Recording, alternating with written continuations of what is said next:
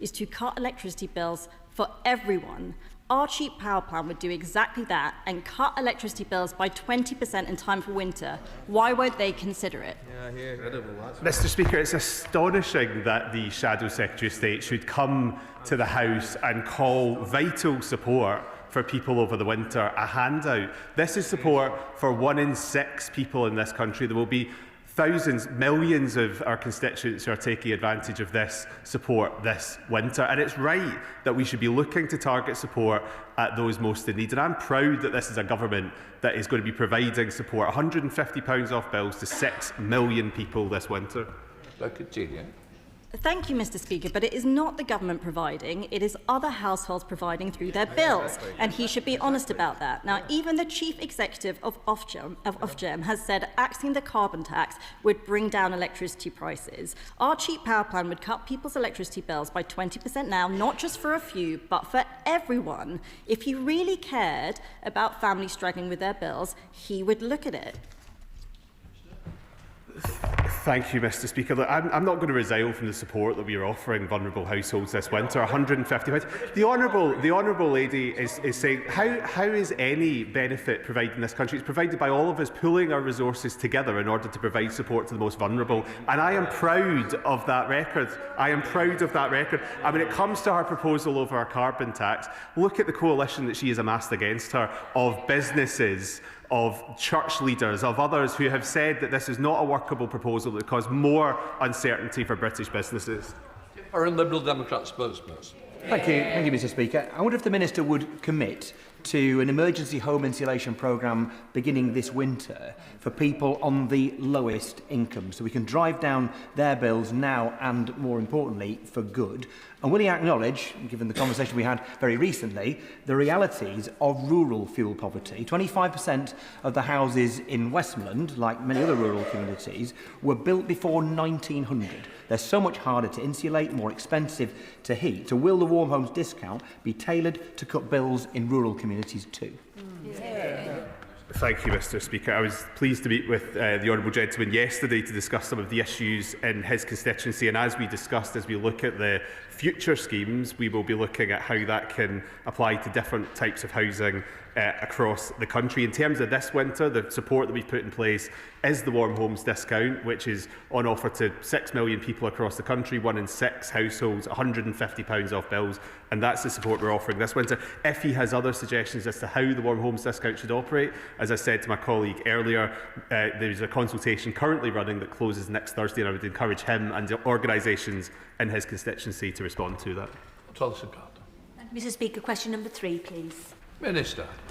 Thank you, Mr. Speaker. We are delivering the biggest nuclear building programme in a generation, overturning the legacy of the party opposite who failed to complete a single project in their 14 years in office. Just this week, we announced that the flagship SMR project will be based in Wilva, bringing thousands of jobs to North Wales, but also right across the country in the supply chain. Great British Energy Nuclear's ambition is that 70% of supply chain products are British-built across the SMR fleet.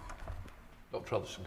Advanced ceramics and ceramic matrix composites play a critical role in the manufacturing of nuclear infrastructure. They are used in nuclear fission reactors as pellets. Ceramic coatings are applied to small modular reactors, and ceramics are needed in fuel particle coating moderators, reflectors and control rods. And North Staffordshire is a hotbed of advanced ceramics manufacturing, and I ask the Minister to ensure that our local companies receive investment as part of the nuclear modular reactor scheme to ensure supply chain resilience.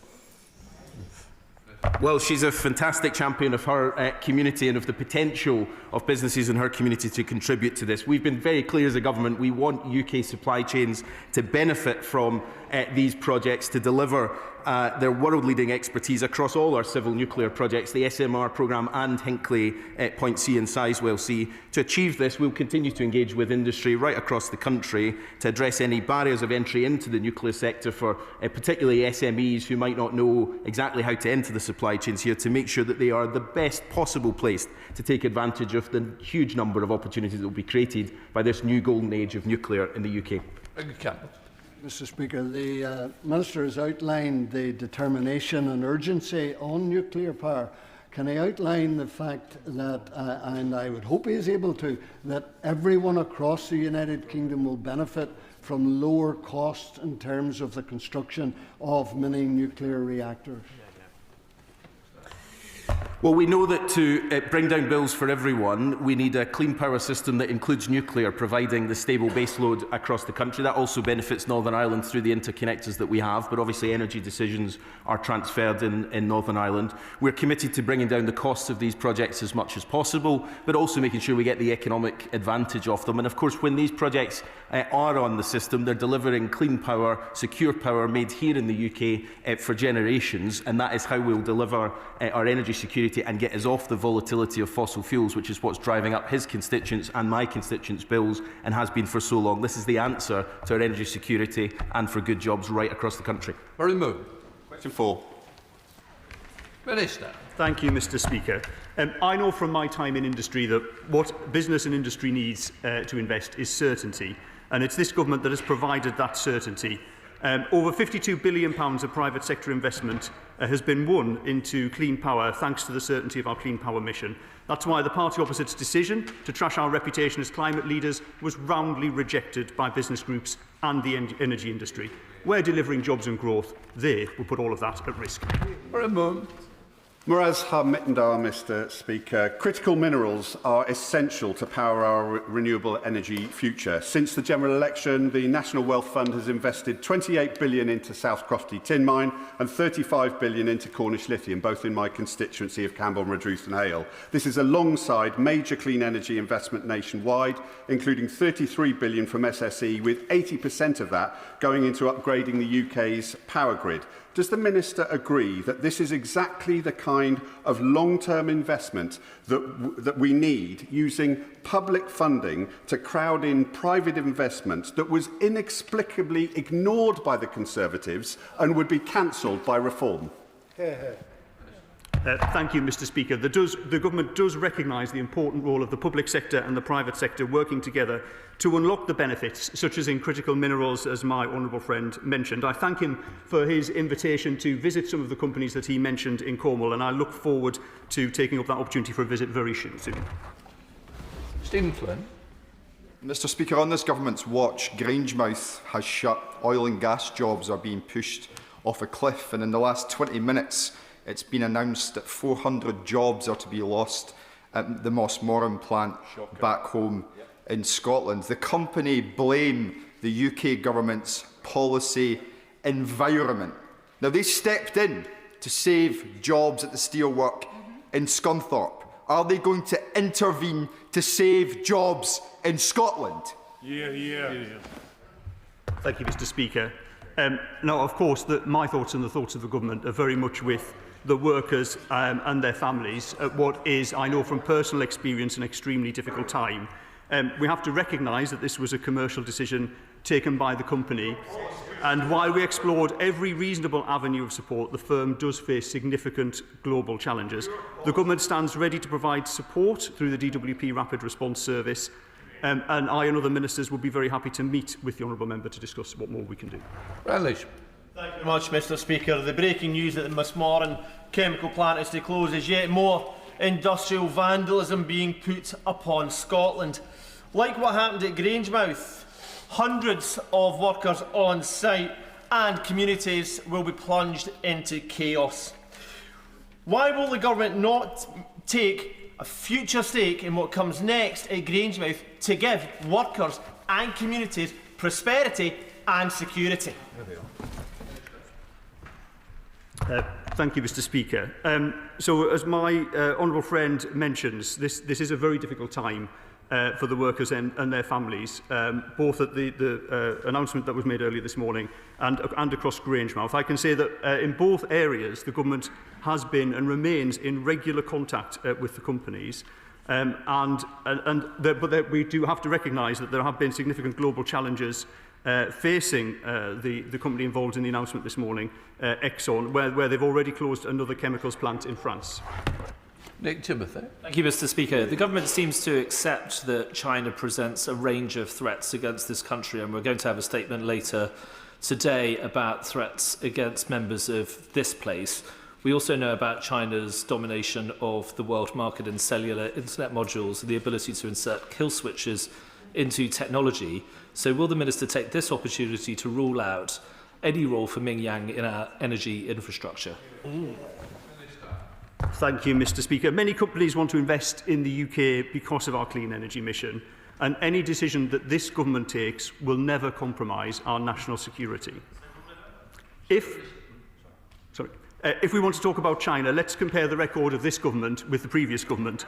They built a nuclear power station relying on the Chinese government. We're building new nuclear at Sizewell, financed by the British government. Shadow Minister Andrew. Thank you very much, Mr. Speaker. The skills, infrastructure and experience built by Scotland's oil and gas sector are vital assets that must be safeguarded and redeployed as we accelerate the transition to clean energy. Not my words, the words of Scottish Renewables. So why is the Minister and this government pursuing a strategy that is decimating that very industry and costing jobs across the country? Thank you, Mr. Speaker. The honourable gentleman is indeed right that the skills of the North Sea oil and gas workers are essential for the green transition. We will come forward with our North Sea plan shortly, but I'm sure he would want to take the opportunity to welcome our Clean Energy Jobs Plan, which highlighted not only the many thousands of jobs across Scotland that the clean energy industries are creating, but also the support that we are giving as a government to help people in those industries to transfer across into the new green energy industries. Speaker, it's a bit rich for a government minister to come here on the day that further jobs are being lost as a direct result of their policies and talk about their clean jobs plan as if that is somehow going to mean anything to those workers at Mossmorran and Grangemouth and all the other sites that have lost jobs. It is a direct result of their policies of the last few years. But I understand why he won't listen to me, but surely this government must start listening to the renewable sector or the trade unions or their own Great British Energy and use next week's budget to start to reverse their damaging anti-growth, anti-jobs and anti-Britain tax and ban on North Sea oil and gas. The government has been quite clear that North Sea oil and gas has a future for decades to come. But let's be clear, the closures that we've seen in this sector and across other industrial sectors are not as a result of the policies of this government, but of the poor, uncompetitive business environment that was created over 14 years and a lack of investment in British industry by the previous government, which has been reversed under this government, with £50 billion of investment in new clean energy industries and investors wishing to continue to invest in those industries in the UK. Victoria Collins. Thank you, Mr. Speaker. Question 5. Minister. Thank you, Mr. Speaker. With your permission, Mr. Speaker, I will answer questions 5 and 7 together. This government recognises the importance of reducing energy costs to boost UK manufacturing competitiveness. Under the modern industrial strategy, the British Industrial Competitiveness Scheme will reduce electricity costs by up to £40 per megawatt hour for over 7,000 manufacturing businesses. We'll also increase support for our most energy-intensive industries under the British Industry Supercharger, uplifting the network charging compensation scheme from 60% to 90%. These measures are supported by the Connections Accelerator Service. Victoria Collins.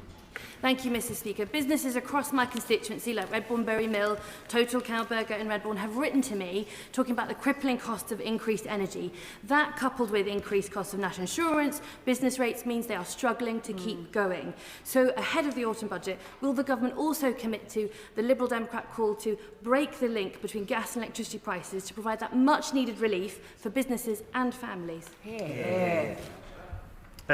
Thank you, Mr. Speaker. I'd like to acknowledge that the work that the honourable member does in Parliament on energy-related issues, particularly her adjournment debate on high street businesses, a theme that clearly runs through a lot of her work. She's right to point out the fundamental weakness that we have, that our investment in renewable energy, ultimately the price is set by gas. This is something that we do want to address through our Clean Power mission. Christine Jardine. Thank you very much, Mr. Speaker. UK Hospitality estimates that industry contributes £8 billion a year to the Scottish economy. A major increase in standing charges would hit them hard.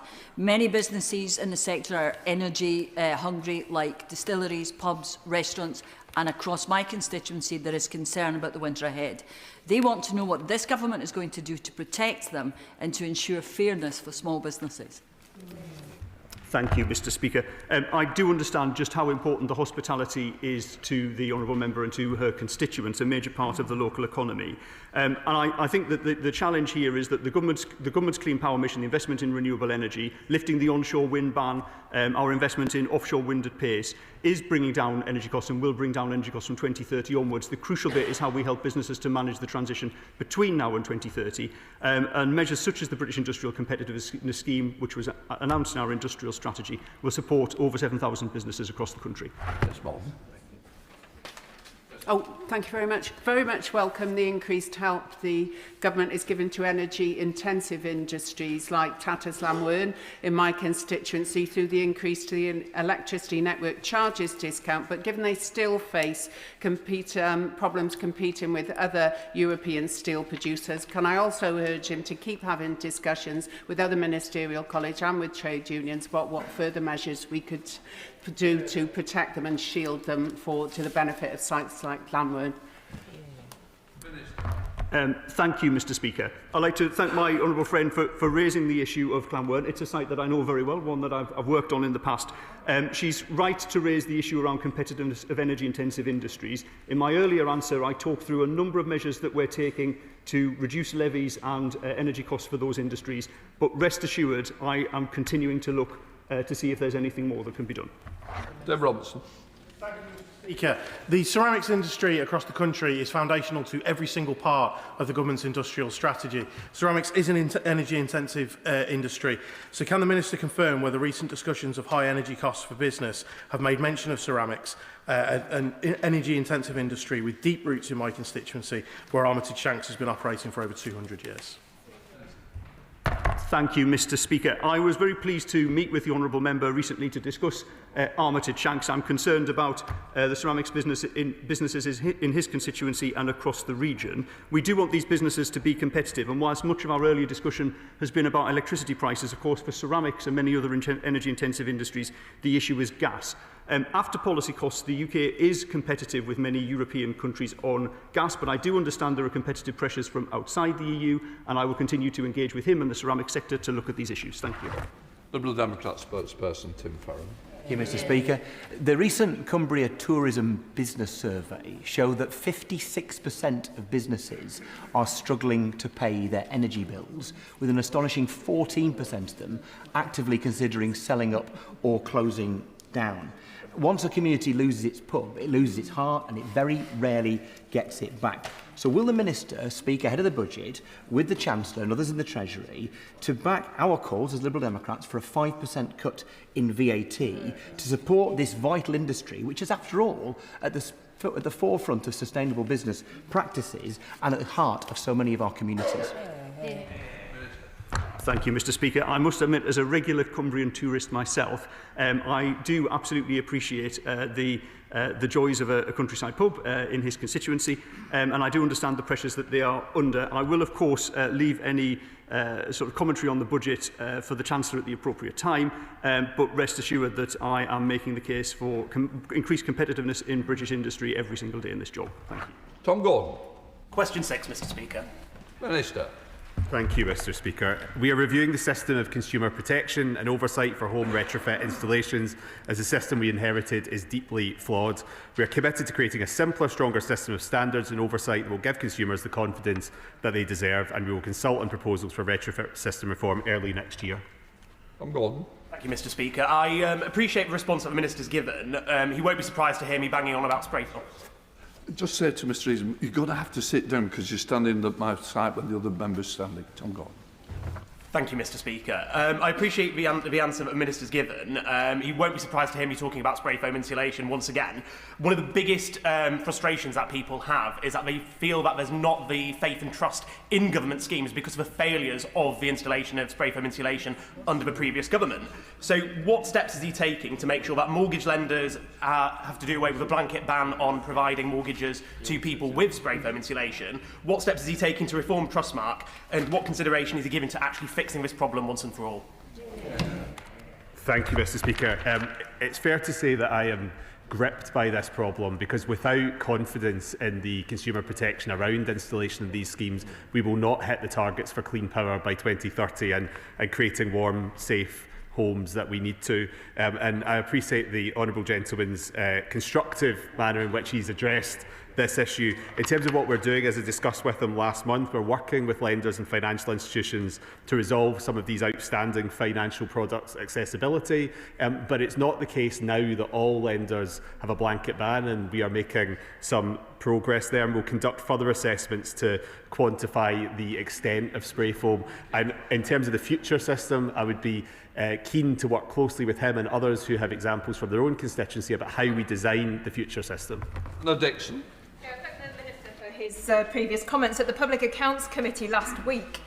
We heard about the shocking scandal of faulty cavity wall insulation under the Eco4 scheme, which the last government outsourced oversight to Trustmark. And I've heard from constituents across my Shipley constituency who potentially face bills tens of thousands of pounds to put right shoddy work. They're living in damp and mouldy homes. So how is the Minister ensuring that these homes are remediated without cost to those homeowners and restoring trust in these schemes for the future? Thank you, Mr. Speaker. I too was shocked when I came into this brief at the extent of the failures of this scheme, in particular the external wall insulation under Eco4. And we've set out the actions that we are taking to make sure that properties are remediated at no cost to the householder, but also looking to the future system.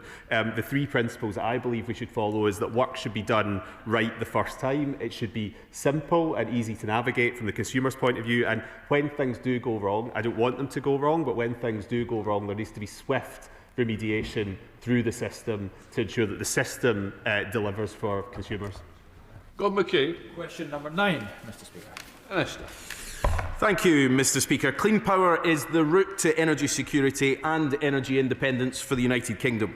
For far too long, families have faced high energy bills thanks to our exposure to international fossil fuel markets that we have no control over. Through our Clean Power mission, we are ending that situation, rolling out clean, homegrown power that we control. Ron McKay. Since Vladimir Putin's full-scale invasion of Ukraine, energy bills have gone up because we're relying on international gas markets. That means that families in Glasgow are paying more for their heating because of factors totally outside of their control. So can the Minister tell me what the government is doing to make sure that Britain has control of its own energy supply? Well, my honourable friend's right to say that his constituents in Glasgow, but constituents right across the country, have faced sky-high energy bills because of our exposure to fossil fuels. And although very little Russian gas came into our system, we remained exposed to the international markets and the volatility in them. Now, the party opposite want us to go back to the fossil fuel casino. We are determined to protect the public of this country in the long run from those price spikes, to make sure we've got energy security from clean power grown here in the UK, delivered by jobs that we're investing in and helping to remove that volatility that so many of our constituents have faced for too long. Energy security, good jobs and helping to tackle the climate crisis. Red Cross. Thank you, Mr. Speaker. Energy sovereignty and energy security are obviously vital, and gas will play an important role in that for years to come. But our domestic production is falling because of this government's policies. LNG imports are up 40% this year, and domestic production is meant to get to 25% by 2030. We must support domestic production, and to do that, the government must scrap its policies of the increased EPL and open up new licensing. When will the government do this, and when will they support jobs, investment and domestic production from the North Sea? Well, the Honourable Lady is right. Domestic production is important, and that's why we've said that for decades to come, oil and gas will continue to be part of our energy picture in the UK. But the number of imports has been increasing for a very long time. This isn't a recent trend. The North Sea has been in transition for decades now. So we need to build up the energy that comes next. But on her specific questions, we consulted on what the future of the Energy Profits Levy would look like. It comes to an end in 2030. It's a matter for the Chancellor at the budget. And on the future of North Sea generally, we consulted on a wide-ranging consultation, including on future licensing position, and we will have our pragmatic plan published in the coming weeks. Mrs. Smart. Question 10, Mr. Speaker. Minister. Thank you, Mr. Speaker. Through Great British Energy's local power plan, we are rolling out the biggest expansion of community energy for decades. We're supporting projects with funding through the Community Fund, but Great British Energy will also support communities to roll out small and medium-scale renewable energy projects, providing commercial, technical and project planning assistance, increasing their capacity to build a pipeline of successful projects owned by local communities. Mr. Smart. Thank you very much, Mr. Speaker. More community energy is obviously good for the planet, it's good for bill payers' pockets, and it's certainly good for our energy security. But the amazing volunteers at Stockport Hydro, which is Greater Manchester's first hydroelectric producing plant, in the River Goyt in my Hazel Grove constituency, tell me about the problems they're having with the Environment Agency stopping them from doing their work. They were kept waiting 227 days for the result of a licence inspection and really struggled to get information from them. A lead volunteer told me if the EA continues in this way, community energy is doomed. What conversations is the Minister having across government to make sure that community energy delivers the clean power we need?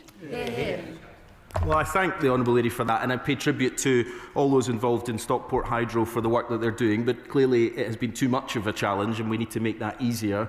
We have said that alongside much needed funding, we also need to make the regulatory landscape much easier. Right across government, we're doing a review of regulation to make sure that we can move faster to build things in this country, but nowhere is it more important than communities who have come together to deliver a project. That's good for us as a country, it's good for social and economic growth in local communities, and we need to make that easier. So I'm very happy to discuss it further with the Honourable Lady, because these are the kind of projects we want to see right across the country.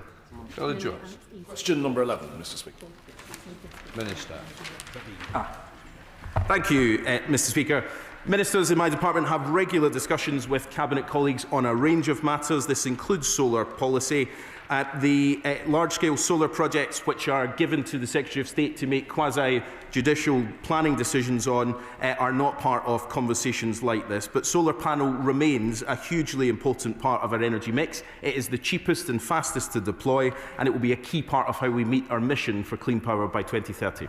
Thank you, Mr. Speaker. Given that DEFRA has yet to publish its land use framework, it's yet to publish its 25-year farming roadmap, would it not be prudent for the government to pause all major solar farm applications until such a time that the government has a joined-up strategy for energy production on agricultural land? Well, firstly, I could say there were 14 years where the party opposite could have done a land use framework, could have done a centralised strategic spatial energy plan, but they didn't. We're now moving forward to do those, and there will be an alignment between the strategic plan for energy in the future and the work that DEFRA is doing on land use framework. But just to talk about solar for a second, even in the most ambitious plans for the rollout of ground-mounted solar, it would use only 0.4% of UK land by 2030. So these projects are important for his constituents and for those right across the country to bring down bills as quickly as possible, and they go through, of course, a rigorous planning process. Mr. Speaker, solar energy is an important part of securing clean, cheaper energy for our country. But one way to reduce its pressure on land use is to make sure we're making better use of rooftops. It's fantastic after my campaigning we're going to be much tougher in requiring new homes to come with solar panels, but still all too often car parks and commercial properties aren't making full use of this technology. How can we do far more to make use of these rooftops too to generate the clean, cheap power we all need? Well, my honourable friend's absolutely right, and I think there is broad consensus across the House that if we can put solar onto rooftops, it is a space that we could utilise to generate clean power. So we are ambitious and excited about the opportunities of putting solar panels on as many rooftops as possible. We consulted recently on whether car parks should have solar panels on them. We're looking through the responses to that consultation and we'll say more in due course. But wherever possible, if we can generate clean, cheap power by utilising rooftops for solar, we want to do it. Greg Smith, Shadow Minister.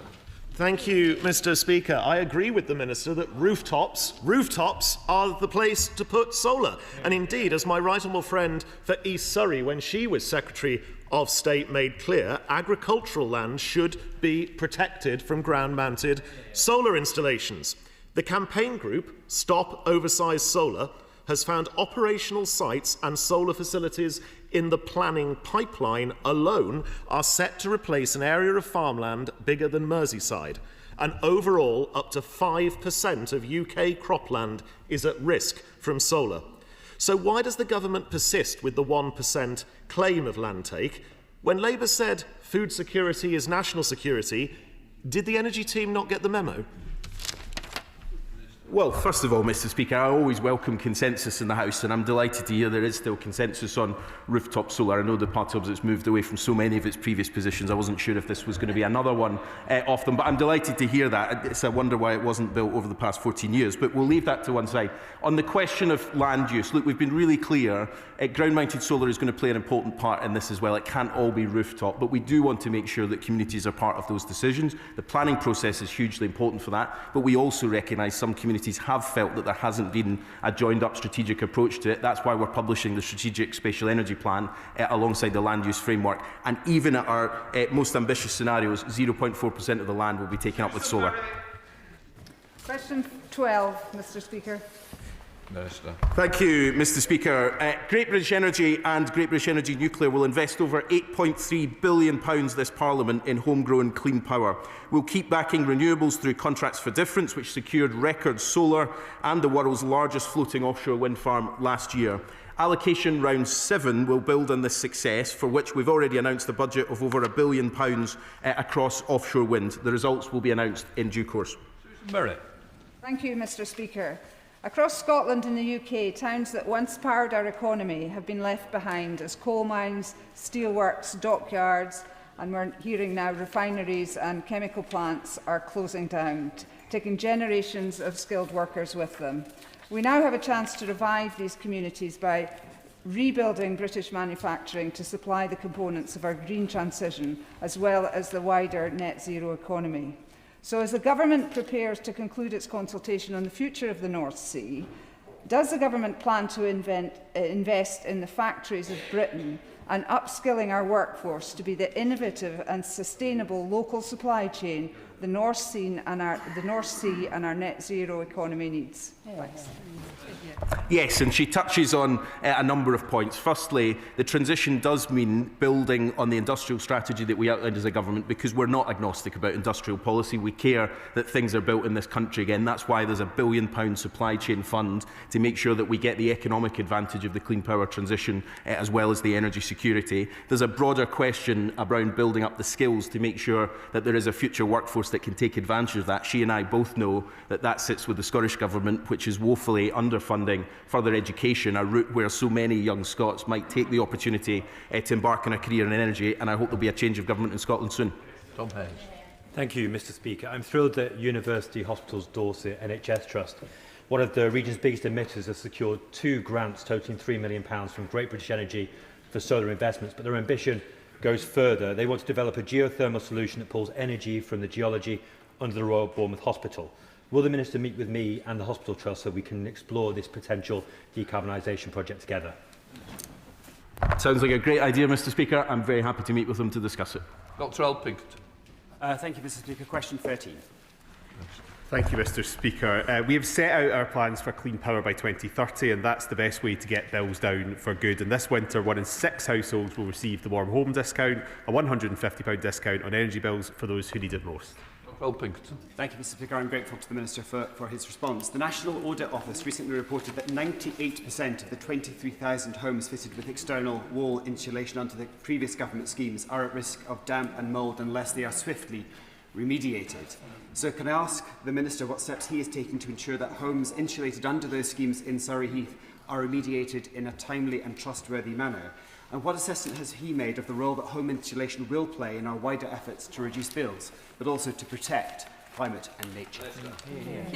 Thank you, Mr Speaker. The honourable member will have heard my response earlier regarding Eco4 and how appalling the situation facing people across the country is. To be very clear, all those affected by the Eco4 situation will be receiving letters, and many already have received letters offering them a free audit. And what I would encourage honourable members across the House to do is make sure that their constituents are taking up that offer of a free audit, because that's the gateway through to remediation. And in terms of the future system, I set out earlier exactly what the principles are for designing the future system and ensuring that we do not get into a situation like this ever again. And in terms of his final comment on sorry.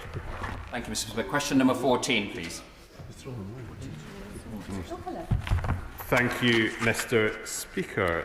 Having inherited a flawed system of oversight and regulation established by the previous government, we now have much closer oversight of Trustmark, including a board observer and clear reporting requirements. They have also improved their processes and systems, and our Warm Homes Plan will set out a strengthened consumer protection regime for the Eco4 scheme shortly.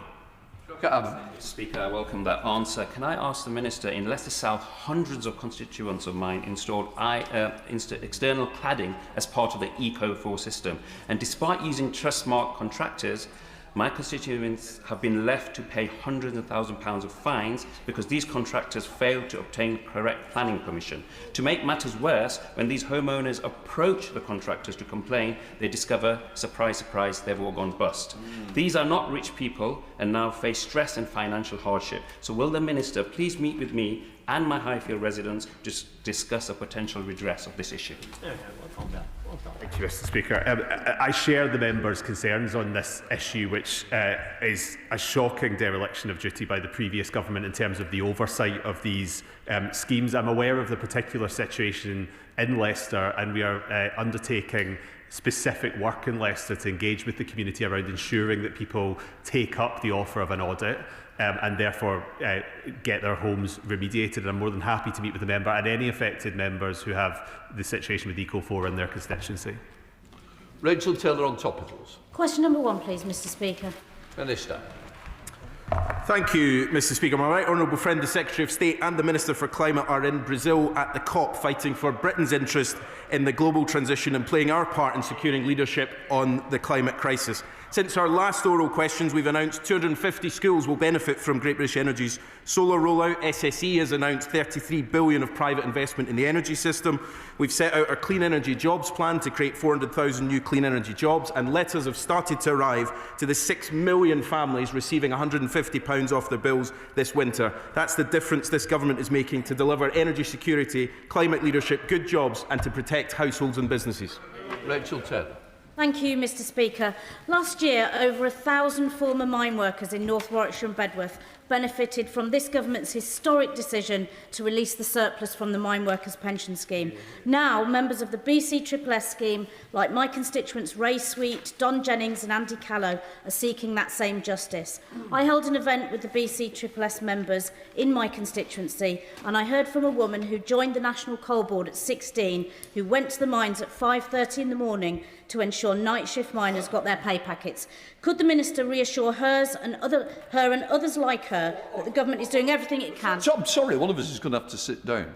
Please, it's topicals. They're meant to be short of budget. You can't do a full statement. I think you ought to try and catch my eye for adjournment, because I think it's a very important subject. Minister, I think you've got the bridge. Thank you, Mr. Speaker. Well, can I firstly pay tribute to all those who toiled in our coal mines for a very long time. We owe them a great debt. As the Prime Minister said in the House on the 12th of November, the Government remains committed to agreeing a way forward with the trustees that will benefit scheme members, and the Government will make an announcement on this in due course. Secretary of State, continue. At this COP, acres of the Amazon were chopped down so the Secretary of State can lecture us about saving the planet.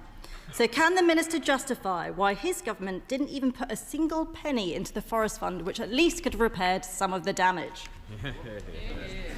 Well, I think the Shadow Secretary of State has a bit of a cheek talking about anyone's action on climate when she has completely reversed her own position on this. The UK's climate leadership is an incredibly important contribution to the world's action on the climate crisis, not a future threat, but a very present reality. The UK has been a part of the Forest Initiative, supporting Brazil and others to make that happen. But of course, coming up to a budget and with tight fiscal considerations, we want to make sure that every pound of British taxpayers' money is spent. But we have not ruled out any support in the future for schemes like that. Britain's leadership at COP and at other international forums is important for our own economic interest, but for also tackling the global climate crisis. Richard Quidley. Thank you, Mr. Speaker. As you'll all know by now, the Isle of Wight is a great place to live, work and learn. But it's not just getting ourselves across the Solent that's a problem, but exporting our green energy under it. Of the 3 subsea cables connecting us to the grid, 2 are at capacity, and the 3rd is dedicated to a power station that only runs a few hours a month. I'm grateful to SSEN for their engagement so far, but will the Minister meet with me, SSEN and the Isle of Wight Council so we can find a way to export our energy and unlock the Isle of Wight's green future?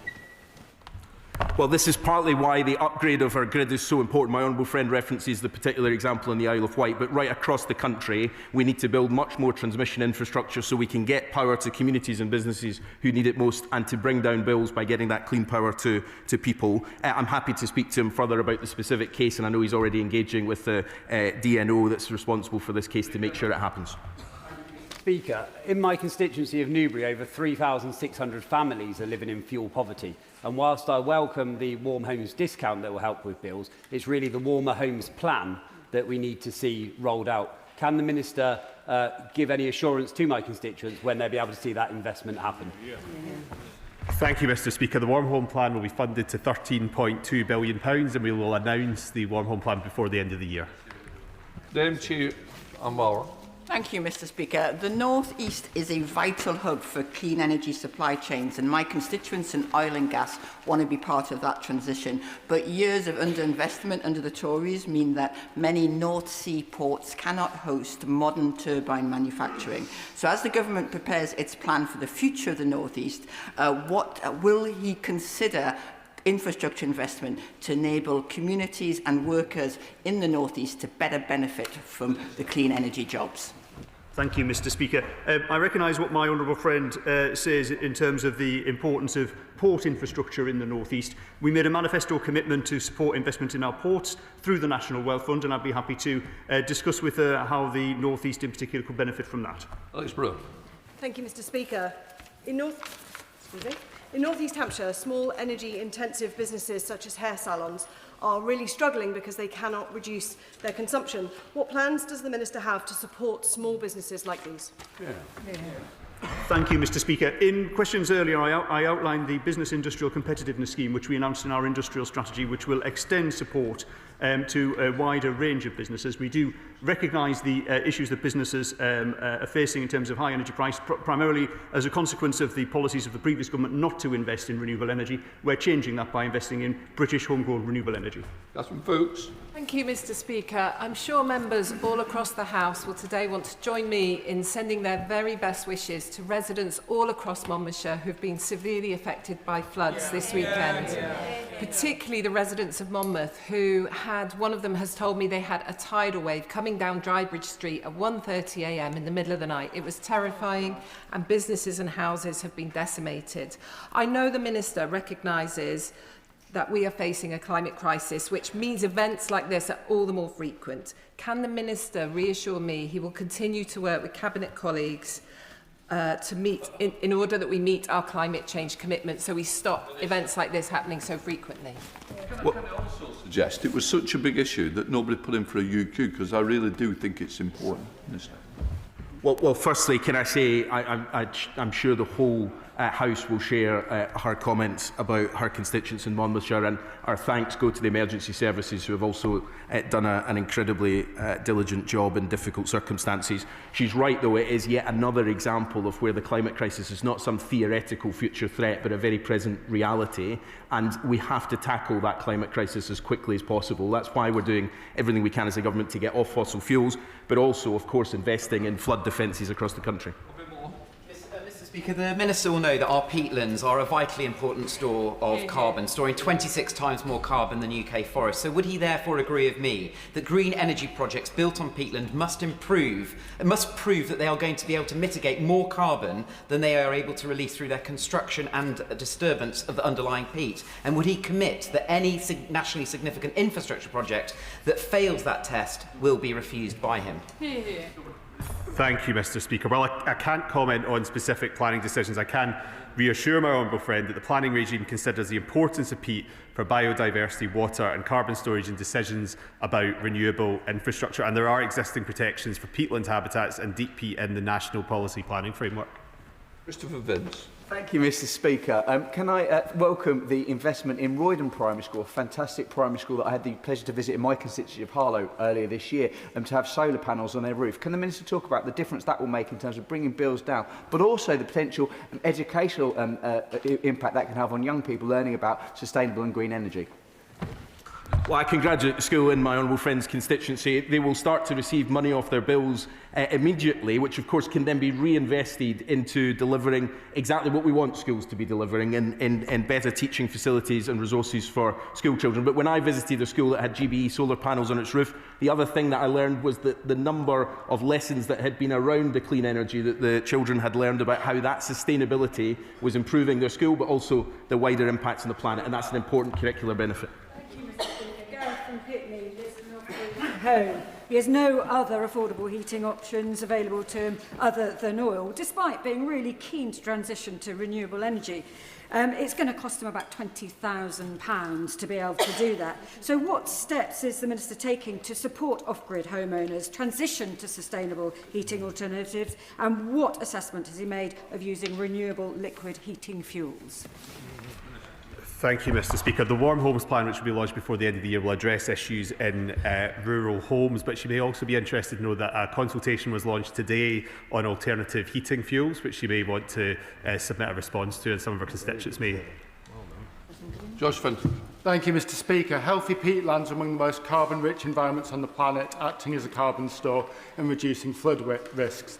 The DEF draft policy says that disturbing these peatlands leads to negative carbon impacts. We can't be in a situation where building wind farms actually comes at a carbon cost. So will the Minister please look at bringing DESNZ's policy in line with DEFRA policy?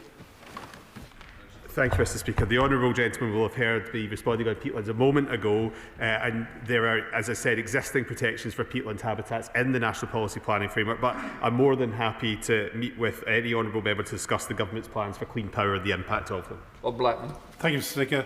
In West London, the development of data centres, other industries and indeed much needed housing is hampered by the fact that the national grid can't supply enough power. At the moment, under the current plans, it's going to be many years before the grid will be able to cope. So what action is the Minister going to take to make sure that West London can contribute to the benefit of growing the economy in the UK? Well, firstly, I would say that that is exactly why we are embarking on upgrading the national transmission system and investing in that. I would just gently say his party seems to be opposing most of that action at the moment, but it is critically important, not just for the future power sources, but to make sure we can get power to demand centres where we know there are economic growth opportunities. It's hugely important, and that's why we're driving it forward. Jonathan Blash. Thank you, Mr. Speaker. Hartlepool has one of the largest clean energy economies in the north of England. Thousands of local jobs, jobs that reform would destroy. At the same time, we have one of the largest nuclear industries. We signed the biggest deal in our history. Jobs the Greens would destroy. Does the Minister agree with me that when it comes to energy policy, we've got clowns to the left of us and jokers to the right? Thank you, Mr. Speaker. As my constituency neighbour has said, the green energy industry in his constituency is delivering thousands of jobs, and on this issue, certainly, I'm very happy to be stuck in the middle with him. Dr. Luke Evans. In October 2024, I asked the then the Secretary of State about the previous government's idea of pump watch. Now, he said, I won't comment on the budget, obviously, but we're very sympathetic towards pump watch. Now, the CMA have looked into this, and the government seems to be bringing something forward called Fuel Finder. It's due to be launched at the end of the year, apparently. Could we get an update of what this will mean, how the public will know about it? Because cheaper fuel at the pumps is really important. Thank you, Mr. Speaker. The House recently discussed in committee some of the regulations which will make Fuel Finder a reality. That, as the honourable member said, be launched by the end of the year. This will enable people to see real-time fuel information we will produce an API to allow things like Google Maps, for example, to list that. So that will be launched before the end of the year. Lindsay Farmer. Thank you, Mr. Speaker. Reform-led Derbyshire County Council have recently abolished their Climate Change Committee and scrapped its aim to tackle the causes and impact of climate change. Can the Minister outline the steps that his department is taking to ensure local authorities continue to address the climate change effectively and meet national targets? Well, it seems like it's just another example of the chaos that reform-led councils across the country are inflicting on communities. The truth is that we had just a few moments ago an example of why local councils thinking about the impacts of climate change are so important, and now we have reform councils dismissing the very action that would protect communities from devastating floods and other impacts of climate change. It's important we stay the course, that we recognise the climate crisis is important, and we do everything possible to protect communities. Father the House, Sir Edward Lee. Earlier the Minister said that only 0.4% of land has been taken by solar, but he knows that in the Grangemouth constituency it's far higher, because I went to see him and he was most gracious and reasonable. He'll know that 14,000 acres around Grangemouth are going to be taken from solar, prime agricultural land. So can he please, just to be reasonable, have a look at this again and try and take all these solar applications together? Well, Mr. Speaker, I'd also say that the Father House was also very reasonable in the meeting that we had, and I was glad we had that opportunity. If we hit the absolute ambition of the solar rollout, we will have 0.4% of land. But as I said to him, I recognise that there has been a number of projects in particular areas that haven't been strategically planned for a long time. That's why we're bringing forward the Strategic Spatial Energy Plan. So we plan the system across the whole of GB, and so communities don't feel like things are done to them, but with them. Award. Speaker, today's news that Exxon is to close the Fife ethylene plant in Mossmorran is a devastating blow to many of my constituents. I'm furious that contract workers appear to have been locked out of the site this morning. News reaching me suggests that Exxon staff, many of whom have decades of service, have been told they will lose their jobs but have no idea of the redundancy package they'll receive. This follows months of attempts to engage with Exxon in good faith, during which they have not been forthcoming about their intentions or about what government could do to save the plant and the jobs. They continue to ignore my request for clarity. Will the government do all that it can to support a future for the plant and its workers? And will the Minister join me in calling on Exxon to share vital information at this incredibly... This is a very... I'm speaking to the Honourable Lady. This is a very important subject. I really do think it matters. You're absolutely right. I think such issues should be. It might be worth thinking about putting a UQ in because it's so serious. Minister. Firstly, say that obviously this will be a hugely concerning time for the workers at Mossmorran, for their families and for the wider community. The government's been in regular contact with the company, and I know my honourable friend met with the business secretary recently and has been trying to engage with the company as much as she possibly can. The company's been facing significant global challenges, including closing a chemical plant in France. We stand ready to provide whatever support we can, but the issues she's raised today are obviously deeply concerning, and I know that the business secretary will be looking to speak to her and others to make sure that we have a robust response as possible, but to make sure that we're supporting the workforce at what is obviously an extremely difficult time. Dr. Ellie Chance. Thank you, Mr. Speaker. With just a few days left of COP30, it's incredibly disappointing that UK climate leadership is at risk because of the UK government's decision not to contribute to the Tropical Forest Facility to end forest destruction. Can the Minister please confirm whether reports that this decision is under review are accurate, and can he assure the House that the UK will play its part in contributing directly to taking its fair share of ending forest destruction? Yeah.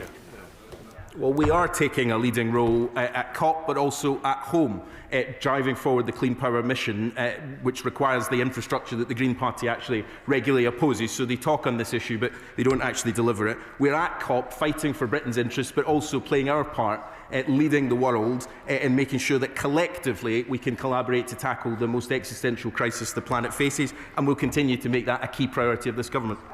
Liz Twist. Thank you, Mr. Speaker. Polling by National Energy Action has shown that 4 in 10 adults with prepayment meters have found themselves without credit and unable to access heating or power within the last 12 months. Families often face immense distress as standing charges continue to accrue as a debt that must be cleared before energy can be accessed again. Does the Minister agree that Ofgem must explore practical reforms to ensure that households aren't penalised for maintaining access to energy? Thank you, Mr. Speaker. I know that the Honourable Lady is fighting for her constituents on this particular issue, and I know the burden that the energy is placing on bills, in particular on the standing charges. And Ofgem may realise that Ofgem have announced proposals to require suppliers to offer their customers tariffs with lower standing charges, and those are going to be on offer from early 2026, but further work needs to be done in this area. Mr. Speaker, last year 2,000 acres of farmland in my communities were approved for solar by the government. Now another 2,000 are being eyed up immediately next door. Together, these plants will build the first UK solar city, bigger than the Vatican and Monaco put together. So when will the government bring forth the land use strategy, and when will they impose minimum compensation for communities who at the moment are just losing their countryside and their communities? Well, I've always appreciated the engagement with the Right Honourable Lady on these questions. Look, cumulative impact of applications is taken forward in the planning system, and the planning system considers all of these impacts. But she's right to say the land use framework and the strategic spatial energy plan is about taking a more strategic approach to how we look at where these projects are sited. On the question of community benefits, we consulted on that, and we will say more shortly. But our general view as a government is that communities should benefit from hosting infrastructure, in particular solar, which often hasn't had the same community benefits as other infrastructure. Mr. Speaker, the Minister stated last month that the National Wealth Fund £200 million investment secured by Scottish Labour MPs into Grangemouth has brought private investment to the table. Does he agree with me that we need an anchor industry in Grangemouth similar in scale and skills profile to the former oil refinery for the government to take a partial stake in an announcement this side of Christmas on the direction of Grangemouth's industrial future? Well, I pay tribute to my honourable friend who has worked extremely hard with government and with the National Wealth Fund to make sure we're bringing forward projects. More than 100 projects came forward for that £200 million investment by this Labour government through the National Wealth Fund. We're considering all of those projects. We hope to make announcements soon, but as you'll understand, with significant amounts of public money, we obviously have to make sure the due diligence on all of those businesses and projects is complete before we can make announcements. Mr. Speaker, in light of the deeply damaging situation at Mossmorran, what's the Minister's assessment of the potential impact on the Acorn CCUs project?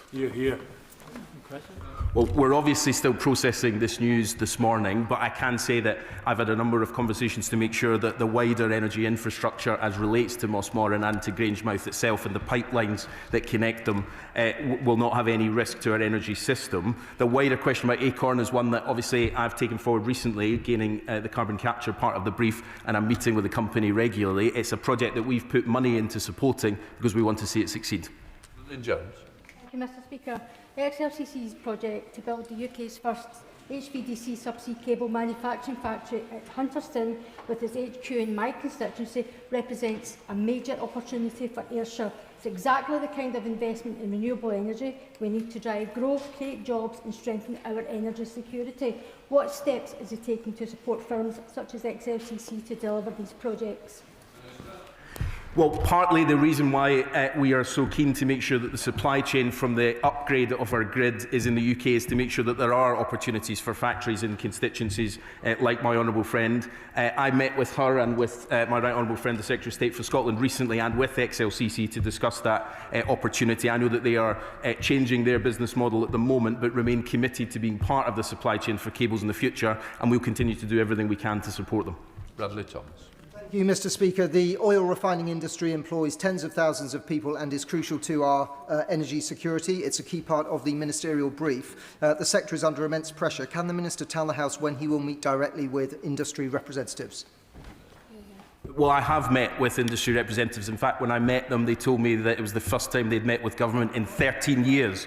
And so I think many of the issues that are now emerging have been long in the making because of the failure of the previous government to recognise these issues. But he's right to say refineries are an important part of our energy mix and an important part of our economy. We'll do everything we can to support them, and I continue to meet with them and with Fuels Industry UK regularly.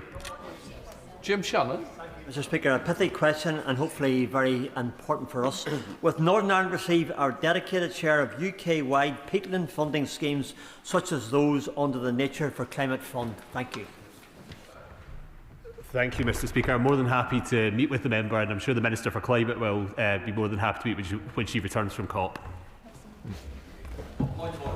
Point of order, Andrew Bowen. It is on these questions. On a point of order, given the very serious news coming out of the Mossmorran plant this morning, and given that that news broke after the ability of members to put in for an urgent question today. Might the Speaker inform me and indeed the rest of the House how it might be possible for the Government to bring forward a statement today on the situation, given that hundreds of workers and the entire community and the wider energy system need to know as soon as possible what the situation, what the Government is doing to resolve it? Can I just say there's been a lot of members who's got obvious keen interest in this and affecting their constituency. What I would say is I'm sure the Treasury bench has heard the request. I'm more than happy to support that request if the Government brings it forward. Right, we will now move on. Let from bench change over.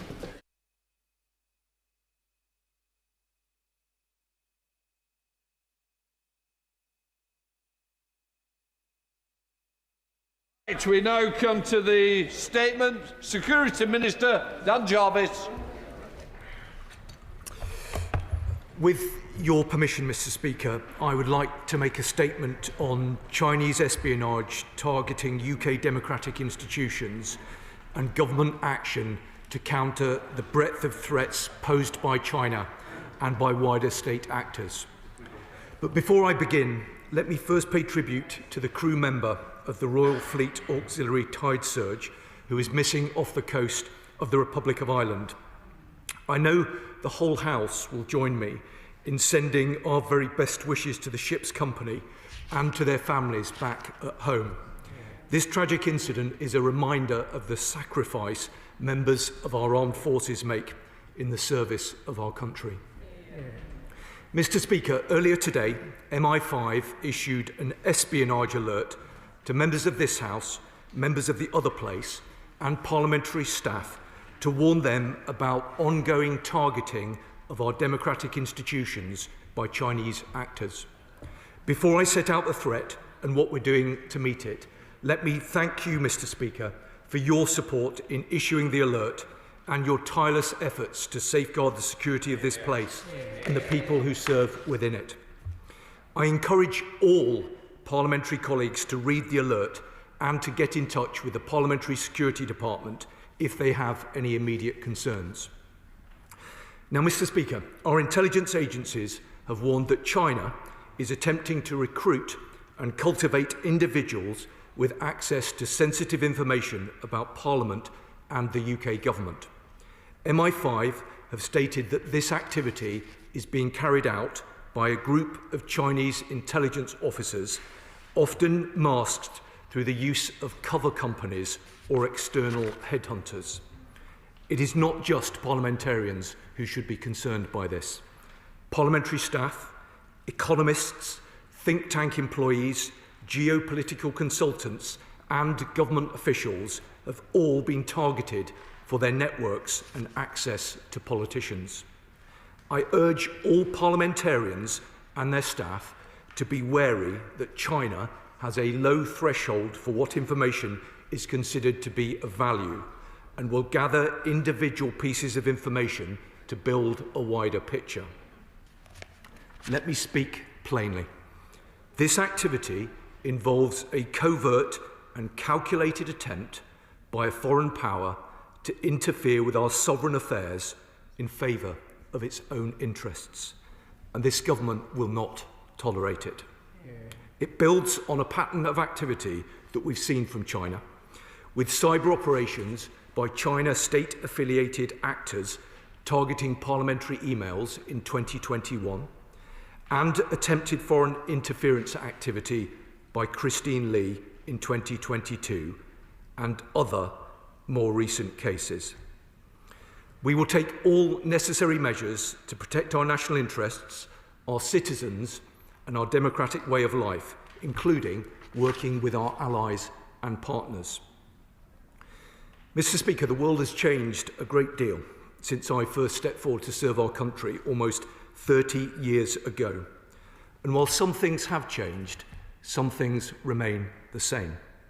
And in the various roles I've held since then, I've always believed in the importance of being clear-eyed about the nature of the threats that we face and the need to ensure that the tools we use to respond to those threats are kept up to date. This government's first duty is to protect our national security, and we will not hesitate to hold all state actors to account. On the 6th of November, my Right Honourable friend, the Foreign Secretary, spoke with her Chinese counterpart, Director Wang Yi. She was clear with the Foreign Minister that any activity that threatens UK national security, particularly in relation to the UK's Parliament and democracy, will not be tolerated. And today, I'm setting out a comprehensive package of measures we are taking to disrupt and deter the threats posed by China, as well as by wider state actors. Supported by ministers from across government and coordinated by myself, we are launching a counter-political interference and espionage action plan. Mr. Speaker, I will set out in detail to the House what that plan will entail. First, we will strengthen the legislative tools available to government to disrupt the threat. We will introduce the Elections Bill, which will include proposed measures to safeguard against covert political funding. This will include tougher risk assessment rules for donor recipients and enhanced enforcement powers for the Electoral Commission. And I can confirm we are also working on new powers to counter foreign interference, including a prescription-type tool to disrupt proxy organisations undermining our security, and an extension to maximum penalties for election interference offences. Second, we're launching a series of protective security campaigns coordinated through the Defending Democracy Task Force, working with the parliamentary security authorities. These will help all those who work in politics to recognise, resist and report suspicious state threat activity. Building on the guidance that was launched by the National Protective Security Authority in October, this will include tailored security briefings for the devolved governments and for political parties via the Parliamentary Parties Panel by the end of this year, as well as new security guidance in January for all candidates taking part in devolved and local elections in May. Third, we are building a campaign that uses all levers at the disposal of this government to degrade the ecosystem of proxy cover companies, organisations and individuals that are being used by foreign states to facilitate interference and espionage, targeting our democratic institutions. The National Protective Security Authority, building on their Think Before You Link campaign, will be strengthening their engagement with professional networking sites to make them a more hostile operating environment for foreign agents. Now, Mr. Speaker, as the Security Minister, I am privileged to see the diligence of the security services, law enforcement and civil servants who work tirelessly to keep the UK safe day and night. Noting China's low threshold for information gathering, this government is providing the resources needed to protect our national interest.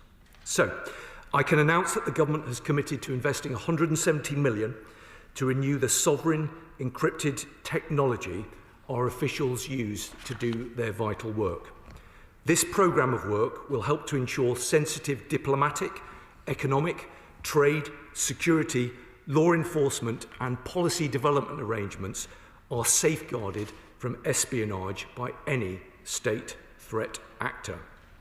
I can also announce that this government has completed the removal of surveillance equipment manufactured by companies subject to the National Intelligence Law of the People's Republic of China from all sensitive sites we maintain in the UK and around the world. Moreover, we will invest £130 million next year through the Integrated Security Fund to build the UK's resilience against threats posed by states such as China. Among other projects, this investment will build counter-terrorism policing's ability to enforce the National Security Act and fund the National Cyber Security Centre and National Protective Security Authority's work supporting our most critical businesses to protect their intellectual property.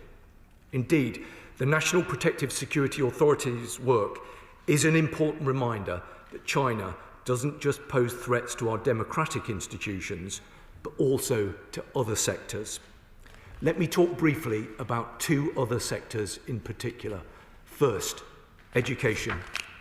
Education is one of the UK's most important global assets, and that is in part due to the UK's steadfast commitment to academic freedom and excellence. There is value for the UK in engagement with China on education. However, operating in today's uncertain international context presents many challenges for our great universities. It is because of their excellence that states like China are attempting to influence their independent research and interfere with activity on campus. Ministers have already raised our concerns about this activity with their counterparts in Beijing, and the Office for Students has recently issued new guidance to help universities protect the freedoms their staff and students enjoy. But as part of our ongoing commitment to work collectively to address these risks, I can announce that ministers will host a closed event with Vice-Chancellors to discuss the risks posed by foreign interference and signpost our plans to further increase the sector's resilience. Second, advanced manufacturing. The Department for Business and Trade is working to strengthen and scale our new Economic Security Advisory Service to help businesses navigate economic security issues like espionage and intellectual property theft. The service is already engaging businesses in the advanced manufacturing sector and, as it matures, to support other sectors of the economy. It will provide a new digital offer and assist businesses with complex economic security cases in navigating HMG support.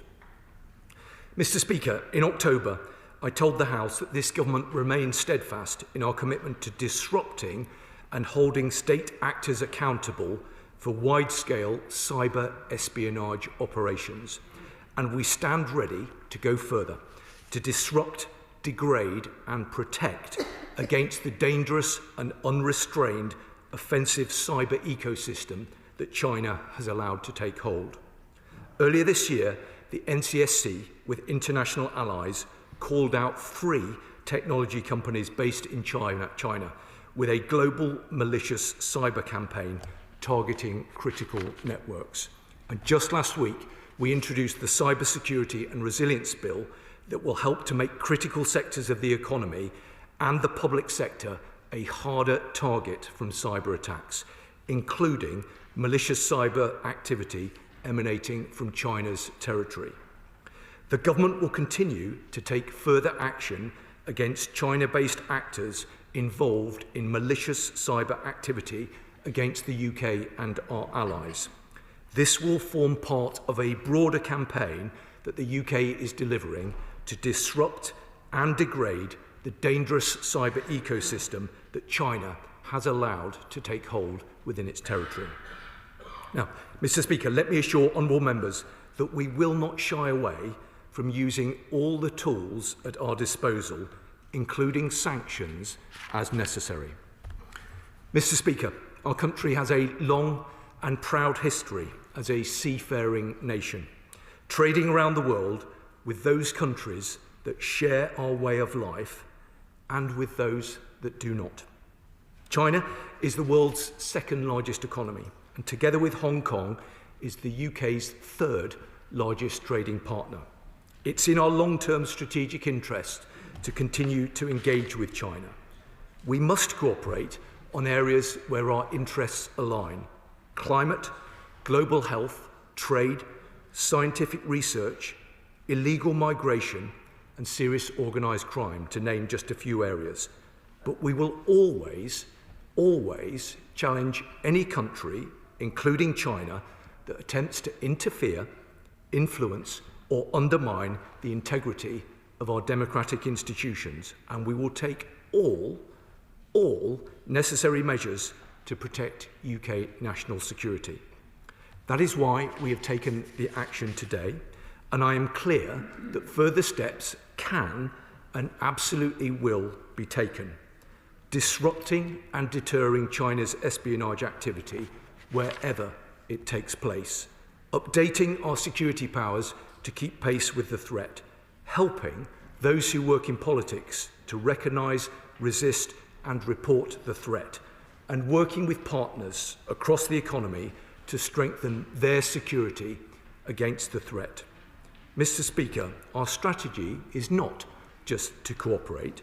We will engage China where necessary, but we will always act to defend our interests and challenge where our values are threatened.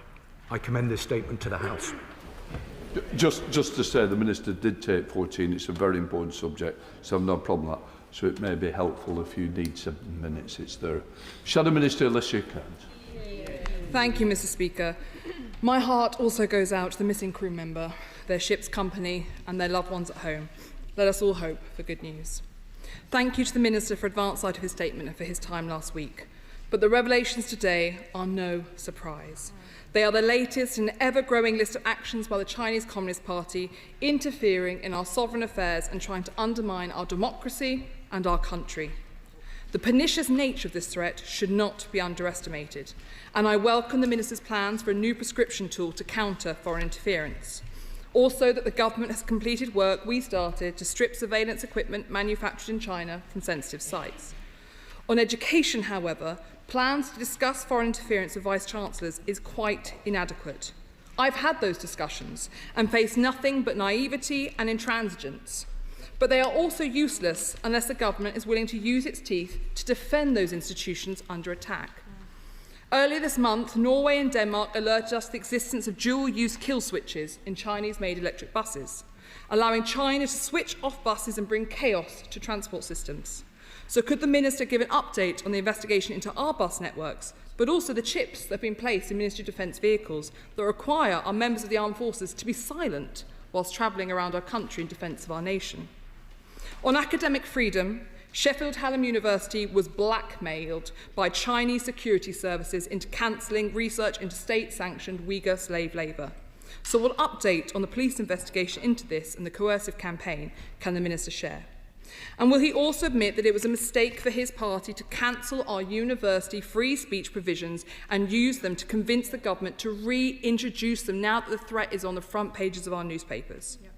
Because it is only by drawing a red line and taking action to establish some form of deterrence that we will see threats abate. Yet in the face of such hostility, the government, it appears, delegates difficult conversations to officials. On the collapse of the case against Christopher Cash and Christopher Berry, the government saw fit only to call in a senior official to have a conversation with the Chinese charge d'affaires. Last week, Hong Konger Chloe Chung said that the government is not keeping her safe. The government's response to a bounty being put on her head, to kidnap notes being delivered to her neighbours, asking them to take her to the Chinese embassy, was the same rhetorical tap on the knuckles. This is insufficient if the government seriously wants to deter further attacks on our country. Now, we on this side of the House recognise the threat from the Chinese Communist Party, and we want to work with the government, so we have a few suggestions. The Minister today stated that the Chinese government is using proxy organisations to interfere in and commit espionage against our democracy. That is literally why we introduced the Foreign Influence Registration Scheme. So instead of the communications plan and private closed-door meetings announced today, we urge the government to put China in the enhanced tier of the first scheme. In opposition, Labour supported us in passing the National Security Act, yet in government they refused to use it as it was designed. Now that is perverse. Why vote for a defensive tool to leave it on the shelf when we are under threat? The decision on the new Chinese embassy is also expected shortly, and whilst we would see that embassy refused, if the government will not, will it at least require the Chinese government to pay for sensitive underground cables to be rerouted away from the embassy? We also hear of multiple government visits planned to China before Christmas and the New Year. Will these now be cancelled? Because what message does it send when, despite an attack on this House, our Parliament, ministers are happily jetting off to stride down red carpets with the government responsible? And finally, we need a comprehensive audit of our vulnerabilities across our society and our economy. The recent export controls on critical minerals demonstrate China's willingness to weaponise its economic heft. We need to know where our vulnerabilities lie and increase our resilience accordingly. But that also means publishing the shelved China audit. Because how can an entire civil service base its posture on a document that most will never be allowed to read? It needs to be published and sensitive areas can be redacted. Any offence taken by the Chinese authorities at its contents are down to their actions, not ours. Now, we face an acute threat to our democracy, and in the face of that threat, we have yet to see repercussions of the Chinese Communist Party. To defend our nation, the government must have a firm policy of deterrence. Now, justice was denied last month, but the government has the tools and ability to act. So when will the government take action to make clear to the Chinese Communist Party that they will not get away with attacks on our democracy? The government can cancel the JETCO trade talks. It can impose sanctions. It can cancel propaganda visits to China, and it can put the Chinese Communist Party in the enhanced tier. When they do any of these, we will be here and ready to help. But until that time, the Chinese Communist Party will think our country unwilling to deter future acts of hostility and unwilling to defend our democracy or our country. Thank you, Mr. Speaker. Minister. Well, thank you, Mr. Speaker. And can I say it's very good to see the Honourable Lady here and in her place. And I'm very grateful for her comments today and for the contact that we've had recently. And I hope she knows that this is a conversation that I want to continue to have with her and colleagues on her side. And we take very seriously the points that she's made today and on countless other occasions. Let me try and provide her with some reassurance, but if I'm not able to do that, I'm very happy to meet with her again in the very near future, because as she will understand, there are sensitivities around some of these matters, and that means it's more difficult to get into the detail of some of them. But let me see what I can say to try and provide some assurances. So the package that we have announced today, I think by any metric, is a comprehensive package, but I've been clear about the government's willingness to go further when and where that is required. The measures that we have announced today will help us to tackle economic, academic, cyber and espionage threats that we face from China and from other state actors. The impact of the measures that we've announced today will be immediate, but as I say, we will not hesitate to go further where that is necessary, because when we say that national security is the first priority of this government, that is something that we take incredibly seriously. Now, she's right that the threats that we face from China do require action and not words. And I would just gently reiterate some of the announcements that we've confirmed today. So the work that we're taking forward will be coordinated by myself from the Cabinet Office as part of a new counter-political interference and espionage plan. That will be the fulcrum point for coordinating this activity right across government and across law enforcement. She will have heard the words that I've spoken about the new guidance and briefings that will be issued to members of this House and to the devolved assemblies and to candidates standing for elections in May of next year. We're putting our money where our mouth is as well. I've announced £170 million specifically towards renewing our sovereign encrypted technical capability, and another £130 million on projects such as building counter-terrorism police's capacity, working with the NCSC and the MPSA to protect intellectual property. I've also referenced, and she referenced it as well, the removal of surveillance equipment manufactured by companies subject to the National Intelligence Law. I absolutely acknowledge that that was work that began under the previous government, and I am pleased, and I've issued a written ministerial statement with further detail to confirm that we've completed that process today. I also think there is an important legislative angle to all of this, which is why we introduced the new Cyber Security and Resilience Bill just last week, and why I give an assurance that we will introduce the Elections Bill the earliest available opportunity. Now, all of these measures are important in their own right, but they are more important when they are brought together. But in the end, and I think the Honourable Lady will agree with this, what really matters is our mindset. And our mindset is born out of an absolute desire to work collaboratively across this place to protect our country and all of the people who live here. Now, will that involve making some tough choices? Yes. The truth of the matter is it will involve making some tough choices. The previous government made some tough choices. This government will have to make tough choices. But like all of our G7 counterparts, We will engage with those choices in a clear-eyed way. But I don't think any serious member of this House thinks that we shouldn't be engaging with China.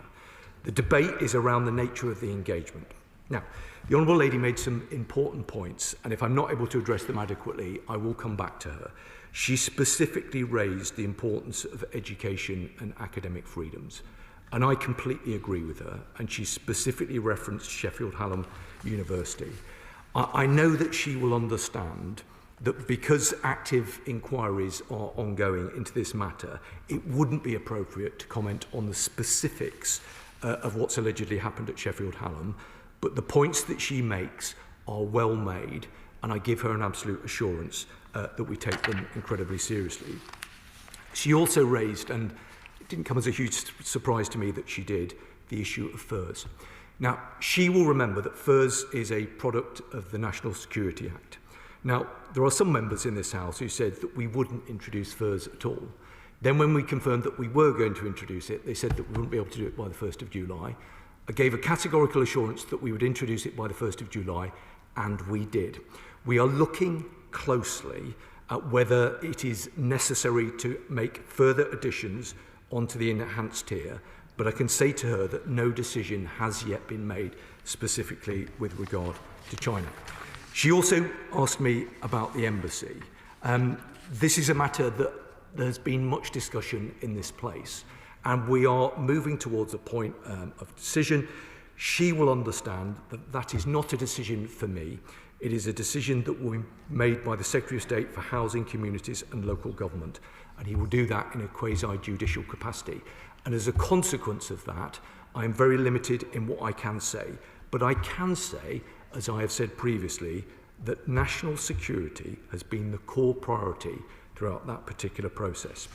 She spoke about visits, and I would take a different view to the way that she characterised the visits that she described. I think it is important that members of this government, ministers, senior ministers, engage with our counterparts in China. It is only by engaging that we are provided with an opportunity to deliver tough and consistent messages. I can categorically assure her that any minister or any official that travels from this country to China will deliver a series of strong and coherent messages aligned with the messages that I've delivered to the House today.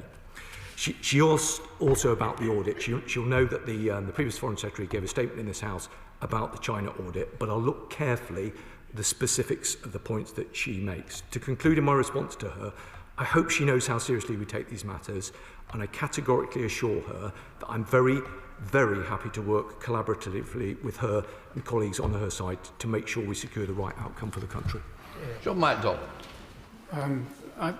I'd like to send my condolences to the member's family of the RFA has been lost. The RFA, the Royal Fleet Auxiliary, is unique in that it is largely civilian crewed by RMT members of the RMT trade union, working alongside Royal Naval personnel. And they work as a very professional type family. Any loss like this will be a real blow to them.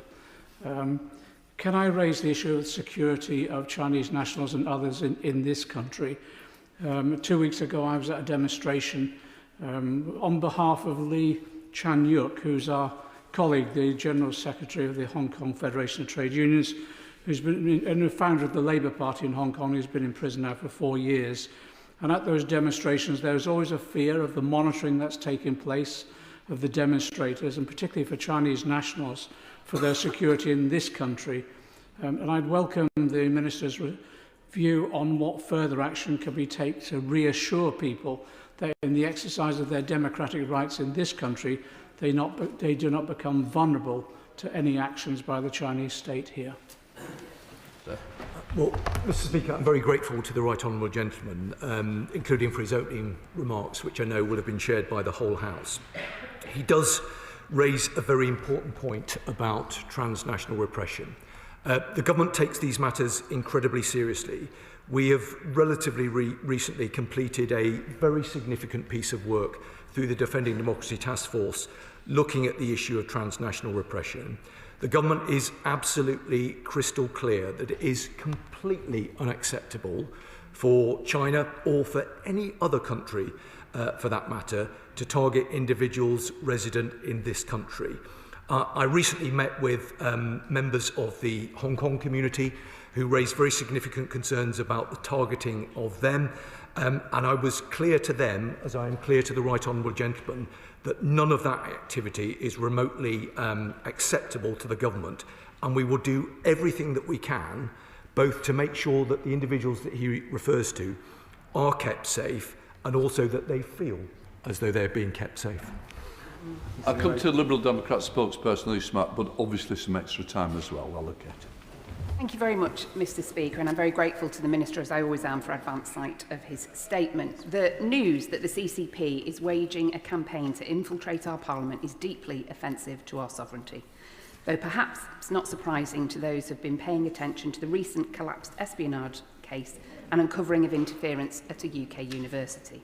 Their attempts to corrupt our democracy and government must be rooted out. We therefore welcome the Counter-Political Interference and Espionage Action Plan as a first step. It's absolutely right that the government implement these measures to challenge Beijing's espionage capabilities in the UK and the transnational repression it exports to our shores. New measures to disrupt proxy organisations, new penalties for election interference and the removal of potentially compromised surveillance equipment have our full backing. However, in the face of persistent, flagrant transgressions by the CCP, this plan by itself is not sufficient. Beijing has tried to bully our government, most recently on permission for the proposed new Chinese embassy in Tower Bridge, warning of consequences if the government does not approve the plans. They have oppressed and intimidated British nationals. We cannot afford to shy away from this challenge and leave key pressing issues unresolved. I note the Minister's earlier comments, Mr Speaker, about the Chinese mega embassy, but I wonder if I could put on record my party's repeated call to urge the government to block this plan, to show that attempts to intimidate will be firmly rebuked. I further note the Minister's comments about FIRS, and I wonder if he could update the House on his current thinking about when he may plan to come back with a decision to add China to the enhanced tier of the Foreign Influence Registration Scheme. The Minister has said that the forthcoming elections bill will include measures to safeguard against covert political funding and tougher risk assessment rules for donor recipients and enhanced enforcement powers for the Electoral Commission. This is a good opportunity, Mr Speaker. So could the Minister confirm that this will include donations via cryptocurrency and the associated transparency concerns? And can the Minister confirm that there will also be new risk assessment rules and enforcement powers for donations funnelled through third-party organisations such as think tanks? Minister. Thank you, Mr Speaker. I'm very grateful to her for her broad welcoming of the plan. And she's raised a number of points, including several which she's consistently raised concerns about in the Chamber and with me outside of the Chamber. Let me just say to her and to other members, with regard to the embassy and with regard to any other area of policy, nobody will intimidate members of this government to do anything other than what is in our country's national interests. I do understand why certain honourable members want to refer to the embassy as a super embassy. Other descriptive terms have been used. This is a judgment that will have to be made by the Secretary of State. But I, along with other ministerial colleagues, have been crystal clear that national security is and will remain a core priority throughout this process. There have been various comments and various points made by people inside and outside of this House that are not correct with regard to the national security implications of this embassy. It's a quasi-judicial matter and I am limited in terms of what I can say, but I reiterate the assurance that I've offered previously about the importance of the national security elements underpinning any decision. She asked about the elections bill. I think she made some important and valid points. She will understand that that is a piece of legislation that sits with another government department, but they will, I'm sure, have heard the points that she have made. And even if they haven't, I will represent them to them on her behalf. Sam Mohammed. Thank you, Mr. Speaker. Sheffield Hallam University, in my constituency, is home to internationally respected researchers, including Professor Laura Murphy, whose excellent work on forced labour in China has been met with coercion, intimidation, and attempts at interference linked to the Chinese state.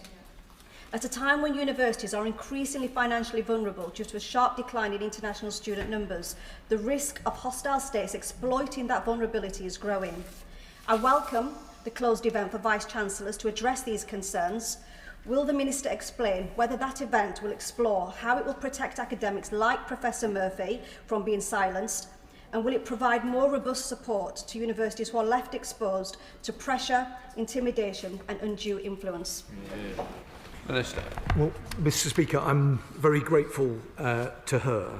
I mean, Sheffield is a great city, and she will know better than anyone that it is a city blessed by two outstanding academic universities. She knows that as the local MP, and I know that as the during the time that I spent as the regional mayor.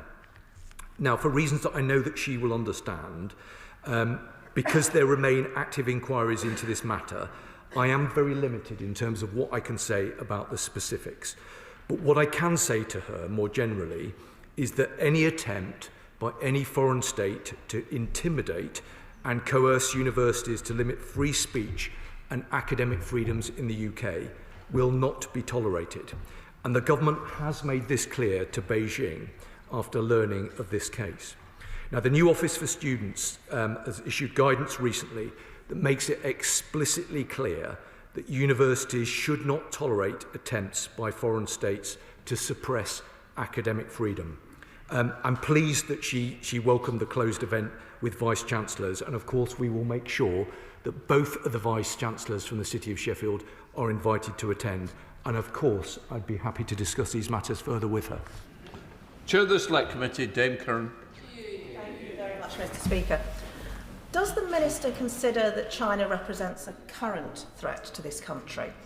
And could the Minister expand on the work that his officials are doing, working with member services to remove potential security weaknesses, not just from this building, but also from MPs' constituency offices and our homes? Minister. I'm very grateful to the Chair of the Select Committee, as I always am. On her second point, let me come back to her, because I think it's a valid concern that she's raised, and rather than give her a response now, let me consider the facts of the case, and I'll come back to her with a more considered response. In terms of her first point, I fear that I'm going to disappoint her and maybe some other members opposite by not diverting from the policy that the government previously has confirmed in this place, and that is that the government fully recognises that China poses a series of threats to UK national security: cyber attacks, foreign interference and espionage targeting our democratic institutions, including also the transnational repression of Hong Kongers in this country. That is why we've made the announcements that we have, and that is why we will continue to do everything that we can to guard against that threat. Alex Burskett. Thank you, Mr. Speaker, and I thank the Minister for his statement, and also want to put on record my tribute to the missing crew member, those searching for him, and to all of those who keep us safe. With respect to the package of measures he's set out today, I welcome them. And it is important, of course, with the news today about the networking sites being used, whilst, of course, this has been said, this is not new. It's important to keep the risk elevated and to remind all those potentially affected of that. He knows, because we've conversed about it regularly, that I take an interest in the Defending Democracy Task Force, and so I wonder if you can say a little bit more about the series of protective security campaigns that will be coordinated through it. And can I suggest that as part of the outreach to all of the different stakeholders he's mentioned, that the task force gives thought to some sort of centralised toolkit that pulls together all of the guidance, the information, and which is evergreen and constantly being updated to ensure that all affected stakeholders in and outside of this place have it at their fingertips, so that we can keep ourselves safe from people who are a threat to us. Minister. Well, I'm very grateful to him for his comments today, and also the points that he's made previously about the importance of the Defending Democracy Task Force. It wasn't a given that the government would necessarily continue in the way that the previous government, the previous security minister, had invested in the Defending Democracy Task Force. But I took the view, on good advice from my predecessor, that that was the best way, the fulcrum point, to coordinate that activity across government. And I think he was right about that. And that is why we've really invested in it as a process. That is why it is truly wired across government and law enforcement. That is why the Prime Minister recently renewed the mandate of it. And that is why I personally invest a very significant amount of time in it every single day, because I believe in the work that it is doing, and I believe it provides the right forum in order to lead this work, including the kind of work that the Honourable Member mentioned. The protective security campaigns, I think, are really important, because whilst most Right Honourable and Honourable Members are sensible and diligent members of this House, we have to ensure that everybody who might be at threat or at risk has the information that they need in order to make informed decisions. And that's why, on a number of fronts, we will up our game and make sure all of the necessary information is provided to the people who needed it. His point about the toolkit is a really good one. I will take that away, consider it, and come back to him. But I'm very grateful for his contribution. Tom Tugendhat. Thank you, Mr. Speaker. And if I may begin by saying to the Minister in his place, you're welcome. It's a pleasure to hear his statement today and to hear the areas where he's taking things forward. I particularly welcome the update on the connected devices. I merely mentioned there are a few other areas where connected devices are very real. We've spoken briefly, my honourable friend spoke from the dispatch box about vehicles, which are naturally intelligence gathering platforms on wheels when they're made in Beijing and shipped over here. And there are a whole series of other areas where we're seeing this level of threat continue and deepen. Now, he also spoke about the fact that we do need a relationship with China, and I don't disagree with him on that. But it is somewhat insulting when the Chancellor goes to Beijing and comes back with £600 million of investment over 5 years. Frankly, it's peanuts. Chinese FDI in the UK is less than 0.2%, according to the government's own figures, the trade and investment figures. And so what we need to be doing is looking at where we can compensate for that dependency. Perhaps, for example, by increasing US FDI by 1%, which would be almost double what the Chinese investment is. 1% on the US is almost double what the Chinese invest. So we need to be looking around the world at alternatives. We need to be clear-eyed about the threats. And I reiterate the point that my honourable friend made from the dispatch box. We do need to introduce China on the enhanced tier of FIRS. Minister. Thank you, Mr. Speaker. Well, I'm grateful to the Right Honourable Gentleman for the points that he's made and the advice that he's offered previously. And I think the points that he makes about connected devices and about vehicles are well made, and I can give him an absolute assurance that we consider them very, very carefully. He made a point about engagement, and he referenced the Chancellor's visit. I can assure him that all ministers and all officials who visit China will deliver a coherent and strong set of messages about the concerns that we have with regard to our national security. That's specifically why I referenced in my earlier remarks that the Foreign Secretary spoke specifically about these matters with her Chinese counterpart on the 6th of November. She was absolutely clear with the Foreign Minister that any activity that threatens UK national security will not be tolerated. So I give him and the House an absolute assurance that even where there are engagement activities that might on the face of it relate to other areas of government business, there will be a consistency about the messaging. He will know, though, from his time in government, that in addition to the areas of cooperation and areas where there is a requirement to engage that I listed earlier, both within departmental responsibilities that sit in the Home Office, there is merit often in engaging with China on a range of matters that aren't necessarily particularly well understood. So we do need to have that constructive engagement with the country, but it needs to be absolutely underpinned by a desire to enhance and preserve our national security, and that is the approach that I will always take with it. Emily Darlington. Thank you, Mr. Speaker. Firstly, can I thank the Minister for the strength of his message about our efforts to stop transnational repression of our constituents, including the Hong Kongers and Milton Keynes, and can we continue to have a dialogue on how my constituents continue to feel unsafe in the UK.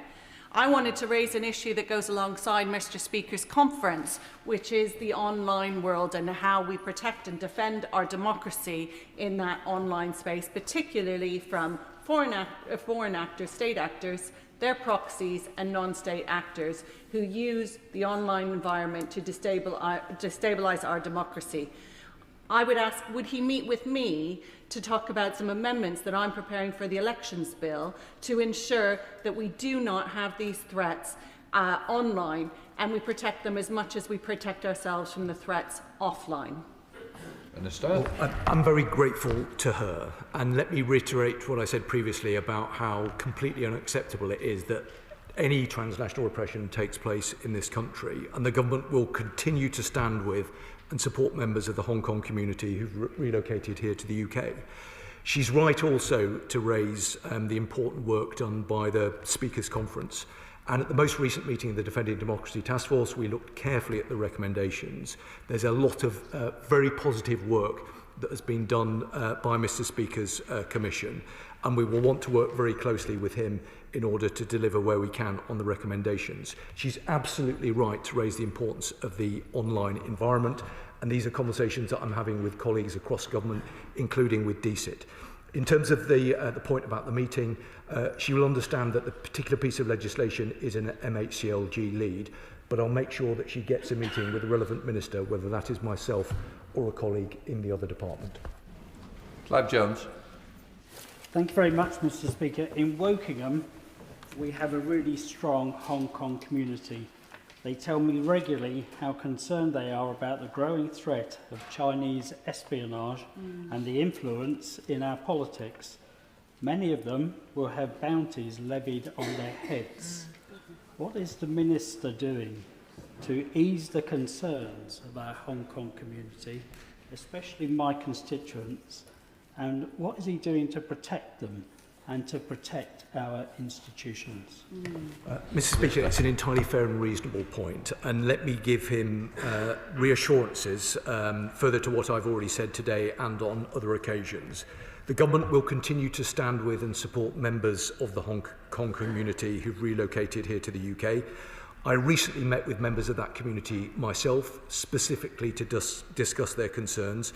The Defending Democracy Task Force is doing a lot of work on our response to transnational repression, but if he has any further concerns, I'll be very happy to meet to discuss them further. Sir Julian Lewis. Does the government accept that China is a bad faith actor whose basic technique can be summed up by a single phrase: buy influence and build dependency? Isn't that exactly what's happened in our universities? Minister. Well, the Right Honourable Gentleman who speaks with great authority on this matter will know that I am limited in terms of the way in which I can describe the nature of the relationship, and I've given him the characterisation as I think it's appropriate. We do have to be a bit pragmatic in terms of the world that we live in. We have to do what we can to secure our national security, whilst at the same time ensuring that we are engaging in a way that is advantageous to our country and our economy. Any government, the previous one, this government, has to balance those sometimes competing interests, but this government will do it in a way that always makes sure that we safeguard our national security. Sir Ian Duncan-Smith. Mr. Speaker, I'm great respect for the Minister himself, but I must say that listening to what he has said today, bringing forward this whole issue of the China espionage case, following on from the collapse spy case, following on from the Christine Lee case, and the other spying that took place here in the House, doesn't he look back at this and think this is peculiar? Because we've got Hong Kongers here in the UK, now with bounties on their heads, threatened daily by China, dragged into illegal police stations. And then the Minister talked about all the other things: threats to our democracy, threats to our industry, cyber threats through IoTs, threats to our universities, and threats to our MPs who are sanctioned and who daily have to face these challenges. Doesn't that make a bit of a mockery of the idea that China is not a continuing threat and that they are not now in the upper tier of furs, as my honourable friend from the Dispatch Box called for. Surely it is time. The number one priority for a government is defence of the realm. Balancing priorities does not trump defence of the realm. Minister. Well, I have a lot of respect for the right honourable gentleman, and he has engaged consistently on these matters for a number of years, and rightly so. What I would say to him is that we have today announced a comprehensive set of measures, but I've been clear about the willingness of the government to go further where that is required. I've also been very clear, as I have on previous occasions, about the nature of the threat and the concerns that this government has about that threat. He's right about the defence of the realm. That is the most important job of any government. But we also have to be honest about the fact that we do need to engage with China. So we need to make sure that we are engaging on our terms and on a way that is advantageous to us. I know that he has a very long-standing interest in the embassy, and he knows what my response will be with regard to that. I understand the point he's made about furs, and he will have heard the response that I've given already. I hope, despite the concerns he's expressed, that he would acknowledge that we take these matters seriously and that we're doing everything that we can to address the nature of the threat. Sir Jeremy Wright. Thank you very much, Madam Deputy Speaker. Can I welcome a great deal of what the Minister has said in his statement, and I'm sure he would agree with me that just as we know China can be simultaneously national security threat and economic opportunity, China knows that too, which means that even if it were not the right thing to do in and of itself, as of course it is, standing up for our national security, because China respects strength, is unlikely to prejudice any international trading relationship we seek to pursue with it. But can I ask him one specific thing in relation to the embassy and ask for his help? He knows, and I know he respects the role of the Intelligence and Security Committee. He knows that that committee is relied upon by this House to provide judgment on those matters where intelligence is involved and the whole House cannot do so. The embassy is clearly one of those, and if the government seeks to make a decision on that before Christmas, and he may not be able to say whether that is still the case, but if it is the case, can he ensure that the ISC has before it all the material we need on which to make a judgment on behalf of the House? Because as of yet, we do not. Minister. Thank you, Madam Deputy Speaker. As I often find myself in violent agreement with the right honourable gentleman, because he makes good points in a very reasonable way. It isn't necessarily for me to talk about the nature of our diplomatic relationship with China, because obviously, as he will understand, that is a Foreign Office lead. But I think he is right in the way that he characterises our approach. I believe in being straight with this House and straight with the countries that we deal with, and I think he's right that it doesn't in any way disadvantage us to be straightforward and to be strong, and that's why I've very carefully chosen the language that I've used today to indicate the strength of feeling about the nature of the threat that we face. Now, I think he made an entirely reasonable point about the embassy. I won't bore him and the House with kind of further discussion about it being a quasi-judicial decision that will be made by the Secretary of State for MHCLG, although that clearly is the case. I think there is an important role for the ISC to look at the nature of the decision that is being made, and at the appropriate moment, when we're able to do so, I'll make sure that his committee is properly briefed on that issue. Christine Jardine. Thank you very much, Madam Deputy Speaker, and I welcome the comments today by the Minister and would repeat the calls for China to be added to FIRS. But I have specific concerns about Edinburgh and Scotland in general. One is the continuing lack of clarity about what is to happen to Mingyang and whether, if it is to take part in the construction of the offshore wind farm in the North Sea, there will be mitigating factors put in place to stop it having on-off switches and on our energy security. We have a very large Chinese consulate in Edinburgh West, which is causing concern to my constituents because of the size of the dishes on the roof, and they're concerned about activity. And having been myself subjected to filming while speaking at a Hong Kong rally, we are concerned about the security of our Hong Kong nationals in Edinburgh. But with the Scottish elections coming up next year, can the Minister reassure me about discussions which are taking place with the devolved authorities to ensure that they are aware of the continuing and increasing threat from Chinese espionage? Minister. Well, Madam Deputy Speaker, I'm grateful to her. I think she made important points about her great city.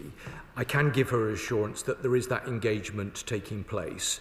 But I will reflect on the points that she has made and consider whether we need to do more. I know she will acknowledge that I specifically referenced the devolved assemblies in my opening remarks, but if she thinks that there is more that we could and should be doing, then I'd be very happy to have that conversation with her. Sir John Hayes. Thank you, Madam Deputy Speaker. This is a welcome statement from the Security Minister, for whom I have high regard, now the House does too. He will be familiar with the report produced by the ISC, of which I was a member then, remain a member now, on China, which dealt with exactly the matters he described. The widespread penetration of our universities, the theft of intellectual property, and the attempt to compromise our democratic institutions. Will he add to his list, therefore, a review of contracts with China, public sector contracts, government contracts, and so on, particularly those relating to sensitive matters?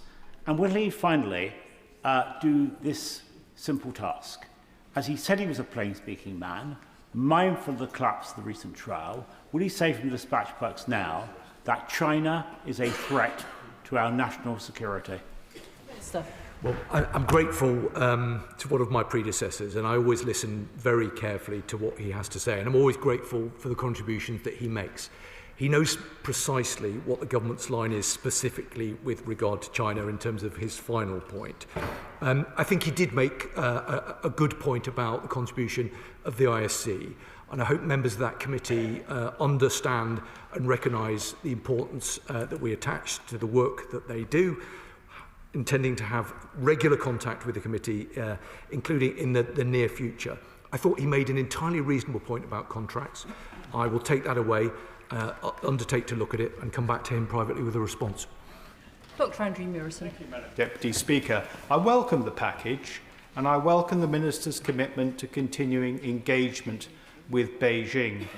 But does he share my concern that you can't reason with a tiger when your head is in its mouth, and that we are rapidly approaching that position because of the stranglehold that China has over this country by virtue of our reliance on critical minerals and rare earths?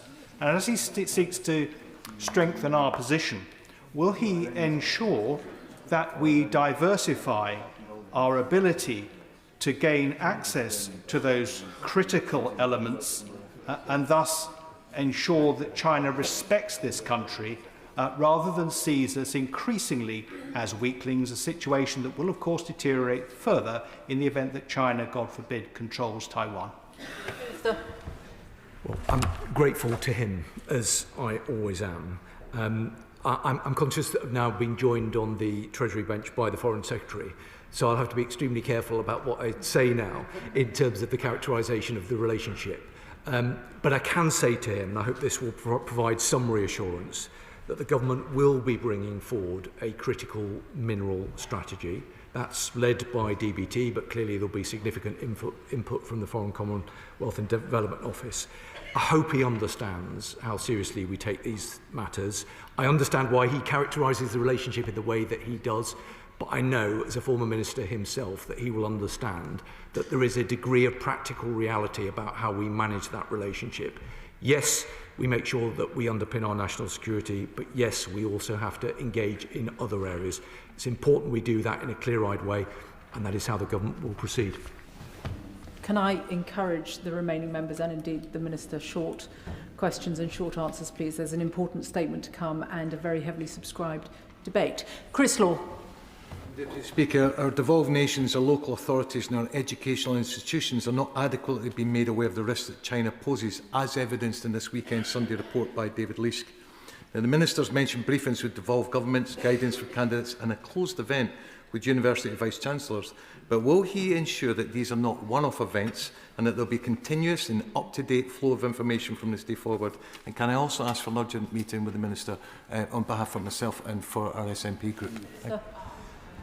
Well, I can give him the assurance that he seeks in terms of our absolute desire to work closely with the devolved administrations. That is absolutely the way in which I want to proceed. That was the response I gave to the Honourable Lady just a moment ago. And yes, of course, I'd be very happy to meet with him and his group. Chad. Thank you, Madam Speaker. Isn't it clear that the threat from China is becoming deeper and wider and more serious? And whilst I welcome the Security Minister's statement today, is it not the case that this statement has not a single deterrent in it, as highlighted by the Shadow Security Minister on the front bench?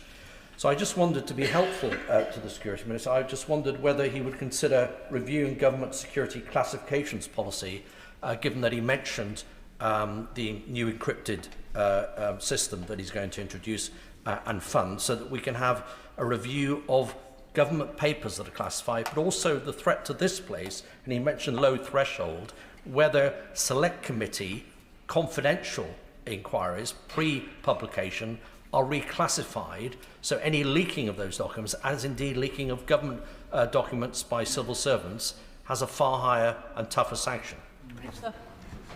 Well, I'm grateful to him, and I think he makes an important point about leaking, and that's something I take very seriously.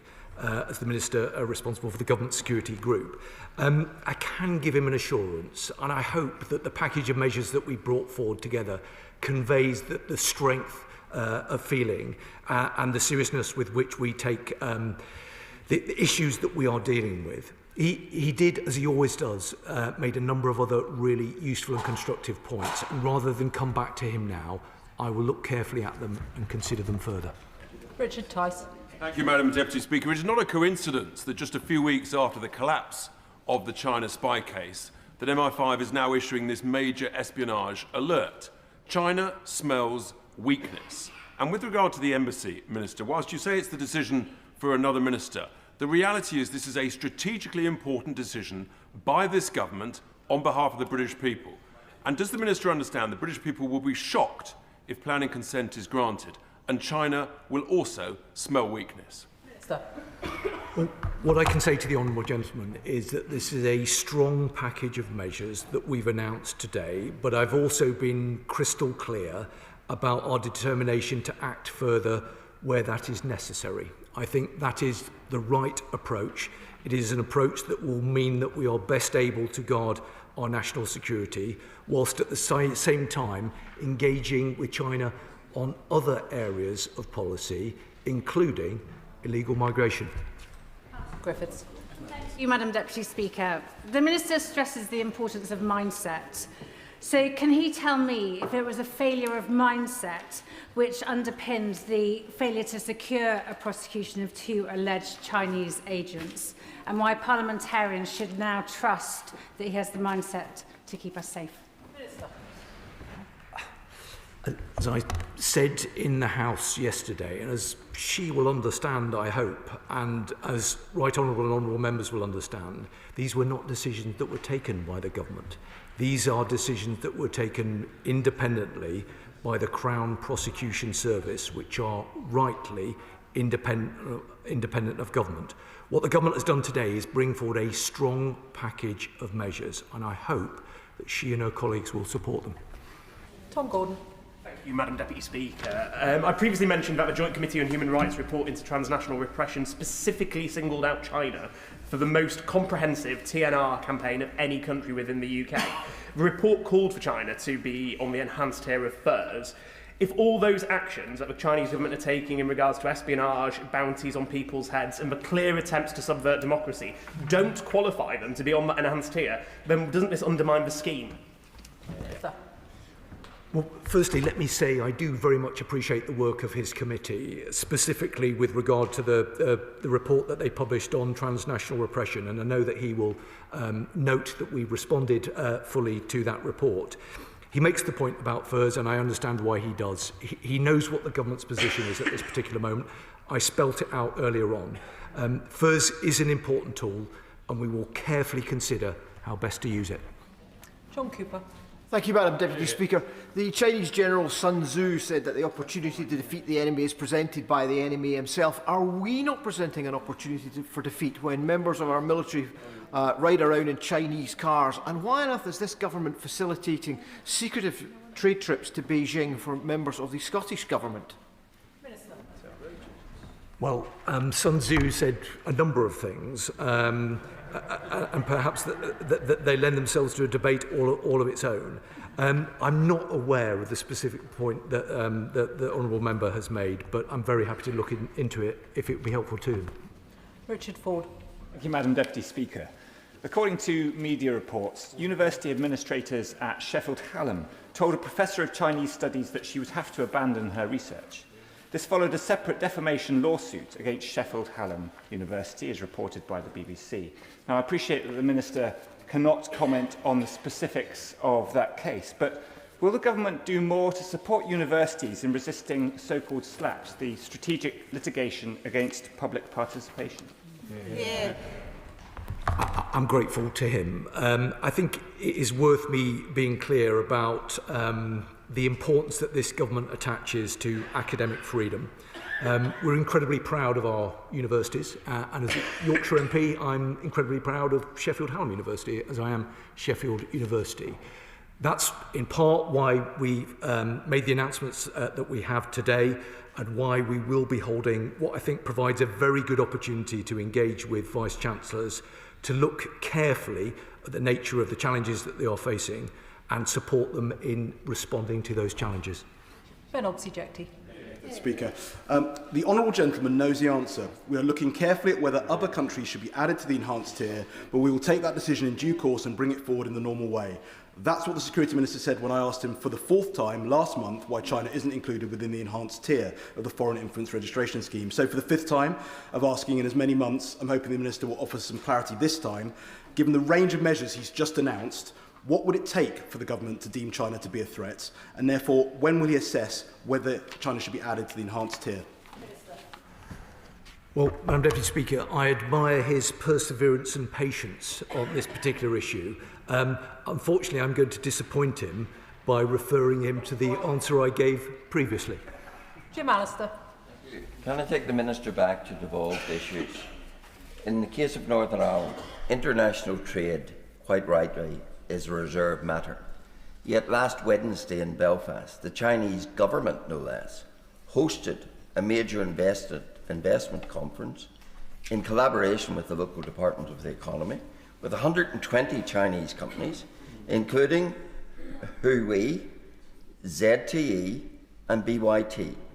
And at the conclusion of it, signed a strategic cooperation framework agreement with InvestNI.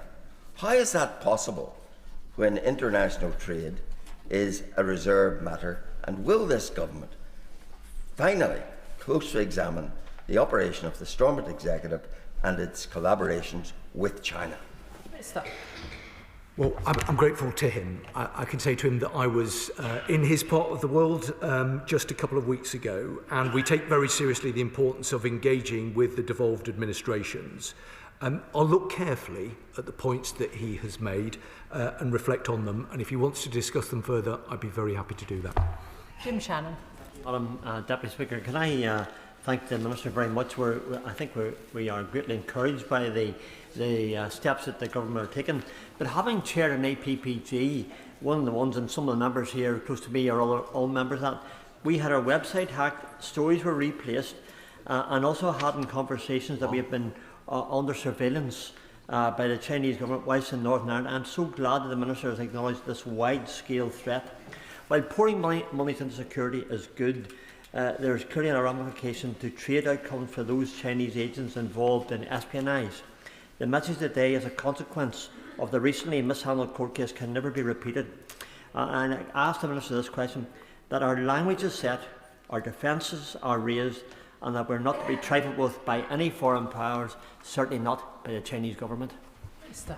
Well, I'm grateful to him, as I always am, and I hope that he sees the commitment that this government has in terms of ensuring that we are best equipped to engage against the nature of the threats that we face. That's precisely why I've brought forward this package of measures. That is why I've been crystal clear about the requirement potentially to go further in certain areas. I hope he sees, but if he doesn't, let me give him an assurance, how seriously we take these matters, our desire to work with members right across the House and with the devolved administrations to do everything that we can to guard against the nature of the threat, whilst also, at the same time, making sure that we engage in a way that is in our national interest. Can I thank the Security Minister for his statement this afternoon? I will allow a couple of moments for the front bench to swap over. And can all members who are leaving do so quickly and quietly, please?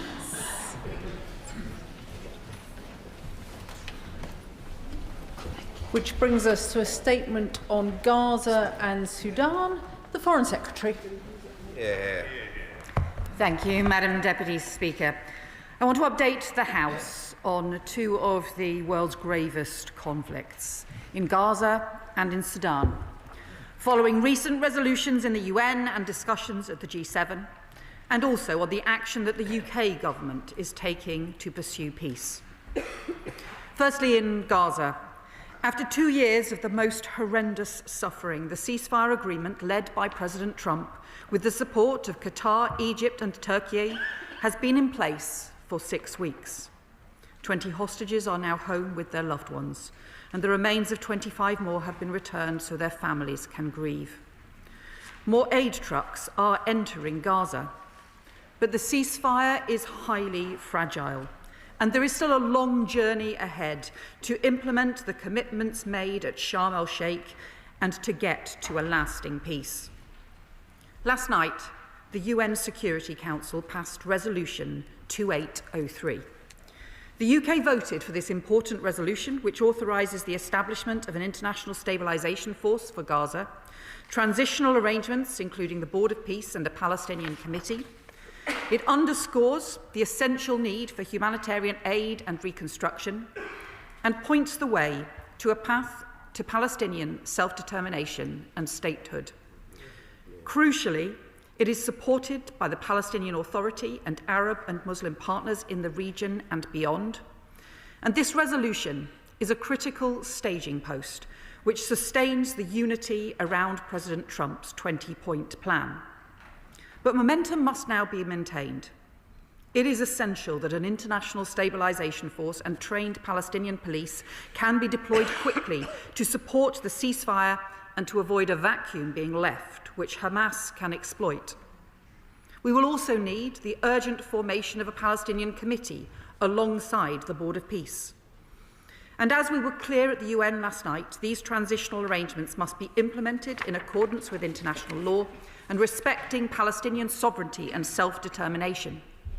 They should strengthen the unity of Gaza and the West Bank and empower Palestinian institutions to enable a reformed Palestinian Authority to resume governance in Gaza, because Palestine must be run by Palestinians. The work to implement the first phase of the ceasefire agreement must continue. That means work so that Hamas releases the bodies of the remaining 3 hostages taken in the terrorist attack on October 7th, so their families can properly grieve. And we urgently need a major increase in humanitarian aid, because aid into Gaza is still a trickle rather than a flood. In Jordan 2 weeks ago, I visited warehouses holding UK aid for Gaza, including one run by the World Food Programme, with enough wheat to feed 700,000 people for a month. Yet it still sits there because the Jordanian route into Gaza is still closed. They told me there being 30 more warehouses nearby with food, shelter kits, tents, medical supplies, less than 100 miles from Gaza, but still not getting in. Now, I welcome the very recent improvements in aid flows and that one more border crossing in Sikkim is now partially open, but it is not nearly enough. We need all of the land crossings open, including the Rafah border with Egypt, with longer and consistent hours, and urgent work is needed immediately in all parts of Gaza to rebuild basic public services and provide shelter as winter draws in. Medical staff must be allowed to enter and leave Gaza freely, and international NGOs need certainty that they can continue to operate.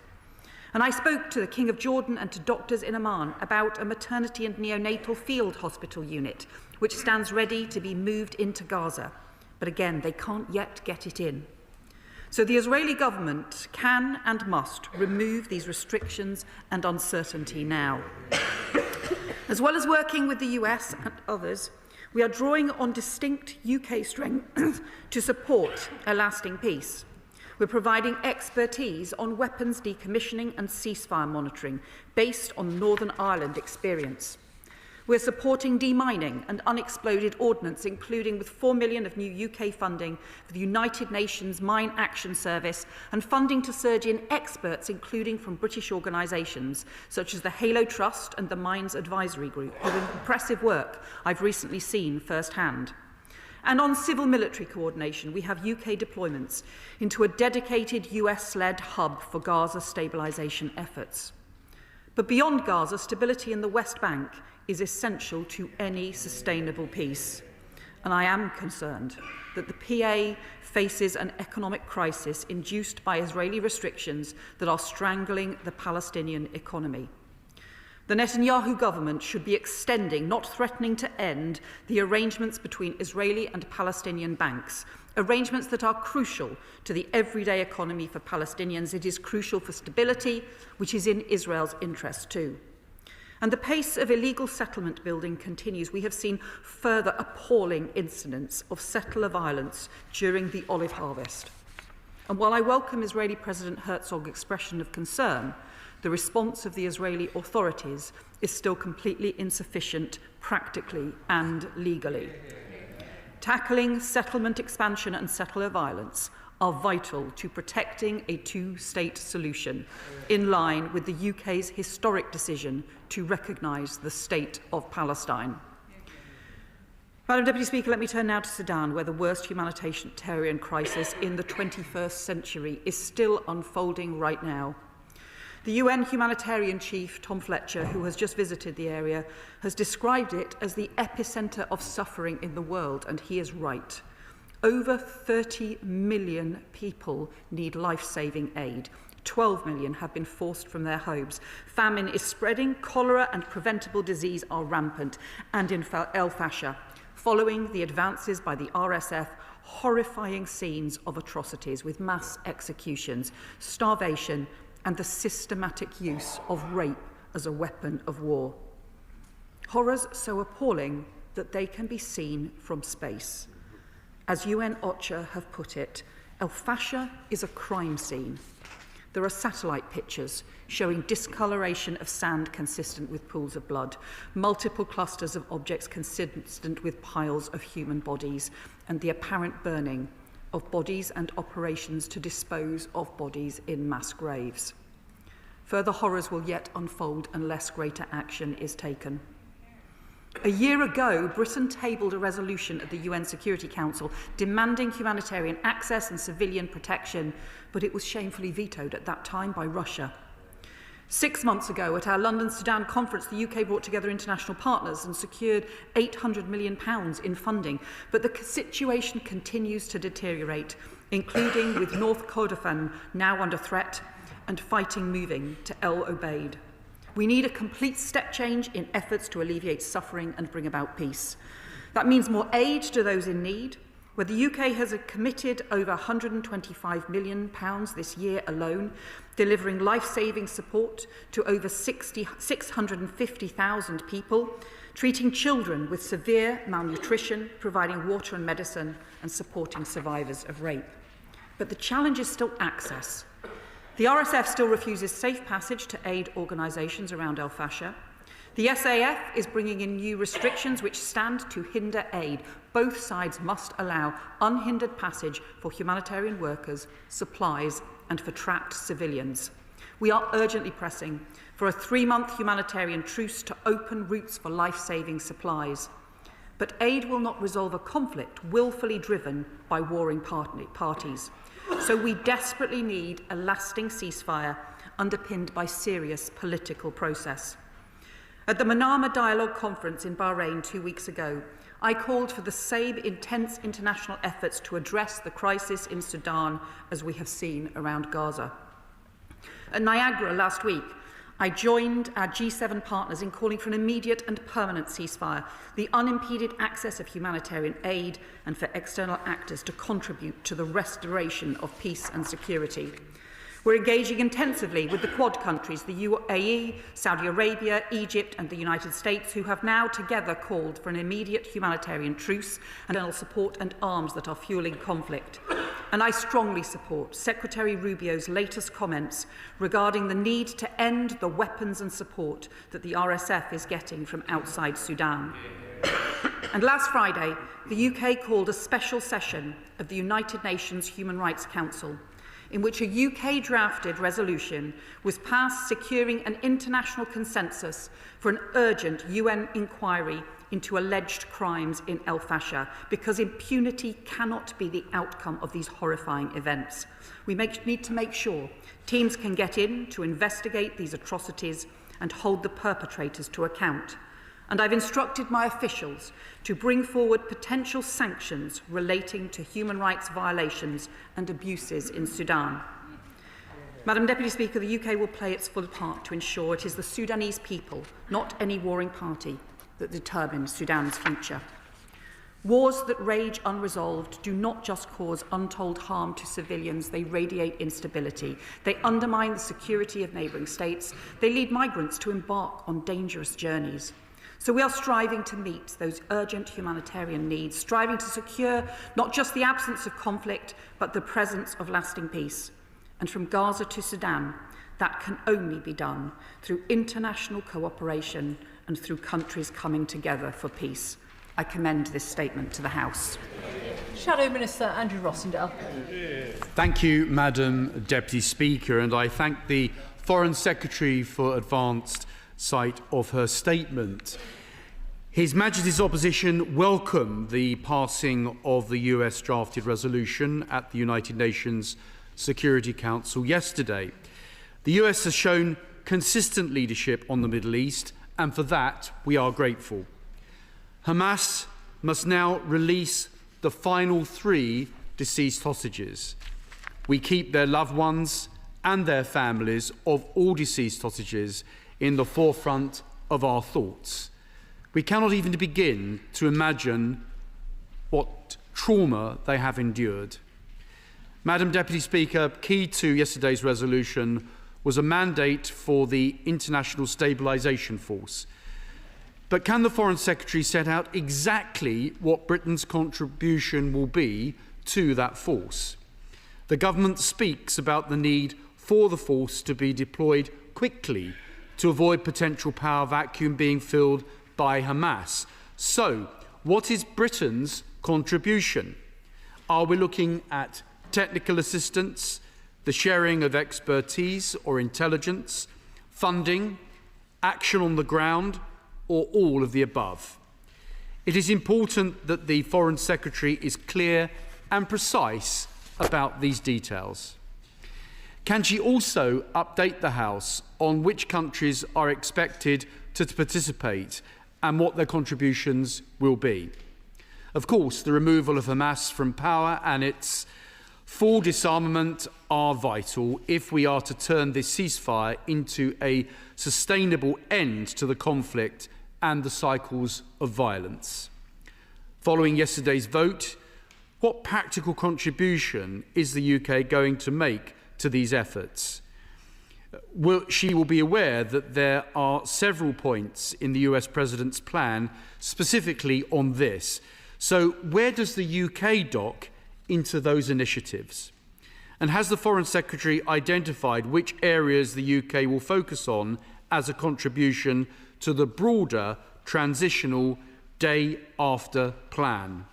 Can she at least confirm that a fundamental curriculum and educational overhaul in Gaza and indeed the West Bank will be a key focus? We have seen huge strides elsewhere in the Middle East in this domain. This must now be a moment of reckoning for the curriculums in the OPTs. It is vital that we are to build a sustainable peace. Regarding the immediate humanitarian crisis in Gaza, what practical actions is the Foreign Secretary undertaking with the government of Israel to achieve the surge in aid for innocent civilians that we all want to see? Specifically, which crossings does she believe will need attention? What is the quantum of designated British aid that is not getting over the border into Gaza? And have specific proposals and solutions been conveyed by the British side to the Israeli government counterparts on how to address the bottlenecks that we all want to see resolved? Now, turning to the situation in Sudan, Madam Deputy Speaker, in Al Fasher and elsewhere, we continue to witness atrocities, suffering and human misery beyond words, all in plain sight of a watching world. Accountability must be administered. In the immediate term, the UK should be trying to spearhead a step change in the level of pressure on the warring parties to agree a comprehensive ceasefire. As my right honourable friend, the Shadow Foreign Secretary, has argued, we need heavy new sanctions on key operators and action to deter entities, individuals and businesses whose support continues to sustain the conflict. Will this be forthcoming, and what discussions is the Foreign Secretary having with counterparts in the US, the EU, the Sudan Quad and others on this? And so can the Foreign Secretary also update the House on the government's response to the United States' efforts to bring about a humanitarian ceasefire and what role Britain is playing in that? On the dire humanitarian conditions, it was confirmed at the dispatch box earlier this month that the shifting of frontiers in the conflict is affecting aid delivery. How has the situation evolved in the last 2 weeks, and what levers can be pulled to try and smash through obstacles to aid delivery? And finally, in relation to day after planning, can the Foreign Secretary update the House on efforts to build up the capacity and capabilities of organic civilian political groups to give Sudan the best chance of moving to stable civilian government after a ceasefire? Madam Deputy Speaker, we have seen what the US has achieved through the UN Security Council on Gaza this week. I hope similar initiatives will be possible with regard to Sudan. As penholder, the UK government has a special responsibility. So finally, can the Foreign Secretary confirm her next steps on the UNSC as the conflict moves from bad to worst? We must shift gear. Secretary.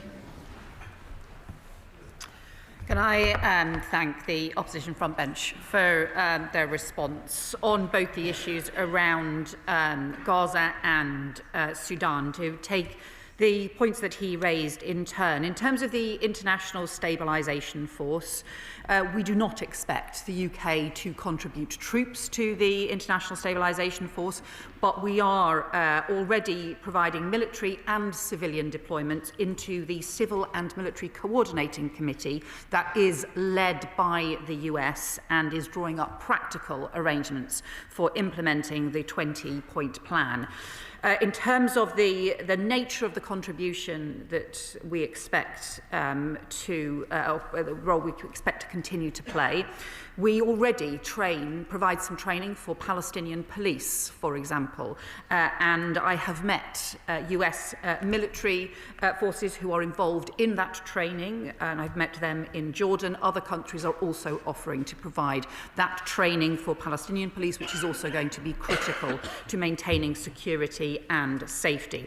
We've also offered expertise around decommissioning, because it is an area where, through the Northern Ireland experience, we also have experience and expertise, and particularly most immediately around demining capabilities, both in terms of funding and in terms of expertise in that area as well.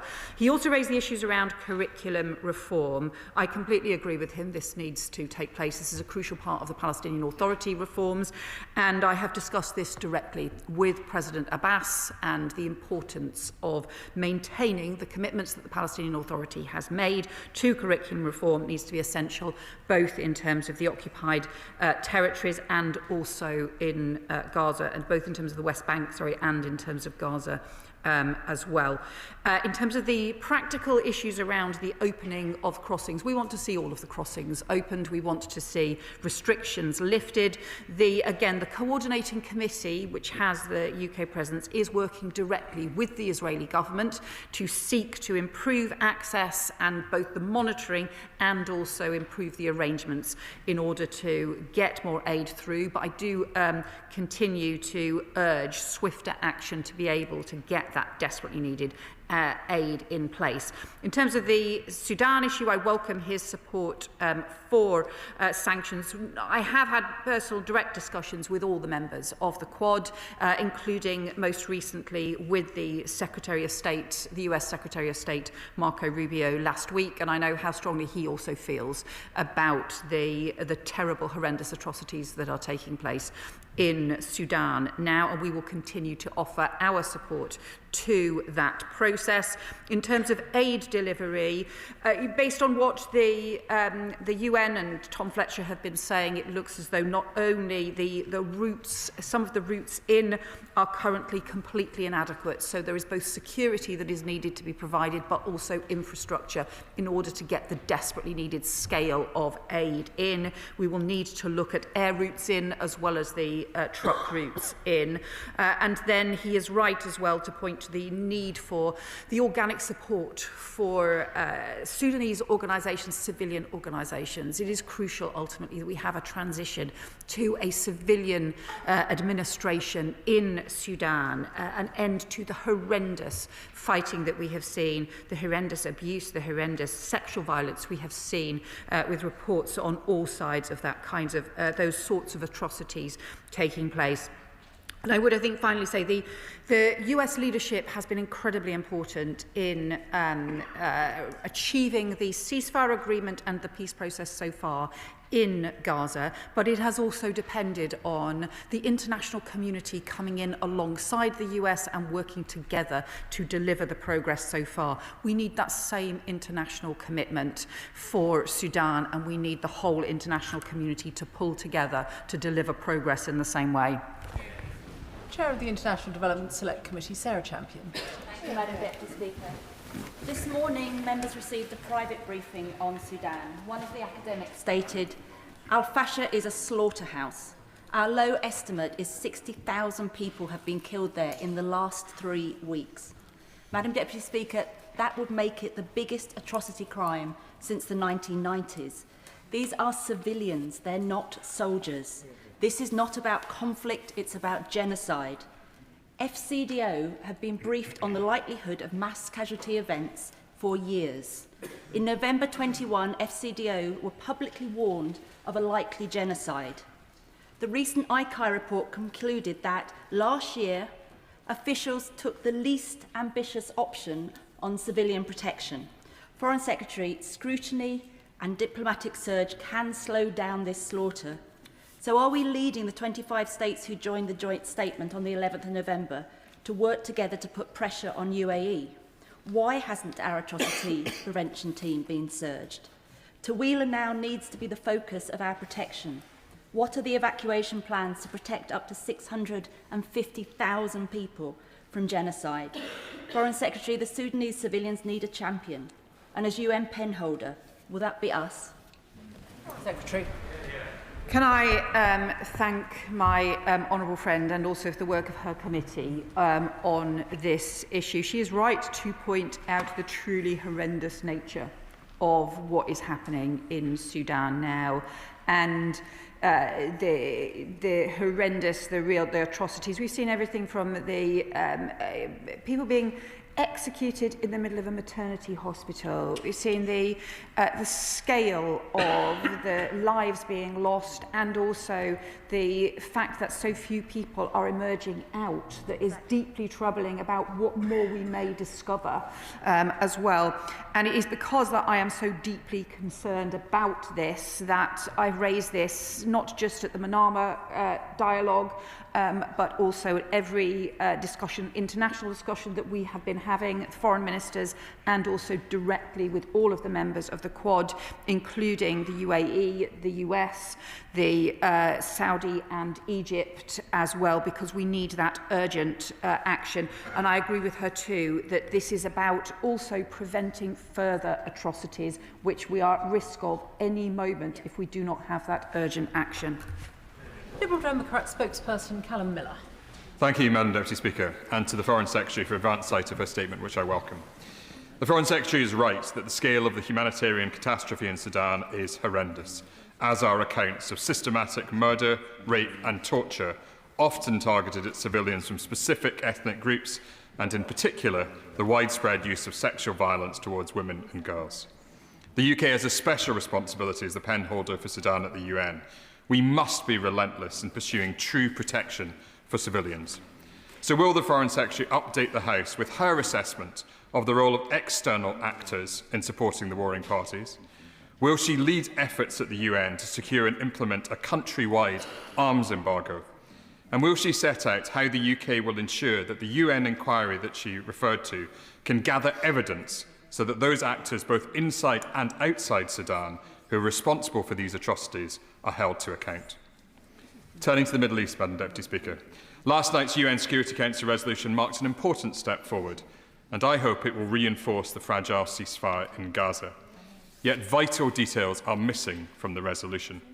So can the Foreign Secretary set out what the remit and scope of the International Stabilisation Force will be, how Hamas will be disarmed, how those responsible for atrocities in Gaza will be held accountable, and how she envisages a Palestinian committee will ensure Palestinian self-determination is respected.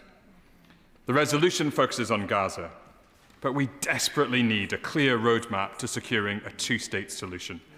This requires an end to illegal settlements in the West Bank and East Jerusalem and reform of the governance of the Palestinian Authority. So will the Foreign Secretary tell the House how the UK is supporting reforms to the PA, and will she commit today to banning all UK trade with illegal settlements? Foreign Secretary. Well, I welcome the the Democrat frontbench response, and I agree with him on the importance of an arms embargo around Sudan and actually making sure that this is properly implemented, because it is deeply disturbing that weapons are still being supplied to the RSF despite atrocities. In fact, that there is still weapons flow for all sides as well. And that means there are issues that we need to continue to pursue in terms of the international pressure, but also on around the borders and the access and the routes as well, because I think that is immensely serious. You raised the point about the investigations. The Human Rights Council resolution that the UK drafted alongside with other partners does provide for the UN-led investigation into these atrocities, but that will come as scant comfort to anyone if we don't also have the urgently needed action to prevent further atrocities. There must be accountability, but there must also be the urgent action to prevent atrocities in the first place. And then in terms of the Gaza situation, so in the ISF, the work is underway in terms of constituting the ISF. We know that some countries are prepared to come forward and to contribute, and the mandate has now crucially been provided last night. It must operate in line with international law, and also further details will need to be developed on the way in which the new Palestinian committee needs to operate, that we want to see constituted as rapidly as possible. We also must see an end to illegal settlements. It's clear that we need to have to be able to rebuild the connections between the West Bank, Gaza and East Jerusalem, so that we can have a Palestinian state living in peace and security security alongside the Israeli state. That is the only way we will get to peace for them alike. Annalise Dodds. Thank you, Madam Deputy Speaker. I welcome her comments on Sudan in relation to potential additional sanctions and also aid access. But surely, given current nightmarish reports, we need to go far further to do what she said she is committed to, preventing further atrocities and impunity for perpetrators. So I want to ask her about some specifics on that. Will she push the Quad to pressure the RSF to do two things? First, to allow ICC forensic teams and the media into Al Fasher and other key sites. And secondly, to allow the ICRC access to detainees, given they seem to be currently subject to routine torture and mass execution. Foreign Secretary. I know that my right honourable friend has been raising these deep issues and concerns for some time, including having worked to deliver the London Sudan conference that took place last year. So I know that she has been championing this issue for some time. She asked a series of points about the ICC forensics teams and the ICRC. I agree with her. Sir Andrew Mitchell. Thank you, Madam Deputy Speaker. I thank the Foreign Secretary for her statement today, but she will know that in plain sight of the international community, a slaughter of immense proportions is taking place in Al Fasher. There has been clear and present warnings and evidence.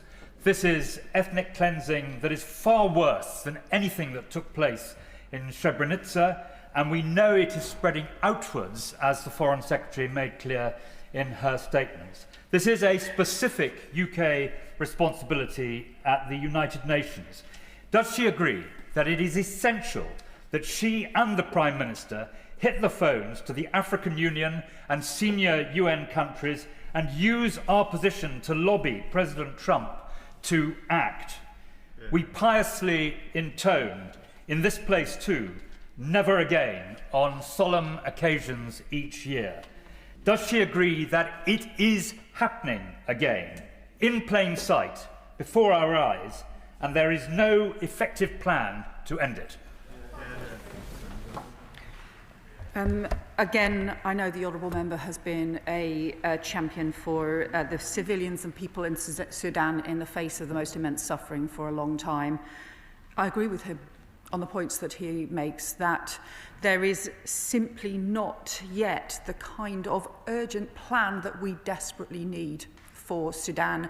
I think that, bluntly, the international community has failed for far too long, has turned its back for far too long.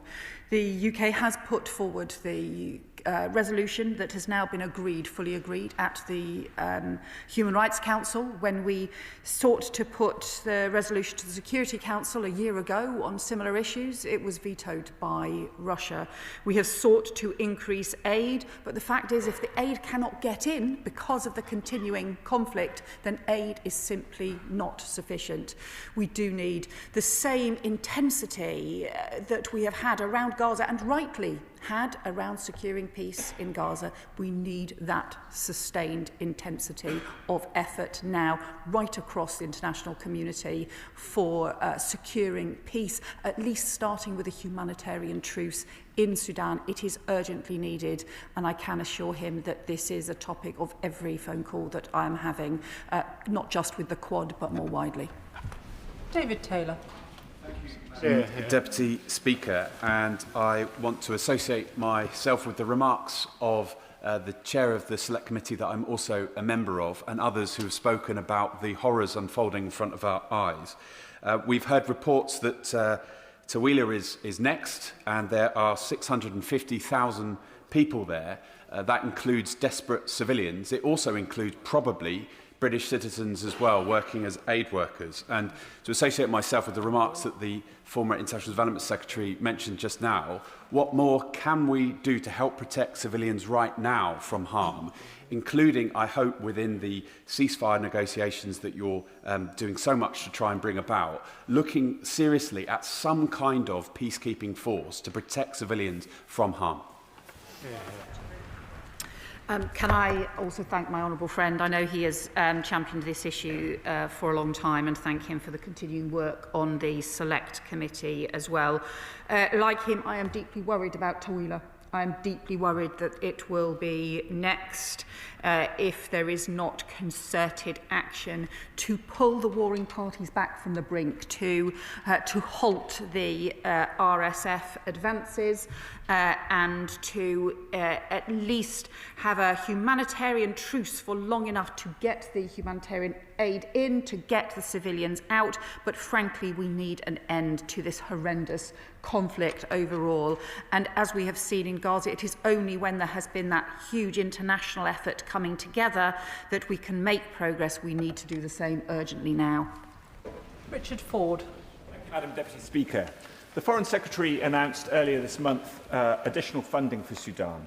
And she announced £2 million for survivors of rape and sexual violence in Sudan. But yesterday, this House debated ending the £2 billion of asylum hotels in the UK. That's what it's costing the UK taxpayer. So when might we get back to a place of spending less official development assistance in the UK and spending more of it in the region, where it would help more people in desperate need and keep them from fleeing to Europe?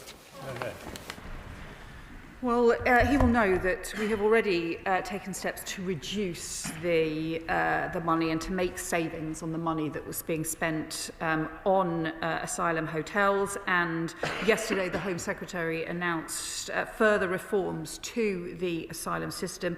We clearly need to end asylum hotels altogether and not be spending the taxpayers' money on this broken system. And we need to make sure that we can actually invest in the aid and prevention, so that, in the words of the Italian Prime Minister, who talk about the reason is also to ensure people have a right not to migrate, because we can prevent conflict closer to home as well.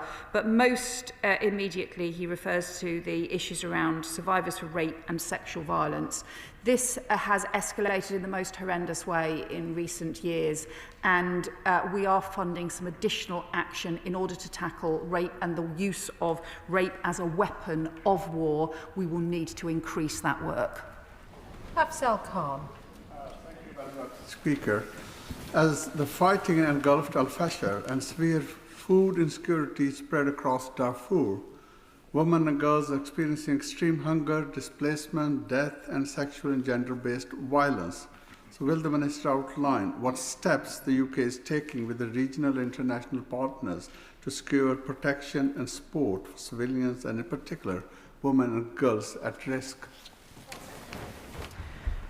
So I agree with my honourable friend on this, and it is deeply disturbing the way in which, despite the UK having raised issues about sexual violence in war over very many decades, that we have seen in recent years this is increasing. So we do want to strengthen the work internationally, both through the UN and more broadly, on tackling sexual violence in conflict. Most urgently, though, of course, that means the action to prevent the conflict and to call for all parties to the war in Sudan to respect international law.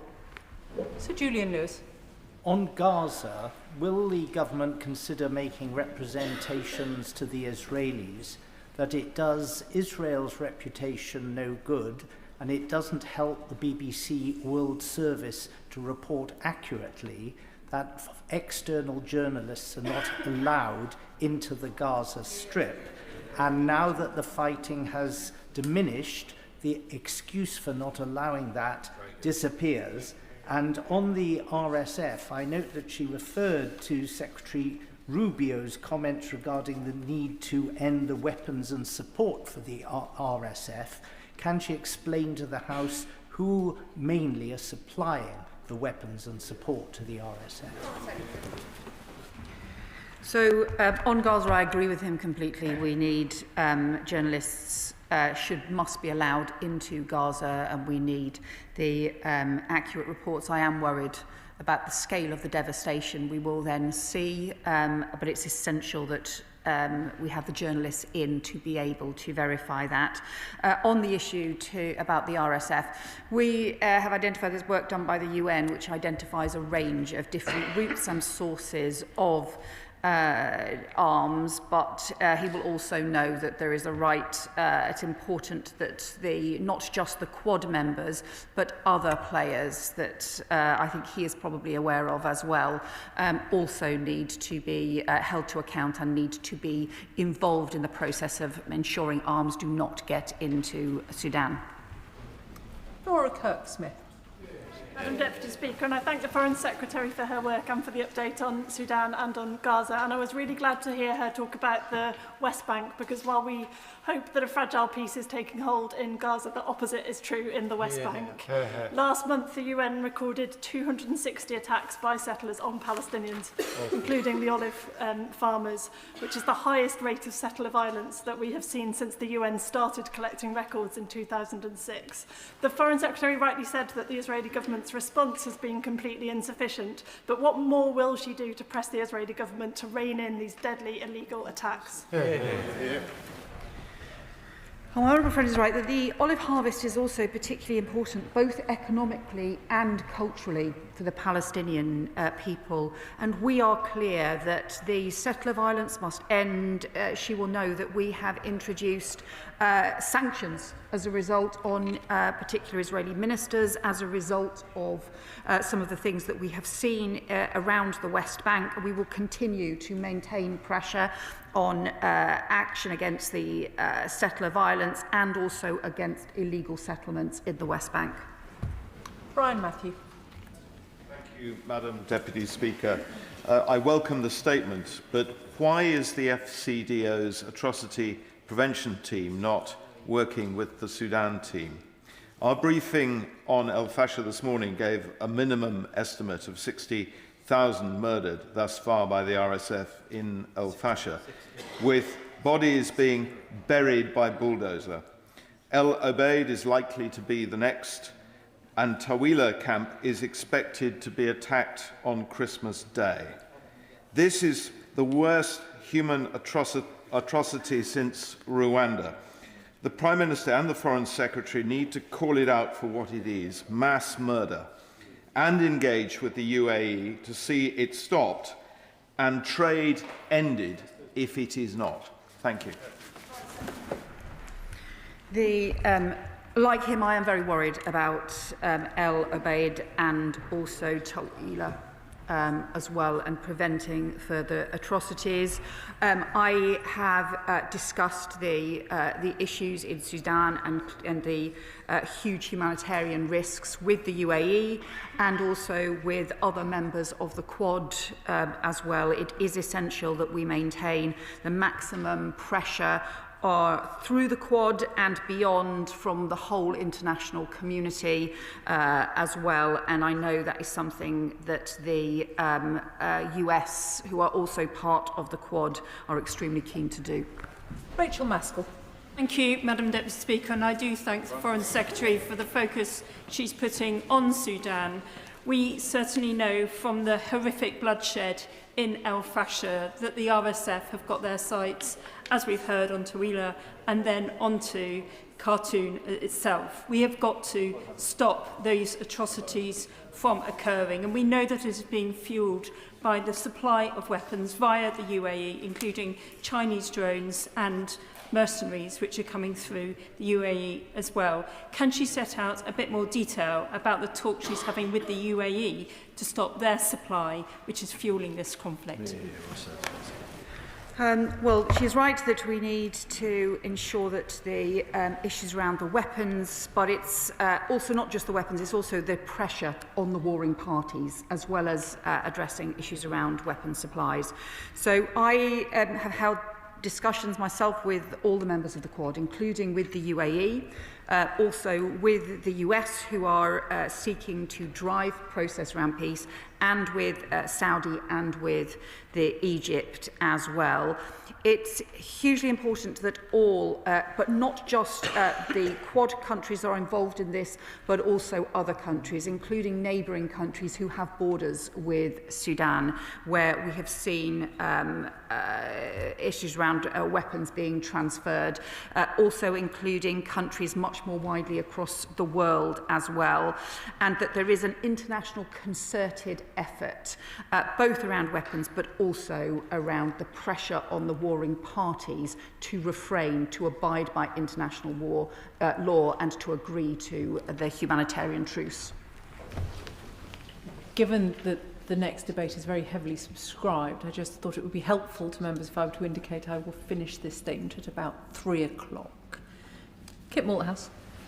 Madam Deputy Speaker, thank you. I'm afraid the Foreign Secretary has neatly illustrated the problem with the British government's position in the conflict between Israel and Palestine. She mentioned the very welcome return of Israeli hostages, but no mention of the Palestinian detainees who've been returned to their families. She mentioned the return of the bodies of Israelis, but no mention of the dozens of bodies of Palestinians that have been returned to their families. And can she not see that until we value both people equally and bring accountability to both peoples, we will make very little progress in this appalling situation? So specifically, to avoid accusations of illegitimacy, how will the Palestinians be represented on this board of peace? Secondly, the UN resolution puts significant conditions on the Palestinians to ensure compliance. What conditions are being put on the Israeli government to ensure their compliance in this project? And thirdly, the situation in the West Bank, as the Honourable Lady behind her has said, is not just appalling, as the Foreign Secretary said in her statement, it's the worst it's ever been. Is she going to fall in the same trap as her predecessor of being all talk and doing the bare minimum to keep our own benches from open revolt, or is she going to step forward and actually bring accountability for the daily acts of violence and terrorism that are taking place? Well, I just point out to him, obviously, this government is the first to take the historic decision to recognise the state of Palestine. Exactly because, for too long, successive governments have supported a two-state and yet only recognised one state. And we believe it's the right thing to do to change that and to recognise the state of Palestine. It's why, too, we have been in continued discussion with the Palestinian Authority, who have welcomed the resolution, the UN resolution, and the peace process, and been involved in detailed discussions with the Arab states as well. He is right to talk about the detainees, those who have lost their lives, the tens of thousands of Palestinians who have lost their lives in Gaza as a result of the war over the last 2 years. It's also right that we recognise the huge damage that Hamas has done, including through their terrorist attack on October the 7th. We need to address all of the suffering that has taken place across Gaza and across the region, if we are to be able to bring people together to deliver a lasting peace. That is what I believe the current process is working to do, and is what we are working to do as part of it. This is going to be difficult and challenging ahead. It is going to be complicated, but we need to continue to do so. Topical. Thank you, Madam Deputy Speaker. Given the reports of thousands of civilians being prevented from fleeing El Fasher by the RSF and allied militias, what urgent steps is the government taking to ensure the safe humanitarian corridors are in place to support unimpeded access for aid agencies? It was a particular issue we heard this morning in the private briefing. And just on international backers, what more can we do to ensure that we're holding them to account, particularly the UAE, but across the region as well? Thanks. Well, the UN Human Rights Council resolution that the UK drew up and that was passed on Friday does include the urgent need for humanitarian access, as well as the investigation of the atrocities and the ability to hold people to account. I think the other important issue is that the Quad, that includes the US, but also the UAE and Saudi and Egypt, has now committed to the humanitarian truce, to to a ceasefire and also to ending to external support to warring parties. It's essential now that we all work to implement the commitment that the Quad has set out and ensure that there is huge international pressure to get that peace in place. Brendan O'Hara. Madam Deputy Speaker, this morning, as Chair of the All-Party Parliamentary Group on International Law, Justice and Accountability, I hosted the briefing for parliamentarians on the crisis in Sudan, at which Nathaniel Raymond of the Humanitarian Search Lab at Yale described El Fasher as being a slaughterhouse where 60,000 people have been murdered in just 3 weeks. Those same Yale scholars now forecast that by Christmas, the RSF will be in Taweelah, where hundreds of thousands of civilians could face a similarly appalling fate. But what has been missing, everybody agreed at the meeting, has been the Prime Minister's personal leadership on this issue. So will she encourage the Prime Minister to become personally involved and show that vitally important international leadership that could prevent Taweelah becoming another slaughterhouse? So not only am I worried about Taweelah, I am also worried that the full scale of the atrocities in El Fasher may yet prove to be worse even than has been reported and commented on so far. So I am deeply, deeply worried about that. In terms of the Prime Minister's engagement with this, I would say to him is that when I was appointed to this role and also previously in the months before that, the Prime Minister had highlighted personally the importance of Sudan as one of the central areas that we needed the UK government and the FCDO to focus on because of the scale of the atrocities, including the work to lead the London Sudan conference in April of this year. Before many people were raising concerns about Sudan, this government has been consistently highlighting the humanitarian risks. But the reality is that the situation is still getting worse and we need that international support for action. Please, can I encourage members to ask short questions and short answers, please? Foreign Secretary Stella Creasy.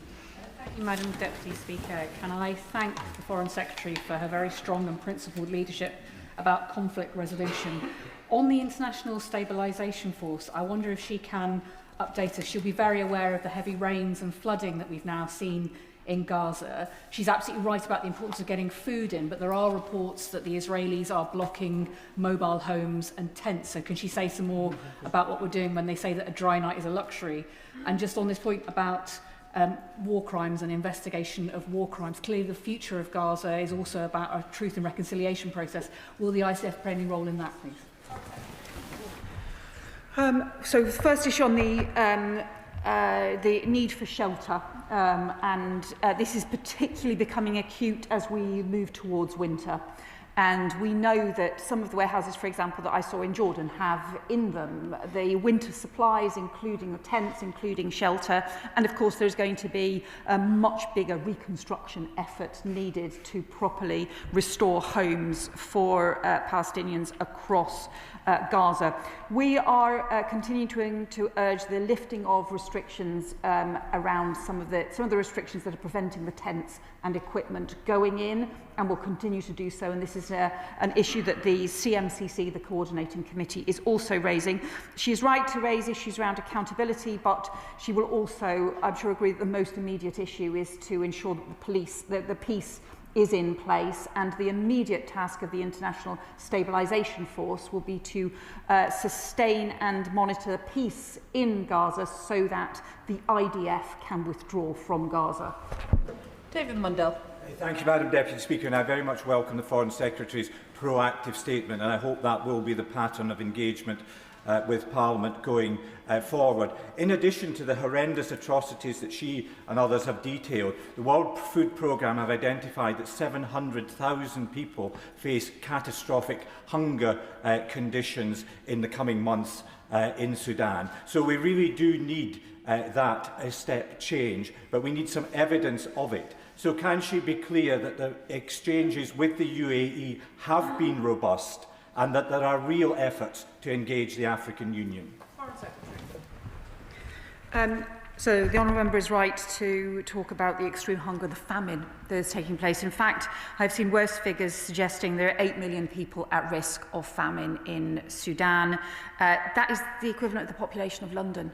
It's that many people who are at risk with serious food risks, and that is why he is right to talk about the issues in terms of the RSF and humanitarian access. I would just also say, though, that the SAF has also been restricting access for humanitarian aid and trying to introduce greater restrictions as well. So we need all sides to understand the vital importance for all of those civilians across Sudan of them being able to get basic food.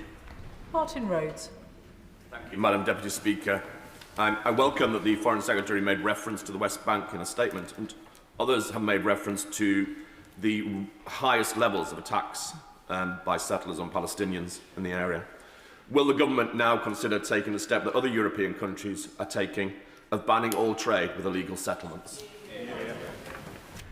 Well, he will know that my predecessor had already taken steps to prevent, to halt the free trade discussions that were underway, and also to introduce sanctions for particular Israeli ministers who, as a result of some of the things that were happening in the West Bank. We need to ensure that as part of the peace process that is underway for Gaza now, it does include a broader strategy for the West Bank. We want to see that happen as part of this peace process, as part of the work of the Board of Peace, and that is where we'll be pursuing action. Leila Moran. Speaker, I'm really struck by the number of my constituents who, unprompted, will raise how weak international law seems to be at being able to hold those accountable, both in Gaza and also in Sudan and elsewhere, to account for the atrocities that they commit. This is a moment where we must bolster international law, not undermine it. So my question to this Foreign Secretary is, what has happened to the UK response to the ICJ advisory opinion on the occupation? She herself in her statement pointed out the stranglehold on banks, the Palestinian economy is on its knees, and the illegal settlements continue to grow. This is not new. This has been happening for decades. What are we doing about it? We must abide by that opinion, don't we? Well, she will know that is the advisory position from the ICJ. We take immensely seriously, and we will always look at any issues around international law, including advisory positions as well. And I think the greatest progress that we can make in terms of upholding international law right now is to ensure that this peace process for Gaza and also more broadly for the West Bank remains on track, that we can have a process towards a two-state solution. And we did make clear as part of our representations at the UN last night that all of this needs to be implemented in line with international law. Helen Hayes. Thank you, Madam Deputy Speaker. The Foreign Secretary spoke in her statement of Israeli restrictions strangling the Palestinian economy. These are not restrictions, they are the strategic attempts to undermine the viability of Palestine by illegal settlement, harassment, intimidation, murder and displacement of Palestinians from their land. Illegal settlements are still being fuelled by UK funds through trade in illegal goods and services that are produced there. This is completely unacceptable. So can I call on the Foreign Secretary to introduce a full ban on trade in goods from illegal settlements in the West Bank and further sanctions, extending the sanctions already introduced on organisations such as the Israel Land Fund to halt the flow of resources that are making this illegal activity possible?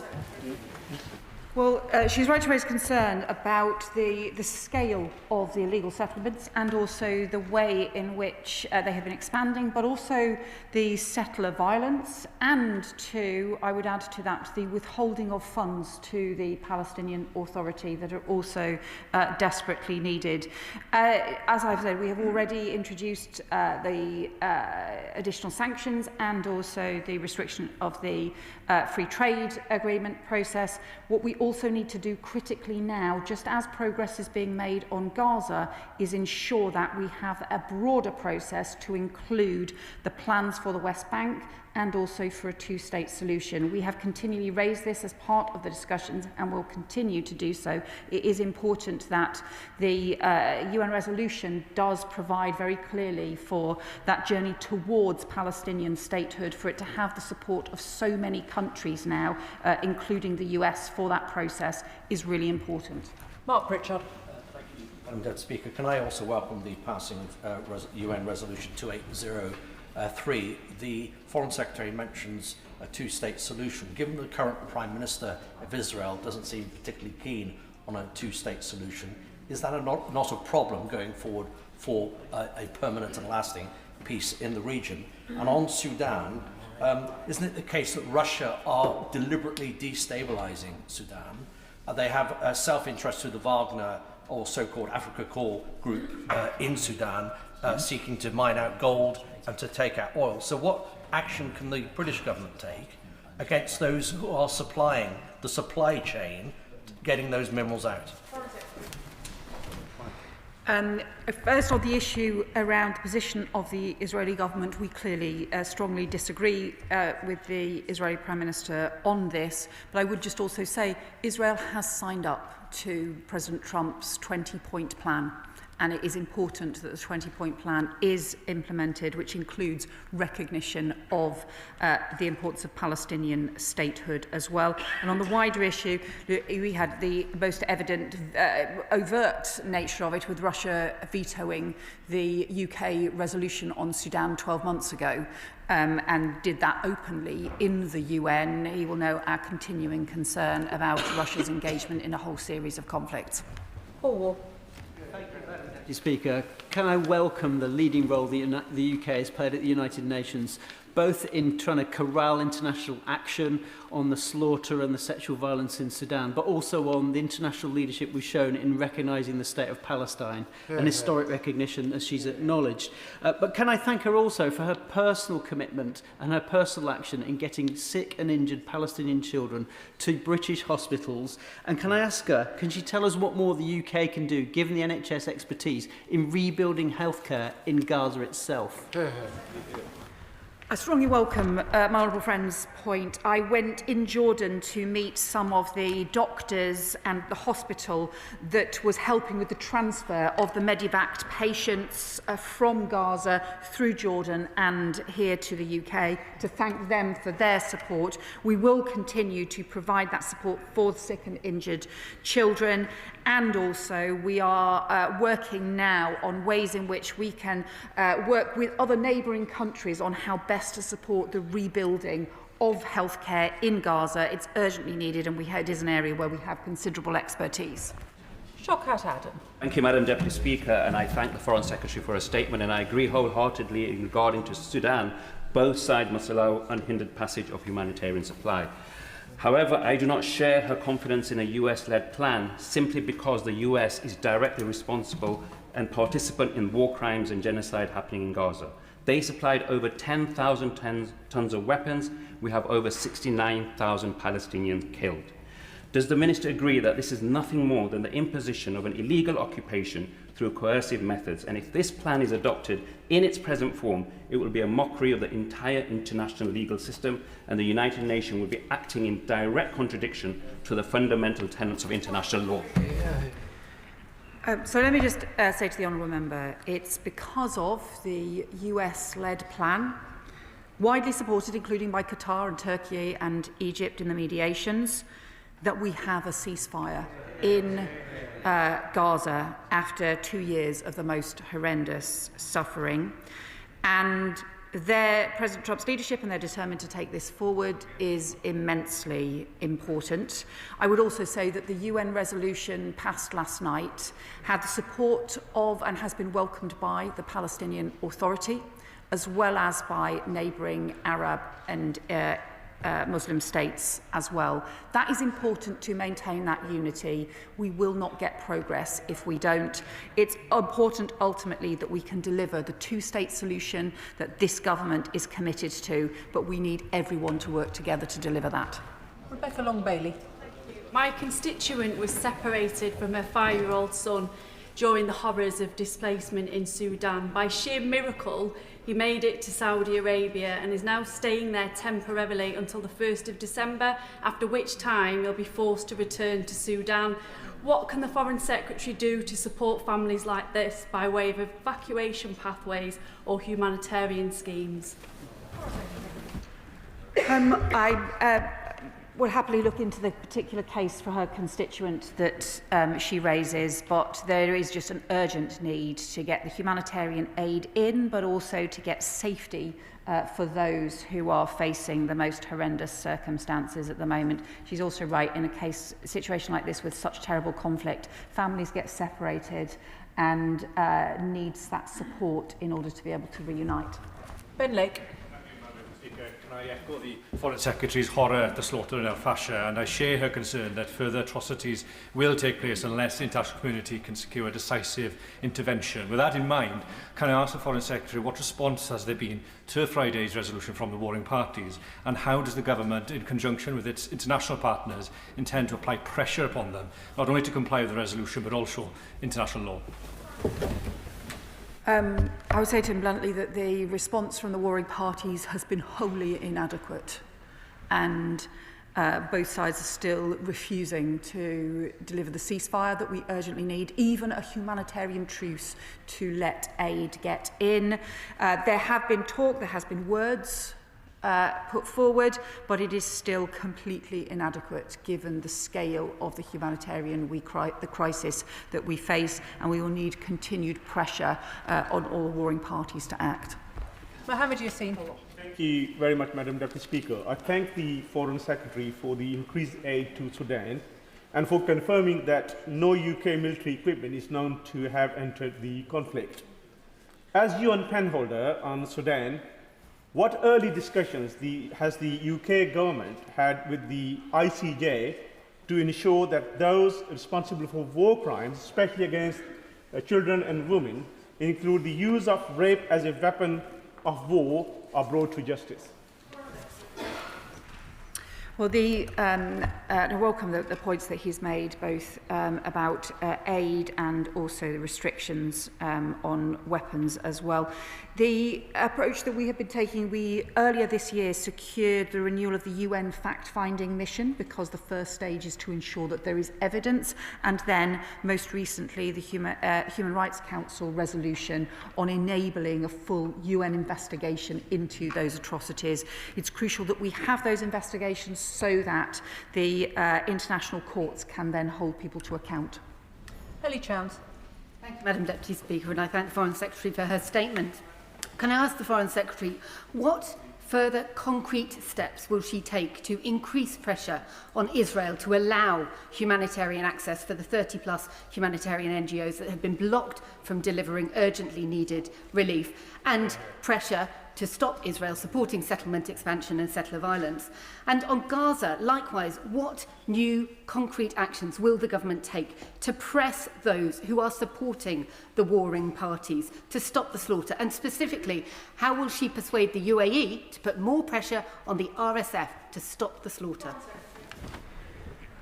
So, just firstly, in terms of the steps for Israel and the allowing in the aid agencies, this is something that we have raised directly with the Israeli government, but also are raising directly through the CMCC, the coordinating committee, as part of the peace process. Because bear in mind, humanitarian aid and the flooding of Gaza with humanitarian aid was a crucial part of the 20-point plan and the ceasefire agreement that the Israeli government as well as Hamas have signed up to. So we need to ensure the implementation of that, as well as have direct pressure. And of course, we continue to raise the issues around the settlements as well. And then in terms of Sudan, again, we are continuing to engage with all of the nations that can have any possible influence on the warring parties in order to seek the peace we desperately need. Sarah Smith. Thank you, Madam Deputy Speaker. And I welcome the news of the UN security resolution that was passed last night, the establishment of the International Stabilisation Force, and the arrangements that will follow for the Board of Peace and Palestinian Committee. But with a record 260 Israeli settler attacks on the West Bank taking place in October alone. Can I ask the Foreign Secretary, does she agree with me that failure by Israel to punish such attacks is inconsistent with international law? And what further steps will she take to put pressure on Netanyahu and his government to stop these attacks? I welcome the points my honourable friend made, because look, we obviously have the deep concerns about illegal settlements. They are illegal and should not be taking place, but also about this escalation of settler violence and the need for strong Israeli law enforcement action against the settler violence, as well as withdrawing from this approach to settlements as well. Jeremy Corbyn. Thank you, Madam Deputy Speaker. Could I ask the Foreign Secretary in future not to link two statements together in one, so we can actually seriously examine one subject? And is she satisfied that the British arms and equipment sales that go to the United Arab Emirates don't end up in the hands of the RSF and don't end up as being part of the ghastly conflict in Sudan, which is fundamentally about people trying to grab the mineral resources of that country? And will she also assure us that there are no more British arms being sold to Israel, there is no more security sharing with Israel, while it continues the illegal activities and the killings and the destruction, even since the ceasefire, so-called, of 1,500 buildings in Gaza, until such time as there is a real ceasefire and real peace? Well, I'd say to the honourable member, I think look, he is right to highlight the importance of both Sudan and Gaza, and I felt it urgent to be able to bring both forward so that the House could have the update and to be able to respond. In terms of the he will know that we have a very strong restrictions in terms of arms sales. However, I also take this issue immensely seriously, and when there were some allegations that were raised about 3 pieces of equipment, including a seat belt, an engine part and a shooting target in Sudan, I have sought to ensure that thousands of licences that the UK has were reviewed, and in each of those cases there was no evidence of any of the parts that were identified or allegations made being covered by any UK licences, and I will continue to ensure, if there are ever any concerns or allegations raised, that there will be reviews of those licences in those circumstances, because it's immensely important that those restrictions are maintained. And I would also say to him, we are continuing with the restrictions on arms sales to Israel that my predecessor, the Deputy Prime Minister, has set out. Mary Kelly-Foy. Deputy Speaker, and thank you to the Foreign Secretary for her statement and her ongoing efforts to pursue peace. The rebuilding of Gaza must be Palestinian-led. Civil society and communities in Gaza have led the efforts on the front line in the face of 2 years of genocide and decades of Israeli siege, occupation and military violence. They are the ones, they are the leaders, the expert and the only ones who can determine their future. Does the Foreign Secretary accept that any initiative which bypasses Palestinians in Gaza in favour of externally imposed initiatives will always fail? Well, we continue to take the view that Palestine must be led by Palestinians. It's immensely important. That's why it's important that the Palestinian Authority has supported and welcomed the resolution that was passed by the UN, that the resolution does provide for the transfer of Gaza to the Palestinian Authority alongside the West Bank. And we have also pressed for the Palestinian Committee to be set up as swiftly as possible as part of the transition arrangements, so that, again, that Palestinian voice and expertise is heard. Final question, Sammy Wilson. Speaker, and can I draw the House attention to the entry in the Register of Interest? The Foreign Secretary is right. The peace is fragile in Gaza.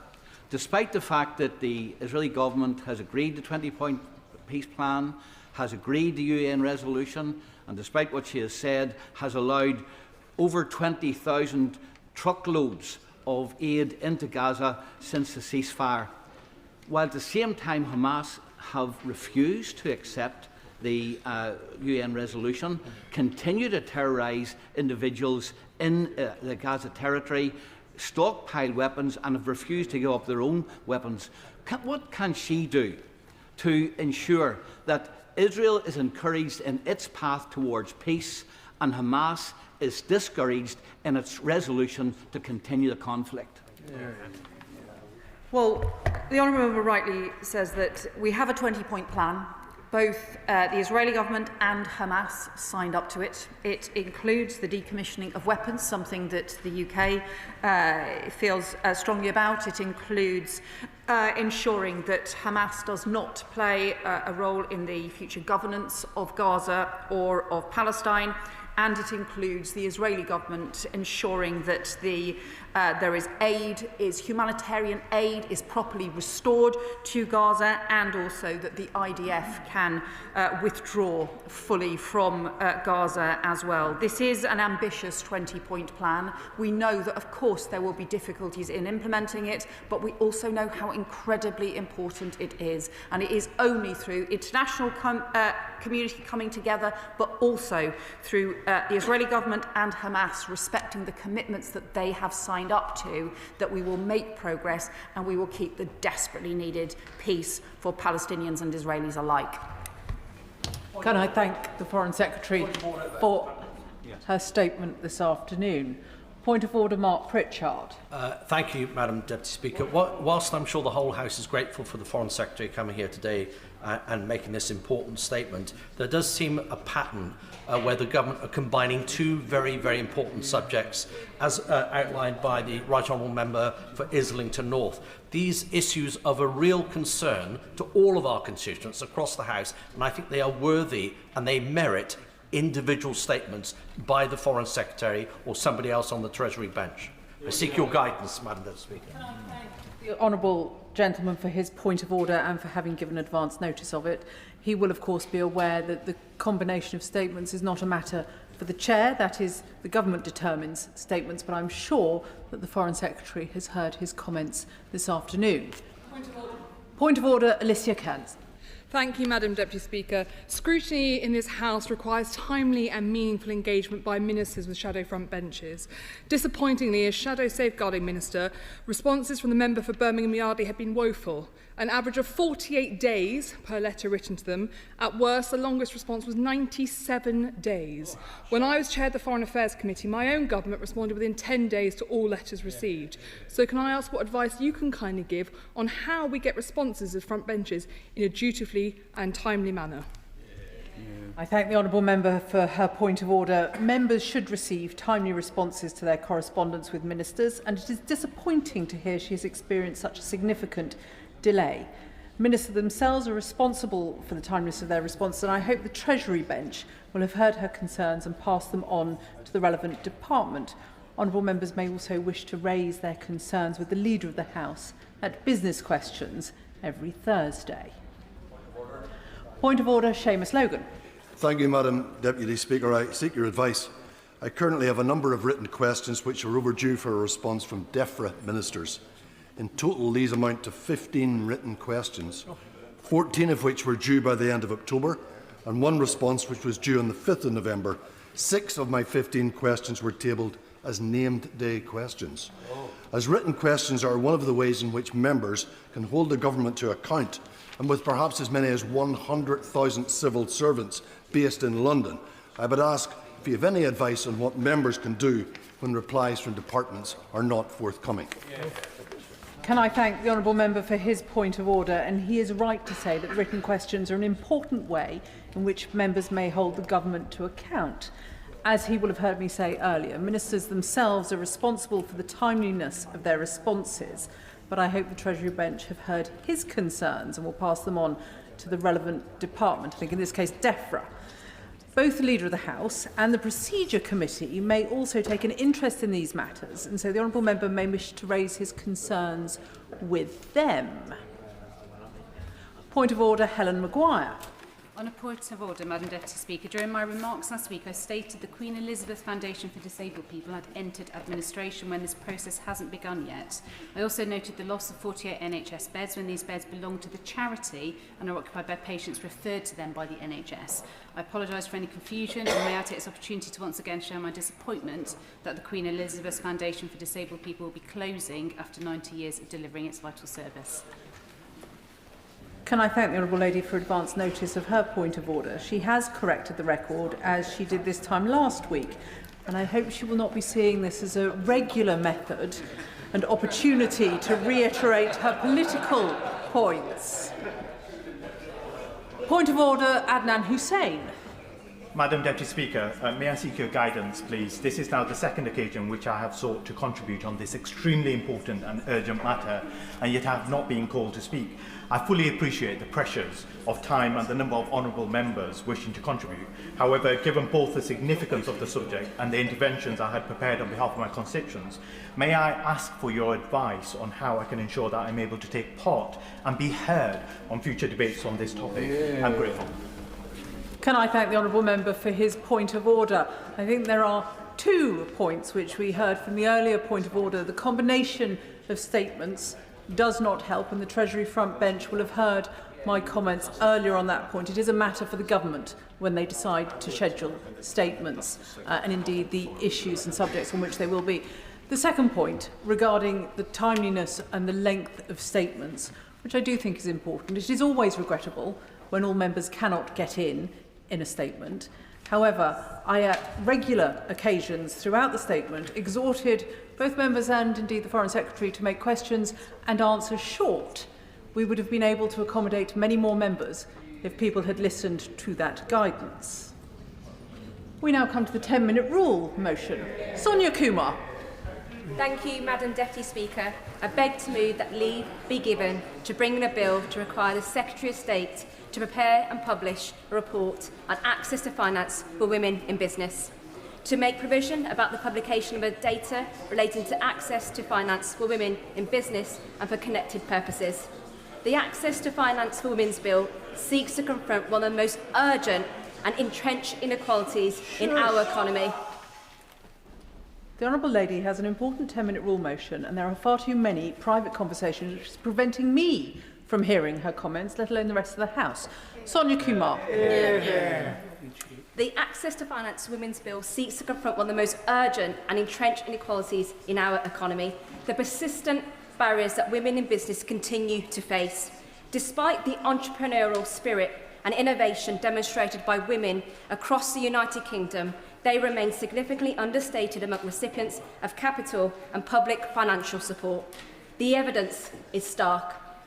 In 2024, just 2% of UK equity investment went to female entrepreneurs, and a decline from the previous year. Over 80% of venture capital funding is allocated to male-dominated businesses, despite research confirming that women-led businesses deliver, on average, a 35% better return on investment. Madam Deputy Speaker, that's 35%. Yet women typically start businesses with 53% less capital than men, and the loans they receive on average are 68% smaller.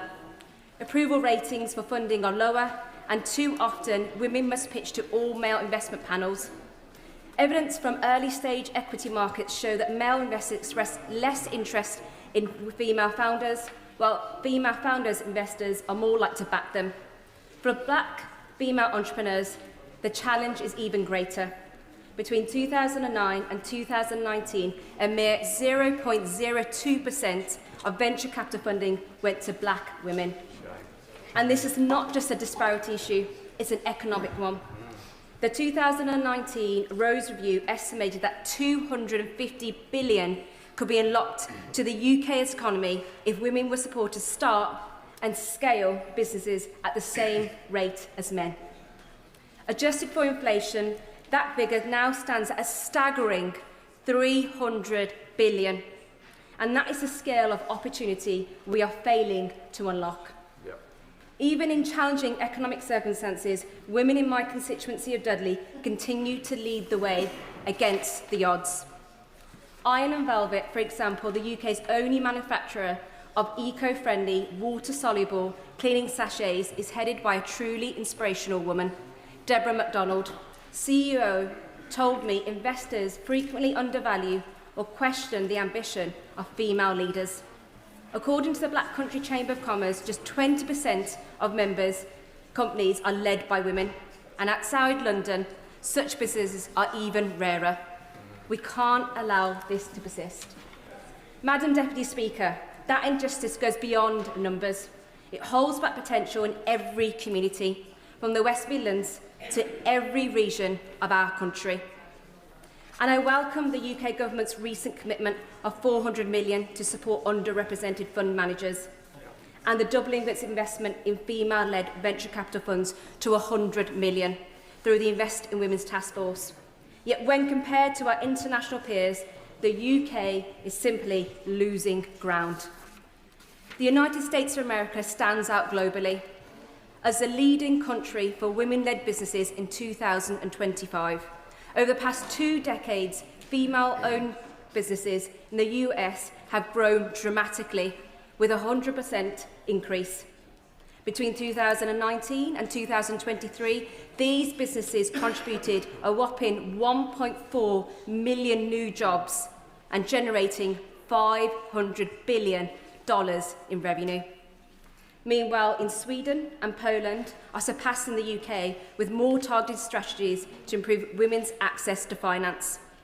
In Sweden, women now receive 4.6% of all venture capital funding allocated to female-only founded businesses, outpacing the UK's rate. Poland ranks first in the EU and the 5th worldwide for female entrepreneurship. And this progress in these countries is no coincidence. It reflects deliberate and sustained efforts to empower women in business. Madam Deputy Speaker, I have a vision for this country where prosperity has no barriers and every individual has the potential to fulfil their potential. A nation where access to finance is not a privilege, but it's a right. Where women entrepreneurs, small business owners, and innovators from every background can turn their ideas into action. This is about fairness and ambition and unlocking the full promise of our people so that no one is held back simply because of who they are or where they come from.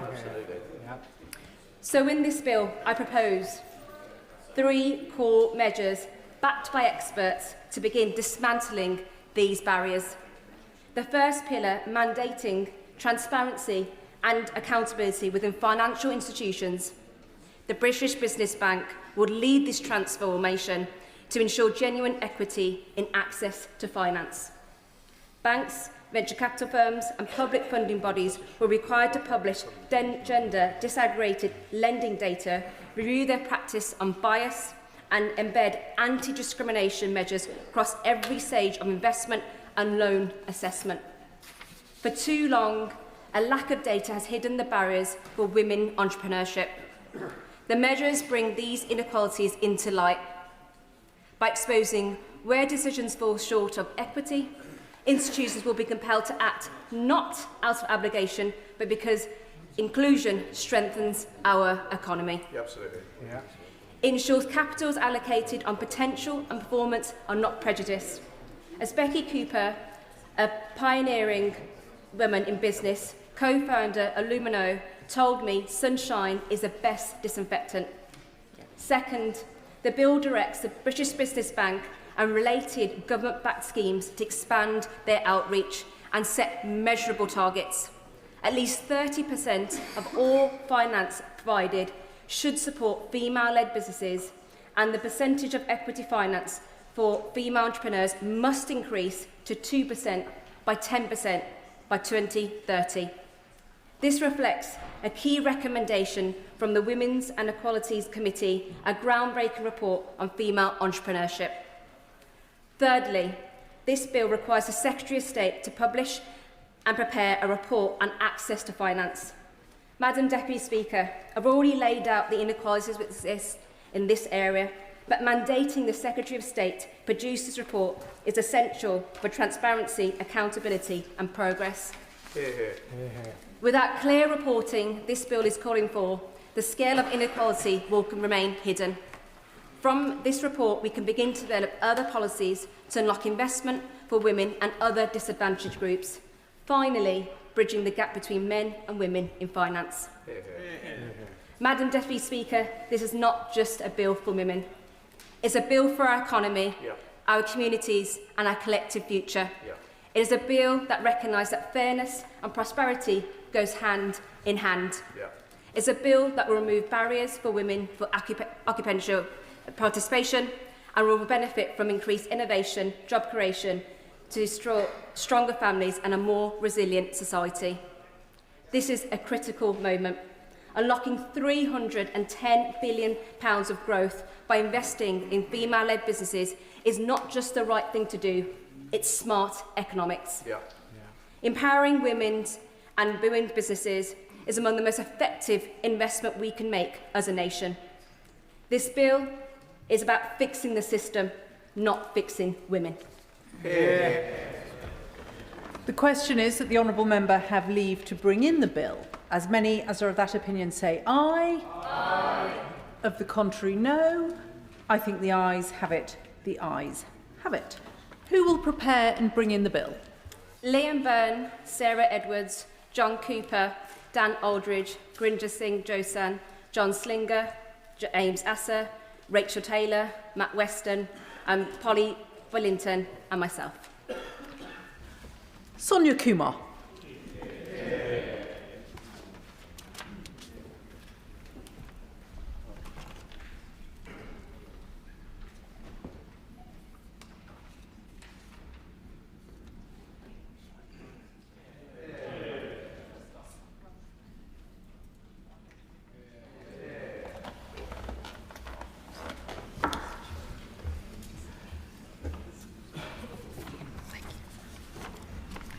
Access to finance for women in business.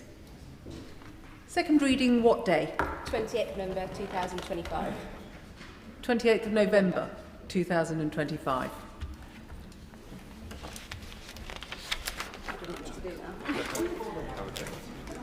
Point of order, Sir Desmond Swain. Further to your observations earlier that during the last statement, if honourable members had been shorter in their questions, so many would not have been disappointed. There was a time, if a member read from a piece of paper when asking a question, there would be a chorus across the House. Reading.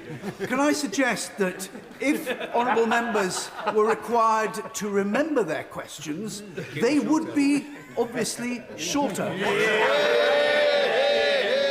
Can I ask you to discuss with Mr. Speaker, the possibility of returning to former habits?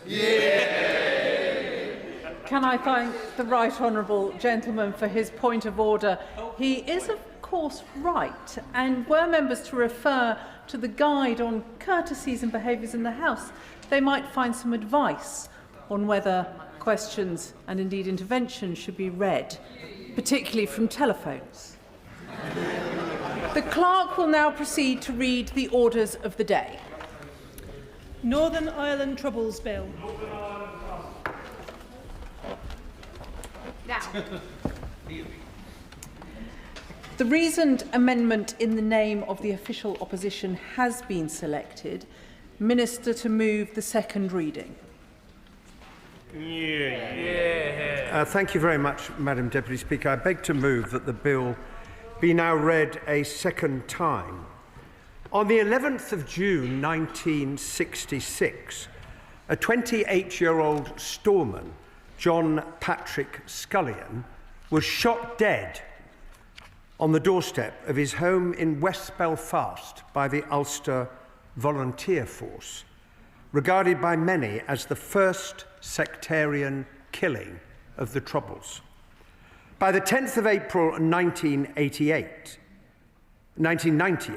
and the signing of the Belfast Good Friday Agreement, the death toll from this horrific period of violence in our country had risen to over 3,500, including almost 2,000 civilians and over 1,000 people who were killed whilst bravely serving the state. 90% of those who lost their lives were killed by paramilitaries. Some of the incidents, Warren Point, Bloody Sunday, the Kingsmill massacre, the Miami show band killings, the Birmingham pub bombings, are sadly all too well known.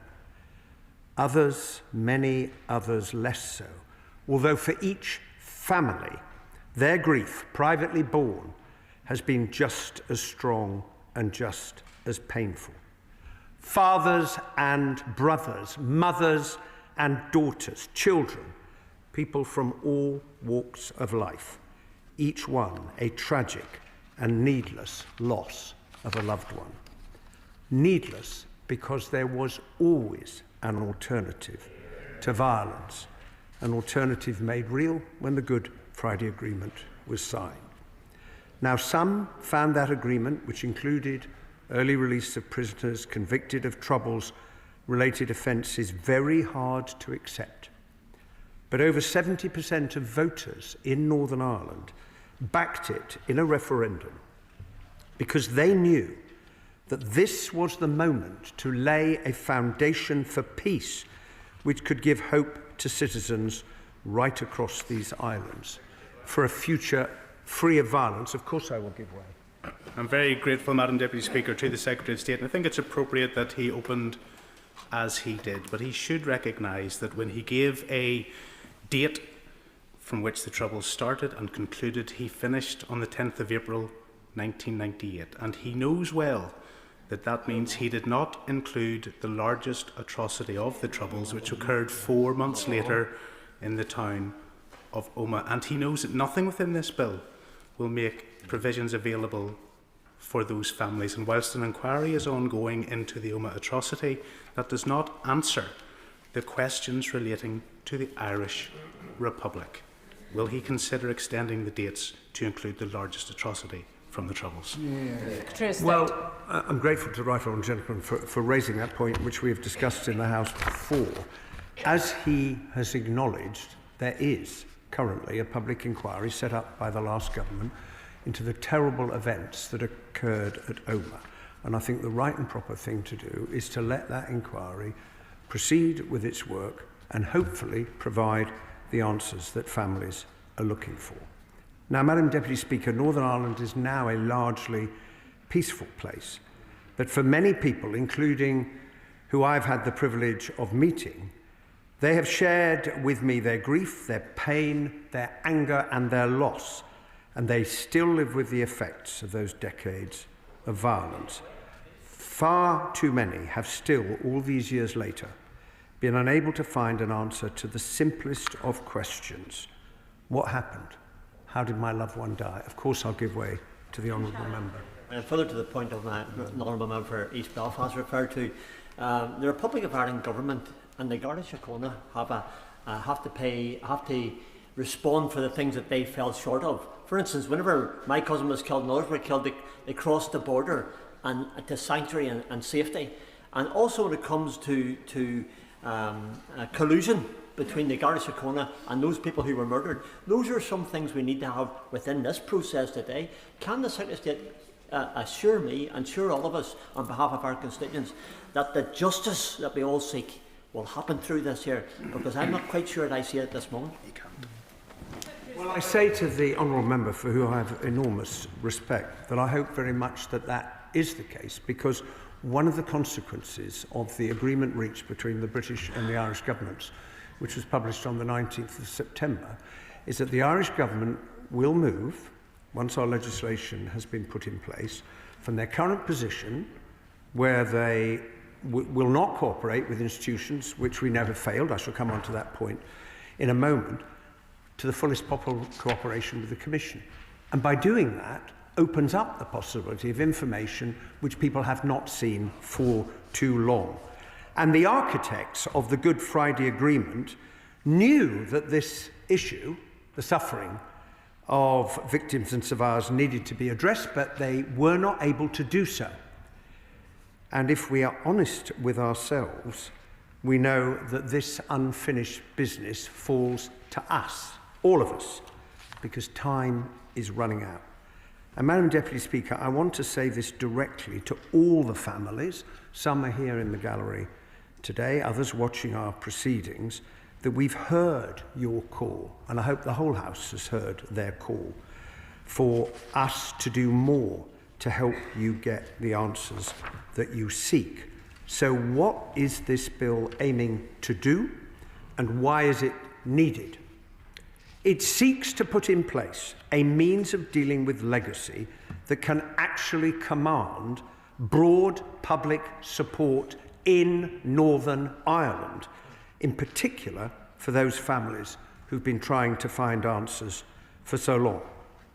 And it is needed because the previous government's legislation, the Northern Ireland Troubles Legacy and Reconciliation Act 2023, whatever its intentions, fundamentally failed.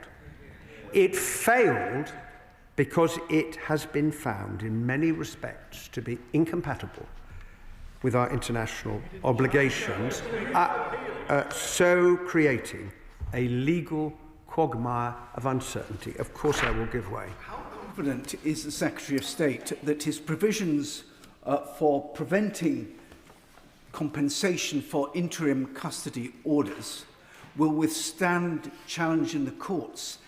And would the government's case be undermined in any way by its decision not to challenge the original ruling in the High Court? If the honourable gentleman will bear with me, I shall come very directly to the question that he has raised a bit later on in my speech. And it also failed, crucially, and this is something the House has to recognise, because it did not command any support in Northern Ireland amongst victims and survivors or the political parties. That was no basis for progress or reconciliation. And that point has got to be acknowledged. And we know that one of the principal reasons for that lack of support was the Act's attempt to offer immunity from prosecution, including to terrorists who had committed the most appalling murders. I say to the honourable gentleman who is intervening from a sedentary position, he needs to go back and read the piece of legislation which his government passed. I have it here. Immunity was a false promise. It appeared to offer soldiers something that was completely undeliverable. It was never implemented, and it was struck down by our courts. And families who had endured unimaginable suffering at the hands of paramilitary violence were simply not prepared to see those responsible given immunity. I give way to my honourable. I thank the right honourable gentleman for giving way. I've spoken to many veterans in my Bournemouth West constituency who are understandably concerned about the repeal of this law and the vacuum that it leaves. But can you set out how this law supports our veterans?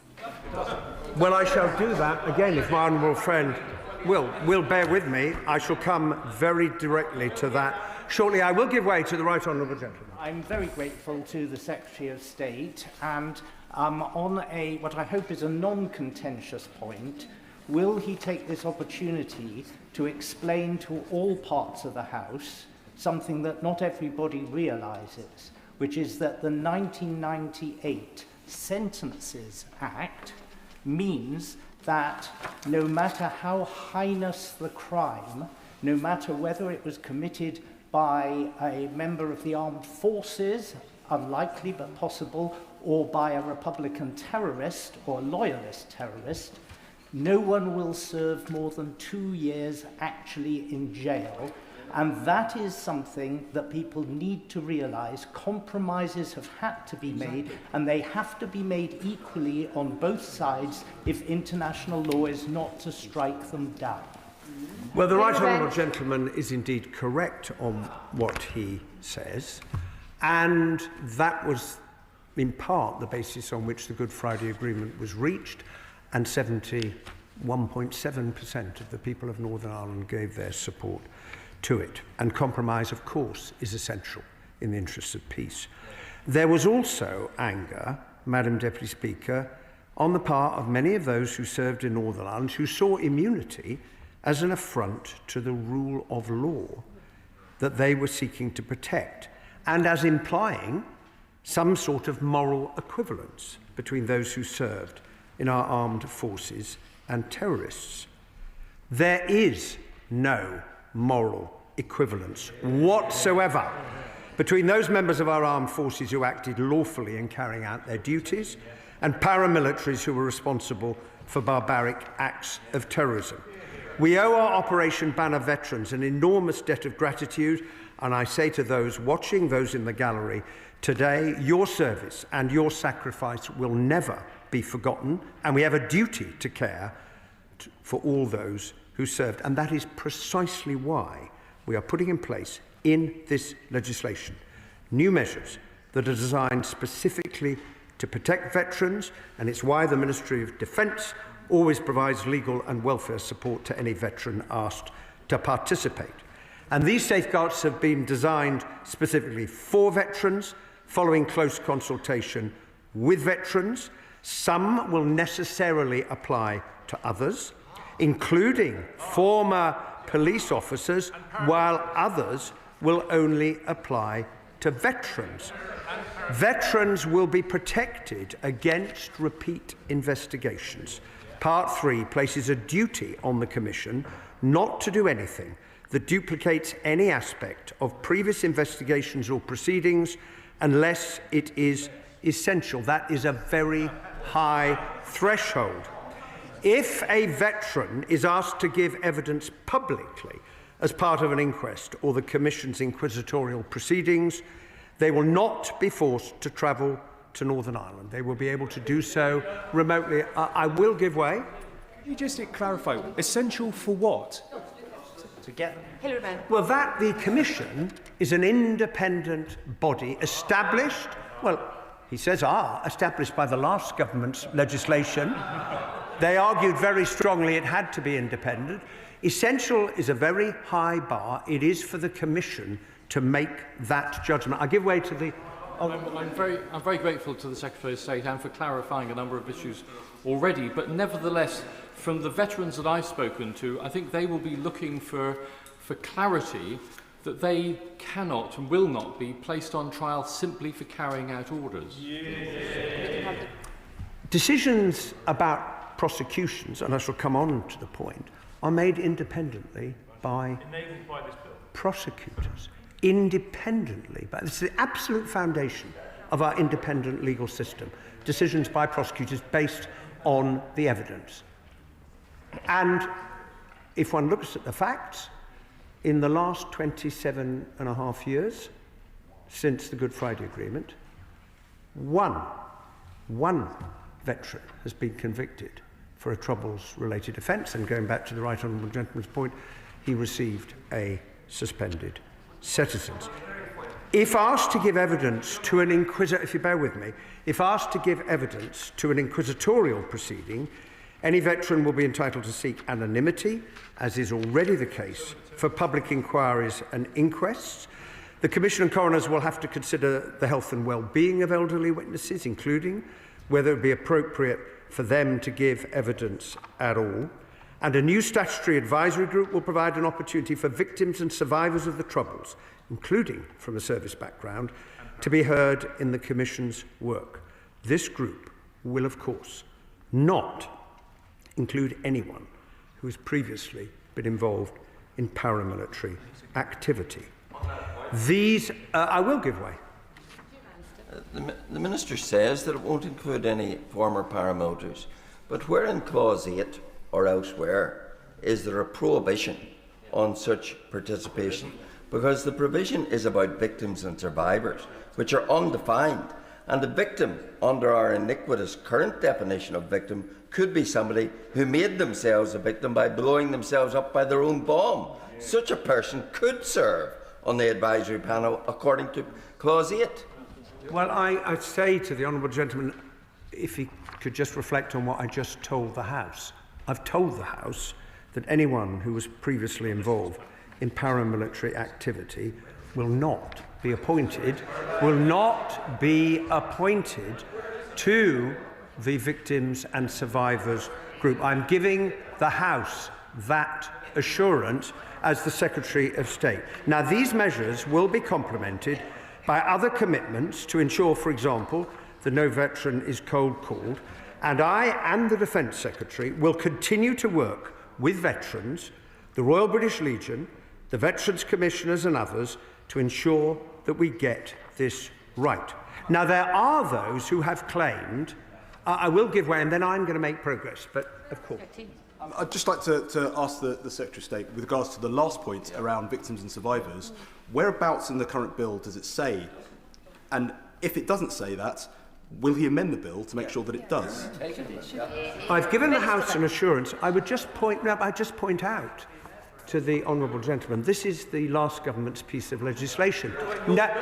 Nowhere in this legislation did it contain such prohibitions. Indeed, nowhere in this legislation did the word veterans appear.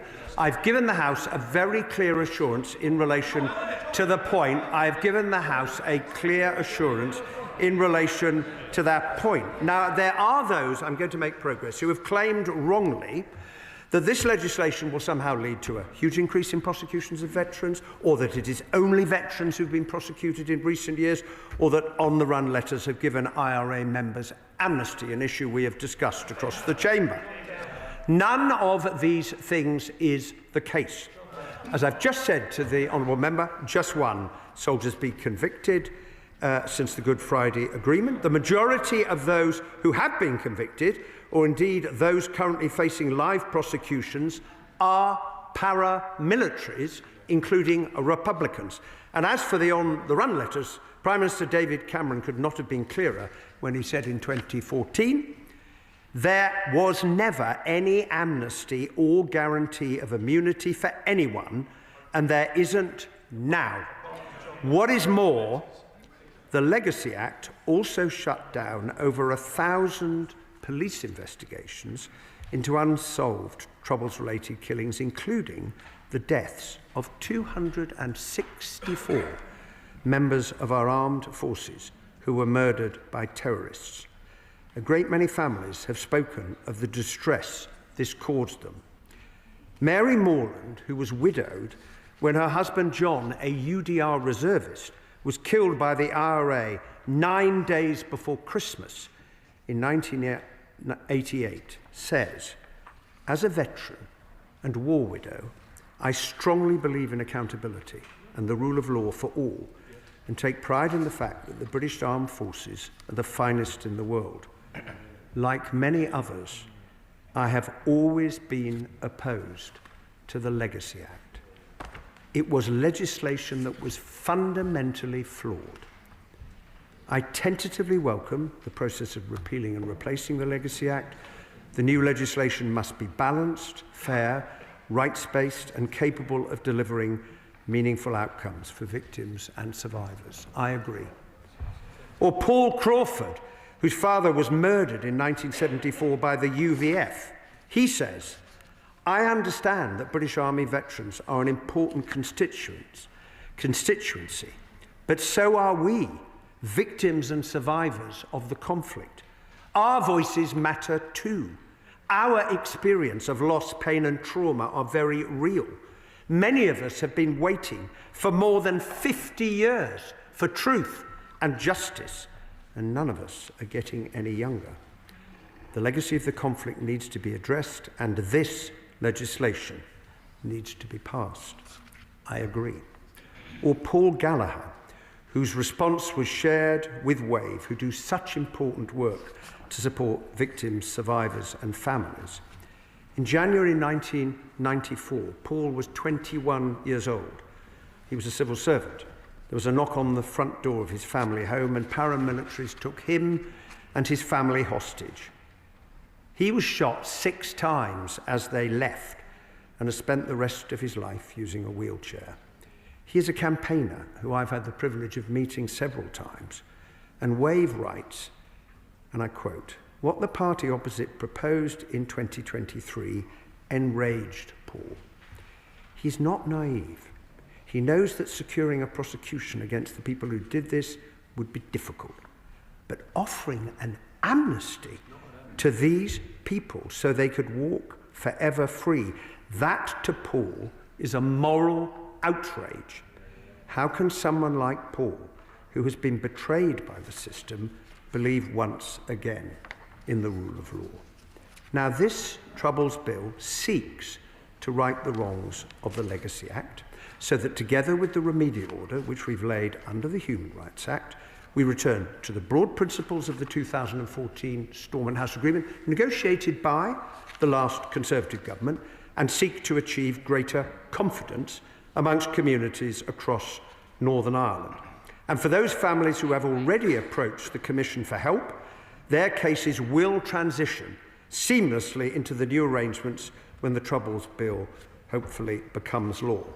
And under the joint framework we announced in September, the Irish Government has made important contributions, including to cooperate fully with the Reform Commission by sharing information which for far too long, far too many families have not been able to see. But let me be clear, it is simply untrue for anyone to suggest that the Irish Government has been given any control or veto over the work of the Legacy Commission. Now, Madam Deputy Speaker, I'm going to turn now to the contents of the bill. The first part of the bill provides for the Independent Commission for Reconciliation and Information Recovery to be renamed the Legacy Commission. It also repeals Part 2 of the Legacy Act in its entirety and confirms the meaning of the Troubles and other terms. Part 2 outlines the structure of the Legacy Commission, its principal functions and how appointments will be made. It will establish an oversight board led by an independent non-executive chair to hold the Commission to account, and the Secretary of State will consult when making appointments. There will be 2 co-directors for investigations of equal standing, one with experience of conducting criminal investigations in Northern Ireland and one with such investigation elsewhere. I will give way, and then I'm going to get through the rest of the instructions. Can I raise the issue of the Birmingham pub bombings with the Secretary of State? He is saying that the Reform Legacy Commission will have greater fact-finding powers, but can he set out why the families, including those of the Justice for 21 campaigners, should have confidence in the Reformed Commission to get to the truth of the Birmingham pub bombings? My honourable friend raises an extremely important point, for the simple reason that the Commission has the power to see all of the information, all of the evidence, everything, and is already investigating the Guildford pub bombings, the M62 coach bombings, the Kingsmill massacre, and I hope that others, and Warren Point indeed, they are already investigating those terrible incidents. And I would encourage anyone who's looking for answers to approach the Commission and to see the changes that we will be making. Now, I'm going to need to finish my description of what's in the bill and then bring remarks to a close. All public appointments made by the Secretary of State must follow consultation with relevant persons, a list of whom will be published before the beginning of the appointments process.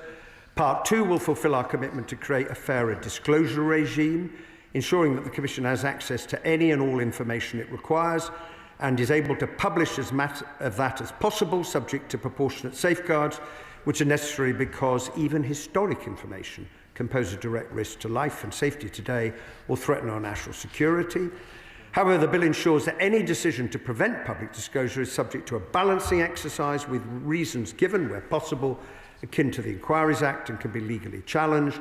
Part 2 also includes provisions regarding reviews into the performance of the Commission's functions and for the winding up of the Commission. Part 3 of the bill deals with the conduct of both criminal and fact-finding investigations and expands the referral process to enable family members, surviving victims and certain public authorities to request investigations.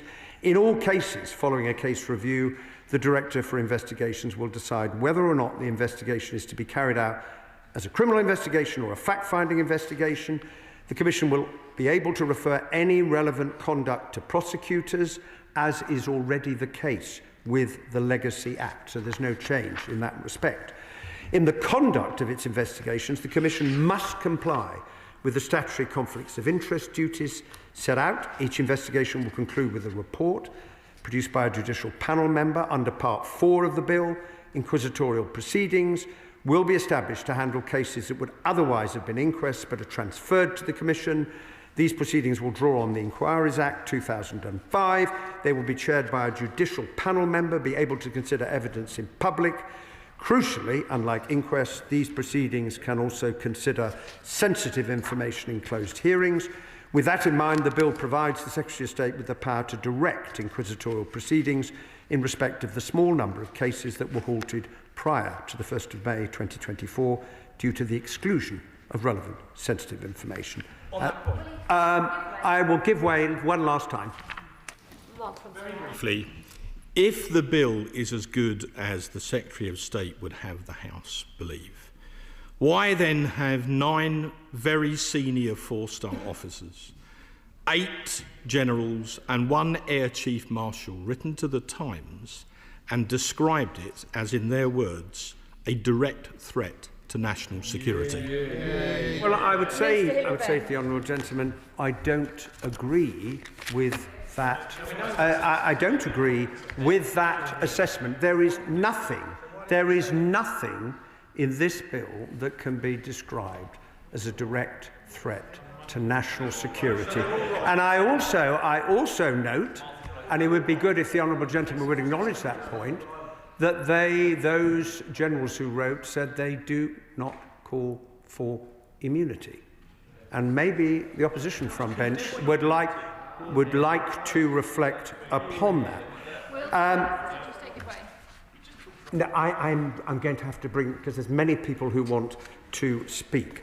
Part 5 makes provision for the inclusion of personal statements, allowing families to describe what the death meant to them. The Commission will have the power to refer troubles-related criminality to police officers, by police officers to the Ombudsman for Northern Ireland. Part 6 puts in place the necessary provisions to set up on a pilot basis the Independent Commission on Information Retrieval, as originally proposed in Stormont House. This will be an international body established jointly with the Irish Government to give families an additional means of retrieving information. Any information disclosed by individuals to the ICIR will be inadmissible in criminal and civil proceedings, and Part 6 also includes provisions to ensure that the work of ICIR does not impede on criminal investigations.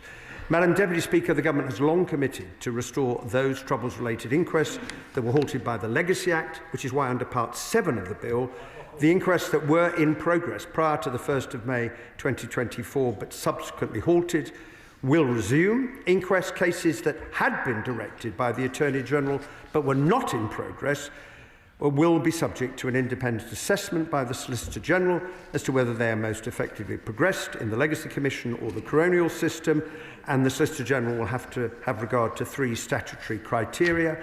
I now turn to Part 8 of the bill and the point raised earlier to do with the question of interim custody orders.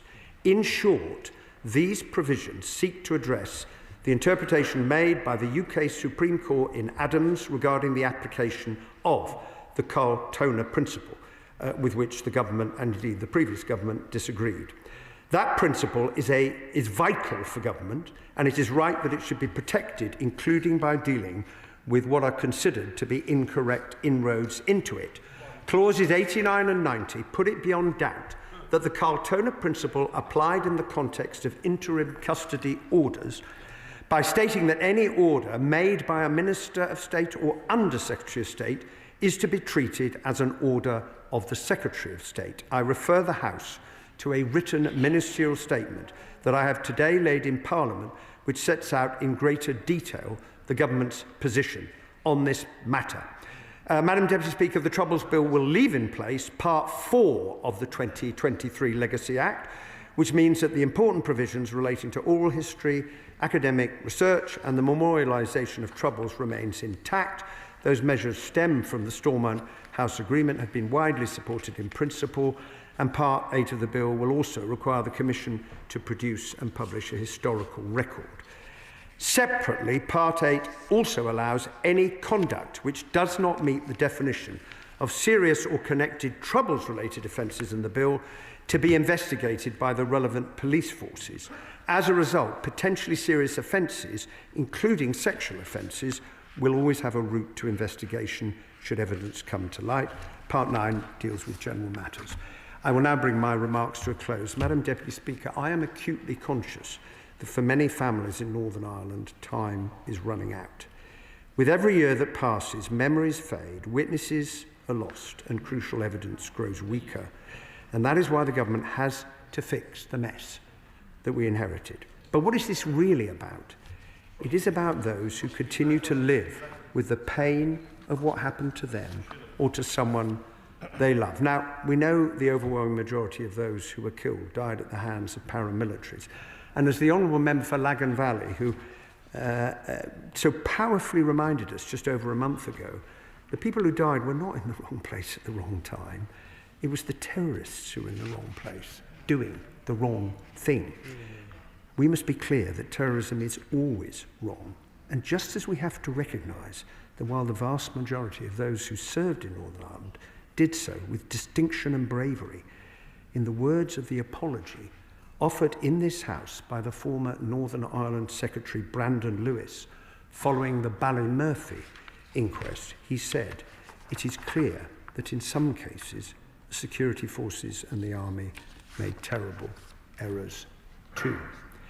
Madam Deputy Speaker, I believe this legislation represents our best and possibly our final chance to fulfil the unrealised ambition of the Good Friday Agreement. I accept that nobody will like everything contained in the bill, and that's inevitable given the differing views held by many. If fixing legacy was easy, we wouldn't be discussing it 27.5 years later.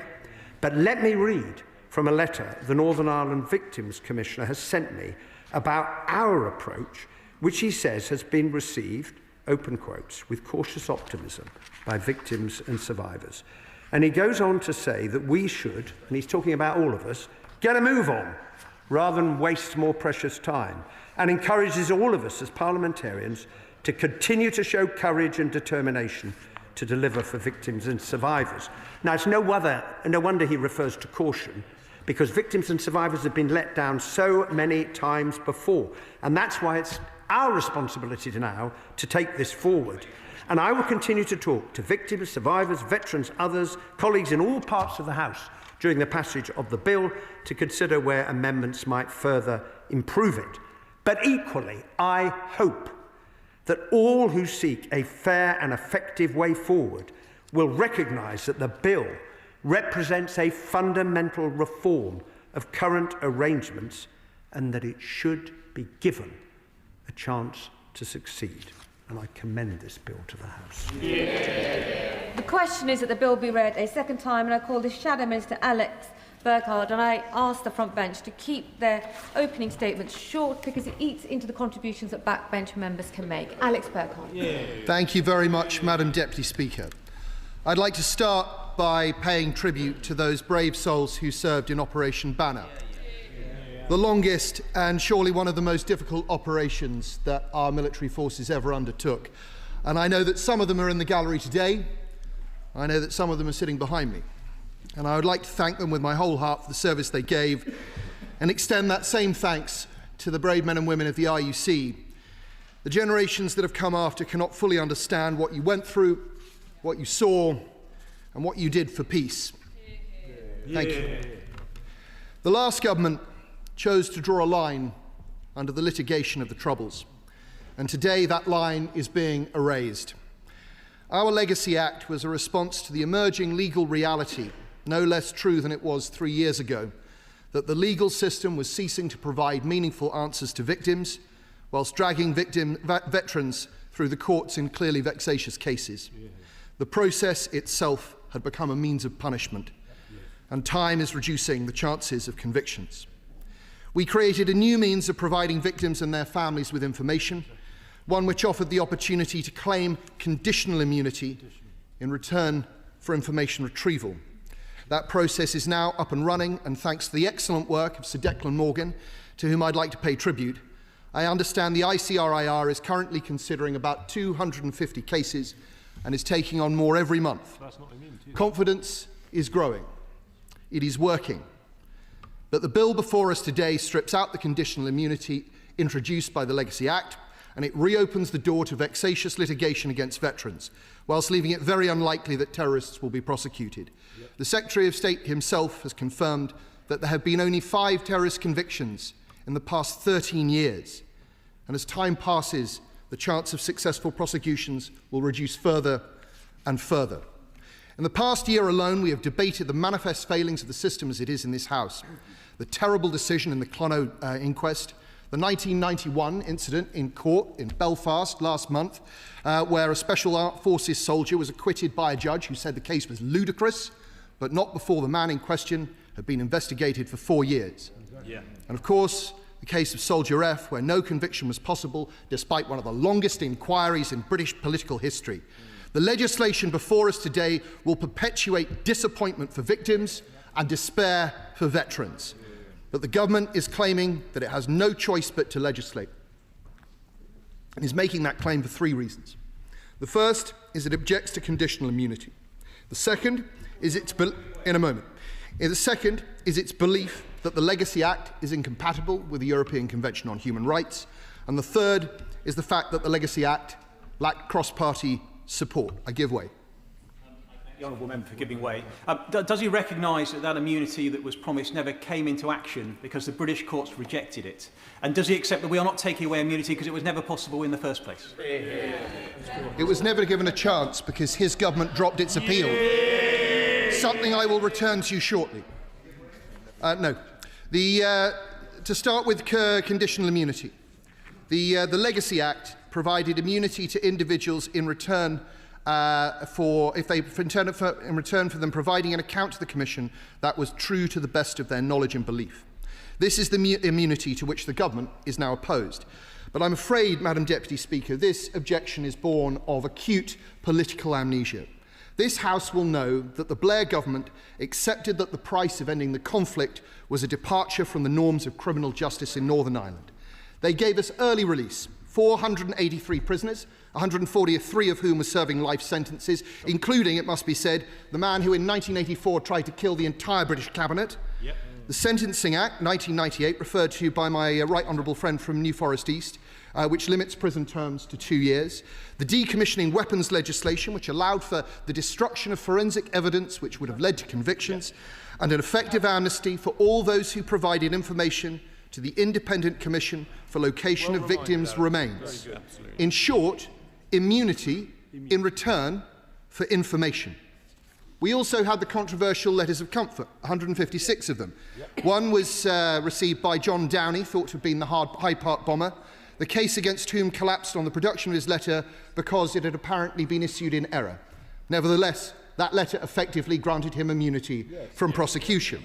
And even if, as Labour now claims, the on-the-runs were not intended to grant immunity, the use of the royal prerogative of mercy on at least 13 occasions certainly was. And even if that was not enough, it was very much the intention of the last Labour government to create a scheme for immunity. We know because in November 2005, Peter, now Lord Hayne, Secretary of State for Northern Ireland, brought legislation to this House in the form of the Northern Ireland Offences Bill. This was intended explicitly to create immunity from prosecution for terrorists. It was on the face of the bill. And the Secretary of State, the now Secretary of State, was in the Cabinet at the time.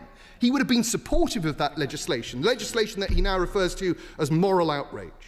The government eventually dropped this legislation, not because of opposition in this House, but because the opposition of Sinn Féin, who withdrew their support once they discovered that the scope was going to be... I will give way in a moment. Once they discovered that the scope was being extended to cover the security forces and the police as well. I give way to the honourable gentleman. Take this opportunity to refresh the opposition spokesperson's memory. Sinn Féin actually supported that piece of legislation. Gerry Adams was on record as supporting that piece of legislation. I wonder why. Because they also supported, at one point, amnesty for everybody because it suited them. Why was that piece of legislation overturned? Because the Bloody Sunday families pressurised Sinn Féin, who in turn pressurised the government to drop it. That's what happens. Well, I hate to disagree with the honourable gentleman, but if he goes back and looks at the news stories from the time, he will discover very clearly that Sinn Féin withdrew their support for the bill once the Labour government decided they would extend the scope of the bill to cover security forces and police officers. The Republicans never wanted equity. They wanted a one-sided agreement which would privilege only the terrorists and not the army. I say all this, Madam Deputy Speaker, to highlight the absurdity of Labour's opposition to our legislation and to remind the House that the proposals which are presented to us today are the opposite of what Labour believed was necessary, in the words of Peter Hain, to complete the peace process 20 years ago. No doubt the government will say, as the Secretary of State has already said, that they have no choice but to change our legislation because it was found to be incompatible with the European Convention on Human Rights. But that is only partially true. Whilst it is the case that the High Court in Belfast found that conditional immunity was incompatible with the ECHR, I'm sure that the Secretary of State knows that the High Court in Belfast, despite its considerable strengths, is not the summit of the UK legal system, and that the last Conservative government was appealing its finding, and when the Labour Party came into power in July 2024, they dropped that appeal, and they have never explained why. They've never explained why. They had every opportunity to take it to the highest court in the land, and they declined to do so. In legal circles, Madam Deputy Speaker, that finding is considered highly disputable. Why? Because the law strongly suggests that if the same logic was applied to the peace process legislation that I've already mentioned, the Sentencing Act 1998, the Decommissioning Weapons Act, the Location of Victims Remains Act, then all of that legislation would be deemed incompatible with the European Convention and would have to be struck down. Will my honourable friend allow me? I would happily give way to my right honourable friend. Even had the Supreme Court opined on the matter and judged it to be incompatible, that would not have changed the law. This House is not required to respond in any way to a declaration of incompatibility by a court. This House remains supreme. My right honourable friend is, as ever, entirely correct. The courts have no power to strike down statute. They can advise this House to remove legislation. And this is obvious. I'll happily give way to my right honourable friend. I'm grateful to my right honourable friend. When he says that it's highly likely that an appeal would have succeeded, in support of that, I cite the fact that the Defence Committee took evidence in great detail from 4 professors of law in 2017. They were not talking about that specific act, but they all agreed that it was possible and legal to combine a statute of limitation providing that there was a truth recovery process. And that was a range of people from Professor Richard Eakins, shall we say, on the right of centre, to Professor Philippe Sands on the left of centre. It was possible, it was legal, and even if that law was struck down, something similar could have been put in its place. I thank my right honourable friend for his intervention, and I remember a similar intervention he made in 2017 and again in 2023 on just this point, based on the work that his committee had done. The Secretary of State has now introduced a draft remedial order to eliminate the parts of the bill that are deemed to be incompatible. But as the Secretary of State knows, because I've written to him on this subject twice, this side of the House does not believe that that remedial order is appropriate, certainly not yet appropriate. And that's because earlier this year, the Northern Ireland Veterans Movement was granted permission to intervene in the case of Dillon before the Supreme Court, specifically on the issue of compatibility. On the 15th of October, that intervention was heard, and if those arguments are accepted, the Supreme Court has the power to quash the declarations of incompatibility. This means that the Secretary of State has no legal basis at this time for that remedial order. He has acted, or rather, if he pushes it to a vote, he will be acting ultra vires. Because under Section 10 of the Human Rights Act, the government can only issue such an order unless and until all appeals in relation to the declarations of incompatibility have been determined or abandoned. In this case, they have not. And the government must not move a vote of on the order unless and until they have. And I hope the Minister at the end will offer some clarity on the next steps. My party has been clear. The European Convention on Human Rights should no longer be considered an obstacle to doing the right thing. It is not a holy text, and its jurisprudence is forcing governments to do unholy things. And since legal advice of the highest order has now twice shown that the United Kingdom can leave the Convention without breaking the 1998 agreement, this is what the next Conservative government will do.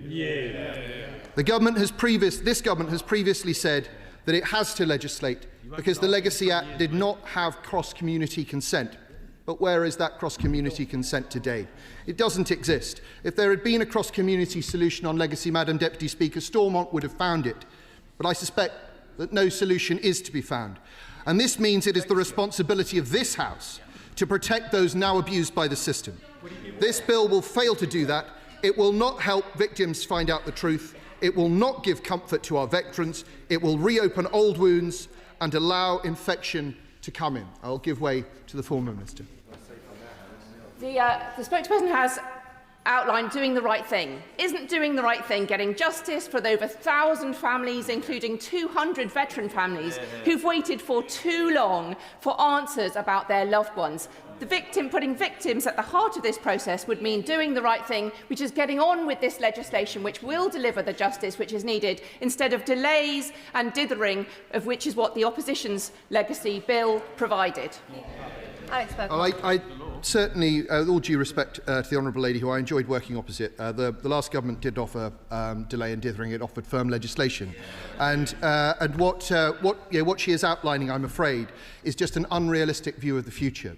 What we've seen is that we have many cases come forward and very few convictions, and the people who suffer in that process are veterans. Veterans like the gentleman I referred to a moment ago from a case in 1991, 4 years of investigation with a ludicrous case at the end of it. You know, what is happening today is that victims are being promised something that will never be delivered on, and veterans are being told that they don't matter. I'm going to make some progress. In committee, Madam Deputy Speaker, we'll have plenty of time to discuss our particular concerns with this legislation, but I will raise a small number here today. First, the bill deliberately shifts the focus towards criminal prosecutions. Section 36 says investigations are to be carried out as criminal investigations unless there is no realistic prospect of information obtained being provided to a prosecutor. I suspect veterans will be those most likely to be prosecuted. Second, the bill creates a 5-year time limit for family members and victims to request an investigation, but there is no such time limit for public authorities. Can the Minister tell us why not? This could rumble on forever. Third, the bill pays lip service to not repeating previous investigations, as the Right Honourable Secretary of State said, by saying that the Legacy Commission will only do so when repetition is necessary, that's sections 30, 31, 36, 51, 84, or when duplication is essential, section 36. Now, I fear that some lawyers will have a great deal of fun with those words. How long before every attempted reinvestigation becomes necessary? How long before every attempted investigation becomes essential? I fear this is no protection at all. Fourth, the protections for our veterans are a mirage, not just because they are largely available already, but because they clearly apply to terrorists as well as veterans. Fifth, I have received in the past few days a lot of communications from veterans about the role that Ireland will play in the new Commission, and I'm sure they will be reassured by the remarks that the Secretary of State made in his open remarks that Ireland will have no formal process within the Legacy Commission. But what is clear is that the bill makes provision for the involvement of international figures. Will those international figures be given access to national security information? Now, can the Minister be clear on that in his closing remarks, please? Sixth, I will give way first to my honourable friend and then to my honourable friend. I thank my honourable friend for giving way and for setting out so clearly the wrongs of this bill. A number of veterans called my office yesterday in great distress, and one of their concerns was what this bill means for future recruitment to the armed forces, which so far has not really been covered in this debate, because they believe that if you sign up willing to give the ultimate sacrifice, that your country should stand behind you. So can my honourable friend please set out why this bill risks so heavily future recruitment to the armed forces, and therefore why it's just another reason this bill is absolutely wrong? Alex I thank my honourable friend, and I concur greatly with her remarks, to which I shall return in a few moments. Give way to my honourable friend. The Secretary of State, the Secretary has pointed out that the Secretary of State has assured us that no input from the Irish Government will be in this bill. Yet, first of all, the Irish Government were the only ones consulted. Secondly, there will be appointments made. And does he see the possibility that a government which has acceded to the demands of the Irish Government in this bill could also accede to suggestions for people to be nominated to the advisory committee, and therefore they can have Irish proxies on this bill, despite the assurances given by the Secretary of State?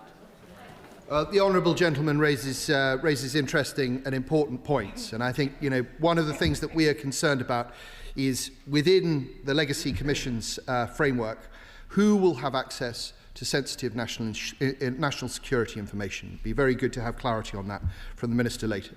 Seventh, there was some confusion on the Labour front bench recently about whether former IRA personnel would be able to serve as a Legacy Commission officer or to sit as a member of the Victims and Survivors Advisory Group. And perhaps the Minister could clear that up and provide legal guarantees when we get to committee that won't be the case. I'll give way one more time to the honourable gentleman. Grateful to the Shadow Minister for giving way. Would you just remind the House who's actually in government in Northern Ireland and if there are any former paramilitaries involved at all? The Labour Party is in power in Northern Ireland. It's the government of the United Kingdom. As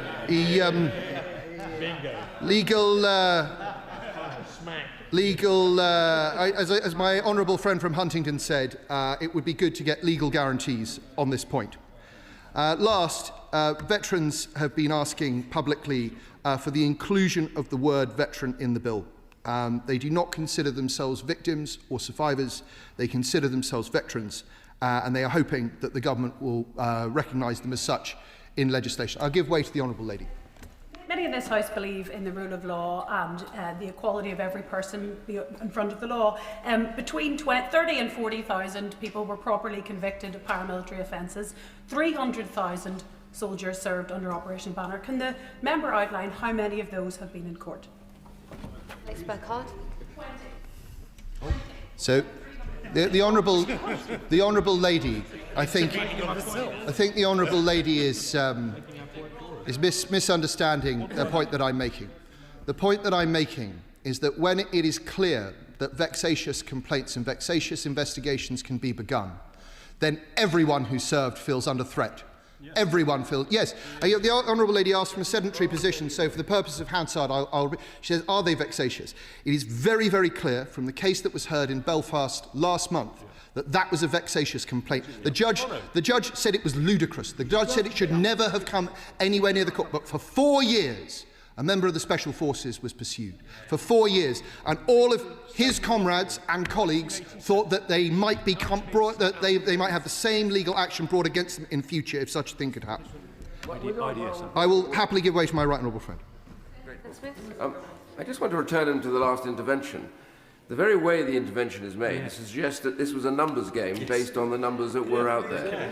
The fact is that, no, with respect, I actually served out there. I can tell you something about this. The reality is that the British Army was sent to hold the peace against terrorists setting to kill people deliberately for their own political ends. Isn't it wrong to equate the two as though this was a ridiculous number? Before Alex Burkhardt responds, my right honourable friend. Alex Burkhardt responds, it's important that we keep the debate well-tempered, and the term "you" from a senior backbencher should not be used. Alex Burkhardt. Thank you, Madam Deputy Speaker. My right honourable friend, as ever, is a bastion of good sense and reminds us that there is no moral equivalence between the people who were sent to try and keep the people in the services of Northern Ireland safe and the people who were terrorists. Finally, we note under the terms of the agreement that the Republic of Ireland has committed to legislate to enable the fullest possible cooperation of the relevant Irish authorities with the Legacy Commission. And look, we sincerely hope that this is true. There are many secrets of the troubles yet to be disclosed from sources south of the border. From the huge number of extradition requests Dublin refused between 1973 and 1999, to the long, long list of cases of collusion between the Garda and the Provisional IRA, which have not been properly dealt with, it is clear that the South has never taken full responsibility for the blind eyes turned and the bad acts abetted. A test of this government's approach will be whether Dublin delivers, or whether this, as one representative of victims has said to me in the past few days, turns out to be another case of tea and sympathy with no action to follow. For the record, it is my party's strong view that if this bill receives royal assent, the Secretary of State should not commence the legislation until this House has at least seen the Irish legislation. In conclusion, Madam Deputy Speaker, there are no meaningful protections in this bill. There is no cross-party support. There are no legal barriers to continuing what the last government began. We find ourselves in a situation where retired generals, SAS veterans and the like are all telling this House not to proceed. They are telling us that there will be consequences. Consequences for recruitment, for retention, for national security.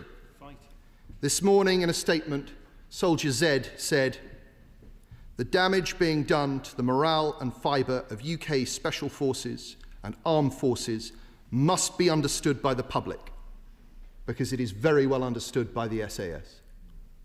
When such people speak, Madam Deputy Speaker, this House has an obligation to listen. The original question was that the bill be now read a second time. Since when an amendment has been proposed, as on the order paper, the question is that the amendment be made. All backbench contributions will be limited to 6 minutes, and I come to Paul Foster. Thank you, Madam Deputy Speaker. The peace process in Northern Ireland was hard won, and tough compromises had to be accepted by all parties.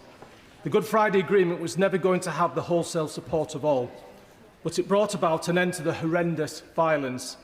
However, the Good Friday Agreement did not include a mechanism for dealing with unresolved killings during the Troubles, either by terrorists or the security forces, nor did it provide an amnesty for crimes which had not yet been prosecuted.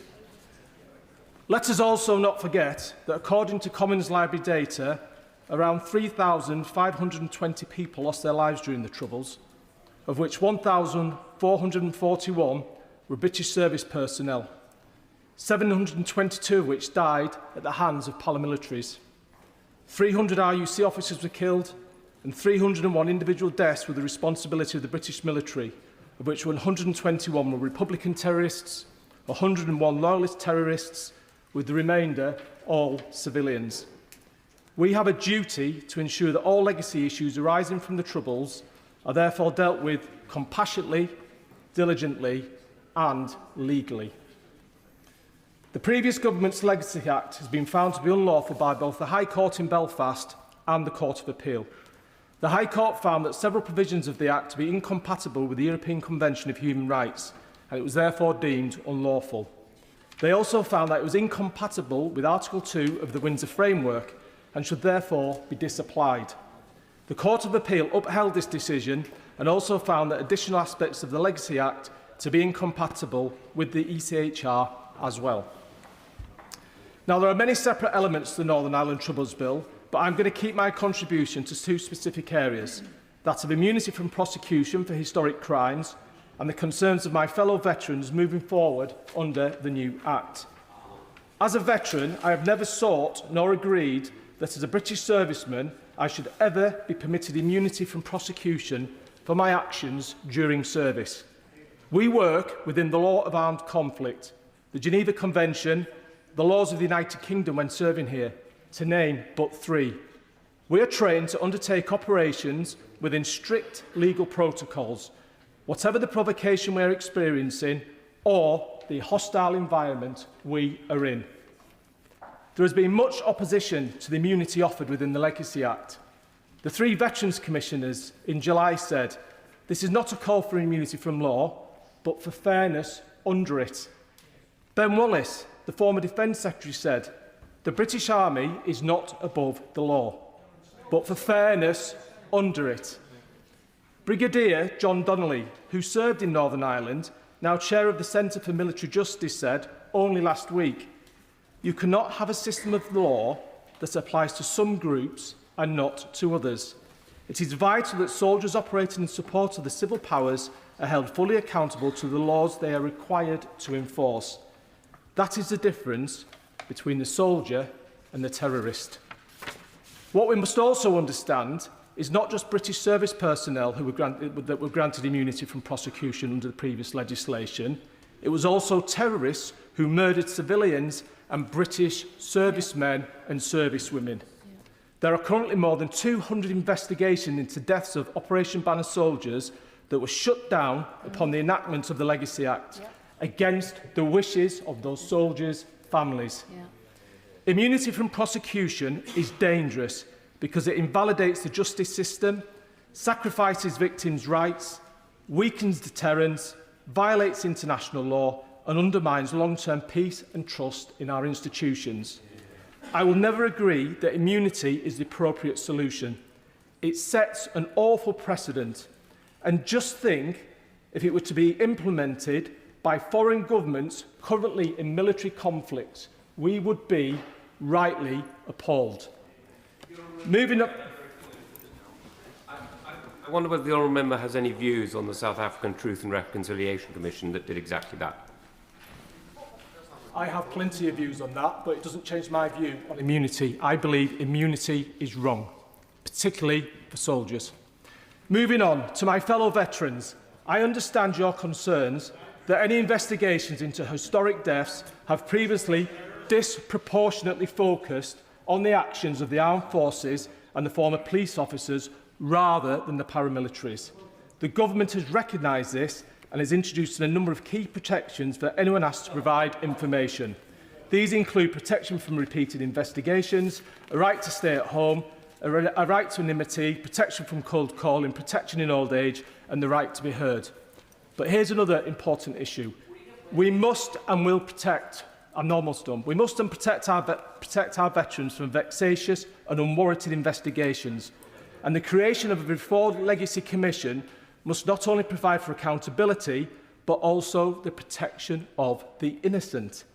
Legacy cases have dominated the inquest system in Northern Ireland, with coroner legislation dating back to 1959 that desperately requires modernisation.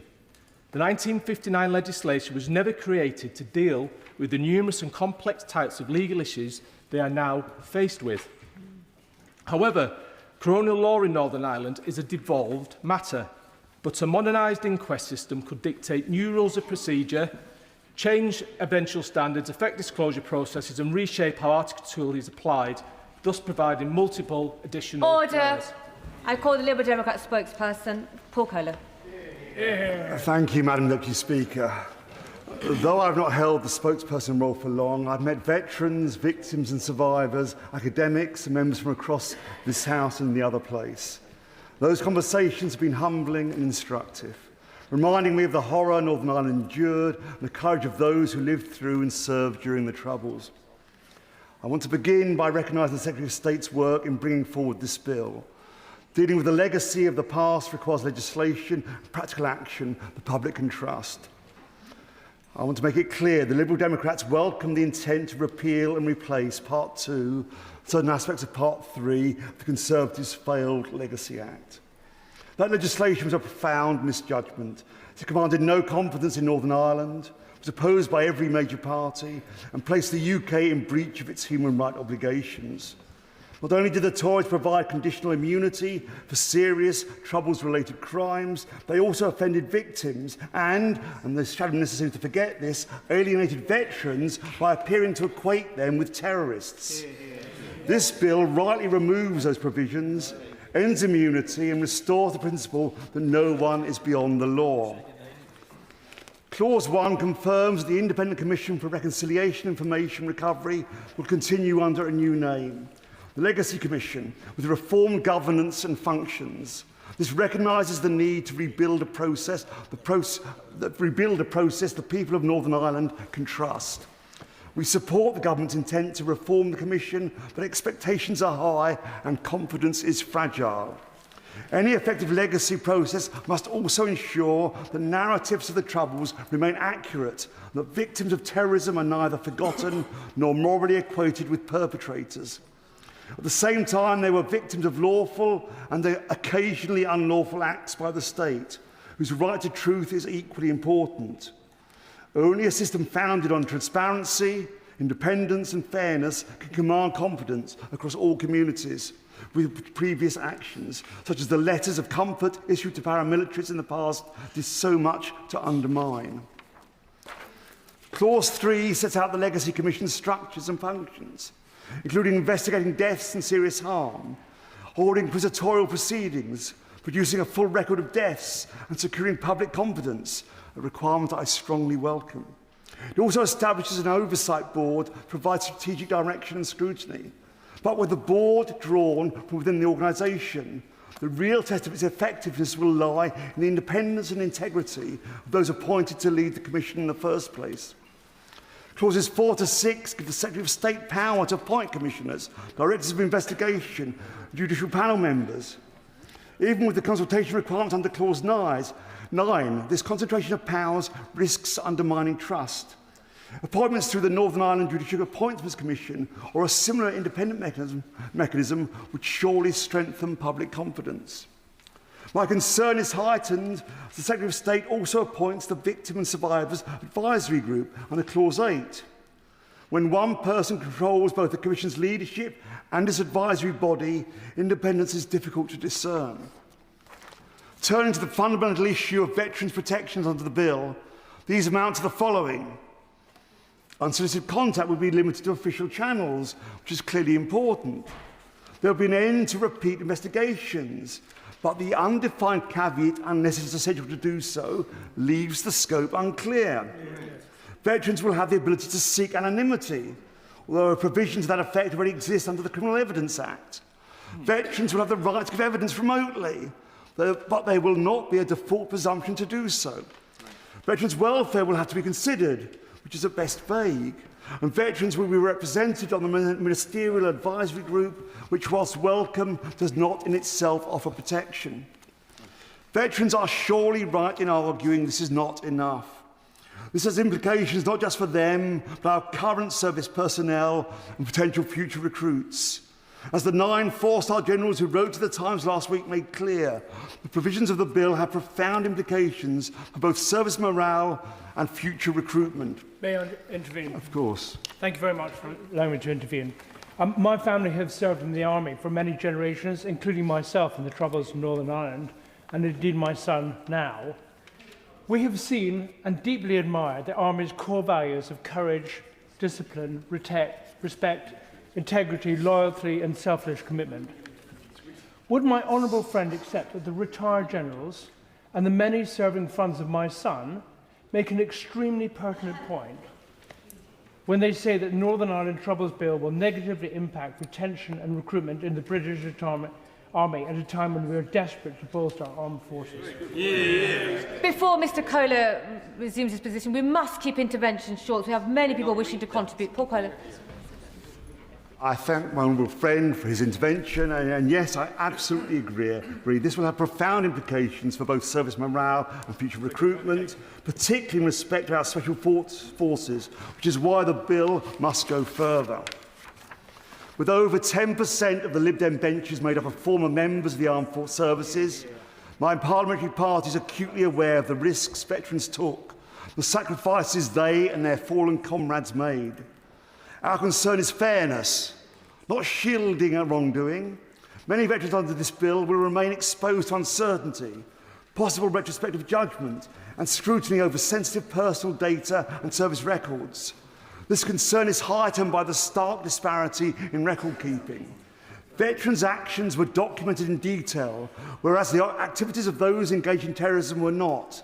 This results in an imbalance in documentary evidence that must be acknowledged and addressed. It is also noteworthy that whilst the state has protected itself through the Secretary of State's discretion over the handling of sensitive information, this bill gives veterans no such safeguards. Veterans deserve assurances that their service rights and data are treated fairly, securely and proportionately. I thank the honourable gentleman for giving way. The IRA campaign of terror against the British people was one of the darkest chapters in our history. The shields of Airy Neve Ian Gow, Robert Bradford and Sir Anthony Berry demonstrate that. Does he agree with me that the armed servicemen represented here today, they defended us, and it's this job, the job of this Parliament, to ensure that they are now defended? I thank the Lord for his intervention. I absolutely agree we must never equate our armed forces with the paramilitaries and terrorists on both the nationalist and unionist side. Veterans deserve assurance their services, rights and data are treated fairly, securely and proportionately. That's why we are calling on the government to come forward with binding statutory safeguards, including a clearer presumption against repeat investigations without objectively certified new and significant evidence, an expanded duty to consider operational context, strengthened welfare protections and a presumption of remote participation. It is, of course, important that the voices, not just of veterans, but all victims and survivors are heard. And Clause 8 does this by establishing a group to advise both the Legacy Commission and the Secretary of State. However, its members will be appointed by the Secretary of State, with its numbers limited to as little as 3 and no more than 7, which risks its voice being limited and its independence being compromised. But by concentrating sweeping powers in the hands of the Secretary of State, the bill risks creating an opaque system that offers little genuine parliamentary oversight or scrutiny. As honourable members are aware, there is already a Commission for Victims and Survivors, which has for almost 2 decades ensured those most affected by the Troubles are heard. There is a real danger that the proposed Victims and Survivors Ministerial Advisory Group, despite its separate function, might trespass into the existing forum's domain, which, with its wide range of perspectives, including veterans from both unionist and nationalist backgrounds and those who have served in the Crown Forces, has that all-important cross-community legitimacy. Trust is so important. Capturing that breadth and establishing that trust in the newly proposed, much smaller advisory group will be difficult. I therefore ask the government to clarify how the new advisory group will interact with the existing forum. Will the Commissioner for Victims and Survivors have a formal role in the advisory group? How otherwise will the voices of veterans and former security personnel who are both victims and key stakeholders be heard? I will. I'm grateful to Honourable Friend for giving way. Would you agree that with veterans who were sometimes serving in Northern Ireland, then pursued by the IRA to Germany and attacked there, what they deserve is more reassurance than the words that duplication will not occur unless it's essential? I thank my honourable friend for their intervention. I absolutely agree we must go further, must do more for veterans. This bill does not go far enough at this stage. My party has always opposed the Legacy Act, but we are clear this replacement must address the legitimate concerns of veterans. However, as one can see from the joint statement issued last night by the Veterans Commissioners of the devolved nations, that is not currently the case. Right. They have expressed concerns shared on these benches. The bill, as currently drafted, does not provide sufficient safeguards for veterans, nor against lawfare, historical narrative revision, and disparities between how ex-security personnel and others will be treated. That's why my party submitted a reasoned amendment and will be supporting the Conservative one to deny the bill a second reading until the fundamental issue of sufficient protection for veterans is addressed, along with enhanced parliamentary oversight, safeguarding the independence of appointments, clarifying the role of Victims and Survivors Advisory Group, and ensuring no government can use ministerial discretion to shut down the search for the truth. I realise that will disappoint the Secretary of State, but I reiterate what I said at the beginning of my speech. My party commends him for all his hard work in seeking to move forward from the Tories' failed Legacy Act. Its successor, however, must command genuine confidence across all communities whilst ensuring our veterans' peace of mind. I pledge on behalf of my party to do all we can to help him achieve that goal. Tanya Antoniazzi. Thank you, Madam Deputy Speaker. And as Chair of the Northern Ireland Affairs Select Committee, we launched an inquiry into the government's emerging plans in December last year. Since then, we have received almost 80 pieces of written evidence, held 8 evidence sessions with representatives of victims and survivors, veterans, retired police officers, human rights groups, and heard twice from the Secretary of State. So I thank him for that. Importantly, too, we visited Northern Ireland to hear first-hand from the people directly affected by the Troubles, meeting victims and survivors from all communities and none, hearing their concerns, their requests, and most movingly, their stories. Because of the timing of the announcement of the joint framework and then the bill, we have been working at pace to gather new evidence on the government's plans. But I hope we can do, when we have yet to consider and agree a report into our inquiry, but I hope we can do this shortly before the bill returns to the floor of the House for its committee stage. So the points I shall make in my speech are based on the evidence of my committee, but any conclusions or recommendations I may make about the government's proposals are my own. One question, Madam Deputy Speaker, that we have consistently asked those we spoke to was, have the government consulted you on their plans, their proposals? But the answer from many that we have listened to, they have said that they have felt listened to but not heard. I know the Secretary of State's response to this has always been gently that they won't know if we've listened to them until they see our proposals. But previous consultations on Stormont House, for example, were much more comprehensive than this one. Now it seems from many of the provisions in the framework and the bill that ministers have been listening, and I would like to thank him for that. But the point remains that if these proposals are to gain confidence from as many communities as possible, that includes veterans. The government is going to need to listen more, bring them along and enable them to take ownership of what is coming forward, and confidence will be key. The Independent Commission for Reconciliation and Information Recovery has been unable to garner the kind of trust and authority across the communities to carry out its work effectively, and we have seen evidence of that. And that is no fault of the Chief Commissioner, Sir Declan Morgan, nor any other senior commissioner or commission officer. We took evidence from ICRA in May and we met them privately, and we became very aware of the professionalism, integrity and decency with which the Commission has approached its work. Unfortunately, Madam Deputy Speaker, its roots in the Legacy Act hampered it from the beginning. Some people thought its investigations were too light touch, others that it wasn't doing or able to do enough to address potential conflicts of interest between investigators and their investigations. We heard that its investigations were rigorous and could lead to prosecutions, and that it was introducing its own robust conflict of interest policy. But we know how when trust is lacking, reform, root and branch, seems inevitable. I would personally urge the Secretary of State, however, because many of the committee and myself have been so personally moved by listening to the families that we have met. I would personally urge him to ensure that the decision of the sensitivities and prejudice of documents held is actually going to be the decision of the Legacy Commission and not of the agencies currently holding that information and who need to pass it on. With regard to case referrals, stakeholders have submitted supplementary evidence to us on many of the government's proposals. For example, the government's plan to widen the range of people and organisations who can refer a case to the new Legacy Commission seems sensible.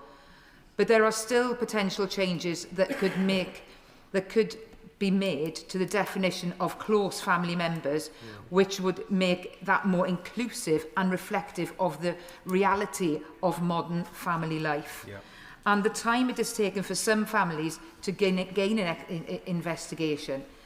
Because trauma and the search for truth, Madam Deputy Speaker, as we know, can be passed down to generations. I have to skip a large part of my speech, but one of the things I must address before I turn to some other provisions is down to resourcing. ICRA itself has pointed out the increase in demand on its services, something with which we will only continue under the new Commission. With greater responsibilities, including taking on coronial cases through its enhanced inquisitorial mechanism, funding is going to need review and be under continuous review. And it is to be noted that the resourcing of such organisations such as the PSNI and others with new demands on their records will also need to be considered. I'm going to draw my comments to a close here, but Madam Deputy Speaker, There is much that is to be commended in this bill, but there is also much that still needs to be worked on, and I look forward to bringing our inquiry to a close as part of the Northern Ireland Affairs Select Committee. Yeah. Sir David Davis. Deputy Speaker, this is a terrible bill.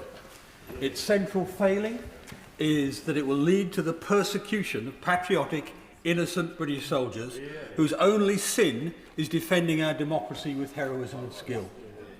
What it will do is recreate a circumstance in which soldiers are treated unfairly by the law. My right honourable friend, the member for Brentwood and Ongar, referred to the case of Soldier B and the judge's dismissal of it as a ludicrous challenge funded by legal aid. I've known Soldier B for 30 years. I count him a friend. He's tough and he's clever. And yet even for him, being dragged through the courts for 4 years and more on what is effectively a preparation for a murder charge would have been unbelievably stressful. The process, and the point he made, the point my right honourable friend made, the process is the punishment. 4 years of stress and wear and tear. Now, in Operation Banner, our soldiers assiduously obeyed the yellow card rules. But in Northern Ireland, the courts have sometimes interpreted these rules as requiring our soldiers to take almost suicidal risks.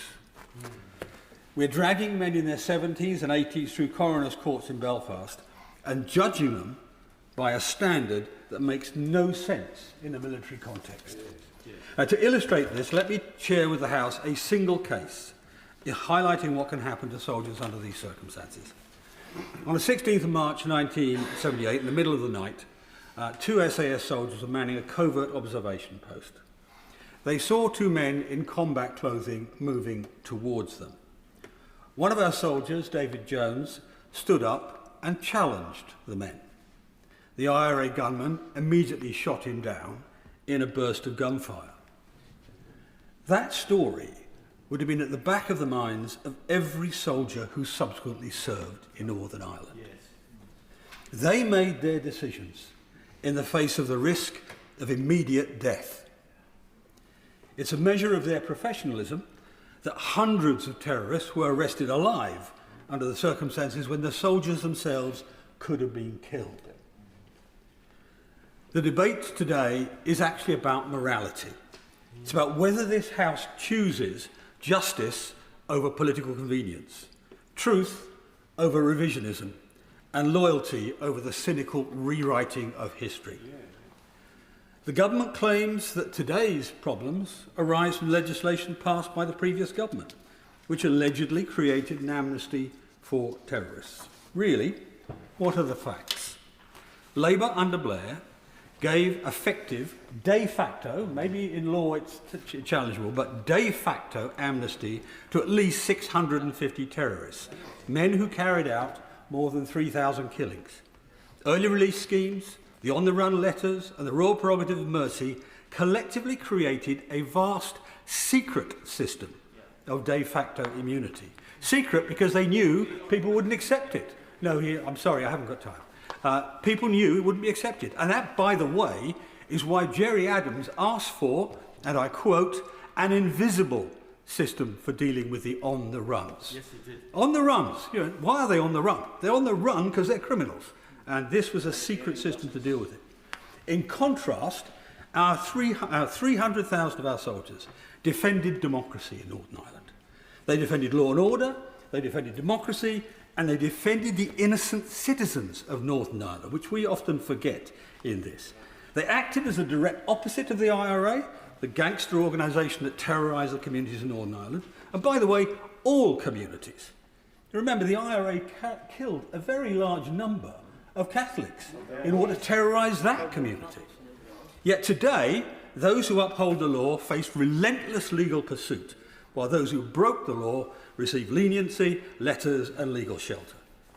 And let's not forget, the IRA are also protected by the fact that witness or would-be witnesses against them know they risk murder if they actually turn up. I was in Omagh, as it turns out, a few weeks ago, and I met a policeman who was shot by the real IRA or the new IRA or whatever label it's got today only a couple of years ago. Shot, I think, 6 times.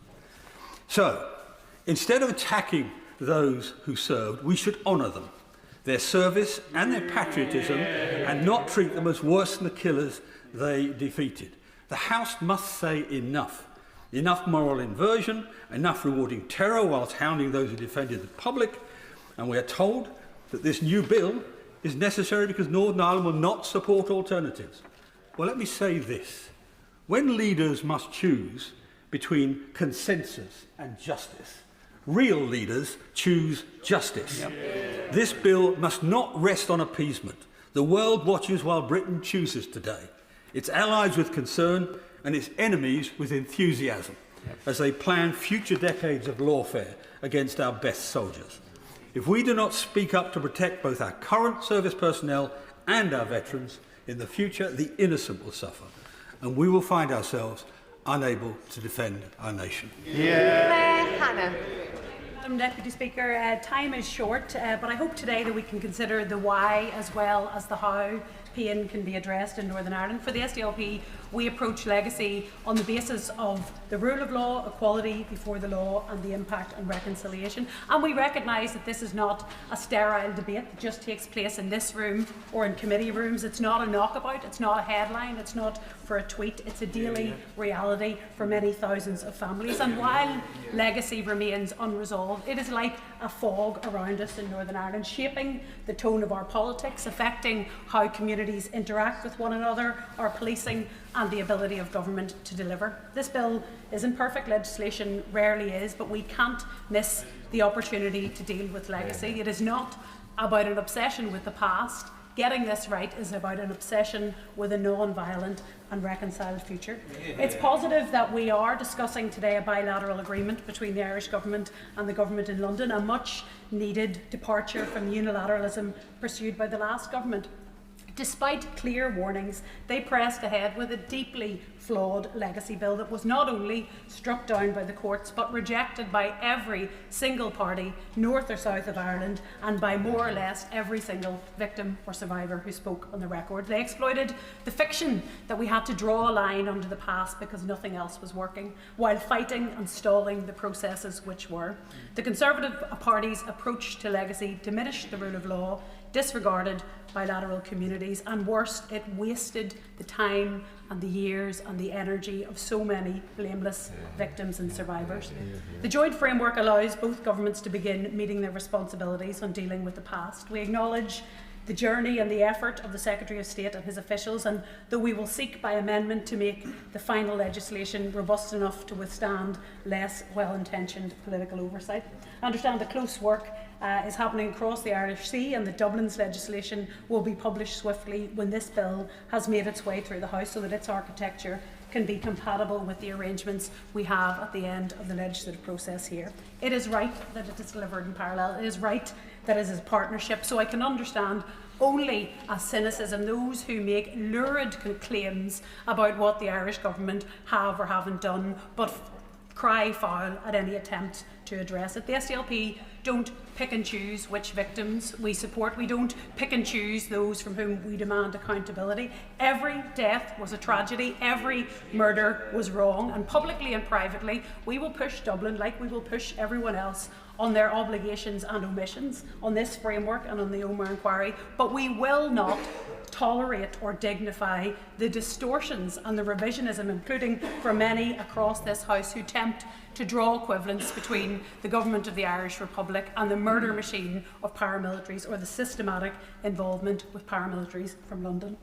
From the early days of conflict, victims have borne the most and asked the least. Lacklustre investigations by the release of prisoners, which we accept was a hard pill to swallow, but far out with the Good Friday Agreement, they've had that compounded by uneven transition for paramilitaries, by on-the-run letters, by decades of cynical memorialisation, and by the immunity scheme by the last government. Unlike others, the SDLP do not accept that violence was either inevitable or justified. Regardless of the context, for military commanders or for IRA commanders, violence was a choice. Planting bombs in busy town centres was a choice. Arming paramilitaries was a choice. Opening fire on innocent civil rights marchers was a choice. And brushing all of those crimes under the carpet, as the last government attempted to do, was also a choice.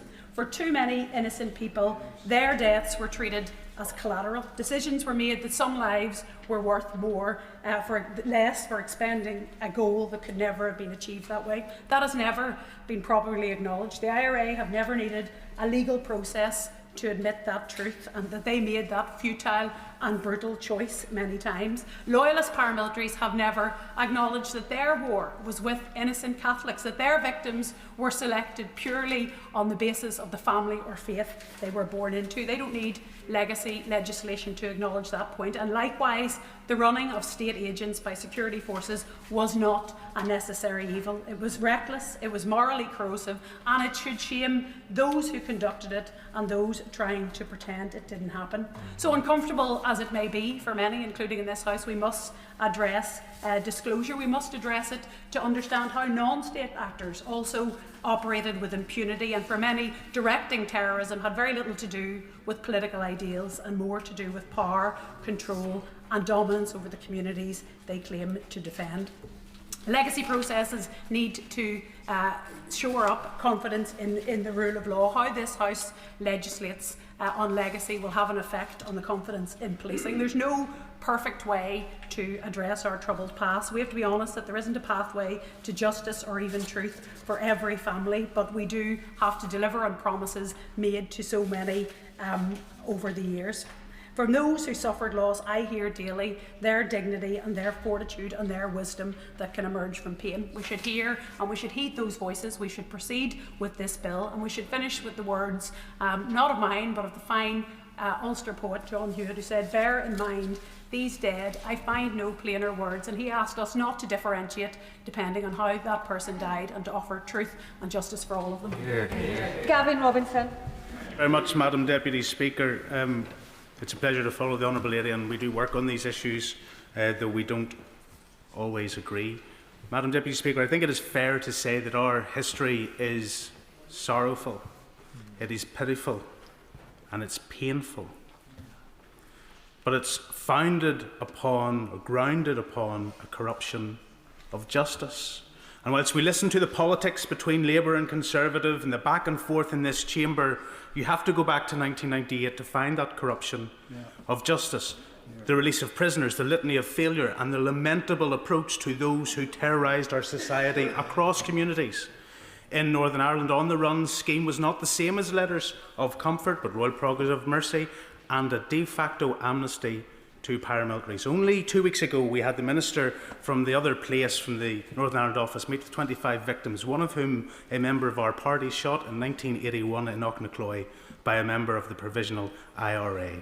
A champion within the Sinn Féin movement until he fell out with them. He sought sanctuary in Switzerland, he sought sanctuary in Sweden. Only when he became an opponent of the peace process was he ever amenable to justice. He stood as a dissident representative in the 2007 election, and he was arrested at the count and convicted for 20 years for attempted murder of one of my colleagues. That was a de facto amnesty for as long as he was brought in to the political process. We have heard, victims have heard, those innocent victims of Northern Ireland have heard this government promise to repeal and replace, and yet that's not what they are seeing. They have heard a promise to protect veterans, and yet that, Madam Deputy Speaker, is a mirage. There is no specific protection for veterans within this piece of legislation.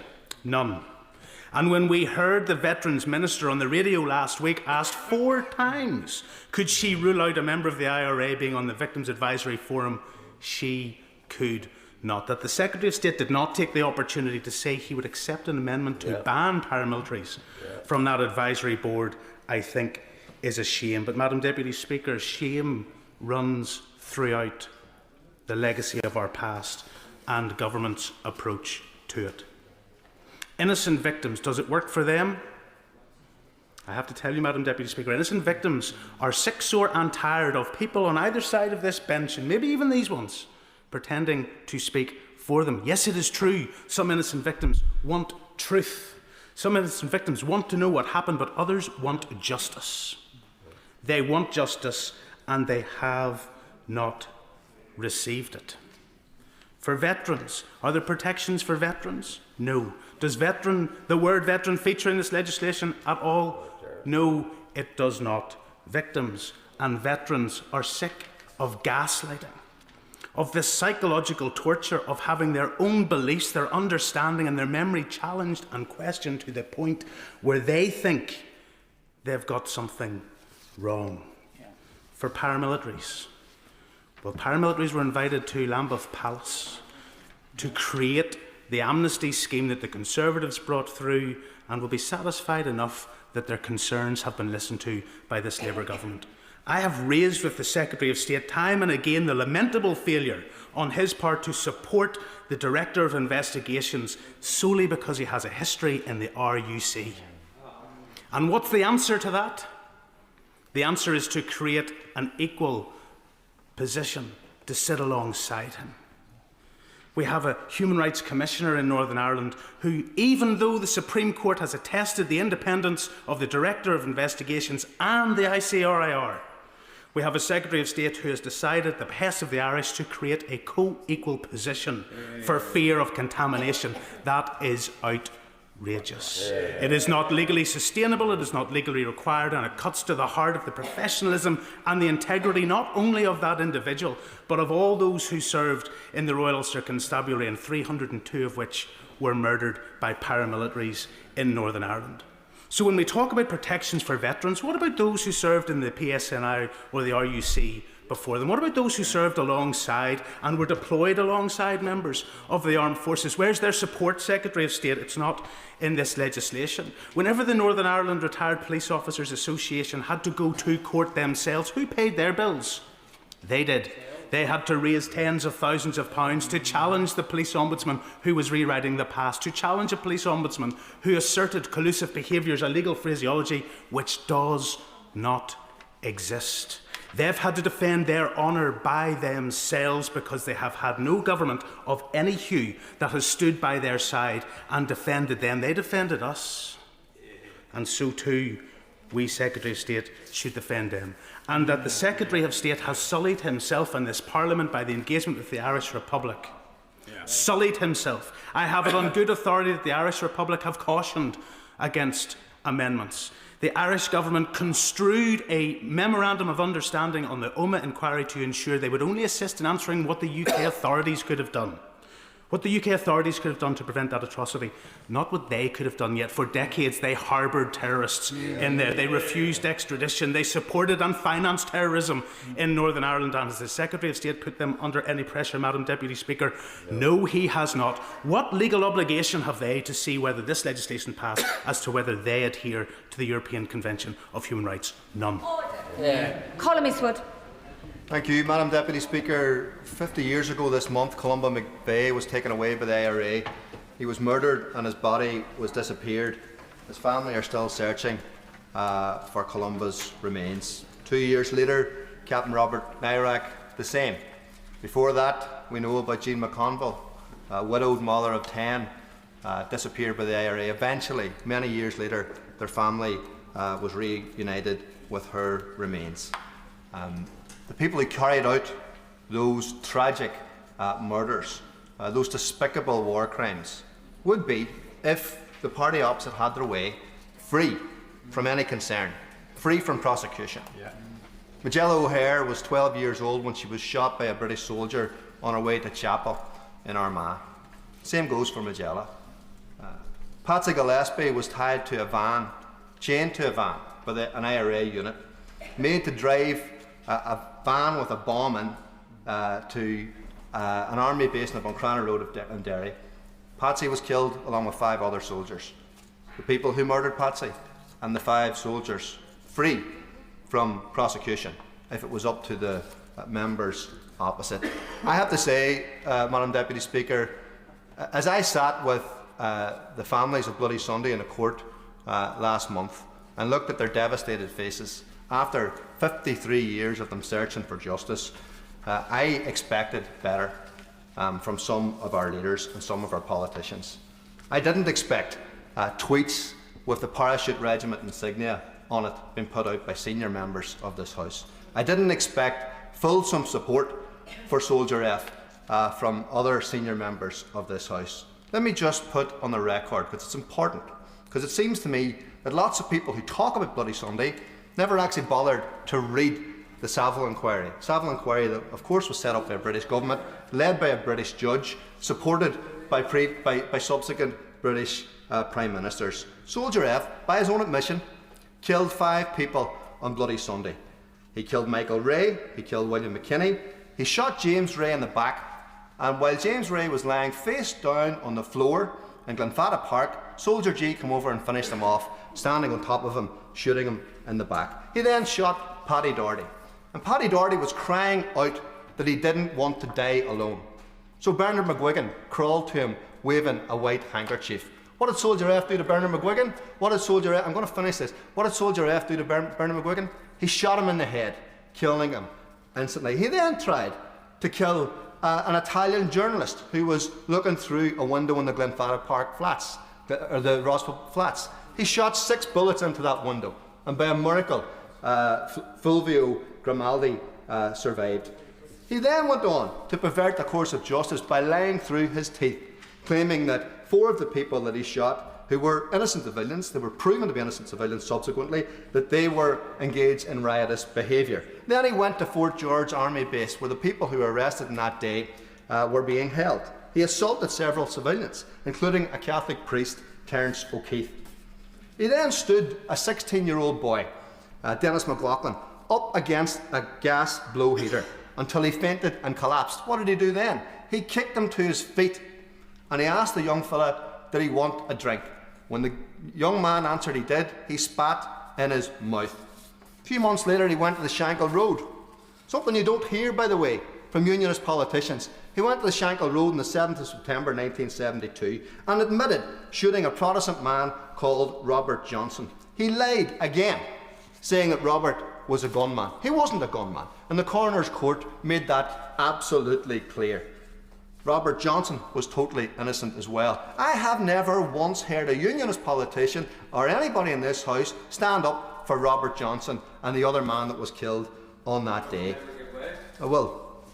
Is the honourable member saying to this House that the person he has just described, Soldier G, that his evidence, he has described him as a liar and a perjurer, should have been used to convict Soldier F? Does the honourable member not accept the verdict of our court? He appeals for justice. Our courts have given a verdict in Soldier F. Does he accept it?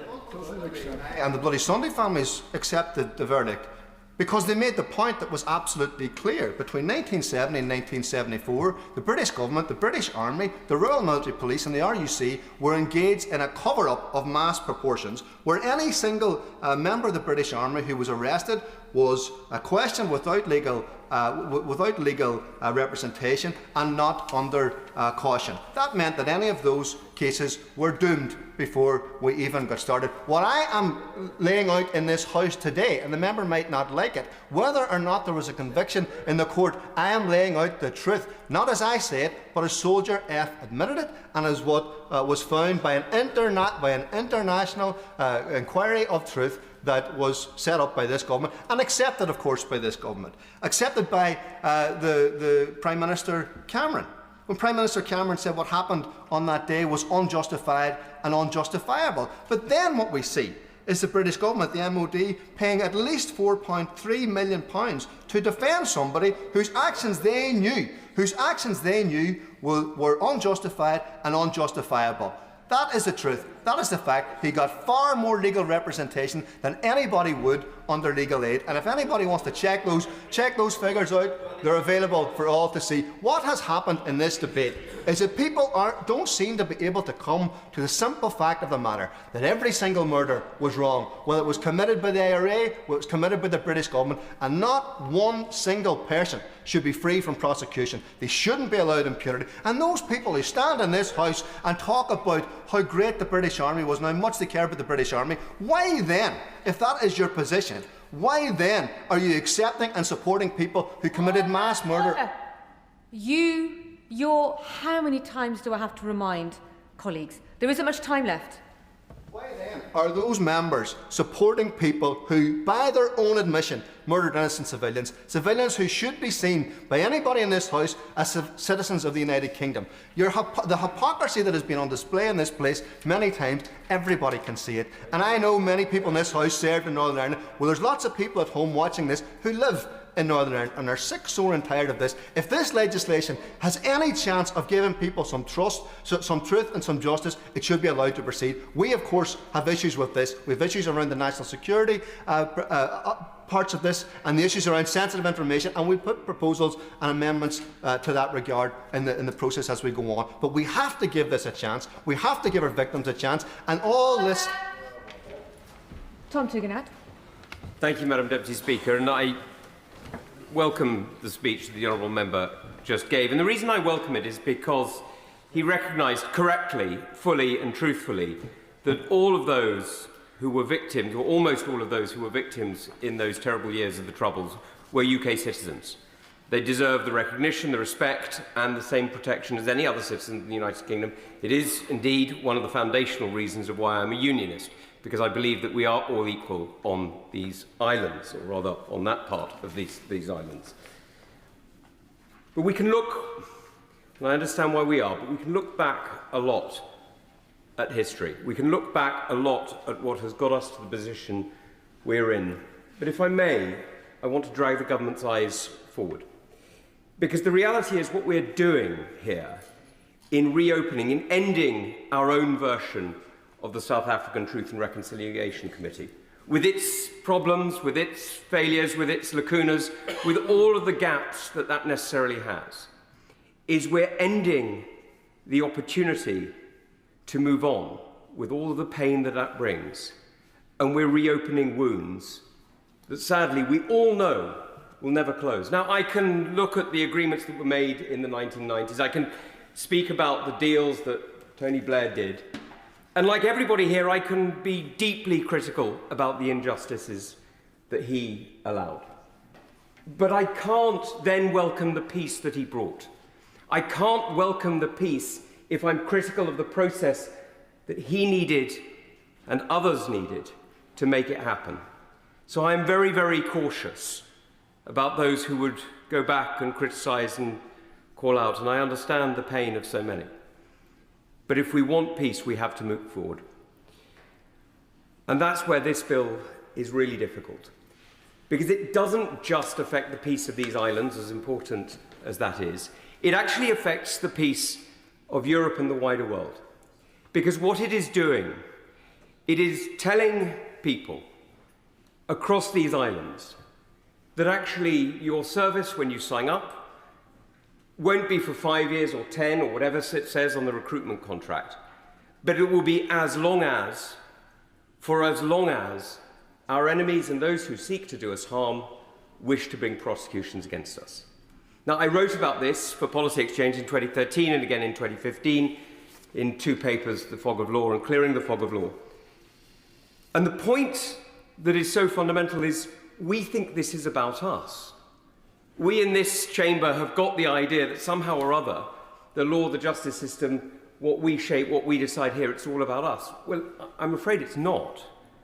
And you don't need to take my word for it. Read the Matrokin archive. Read what the KGB was doing, instrumentalising many honourable people in CND, but also some people who were willing to cooperate with the KGB. Read what the KGB and its successor organisations have been trying to do around the world, using the law as a way of continuing actions against British forces, in a way of actually disarming our forces before they get into conflict.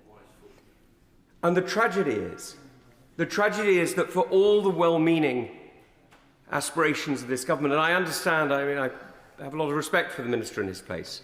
We've always got on very well, and I admire his dedication. The tragedy is that while, of course, he has a responsibility to the past, and so do the judges, and so do the inquiries, the system that was set up had inquiries, had an ability to find justice, had an ability to find the truth. Yes, it made a compromise that many of us didn't like. Yes, it made conditional immunity that many of us found, frankly, pretty abhorrent.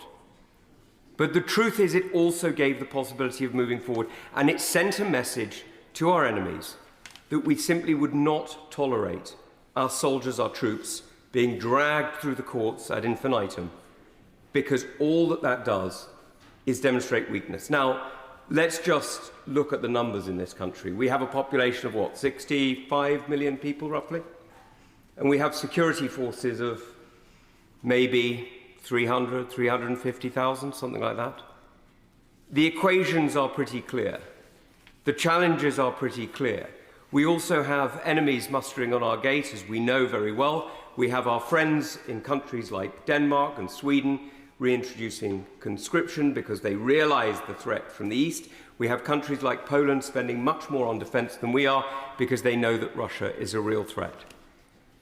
Well, we will simply not be in position to stand with them to defend ourselves or to defend our values if we are not willing to stand behind those who risked everything to serve our country. And let me tell you, as somebody who has fought on the front line, who knows what the heat, the dust, the confusion, the fear can be like, the difference between that and having to explain yourself in a courtroom 20 years later, when all you have is gossip and rumour, because nobody else was there, nobody else was telling the truth, nobody else was witnessing the reality of the difficult decisions you were taking, the idea of holding lance corporals and commanders all the way through, all we're doing is we are abdicating responsibility from ourselves who chose to send them.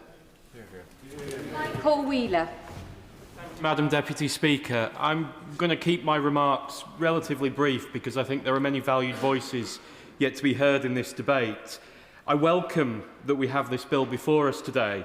Northern Ireland has a special place in my heart. It gave me my mum, treasured memories of time with family, and it is a place that will always feel part of me. But it also left that younger version of me with many questions about why curbstones in some places were painted red, white and blue, and about why the police had guns and their cars looked like tanks. As I said in the Secretary of State's statement last December, nothing can be allowed to jeopardise the progress that has been made in Northern Ireland. I've seen that progress firsthand. The streets of Belfast are a fundamentally different place, not just compared with the stories my mum tells of her youth, but also with what I remember from mine. But this progress is not finished, and peace should never be taken for granted. We must make sure that we get this bill right. So I welcome the measures in this bill to build a clear, robust and fair system with which justice and closure can be sought. The creation of a reformed Legacy Commission with strengthened governance, ensuring that the Legacy Commission has the powers that it needs so that answers can be provided to families, including those of servicemen and women, and a new approach to inquests and coronial cases will all help to provide the answers that are sought and needed by families still grieving. But we must also ensure that the system itself isn't used as a weapon. When taken as a package, I genuinely believe that the 6 measures included in the bill to protect veterans should provide us all with significant reassurance and should provide those who served with significant reassurance.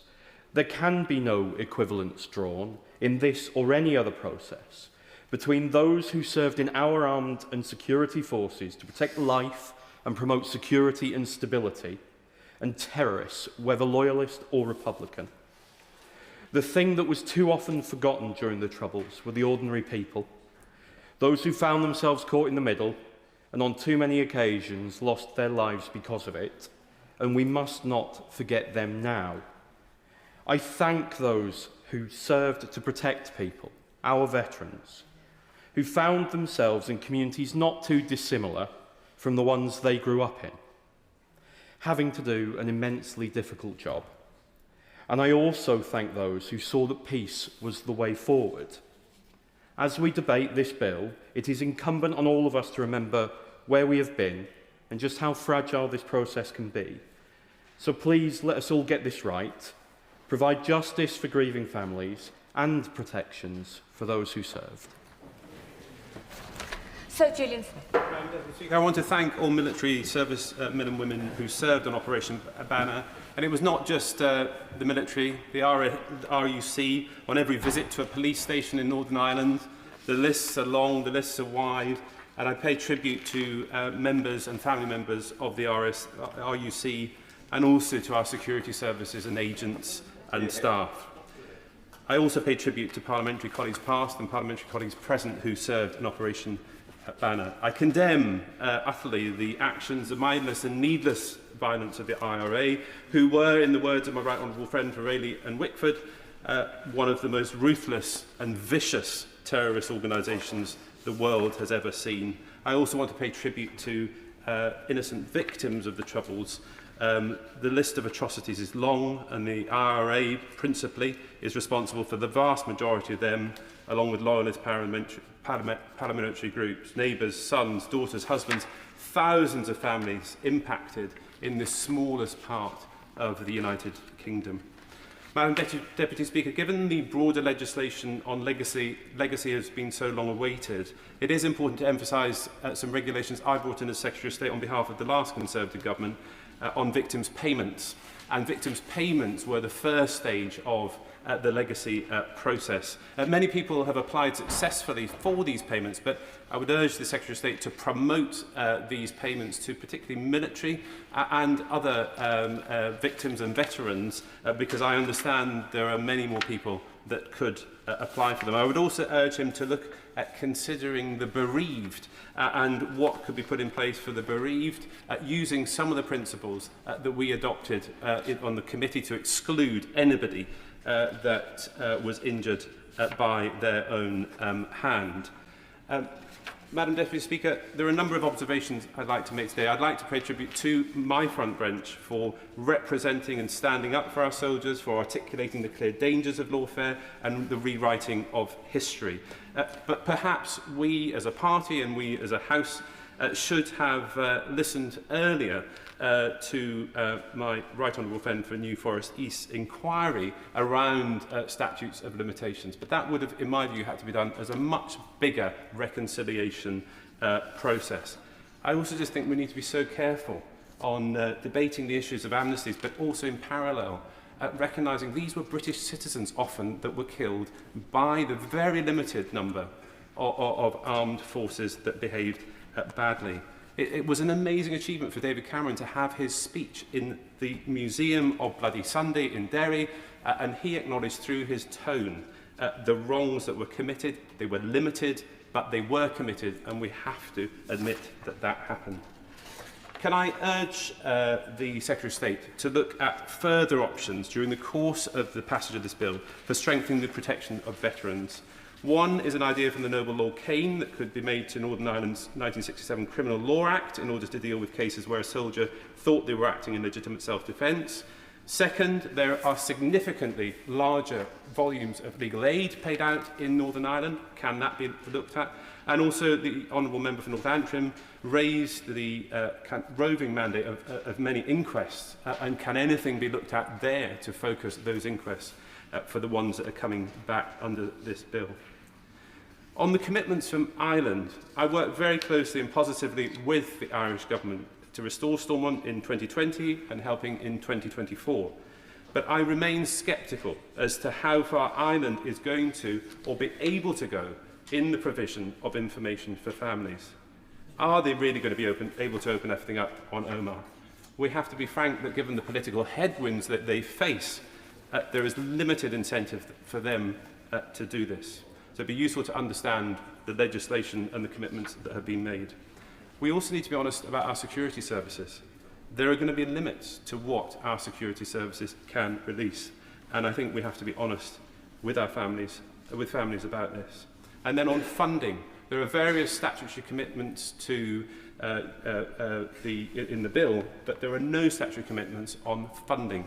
And Omar is about 15 million, for Nukin 20 million. There is a risk that day-to-day policing in Northern Ireland loses out in the absence of this funding. Madam Deputy Speaker, on memorialisation and reconciliation, the clauses in the previous bill remain. Again, who will pay for this? And how will the impossible task of getting consent on these matters be achieved. Having raised these questions, Madam Deputy Speaker, I know that many families in Northern Ireland and beyond still want answers and will hope that they can get them through this legislation. The lack of closure for so many leads to the next generation taking on the baton of grief and grievance. The issue for them is that time has not healed matters, nor has it lessened their pain. I hope that they can be front of mind as this bill is debated here and in the other place in the weeks and months ahead. I think of the many individuals and families, some of whom are here today, and I hope in what is probably going to be the last piece of legacy legislation, we can all bear those families and individuals in mind. Speaking limits have dropped to 5 minutes because there are too many members trying to contribute. I'm doing my best to get everybody in. 5 minutes. Liam Conlon. Can I start by thanking the member for Skipton and Ripon for his contribution today, very thoughtful. Ever since the Northern Ireland Legacy Bill was introduced by the previous government in 2019, thousands of innocent victims' families have waited to see this day. Of the many reckless things the Conservatives did to our relationship with Northern Ireland in their 14 years, I struggle to think of a more egregious example than the Northern Ireland Legacy Bill. It was a direct attack on the Good Friday Agreement, it undermined accountability and the rule of law, and it has caused significant pain to thousands of victims' families. And indeed, in the bringing forward of the Legacy Bill, there was no consultation with any victims' groups or families. And the member for Tunbridge referenced the South African Truth and Reconciliation Commission, but a key difference there is that it put victims' families and victims' voices at its centre. For people across Northern Ireland, the legacy of the Troubles is not a chapter in history, but something carried in every family and community to the present day. And I know this from my own family. I'm a relative of Father Hugh Mullen, one of the 11 innocent victims of the Ballymurphy massacre, which took place in 1971, one of the worst atrocities of the Troubles. Hugh was a Catholic priest and was trying to help another victim and offer the last rites when he was shot and killed unlawfully by a member of the Parachute Regiment. He was shot first in the abdomen and then again in the back as he lay on the ground. What is often missed in discussions about Troubles-related cases is that what followed often compounded families' grief. Hugh was labelled as a gun runner, and there were attempts to smear him, which couldn't have been further from the truth. But it would take 50 years for the words entirely innocent to appear on public record in a ruling by Mrs. Justice Keegan. I've had the pleasure of working with victims groups right across Northern Ireland on a cross-community basis, and I want to remark today on the words of Sandra Peake, the CEO of the Wave Trauma Centre, a fantastic cross-community charity. Sandra said, "Whatever the previous government's intention, the result would have been that terrorists who carried out the most egregious crimes imaginable would have been able to walk free if they told their story to the best of their knowledge and belief. They could say that they stabbed John Malloy, an 18-year-old, in a frenzied attack, leaving him to bleed to death yards from his home because he was a Catholic. And the state would say, 'Thank you, and we'll say no more about it.' A witness saw them laughing and dancing down the road after they murdered John. Thanks to the Legacy Act, they would still be laughing and dancing. When John's parents, Lyndon and Pat, were told by the previous government that they should grieve in private while evil perpetrators could celebrate in public. And this is not in the name of reconciliation."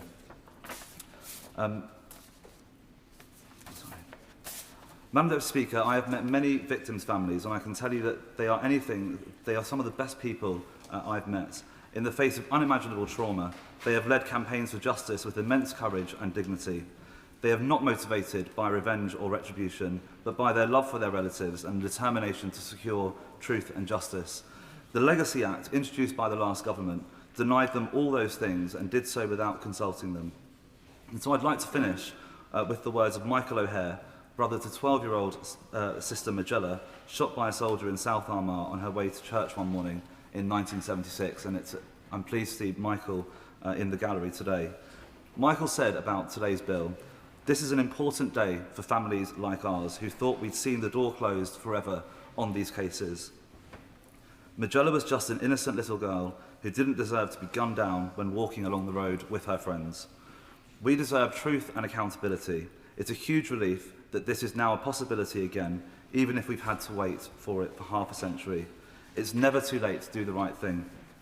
Today is about doing the right thing.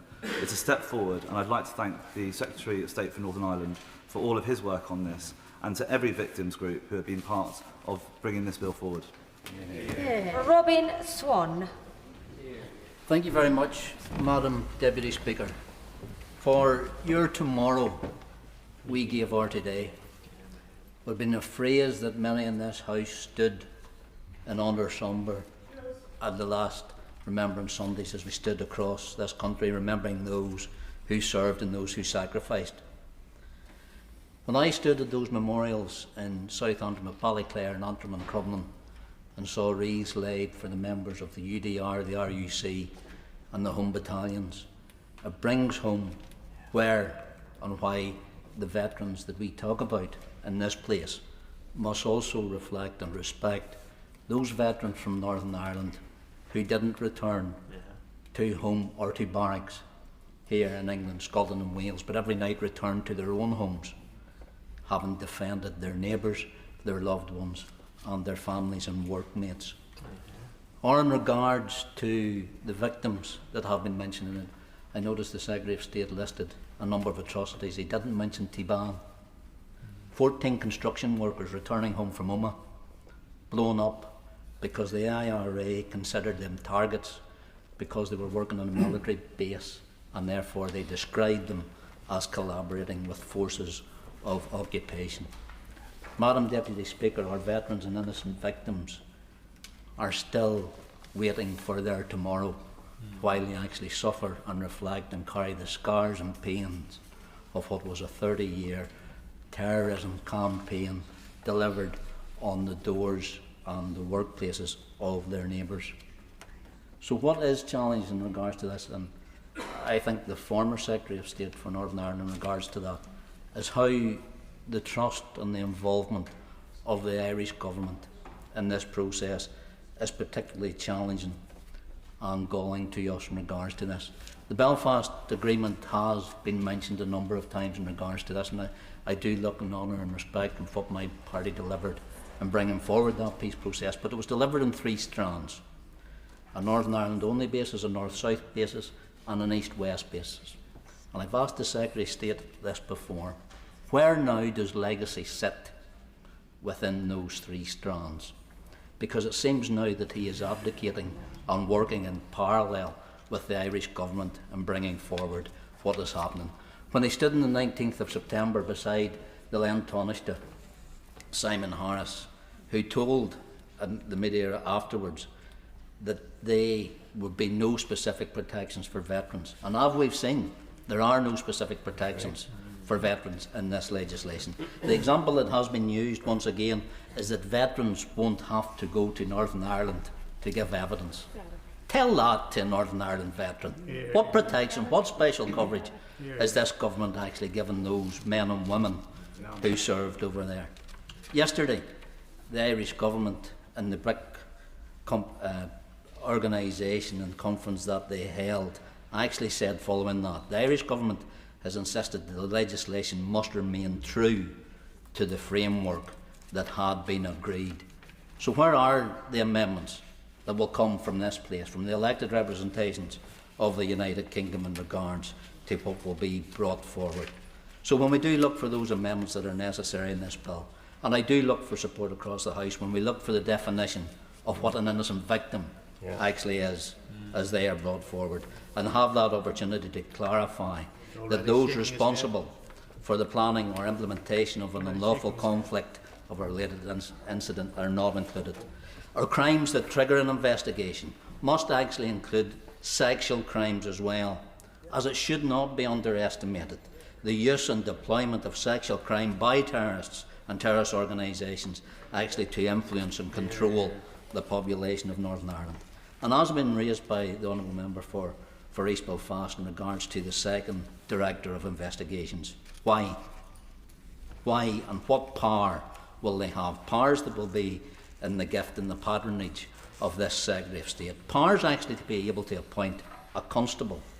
So if that second Director of Investigations is from outside the United Kingdom, not only will they have access to all the information and detailed records that our military and police and services hold, they will be able to appoint someone with the power of a constable as well. And when we look to the Victims and Survivors Advisory Group, there is no special reference for a veteran on it. So where is the place for the Northern Ireland Veterans Commissioner or the Commissioner for Victims and Survivors in regards to what will be appointed? Andy MacDonald. Deputy Speaker, I rise to welcome the bill, and particularly its reversal of aspects of the Legacy Act and its effort to restore human rights compliance and public confidence. It resolves court-identified incompatibilities and makes changes to legacy cases. Alongside the remedial order, it removes immunity from prosecution, restores civil actions for troubles-related conduct and reinstates some inquests. Other matters will be handled through the Legacy Commission's inquisitorial proceedings, enabling family participation and appropriate handling of sensitive information. These measures acknowledge that previous approaches caused deep harm and were, in many respects, unlawful. But, as with the Public Office Accountability Bill and the Government's engagement with the Hillsborough families, it's vital that this legislation gains the confidence of those affected in the north of Ireland. Amnesty International notes progress, but also remaining concerns. Section 45 of the Legacy Act, limiting police ombudsman investigations, is only partly addressed. Can the Minister say how incompatibilities with the ECHR, highlighted by the Northern Ireland Court of Appeal, will be resolved? The bill also retains the national security veto, giving the Secretary of State sole authority over sensitive disclosures. This risks undermining compliance and public trust, especially where state wrongdoing may be implicated. The family of Sean Brown, abducted and murdered in 1997, has long sought an independent public inquiry, and the Taoiseach has called for such an inquiry this year. The PSNI has apologised for failings in the original investigation. So can the Secretary of State confirm whether the Government will commit to a fully independent inquiry into Mr Brown's death and that the proposed veto powers will not prevent it? Given the legacy of mistrust, why do disclosure decisions remain solely with the Secretary of State's authority? Will the Government consider an independent mechanism to balance national security with public confidence in Legacy Commission investigations? And while the bill narrows the definition of sensitive information and introduces a public interest test, only the Commission can appeal disclosure refusals, and only judicial review principles, not merits review, apply. Families' rights to truth under Articles 2 and 3 of the ECHR therefore remain vulnerable. Outstanding cases such as that of Sean Brown highlight the need for full, independent investigations. Courts have confirmed that an Article 2 inquiry is required, yet none has been convened. Concerns also remain about universal protections. The veterans appear singled out, potentially undermining fairness.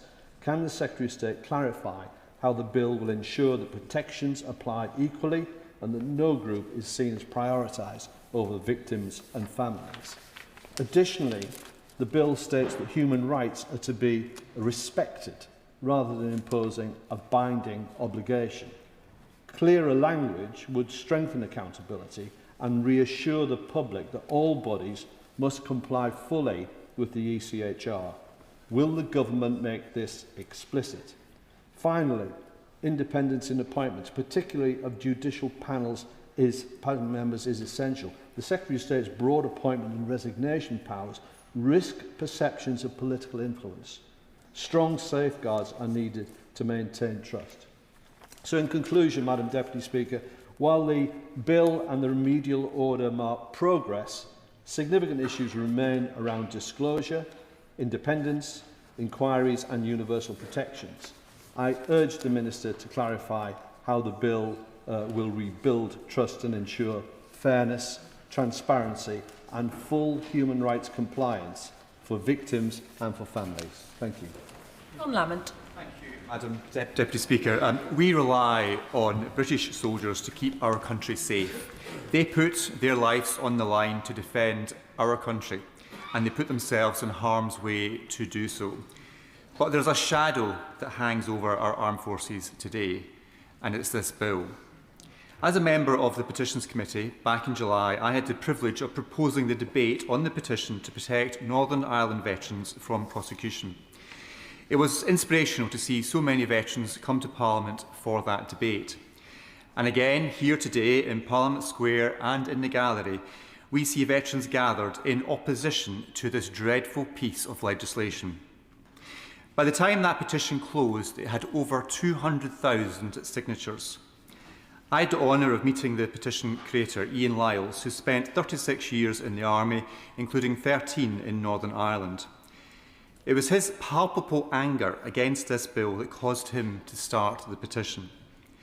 The decision by this Labour government to repeal the Legacy Act is one which will shame our country for generations to come. No matter what the Minister has said, this bill means one thing. Veterans face being dragged through the courts in politically motivated witch hunts. In fact, the Prime Minister's own Northern Ireland Veterans Tsar has said it is immoral, two-tier justice, and would lead to vexatious lawfare against former soldiers. And I was struck by the comments of Lieutenant General Nicholas Pope, who was forced to correct the Secretary of State for claiming he supported this bill. This bill sets a dangerous historical precedent too. Are we really saying that if the government today sent our troops to Ukraine, or any other country for that matter, they could be held to account in years to come for simply following the instructions given to them by the government of the day? If that is the case, why would anyone choose to serve for our country again? Decades on, people sit and judge events in retrospect with little new evidence and come to conclusions entirely at odds with the legal investigations carried out at the time. We should happily give way. I thank my honourable friend for giving way. Bognor Regis and Littlehampton is a coastal constituency with a strong forces tradition. Many served in Northern Ireland, and they are now terrified of being pulled into a process which continues with no end. So would my honourable friend agree that we owe these veterans a process which is fair, proportionate and final? My honourable friend makes an excellent point. Of course, it is the fear, it is the prospect of being dragged through that process which is causing so much anxiety, and I suspect is why so many of the veterans are so strongly opposed to this bill.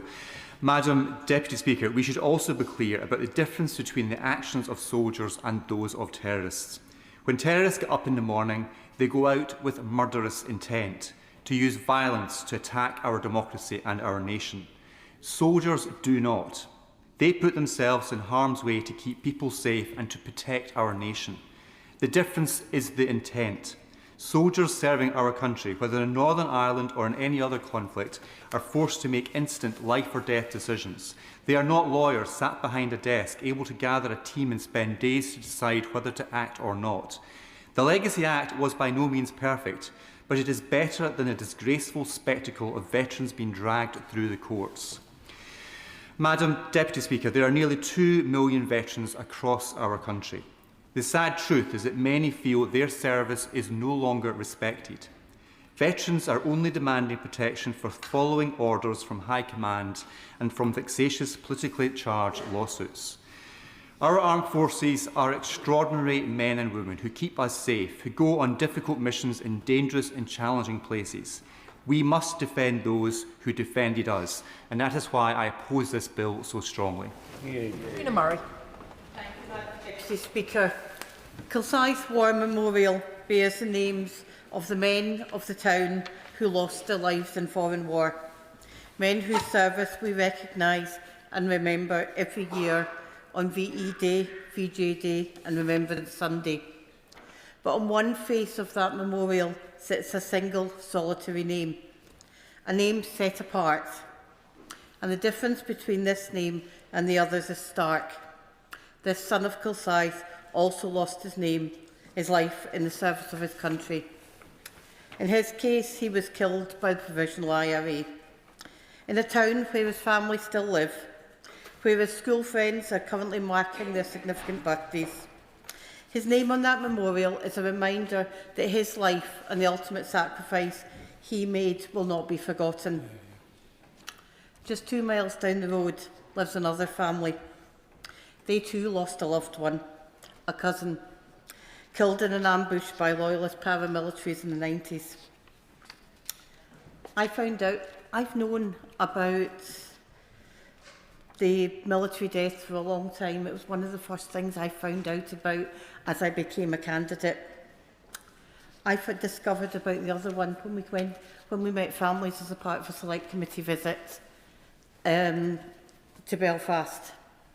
And one of the families that we met went, "I know your area. I've spent summers there. My cousin lives in Kirkendilloch." And it reminded me of exactly how strong the links between my part of the world and Ireland are. I mean, you'd think with a name like mine, you'd actually recognise that there is a very strong connection, but we are completely intertwined, which means that we know those families who lost loved ones during the Troubles. We know the lack of answers that they've had, the grief, that grief that still endures and is still raw. What the Select Committee inquiry told us, it didn't matter who we actually spoke to amongst victims and survivors and families, the message was the same. They told us about the loved ones. They told us what they knew about the brutal ways in which their lives had been taken. And they told us again and again and again that they wanted legislation that respected them, that treated them with dignity, that took them seriously. They wanted answers. And the previous government's Legacy Act did not deliver that. It rode roughshod over the wishes of families and victims and survivors. It made promises to the armed forces it could never deliver. And the mechanism that it created, despite the intentions of all of the people working within it, inspired little confidence that families would be treated with the dignity, the seriousness that they deserved, which is why I welcome this bill, because it does put families at its heart. It recognises that victims and survivors are the people that this legislation must serve. It recognises that members of the security forces are also victims and survivors. It builds the need to reflect into the process, to stay engaged with those families, to keep it right. And those experiences across the board have not necessarily been good in the past. Where they have had inquests, they've been nothing more than tick-box exercises. They spoke to us, we heard of anger, frustration and despair. They told us those stories for the first time of us hearing it, but not the first time they'd told it, because they've been saying it for decades upon decades in the hope for change. I thank every single one of them for sharing it with us. I think the other part of this legislation which commends it is the fact that it recommends that if Scotland's a village, Northern Ireland's an even smaller one, and everybody is interrelated. It builds on the best aspects of Operation Canova, and one of those big strengths to make this work.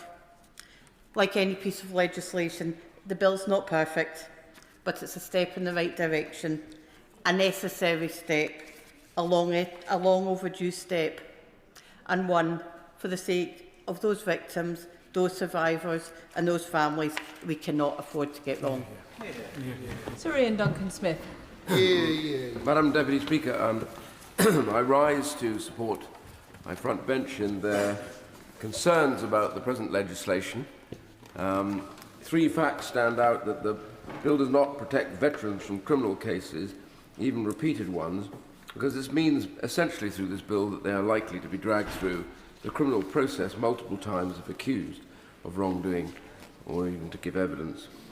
Secondly, Labour's protections for veterans can barely be called protections, and the government have denied that they exist at all. In a sense, in fact, these protections for veterans remain unclear as to how they will actually work in practice to protect veterans, while the Irish Deputy Prime Minister, Simon Harris, has said no additional protections will be given to veterans. So there's a conflict there between the two parties to these agreements.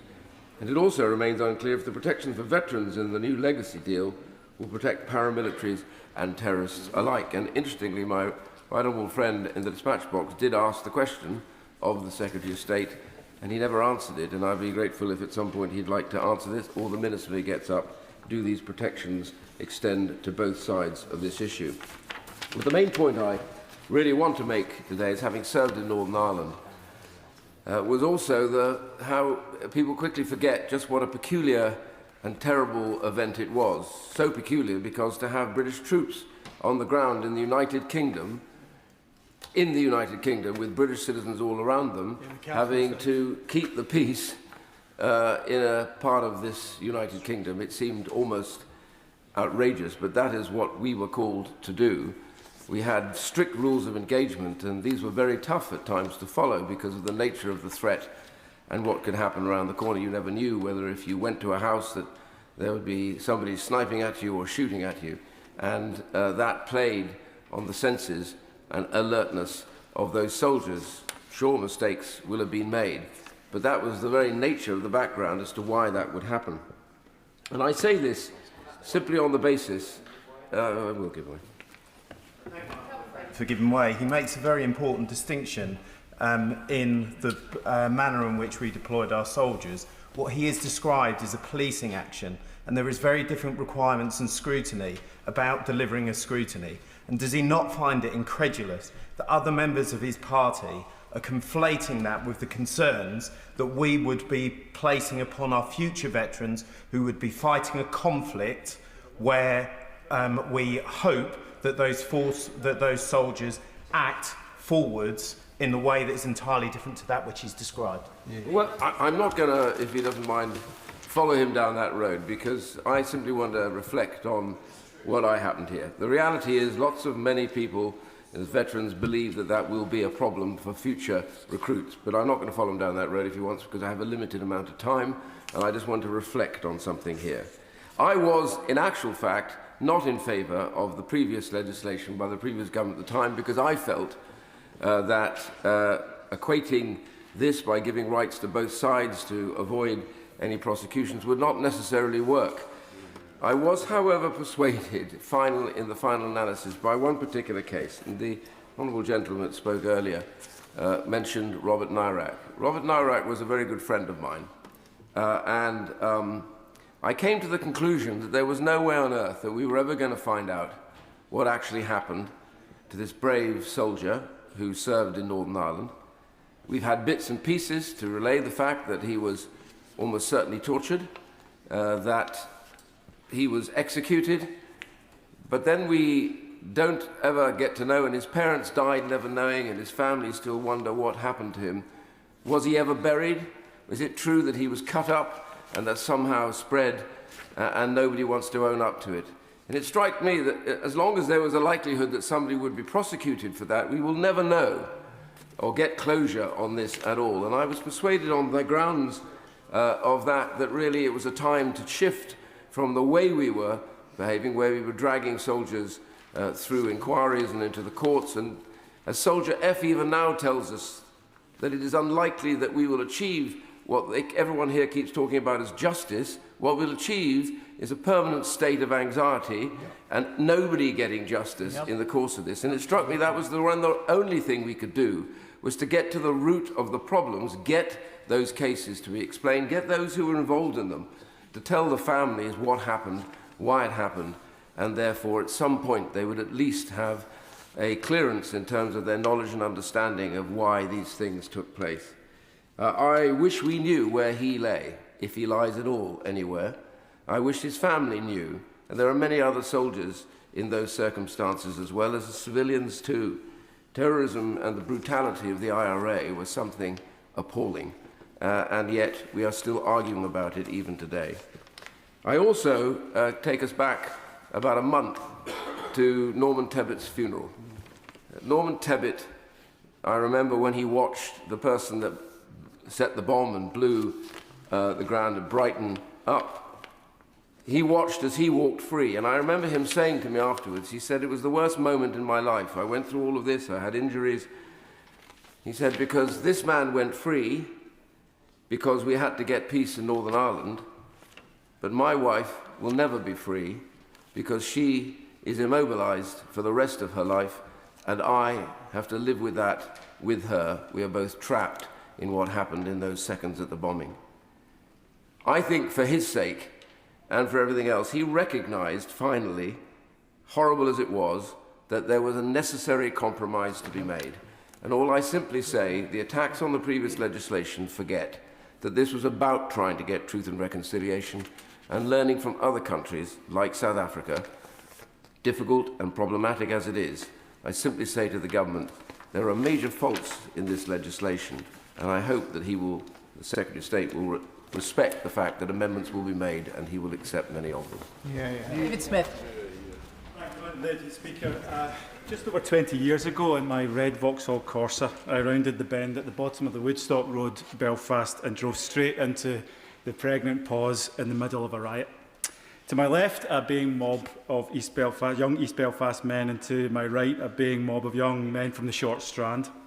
They were being kept apart by a British Army unit gathered around a group of armoured Land Rovers. As I buzzed my window down, I heard a crunch as my tyres passed over the bricks and debris. And the worry must have been written across my face. You see, Madam Deputy Speaker, the pause in that moment was pregnant in more ways than one. Above all, because my heavily pregnant wife sitting next to me in the passenger seat, managing her contractions with breathing exercises, as I told the nearest soldier of our need to get to the hospital on the other side of town and, crucially, on the other side of the road. In that brief moment of relative calm, the soldier made a split-second decision and waved us through. I didn't need further invitation. And before long, we were safe in the maternity wing of the Belfast Royal Hospital. Later that day, our first child, our daughter, was born, and we've called her our Belle of Belfast City ever since. Madam Deputy Speaker, I'll always be thankful for that soldier's decision, but even more so that he and his colleagues were there that day to keep us safe in the first place. I'd moved to Belfast 4 years earlier to begin my first proper job, running the Presbyterian Church in Ireland's first ever youth peace and reconciliation programme. It was in this new job in a new city in what seemed like a new Northern Ireland just 3 years after the Good Friday Agreement. And it was a hopeful time. There was an appetite from the vast majority of the population to enter a new and peaceful era for that wee country. There was also a realisation that the horrors of the Troubles had to be processed and dealt with. Yes, by the individuals directly impacted, but also Northern Irish society as a whole. And yet here we are, 20 years on from that moment, still talking about making a serious start on dealing with the legacy of the Troubles. Madam Deputy Speaker, I can say with confidence that the Legacy Act didn't do that. It didn't help with that legacy. It meant that 200 military families, for example, were left in limbo, unable to pursue the truth of what happened to their loved ones. Families like that, Mo Norton, whose brother Terence Griffin was killed in the M62 bus bombing in 1974, and who said, and I quote, "That morning, everything changed. 12 lives were lost, including children. Our family was shattered. There was no warning, no chance to say goodbye, just silence, and then years of unanswered questions. I need to know that Terence's death has been fully investigated. I don't think it has been properly investigated in the past." Madam Deputy Speaker, honourable soldiers follow the law and are glad to do so. And that's what made my grandpa a good soldier and what makes the British Armed Forces its outstanding reputation. As strange as it may sound, though, I'm pleased that we're debating the Northern Ireland Troubles Bill here today. Today represents the possibility of a huge step forward. I believe in the bonds of these islands that we share. That's why I'm a unionist. But I think our relationship with the Republic of Ireland matters deeply. And the joint framework of the Irish and UK government states that the governments recognise that legacy must be addressed across these islands as a whole. I welcome that. Our challenge, Madam Deputy Speaker, is that we need to hold on to reconciliation. Reconciliation is only mentioned once in this bill. And we must hold on to the principle. You see, it's hard, obviously, reconciliation. No one in Northern Ireland came out of the Troubles completely untouched, and the pain can twist down the generations. Truth alone isn't enough for a community to reconcile. There must be trust, a resetting of our relationship, and that doesn't happen without acknowledgement, without memorialisation, and even in some cases without repentance. We need community spaces, moments and symbols which do that. We know that no one can make anyone reconcile, and a government certainly can't, But at the same time, governments have the resources, the convening power, the cross-cutting responsibilities to empower and enable these moments, spaces and symbols that can foster social reconciliation. We saw that in the late Queen's visit to Dublin Castle.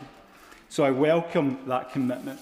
But we need more detail and we need it more quickly, to be quite honest. And to be clear, we need commitments from the other parties to this conflict that we've not talked about enough today, specifically the Provisional IRA, the UVF, the UDA, and all other militant and terrorist groups. They need to make a commitment and acknowledge what they did. So I thank my right honourable friend, the Secretary of State, for this very welcome legislation which seeks truth. I simply urge him to think creatively and ambitiously about how the government can now help turn truth into genuine reconciliation and hope for Northern Ireland's future. With an immediate 4-minute time limit, Cameron Thomas. Good evening, Madam Deputy Speaker. I have the honour that in 107 years of the Royal Air Force Police, I'm the first of its veterans elected to this House. Our armed forces are revered worldwide because they train and execute one thing to a higher standard than anybody else: the moral component, discipline and the will to fight. Without these two principles, an effective fighting force descends into what we see from the Russian military in Ukraine: the extrajudicial killing of civilians, soldiers motivated not by an objective but by fear of their own colleagues and commanders, and the routine humiliation, torture and murder of their own colleagues. We must hold our armed forces to a higher standard than our adversaries because they are better than those adversaries. They must be expected to act within the law. Where they act outside the law, but in good faith, they must be defended, recognising the unique pressures under which they operate. Because if there are no consequences for breaking the law whilst in uniform, then no longer would we pledge to protect our own troops from the retribution of their own commanders, from illegal orders or poor leadership, whether in Northern Ireland or Afghanistan. No longer would we stand by our statement before the world in Nuremberg 80 years ago that just following orders does not excuse war crimes. Private Brian Soden from Tewkesbury was only 20 years old when he lost his life on his third deployment to Northern Ireland. Like so many others, he was murdered in an ambush by cowardly paramilitaries, and those who bravely served in Northern Ireland did so under the constant threat of an enemy, often disguised as a civilian, lurking and awaiting an opportunity to kill them. Our Northern Ireland veterans should be in no doubt that this country will continue to distinguish their noble service from the deceitful and inhumane paramilitary terrorism they stood and fought against. To do that, the IRA cannot be the barometer. We cannot resolve to hold our troops to the same standard that they hold their terrorists. To do so would not only legitimise terrorism, it would sell out those who conducted themselves with honour. Those Conservative members who last week hijacked a debate around remembrance to score political points around this bill neglected to recognise that we are only here because their Northern Ireland Troubles Bill was a hash and satisfied none of the parties to whom it applied. Some of those who spoke in that debate referenced a letter printed in the Times the day before Armistice Day, written by 8 retired generals and 1 retired Air Chief Marshal, under whom I taught the law of armed conflict to RAF recruits. The signatories asserted that the Northern Ireland Bill tears up our contract with our personnel, that today every member of the British Armed Forces must consider not only the enemy in front, but the lawyer behind. It paints an emotive image, but it's misleading. I served for 23 years, and from the very beginning and every year thereafter, I was reminded that I had to act within the law, and that if I acted outside the law, but in good faith, I would be protected by the law. I'd be delighted to. I'm very grateful to the Honourable Gentleman for giving way. For the past few months, when I was the Northern Ireland spokesperson for my party, I engaged with lots of different veterans groups who tell me that they are very keen in this legislation to see or to recognise that as service personnel they went to Northern Ireland to restore the rule of law. They recognise they should be subject to the possibility of prosecution, but that prosecution should never turn into persecution. Given the argument the gentleman is making, how does he see those 2 points reconciling with his own issues that he recognises? I thank him for raising that point, and he's absolutely right. We went there to secure peace against terrorists, and the law should always recognise the difference between the actions of our soldiers and those of the terrorists they stood against. So I always knew that I had to act within the law, but that if I broke the law in good faith, I would be protected by that law. Now, if, to the minds of those who signed that letter, this bill undermines that contract, then not only have they declined to clearly identify where, but I cannot find it myself. If this wider debate is about supporting our veterans and our armed forces, then members will find an ally in me. But if what they really seek is to absolve personnel of responsibility for alleged war crimes, including those against United Kingdom citizens, then let them say it aloud. The worst I can say about this bill is that while I recognise the shortcomings of its preceding legislation, the government does not have the support of the Veterans Commissioners. Can the Minister clarify which, if any, veterans groups have approved the bill in its current format? Furthermore, by opting with convention rather than bringing this bill to a full public bill committee, the government has declined the opportunity for a full line-by-line parliamentary oversight and cross-party collaboration. Fiat Justitia. Alex Ballinger. Thank you, Madam Deputy Speaker. I come to this debate today, as many members on both sides of the House do, as someone who is proud to serve my country and someone who has the utmost respect for those members who served in Northern Ireland on Op Banner. For me, this debate is complex, but at its heart are two simple questions. How do we respond to trauma, and how do we uphold accountability? Because the wounds of the Troubles are still raw. And I saw this earlier this year when I visited Northern Ireland and went to the Wave Trauma Centre and met many people who are still experiencing that trauma. I met victims of the Troubles whose only crime was being in the wrong place at the wrong time. People who lost parents, people who lost limbs, and people whose lives were irreversibly changed by the violence they had no part in. I met Alex Bunting, a taxi driver who was going about his day when a sudden explosion tore his vehicle apart and severed his left leg in 1991. An attack that was never solved, but assumed to be an IRA operation that struck the wrong target. Or Kathleen Gillespie, who was held hostage by the IRA with her children while her husband Patsy was changed to a cab and forced to drive a lorry at an army checkpoint that killed him and 5 young soldiers. Patsy was used by the IRA as a human bomb. And Kathleen was angry with the last government because she felt his barbaric death had been treated like it had never happened under the last government's Legacy Act. Alex deserves answers, Kathleen deserves answers, and both deserve accountability. And so do many others, not only in Belfast, but here in Britain too. Families in the West Midlands who are still seeking answers after the Birmingham pub bombings of 1974 that took 21 young, innocent lives. Half a century on, their trauma remains, and those families still wait for justice. And this is why accountability matters. Accountability for the terrorists, including the IRA, who carried out the overwhelming majority of killings, but also accountability for our own armed forces when standards were not upheld. But the Conservatives' Legacy Act of 2023 undermined every route for accountability. Most gravely, it created a system of conditional immunity for members of the IRA, effectively a blanket amnesty for anyone who was willing to cooperate with the Commission. This is not justice. It places terrorists and those who served our country on the same moral footing. Families were appalled, and rightly so.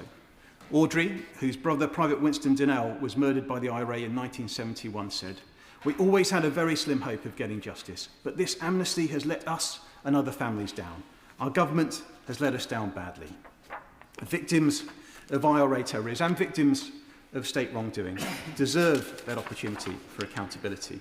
And it is absolutely right that no veteran should be dragged through repeated processes over the same matters again and again, which is why the new protections set out in this bill are so important and why they make a genuine improvement, putting veterans' welfare first. They are important, sensible and overdue protections for the veterans that overwhelmingly served with honour and distinction.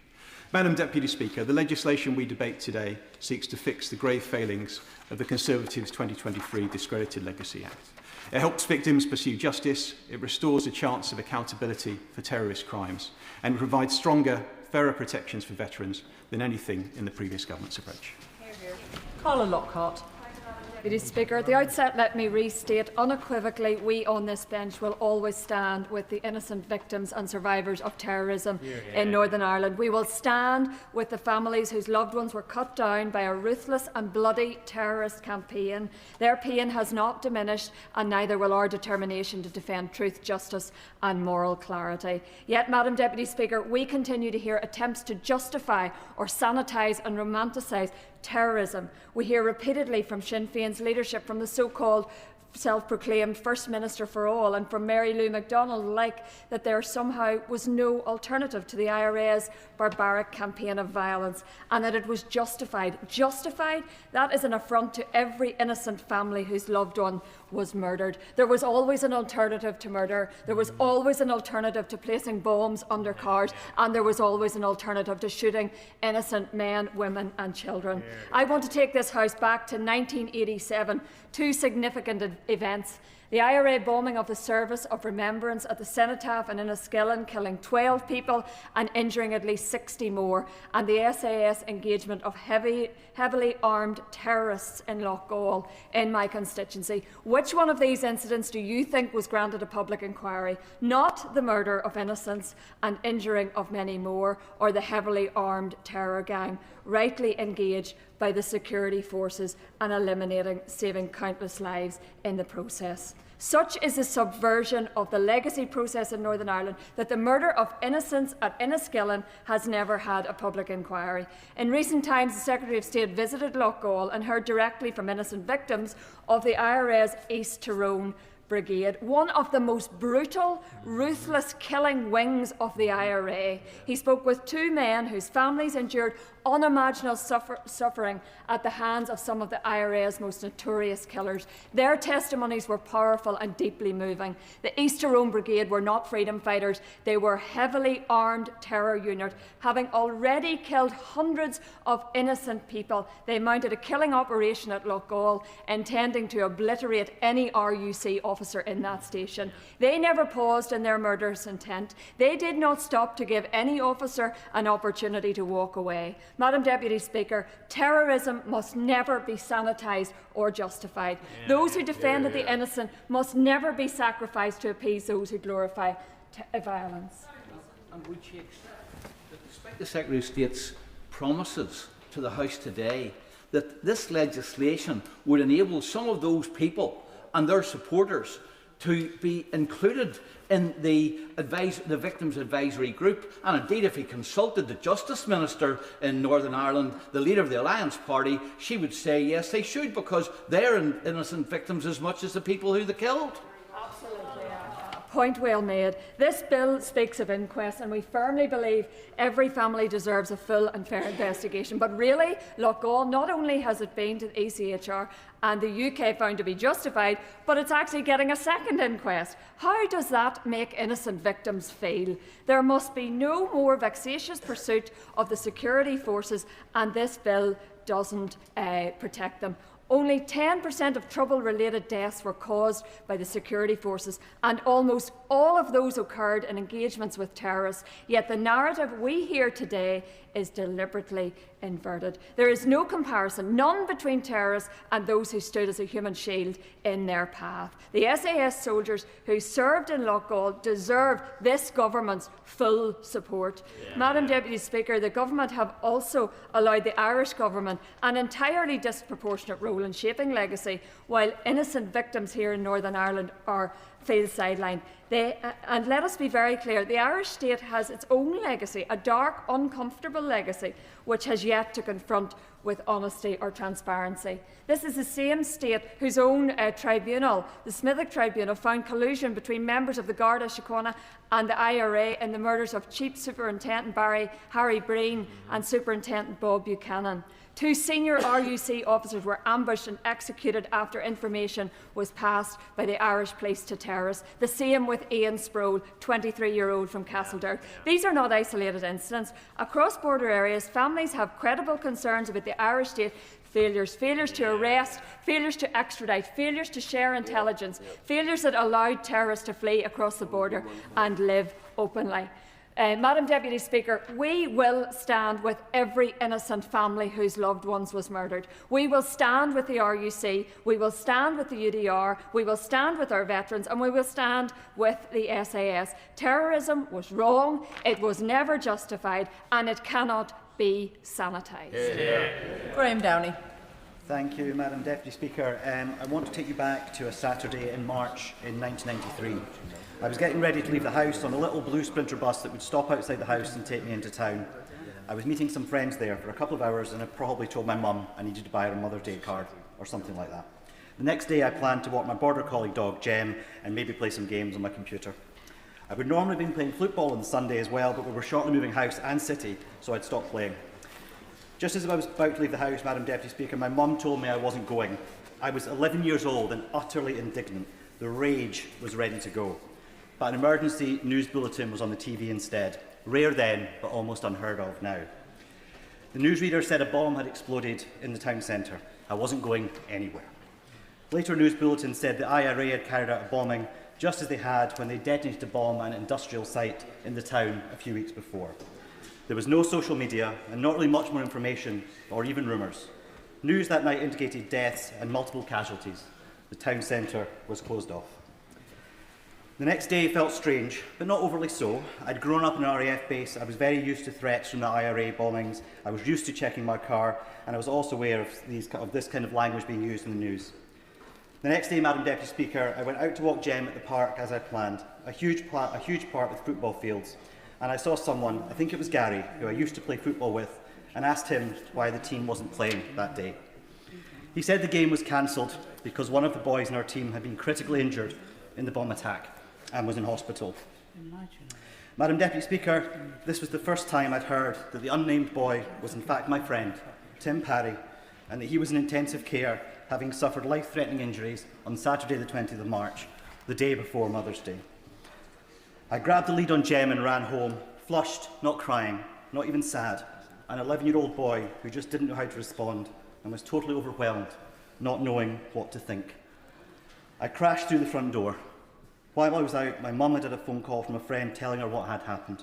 I didn't feel anything. I was numb. I don't remember anything of my reaction or anyone else's.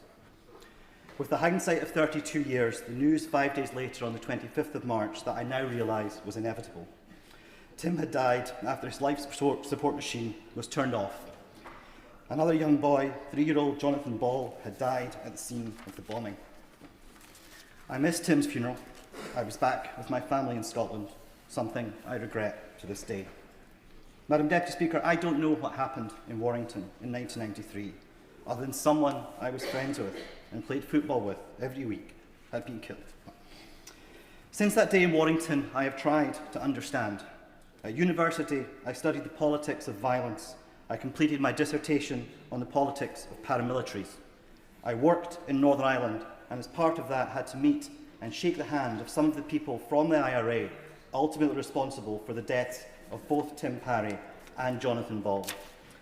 Madam Deputy Speaker, prior to giving this speech, I messaged Colin Parry, Tim's dad, whom I remember as being one of many parents shouting support from the sidelines during football matches. I wanted him to know that I still think about that day and I still want answers. I don't seek revenge, and I don't think the Parry family ever expect to get justice. But I do want answers, and so do hundreds of others who have lost family, friends or loved ones arising from horrific violence in Northern Ireland. Madam Deputy Speaker, I hope that this legislation will be able to deliver that information and truth that these people deserve. Those innocent victims who, like Colin and Wendy Parry, still live with the pain and injustice of what they have endured for so many decades. And Madam Deputy Speaker, if this legislation is an attempt at even helping one person, then I believe everything should be tried, and this should be considered more than a worthwhile effort. Sarah Pochin. Thank you, Madam Deputy Speaker. I would like to acknowledge all the brave veterans here today and thank them for their service to this country.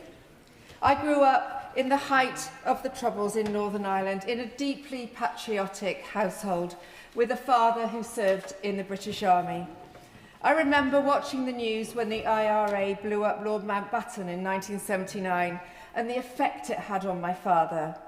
When the IRA blew up Erie Neve again in 1979, at the gates of Westminster. I remember watching the horrific footage of 11 soldiers and 7 horses blown up in Hyde Park in 1982. I remember watching the news when the IRA tried to blow up Mrs. Thatcher in 1984 at the Grand Hotel in Brighton, killing 5 innocent people. Watching the news when they bombed the Baltic Exchange in the City of London in 1992, killing 3, injuring 91 with Semtex, the biggest bomb to be detonated on mainland Britain since World War II. Watching the news when they bombed central Manchester in 1996, wreaking havoc and injuring 200 innocent civilians, and there were many more. But I was only watching the news on the television.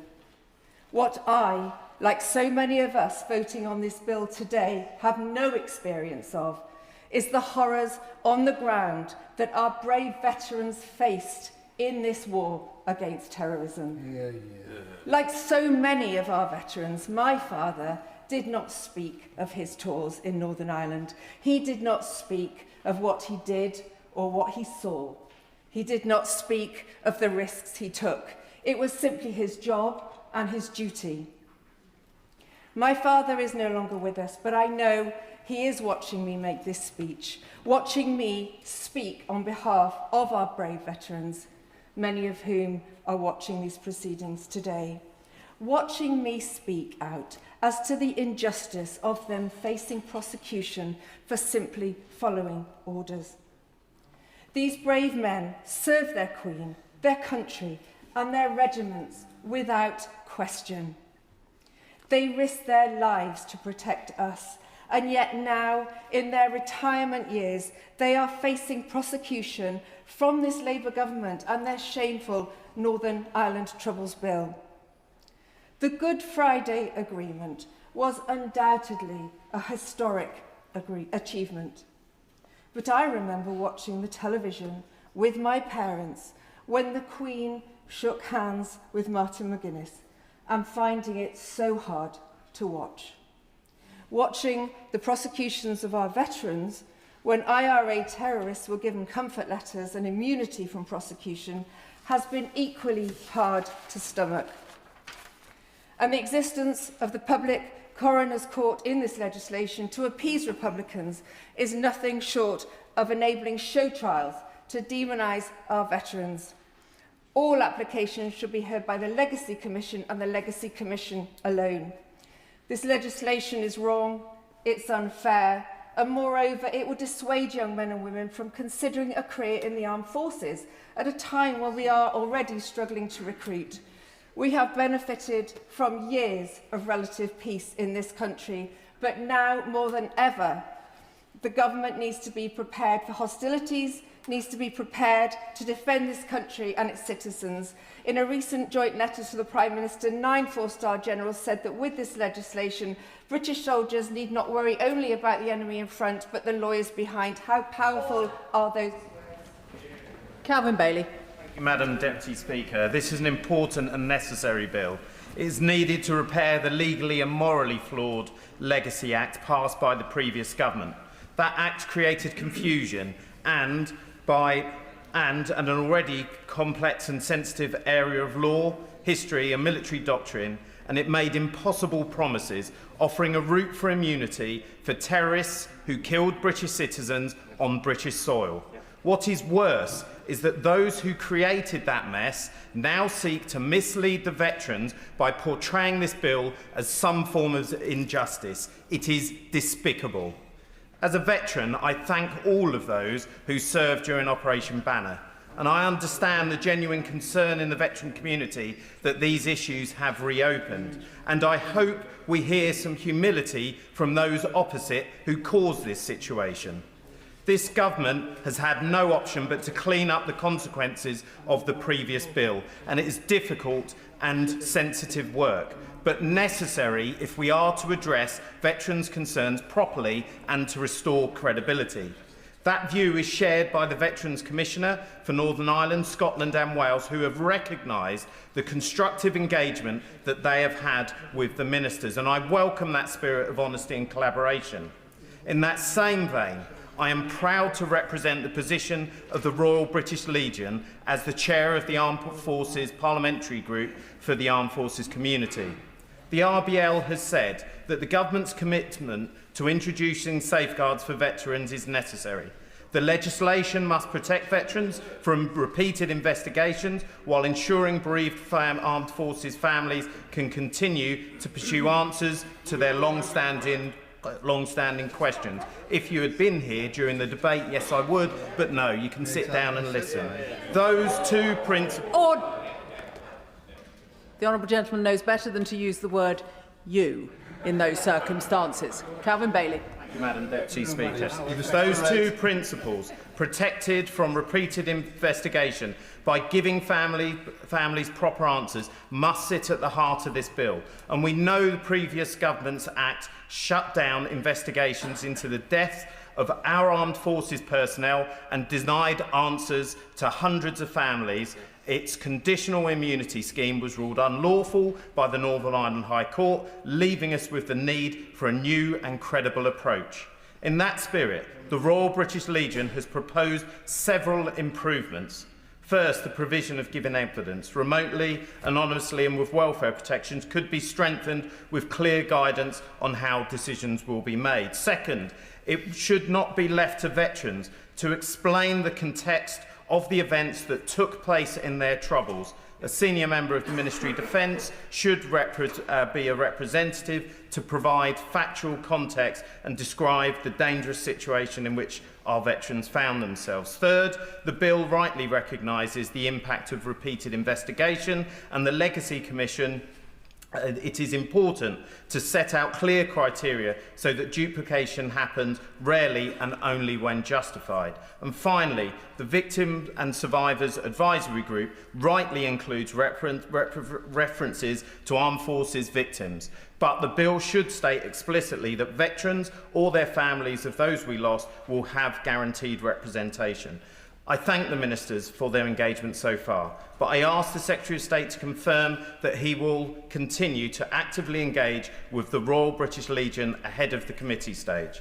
This is not just about history, it is about truth, justice and reconciliation across these islands, and it is about ensuring that our armed... Order! Alex Easton. Thank you, Madam Deputy Chair. I rise to oppose this bill in the strongest possible terms. This bill, which has been weighed in the balance of justice and found gravely wanting, it fails the test of fairness, it fails the test of common sense, and it fails the test of our duty to protect innocent victims and our veterans. No one should underestimate the pain, the grief, and the enduring trauma that the evil of terrorism has left in our wake. Some 3,500 murdered, countless others maimed physically and psychologically, condemned to lifelong suffering. It is the duty of everyone in this House to address this, not casually, not evasively, but seriously, honestly, and above all, with moral clarity. Oh, don't give way. Yes, I'll give way to member. Thank you for giving way. And in relation to accountability, that's what we all want, justice for those victims who have never had justice. I think of the 4 UDR men at Ballydugan, for instance, no justice for them, nobody ever made accountable. My cousin Kenneth Smith, murdered by the IRA, and they fled across the border, and no one ever made accountable. Does he feel that justice that my family wants and all the other families want cannot be delivered through this bill?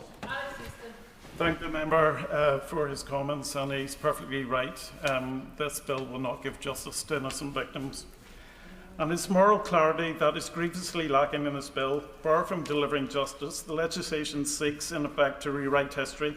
We're shamelessly witnessing those who stood between the innocent and most evil terrorism Western Europe has ever known being hounded to their graves. There are no letters of comfort for them. There's no opaque, invisible process quietly smoothing their path. Instead, rather than naming and confronting terrorism, this bill constructs a grotesque false equivalence between those who wore the uniform of the Crown and those who sought to bomb and murder them into submission. Those who upheld the rule of law are being treated as morally indistinguishable from those who waged war against it. This is an affront to justice, an affront to truth, an affront to the memory of the victims. Those who stood between us and terror deserve better than to be hounded in the autumn of their lives by legislation that blurs right and wrong, truth and falsehood. This bill fails that moral test. It fails our veterans, it fails the innocent, and it fails to cause the cause of genuine reconciliation.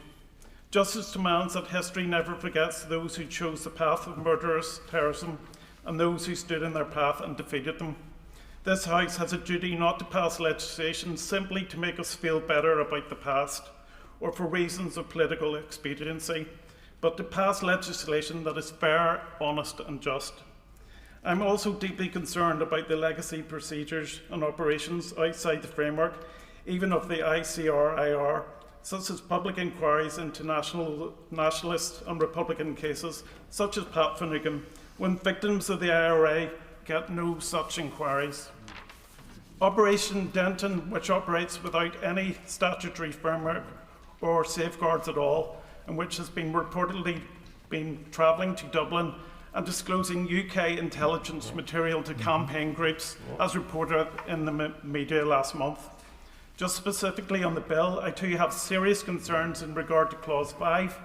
The requirement to have policing experience in Northern Ireland could mean experience of being part of an external investigation team such as Canova. Rather than having served in the RUC or the PSNI, it's a backdoor way of ushering out former members of the RUC and PSNI officers, again to placate those who would rewrite history. The bill also provides for the Chief Executive to be part of the Oversight Board. How can somebody charged with discharging operational functions simultaneously have oversight of the discharge of those functions? Finally, the purpose to have an advisory group to which the Secretary of State shall be required to have a due regard. In this truth simply a way of again loading up such an adversary group with nationalist legacy activist groups? Can the Secretary of State give an undertaking that, for example, such advisory groups will not be required to give an undertaking and commit to the definition of an innocent victim? Or are we going to be left in a situation with a panel whereby some participants believe that, for example, the Shankill bomber is much a victim as those that were murdered? That's just not right. Can the Secretary of State assure this House that no terrorist will sit on the Legacy Board? Because it's not in the bill, and you need to clarify that. I want it in the bill. Will the Irish Government give up their secrets? I very much doubt it. Let us draw a clear moral line between those who upheld the law and those who violated it. Let us protect veterans from endless vexatious complaints. Let us be honest with real victims about what can generally be achieved. Let us pressure the historical records so that further generations know the truth about what happened. This is not just about another piece of legislation in our desire to make progress. We must not betray the very people who John McDonnell. The thing that seems to bind us all together is the search for the truth. I just hope through this process we might be able to agree about how we can achieve that. And one of my earliest Adjournment debates was way back in 1999. It was on the murder of Patrick Finucane. Only weeks before that, I'd been on a platform with Rosemary Nelson as part of the Human Rights Campaign. She left, and weeks after was murdered by a loyalist bomb under her car. So we're all desperate to find the truth, because hopefully that might bring some closure. I desperately want this bill to work, so I just want to ask a number of questions about how I believe some issues that bill needs to be addressed should be addressed. The first is about ECHR compliance. Clause 26 says that it deals with this, and it basically says there will be a statement made that will be published or with regard to guidance of investigations, and the investigations will have to regard to that statement about standards of the way in which certain elements of the investigation will have to comply to certain rules with regard to the behaviour. That narrows it towards the ECHR, but there's no express provision. I just don't understand why there's no express provision requiring the Legacy Commission inquiries to meet ECHR standards. Clause 11 is the same. It says that human rights are to be respected rather than complied with. Why is there a change in the wording from the joint framework, which was specifically about compliance, not respect? With regard to the national security veto, the Secretary of State, let's be clear, has the ability, therefore, to redact reports to families on grounds of security. And there is a fear about potential concealment as a result. And it refers to the relevant Secretary of States. That's the Home Secretary, the Secretary of State for Defence, as well as the Secretary of State for Northern Ireland. So some of these will be responsible for MI5 and the military intelligence who might be subject to the investigation. There's a clear conflict of interest there. I just asked the question, why not assign the decision with regard to security decisions to a judicial panel member rather than in the hands of a Secretary of State?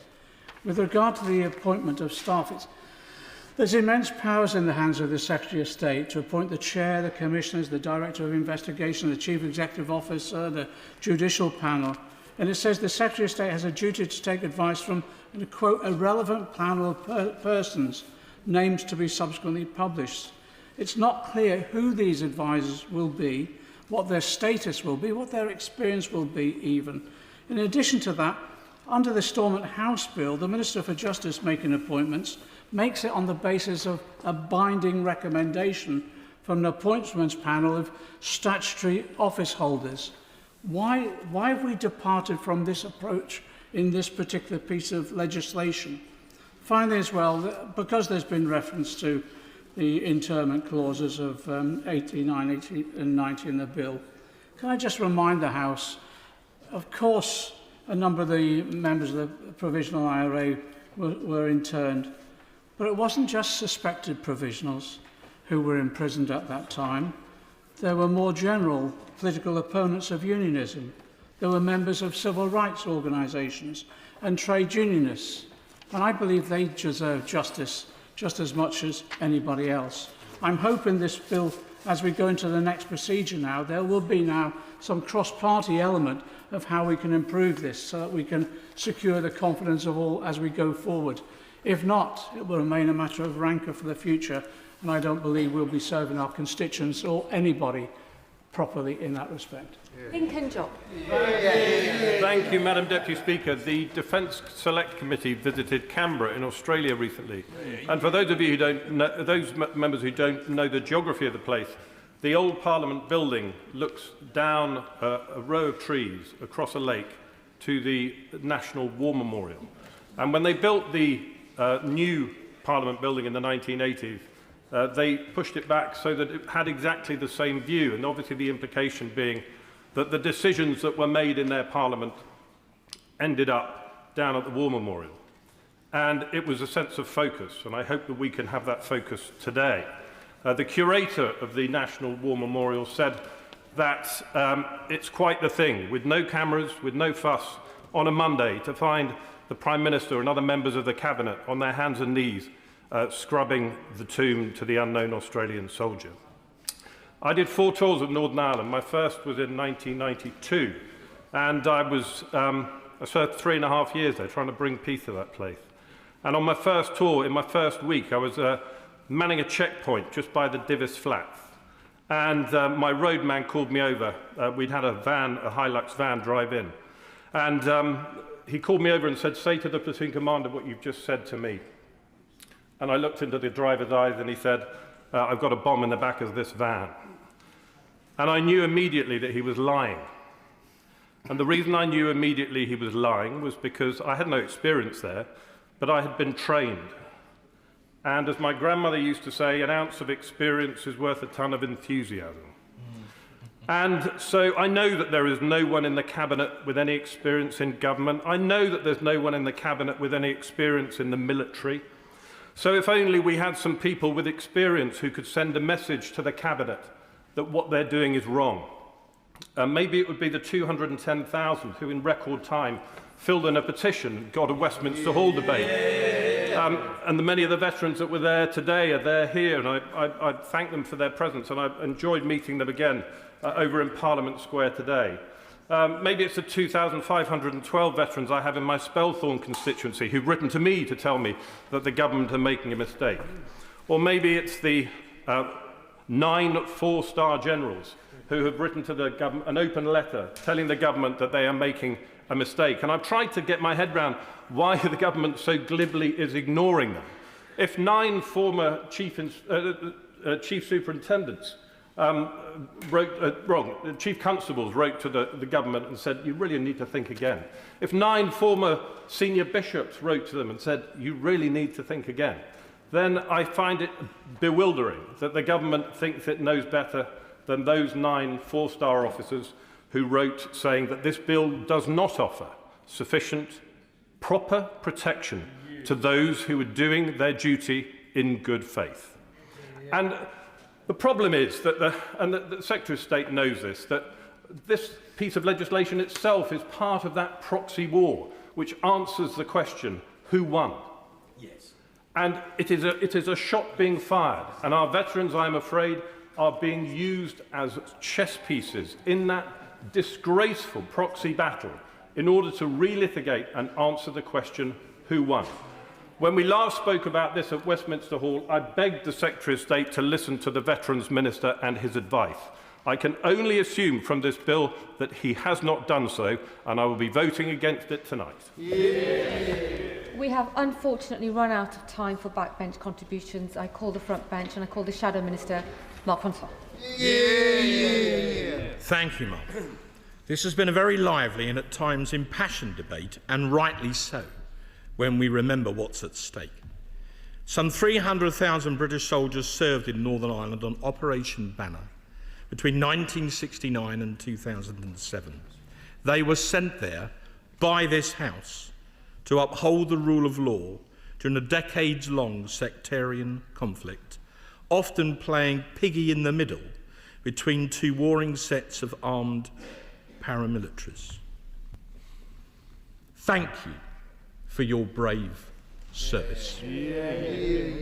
1 week on from Armistice Day, we should also remember that over 700 of those soldiers were murdered by both Republican and so-called loyalist terrorists, and thousands more suffered life-changing injuries at the hands of the same terrorists who were also responsible for some 90% of all fatalities during the Troubles, most of them against innocent civilians, whether Catholic or Protestant.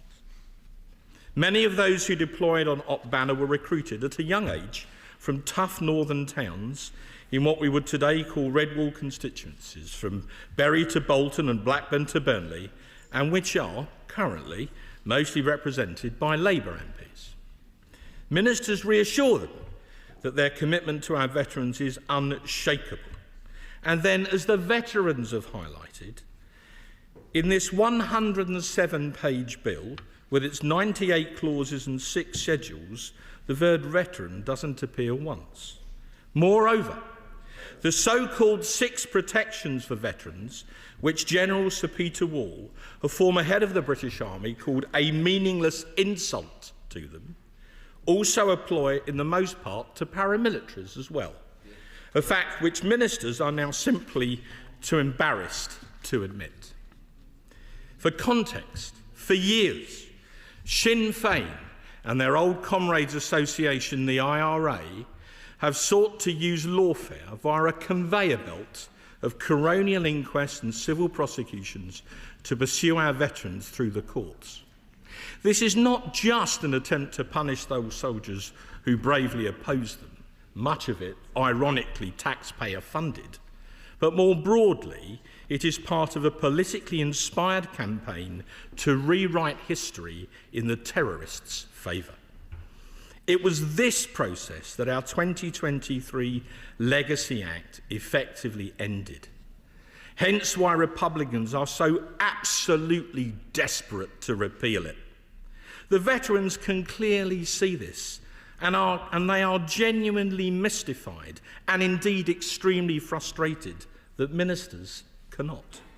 Moreover, the veterans are rightfully furious that ministers are seeking to persuade their backbenchers to support this benighted legislation by telling them they are doing it at the behest of service widows to go after the IRA. I do not know a single Op Banner veteran who actually believes that assertion. And indeed, the Northern Ireland Veterans Movement has condemned it, in their words, not mine, as completely untrue. Very briefly, The truth is, the Secretary of State has said there's no equivalence between those who fought us and those who defended us. But his bill says the very opposite. Every investigation has a view to criminal prosecution. Everyone pursued will feel hounded because they will be hounded. I read the bill again very carefully on Sunday. Parts 3, 4 and 5 are that conveyor belt I was speaking about in very clear terms. However, for those who still believe ministers' claims, here are why they are simply untenable. Firstly, because unlike our veterans who were never given letters of comfort by the Blair government, hundreds of paramilitaries were.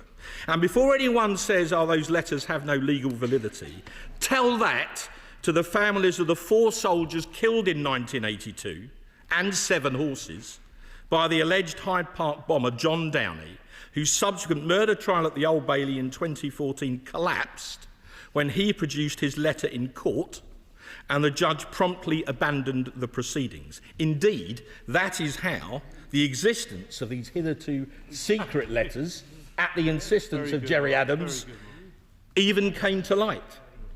Secondly, because unlike the British state, there is no IRA records office to conveniently trawl through in order to seek files and dossiers to help bring multiple cases to court. Such notes as the IRA ever kept were burnt or shredded long ago for obvious reasons.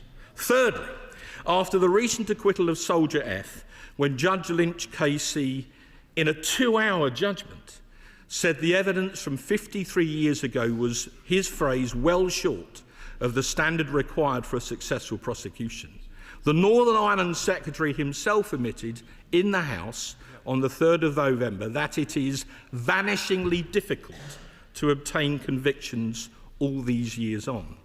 So even he knows it's not credible either.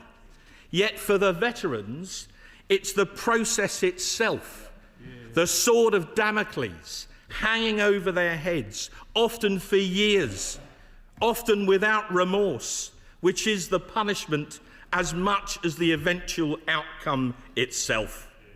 Fourthly, and crucially, because under the post-Good Friday Agreement, under the post-Good Friday Agreement's Northern Ireland Sentencing Act 1998, which this Act does nothing to repeal, even if an alleged IRA paramilitary could be arrested, charged and successfully prosecuted many years on, and even if their likely letter of comfort was discarded, and even if they were somehow eventually convicted, the most they could serve, even for the murder of one of those soldiers, would be 2 years.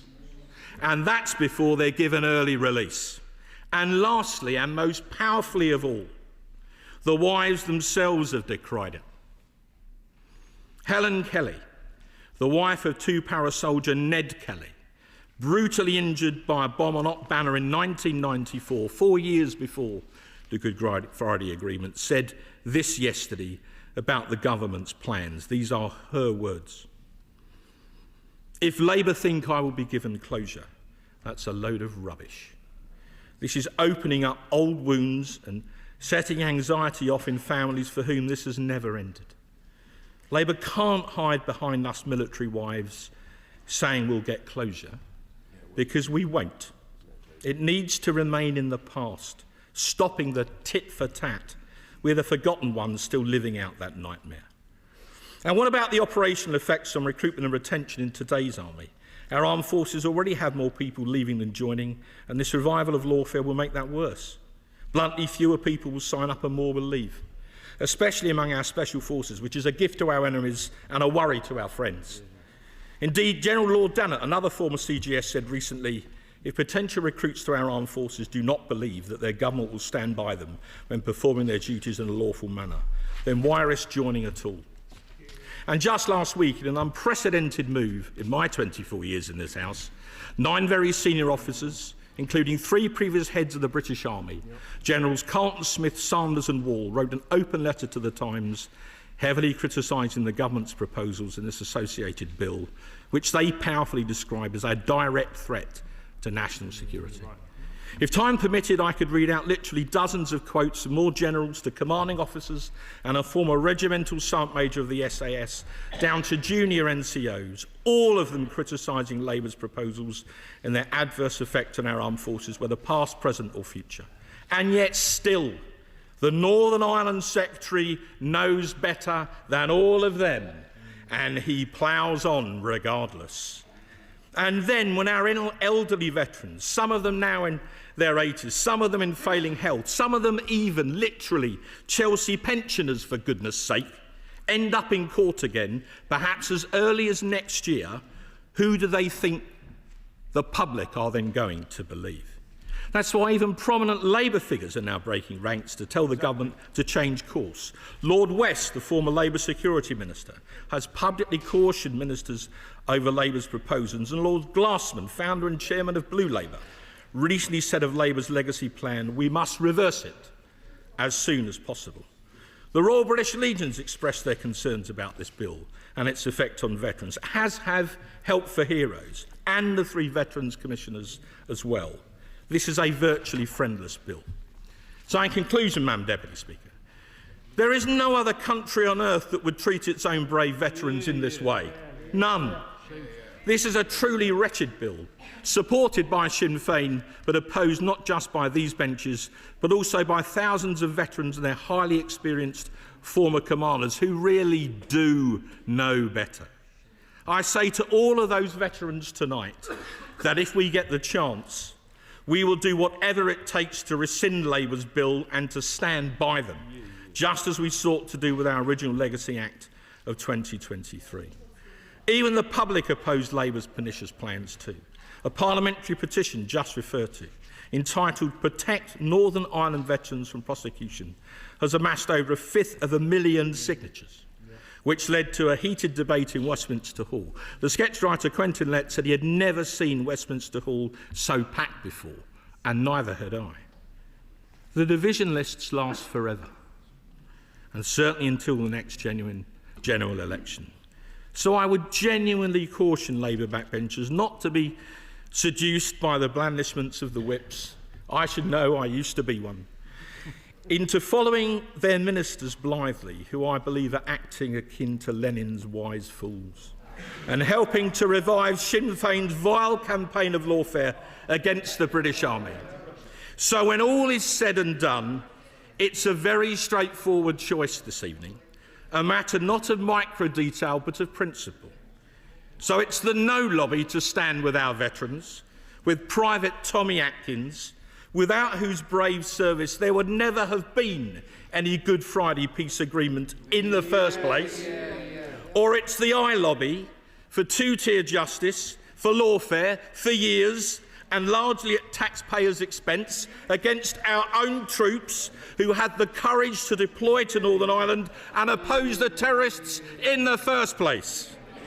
Or put another way, when the bells ring in a few minutes, and for the avoidance of doubt, we stand foursquare with our veterans. Who now will stand with us? I call the Minister Matthew Patrick. Thank you, Madam Deputy Speaker. It's a real pleasure to close this second reading debate for the Government, and I'd like to thank all honourable and right honourable members who have contributed. Madam Deputy Speaker, I would like to declare an interest. Members should be aware of my declaration on the list of Ministers' interests, where I have flagged that 2 of my family members work for the Independent Commission for Reconciliation and Information Recovery. Madam Deputy Speaker, today's debate has been powerful to listen to. Many honourable and right honourable members have raised important points and asked important questions. In the time available to me, I will try to address as many of those points as I can. For any specific points I am not able to address in time, I will write to members. Madam Deputy Speaker, I'd like to start my remarks with enormous thanks to the veterans who served us in Operation Banner. As other members have powerfully described, serving in intolerable conditions, standing in harm's way to protect life. Quite simply, our armed forces are the best of us. And I would like to thank those who served in the police, a job of enormous difficulty that brave men and women set out to do with distinction. We owe a particular duty of care to those who served our nation. And there will never be equivalence between our armed forces and police service and the terrorists who set out to cause death and destruction. Madam Deputy Speaker, as the Secretary of State has set out, this bill is about helping people to get answers. I cannot begin to understand the pain of not knowing what happened to your loved one, killed or disappeared. I can only imagine that the need for an answer, to know what really happened, never fades. I won't take interventions, I'm very short on time. The Right Honourable Member for Tonbridge said this legislation will reopen wounds. I believe they never closed. I've sat with families who simply want to know what happened to their loved one. More than 3,500 people were killed during the Troubles. Madam Deputy Speaker, the Good Friday Agreement recognised it was essential to address and acknowledge the suffering of victims and survivors. It is our collective duty to deliver on this remaining Good Friday Agreement commitment. And if through this process those relatives can be supported to get answers, then we will have met that duty. There are many things the last Labour government achieved that I am proud of. And as the member for Runcorn and Helsby noted, the Good Friday Agreement rightly sits amongst its very finest achievements. Madam Deputy Speaker, I had a conversation with a veteran in my constituency recently who told me how important it was that we're dealing here in facts. So let's set some of those out. It is a long-standing principle in this country that decisions to prosecute are independent. Judicial independence has served our country very well for over 300 years. That is why, when people read about recent cases, such as the trial of Soldier F, it is not relevant that the decision to prosecute was taken while the Conservative government was in power, because the decision was independent. Equally, it is not relevant that Soldier F was acquitted under a Labour government, because that decision too is independent. Since 2012, there have been 25 prosecutions relating to the Troubles. Of those, the majority were for Republican terrorists. Madam Deputy Speaker, there are 9 live prosecutions live today relating to the Troubles. One ongoing prosecution relates to the conduct of the British Army. Again, the decision to prosecute was taken under the Conservative government. Under, not by, because they are rightly independent decisions. Turning to the reasoned amendment, I urge the House to reject it. The amendment, among other things, suggests that removing conditional immunity will lead to veterans being dragged before the courts. It is not true. Their failed immunity scheme, which would also have applied to IRA terrorists, was never commenced. All it did was offer a false promise which could never be delivered. Because this amendment is based on such fundamental misunderstanding about the bill and the way our prosecution system works, I urge the House to reject it today. Turning to veterans, which was raised by a number of honourable members, the government's commitment to Operation Banner veterans is unshakable.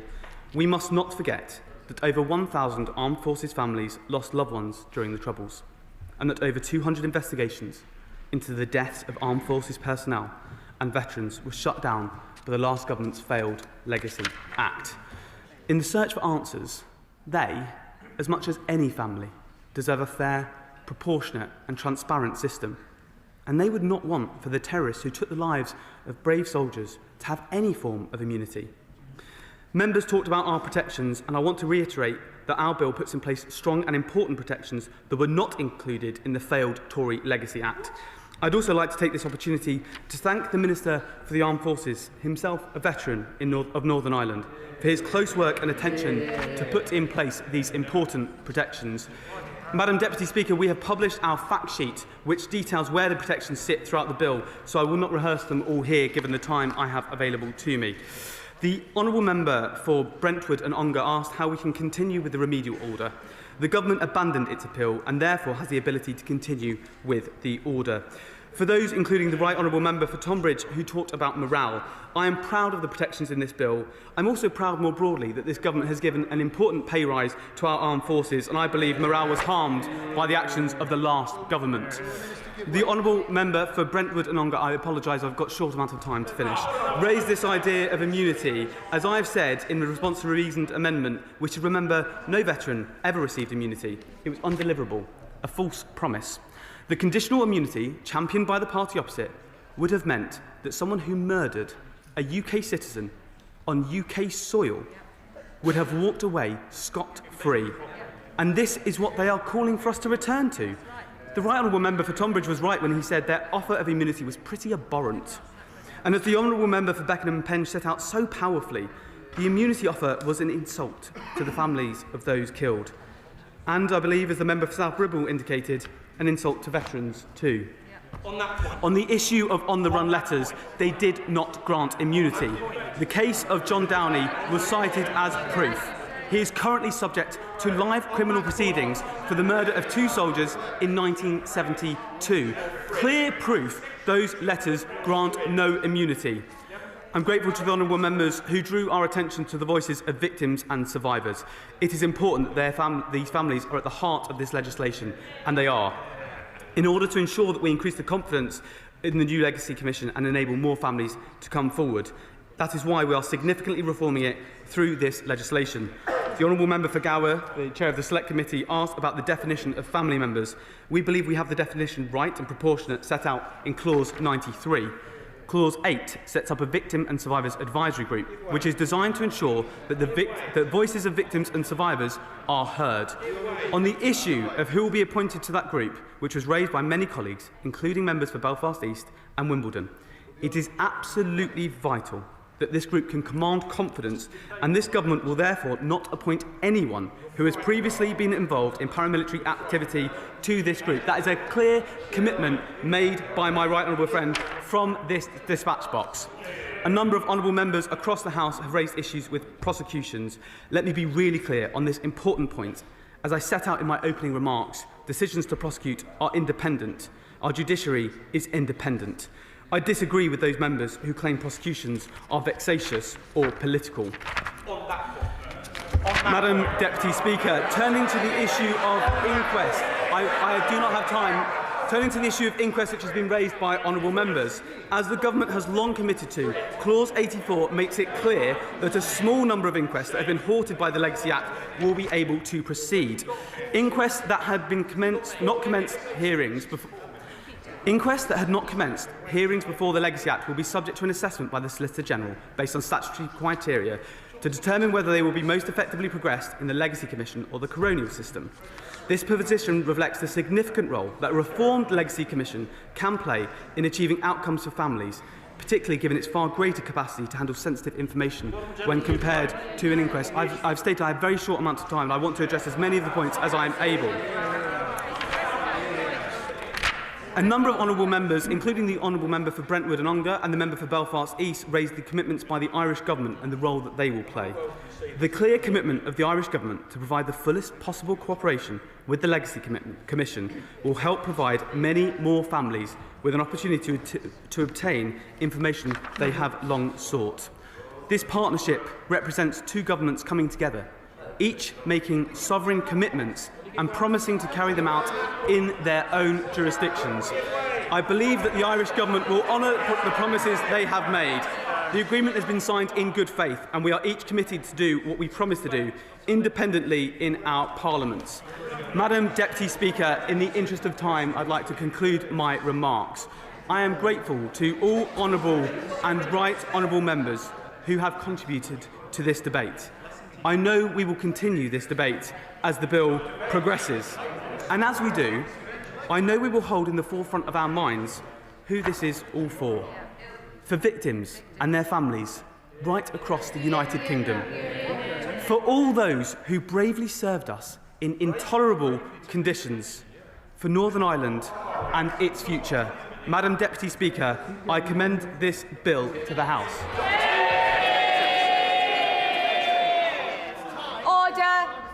Order.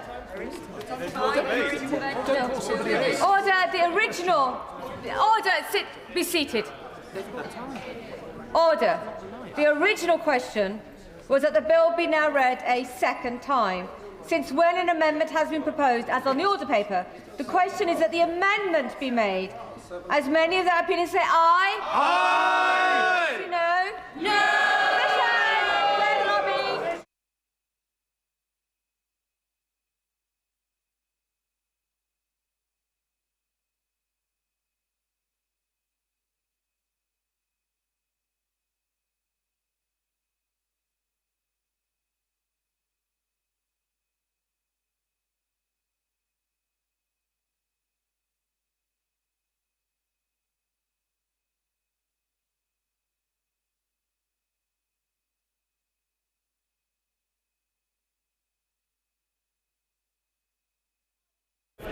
colleagues should notice that I'm on my feet and they should be seated. Quickly seated. The question is as on the order papers. May that please say aye. Aye. Contrary, no. No. Tellers for the ayes are Nick Timothy and David Simmers. Tellers for the noes are Imogen Walker and Jay Cotterill.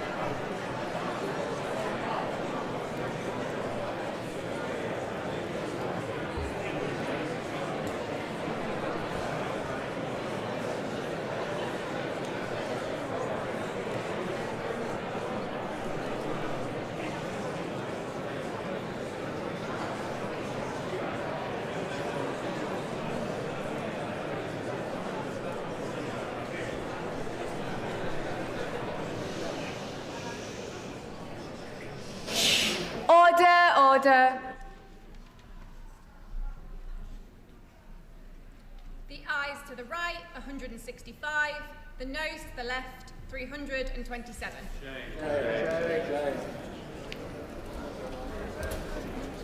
The ayes to the right, 165. The noes to the left, 327. So the noes have it. The noes have it. Unlock.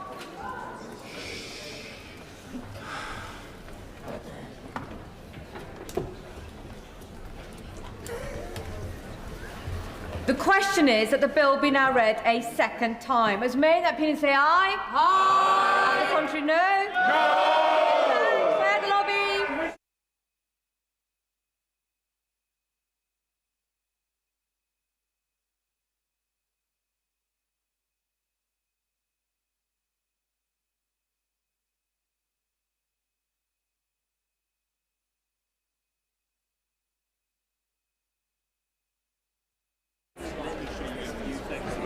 Colleagues paying attention will have noticed that I'm on my feet and they should be seated. They should be seated.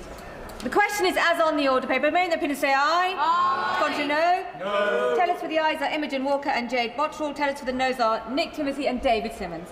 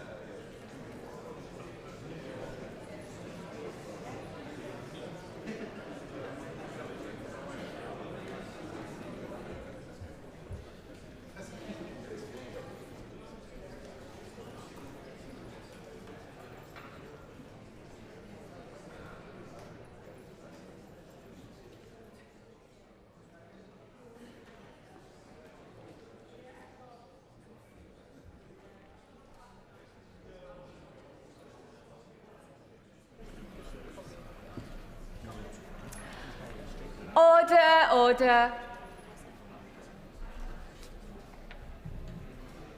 The ayes to the right, 320. The noes to the left, 105.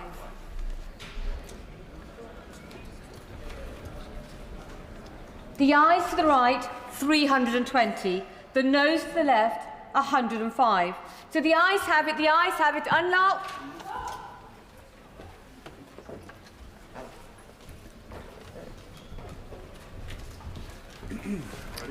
Programme motion to be moved formally. I beg to move. The question is as on the order paper. As made that opinion say aye. Aye. Of the contrary, no. The ayes have it, the ayes have it. Money resolution to be moved formally. I beg to move.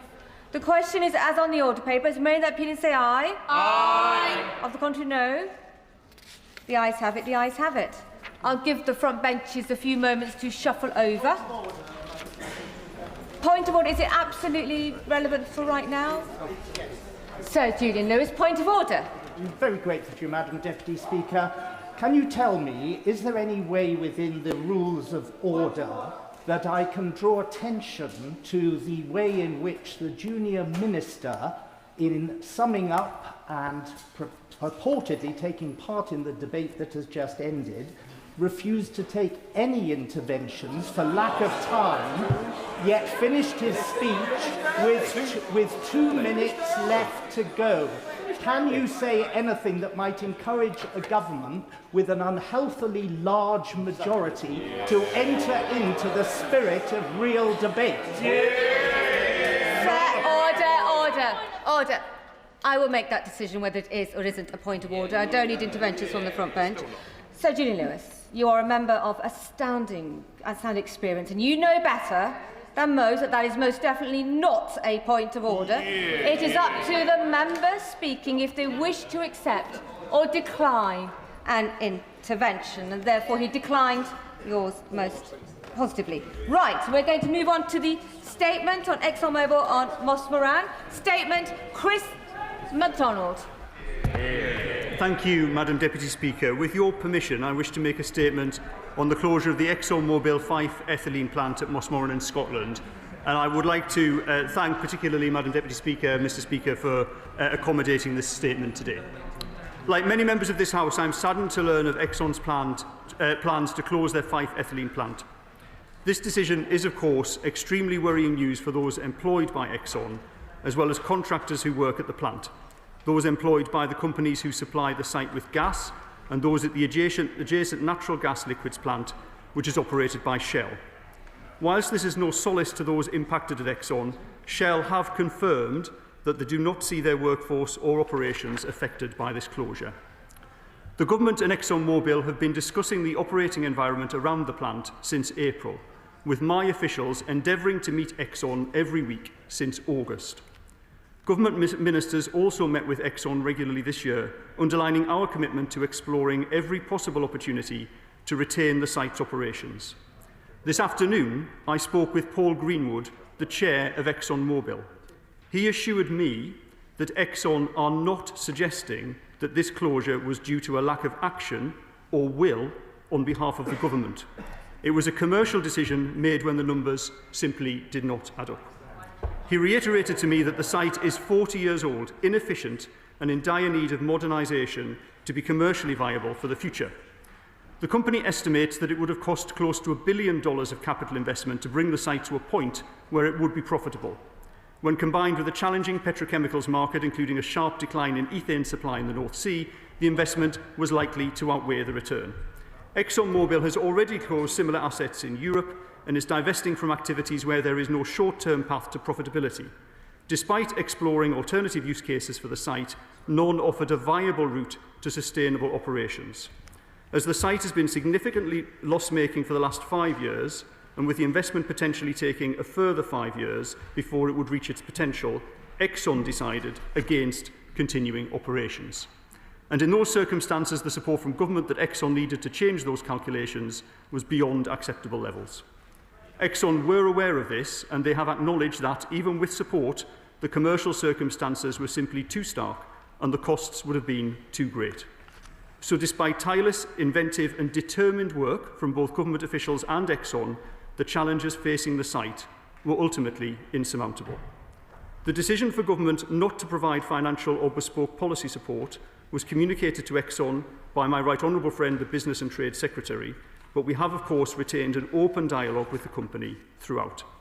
This is not a decision that either the company or the government have taken lightly, because as honourable members know, this government has shown that it is prepared to step in and support industry when it is feasible to do so. We have stepped in to support business in the steel, shipbuilding and chemicals industries, protecting jobs and vital capability across the UK, including in Scotland. But in all cases, there was a fundamentally sound business proposition underpinning our investment, and sadly here, this was not the case. I also want to stress, Madam Deputy Speaker, that as disappointing and concerning as the closure of the Mossmorran site is, it is not symptomatic of a UK industry as a whole.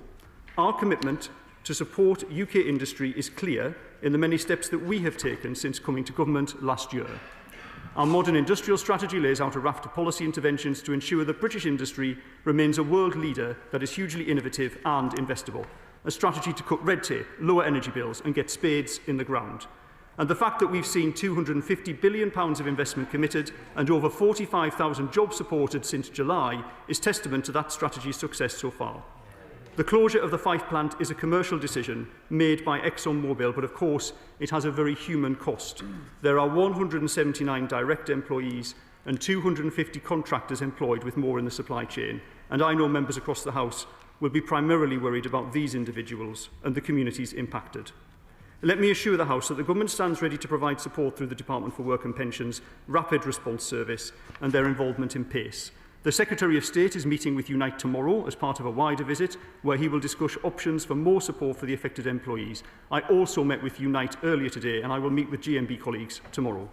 I've been assured by the company directly that Exxon, as a responsible employer, will ensure they properly support their staff finding alternative work, including at their Foley site at Southampton, and to support those employees in their relocation.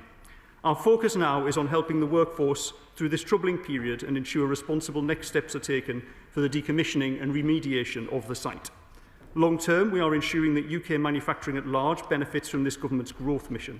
We want to create the right conditions for British manufacturers to properly compete and win in the global economy. And over the coming days, my department will update the House on the progress we're making in support of that effort, not least on energy costs. Before I conclude, Madam Deputy Speaker, Exxon Chair Paul Greenwood asked me to reiterate a message that he has given to all of the employees at Mossmorran. It's a message I'm sure all members of the House will agree with. The closure of this site is no reflection on them, their efforts or their work. They should be proud of what they have accomplished in the last 40 years. And I would like, as Industry Minister, to personally thank the employees at Mossmorran and the Fife community for their contribution to the UK industrial economy and, through decades of ethylene exports, our balance of trade for over 40 years. This is not the end of Fife's industrial story. And as Exxon gradually decommissions and remediates the site, we as a government are committed to working with the local authority and the Scottish Government to promote the benefits of this location for future industrial investment. This government is committed to supporting the workforce and the community over the coming weeks and months during what I know will be a difficult and painful transition. I commend this statement to the House. Shadow Minister Andrew Bowie. Thank you very much. Thank you very much, Madam Deputy Speaker. Madam Deputy Speaker, and I thank the government for advance sight of their statement. Since this government came to power in July 2024, over 15,000 manufacturing and industry jobs have been lost. Only this Labour government would recognise that as a success. The Minister says he is saddened. Madam Deputy Speaker, that is cold comfort to the workers losing their jobs today. Energy-intensive industries are in decline across the United Kingdom. Oil refineries and petrochemicals plants are facing the economic and fiscal realities of choices made by this Labour government. At Ineos in Grangemouth, at Prax Lindsay in Lincolnshire, and now at Mossmorran and Fife, where Exxon have told us that there is no competitive future due to the current economic and policy environment. The Minister tells us that this was a commercial decision and the numbers did not add up. Due to Labour's decisions. Honestly, he mentions the decline in the ethane supply in the North Sea. the Minister almost gets it. This government's destructive tax and ban policy in the North Sea has led to disinvestment and has undermined the petrochemicals industry and ability to secure low-cost ethane, damaging our energy security, detrimental to our petrochemicals industry and utterly devastating for Scottish oil and gas workers. The Labour Party simply doesn't get it. And the carbon tax, Madam Deputy Speaker, £20 million per annum for the Fife ethylene plant alone was crippling.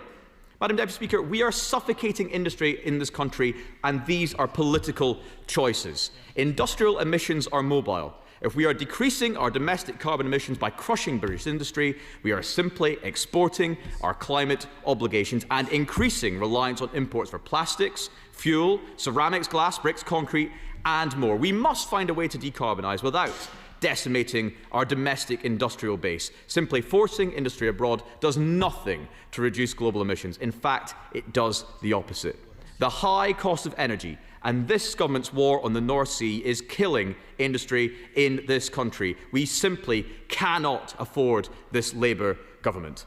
Though it is in Fife where the closure will be felt most acutely, the repercussion will reverberate across this country. For the first time since the UK invented polyethylene, we will not be manufacturing the primary component in this country. That is shameful.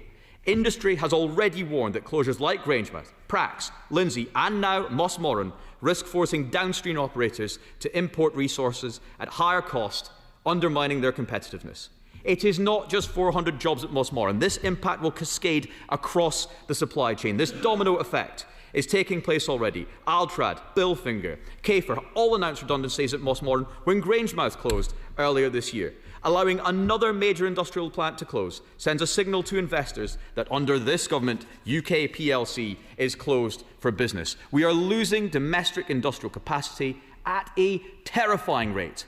The Minister claims this is not symptomatic of British industry as a whole, but the drumbeat of job losses and plant closures tells a very different story. He talks of support for jobs, but unemployment has risen every single month since this Labour Party took office.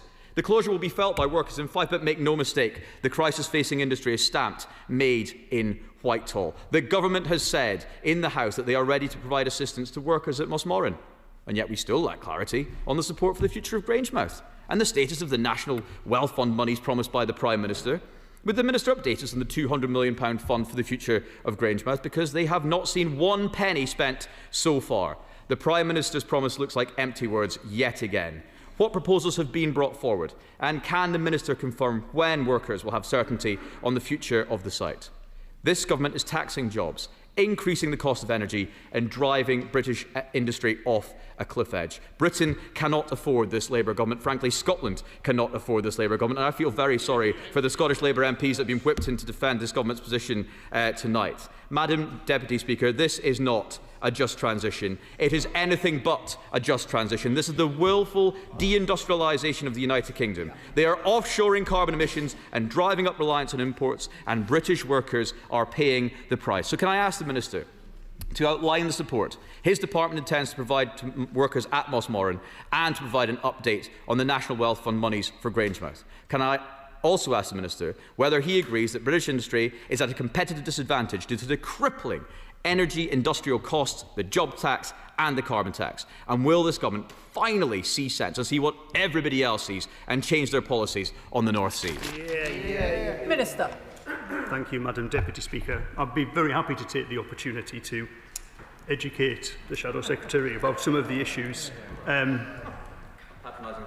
No, it's real, and he will soon be able to realise that. I was particularly upset, actually. I was genuinely upset when he described my words as cold words. They weren't cold. They were sincere and heartfelt. And the reason for that is because I've been in this position myself. I really wish that he and his colleagues had showed similar vigour when the steel industry in Teesside was collapsing around us, when I and my colleagues were at risk of redundancy, and they stood by and left 10 days to find a new buyer for the most efficient steel plant in the country to close. And I really take his comments with a pinch of salt, because he talks about the uncompetitive business environment in the UK, This plant has been significantly loss-making for 5 years. I wonder why that is. Could it be because of the high levels of energy prices that we have as a result of the previous government's decision to tie us to international gas prices, to put us at the mercy of Vladimir Putin? We talk about a transition. He talks about the transition. I know what a terrible transition is like. I lived through that in the coalfield of County Durham. What I am ensuring, what this government is ensuring, is that the workforce in the UK, in Scotland and throughout the UK in these industries have the benefit of a proper transition. That's why we have an industrial strategy. That's why we have intervened in industry in the areas that I said. And now we come to the point of education. It's best sometimes not to take your knowledge of industry or industry in Scotland from Twitter. Because in fact, we do still have ethylene production in the UK. It's at Grangemouth. I would have thought he would have realised that. So the UK isn't without ethylene production. And actually, maybe he didn't realise none of the ethylene produced at Mossmorran was used in the UK anyway. It was exported, 100% of it, to the EU. That was why I made the point, thanking the workers locally about their contribution to the balance of trade that we've had in the UK over so many decades. It was all exported. And finally, his point about carbon taxes. And you know, you can debate the nuances of carbon taxes if you want to, but this plant exports all of its product to the EU. So to export it to the EU, it needs to ensure that it aligns with its market, the market in which it is, which obviously has the EU emissions trading system. If it received relief in the UK, it would have to pay that tax to the EU. Does he prefer that money comes to the UK government, or does he prefer it goes to the EU? Really, what his comment has demonstrated is he not only does not understand this plant, he doesn't understand the chemicals industry, and I really wonder whether he cares for the workers at Mossmorran. Melanie Ward. Thank you, Madam Deputy Speaker. This is devastating news for all of the workers at the Exxon Fife ethylene plant in Mossmorran, many of whom are my constituents. ExxonMobil must now be fully transparent and give proper clarity for the sake of all those affected. This is a company that made £25 billion in profits last year. The truth is that over the course of multiple meetings with government ministers in recent months, the company failed to come up with any viable proposals to secure the plant and the jobs there. In contrast, I have today met with Shell, who run the adjacent Fife NGL plant, and they have confirmed that the jobs there are secure for the foreseeable future.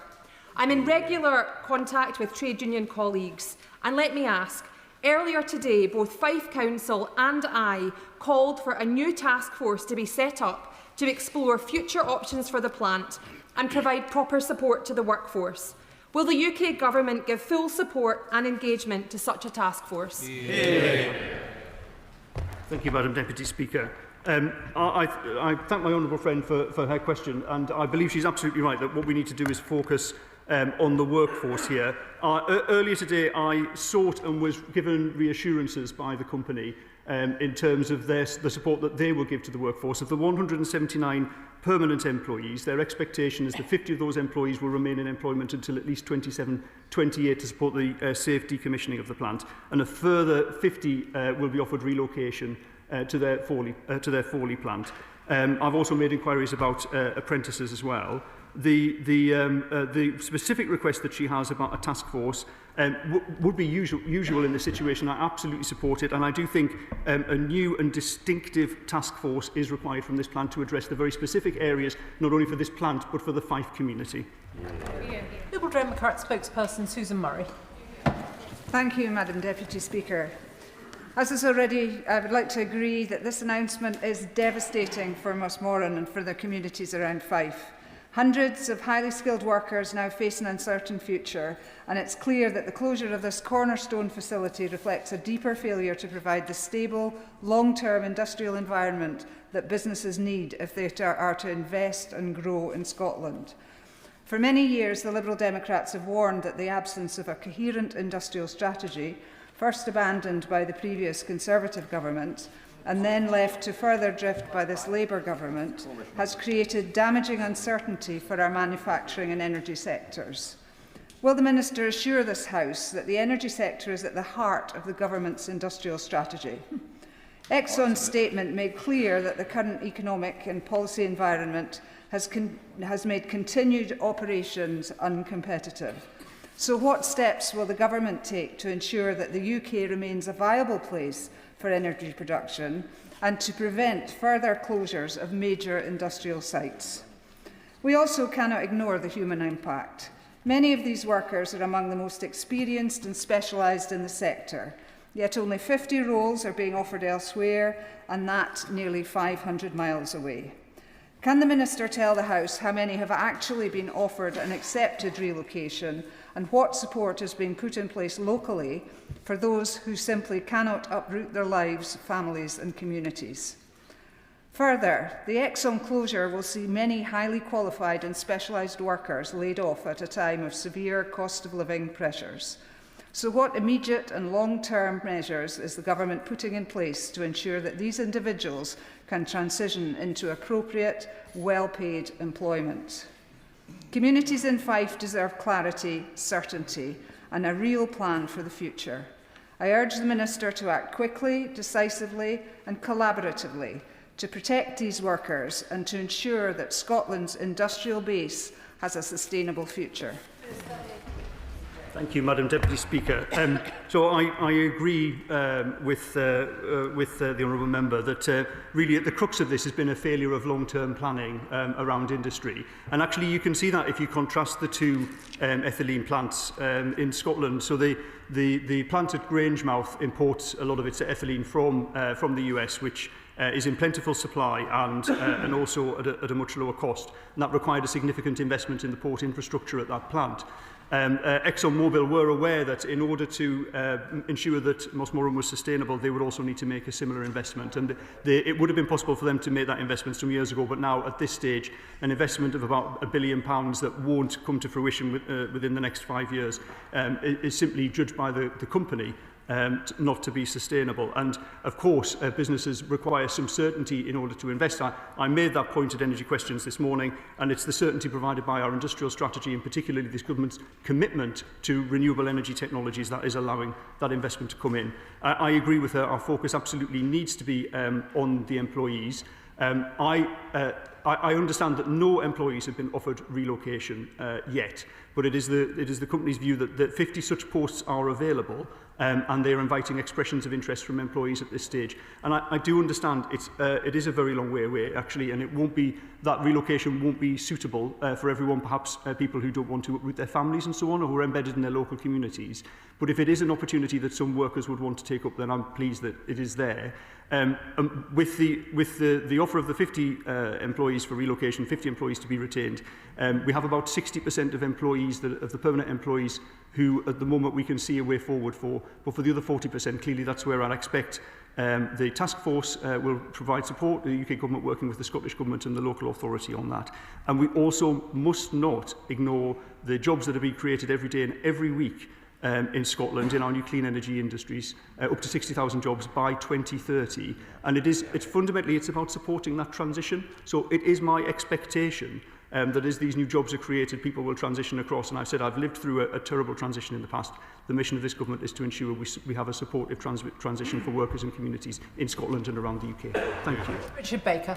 Thank you, Madam Deputy Speaker. This decision by ExxonMobil and the manner in which it has been taken and announced is a very poor way to treat workers who have given so much to this company and their communities. And given that only last year the company was announcing 4-year apprenticeships at Mossmorran, including some of my constituents, will the Minister do everything in his power to ensure that these apprenticeships can continue and that the company, who have made record profits in recent years, will recognise their duty of care to these young people?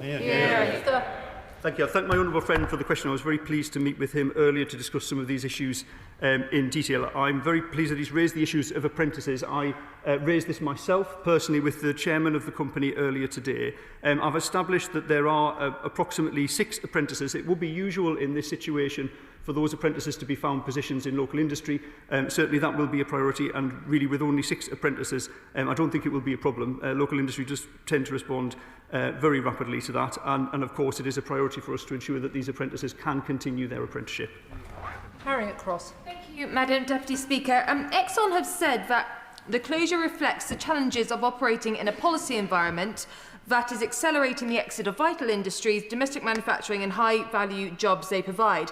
When is the government going to take responsibility for the decisions that they are making, which are seeing us with energy prices with no prospect of reducing, ethanol or ethane, from the North Sea reducing at a huge amount of rate, which is leading to these job losses and will continue to lead to more and more job losses across Scotland, as the Minister knows, until policy decisions are changed and until the North Sea is supported.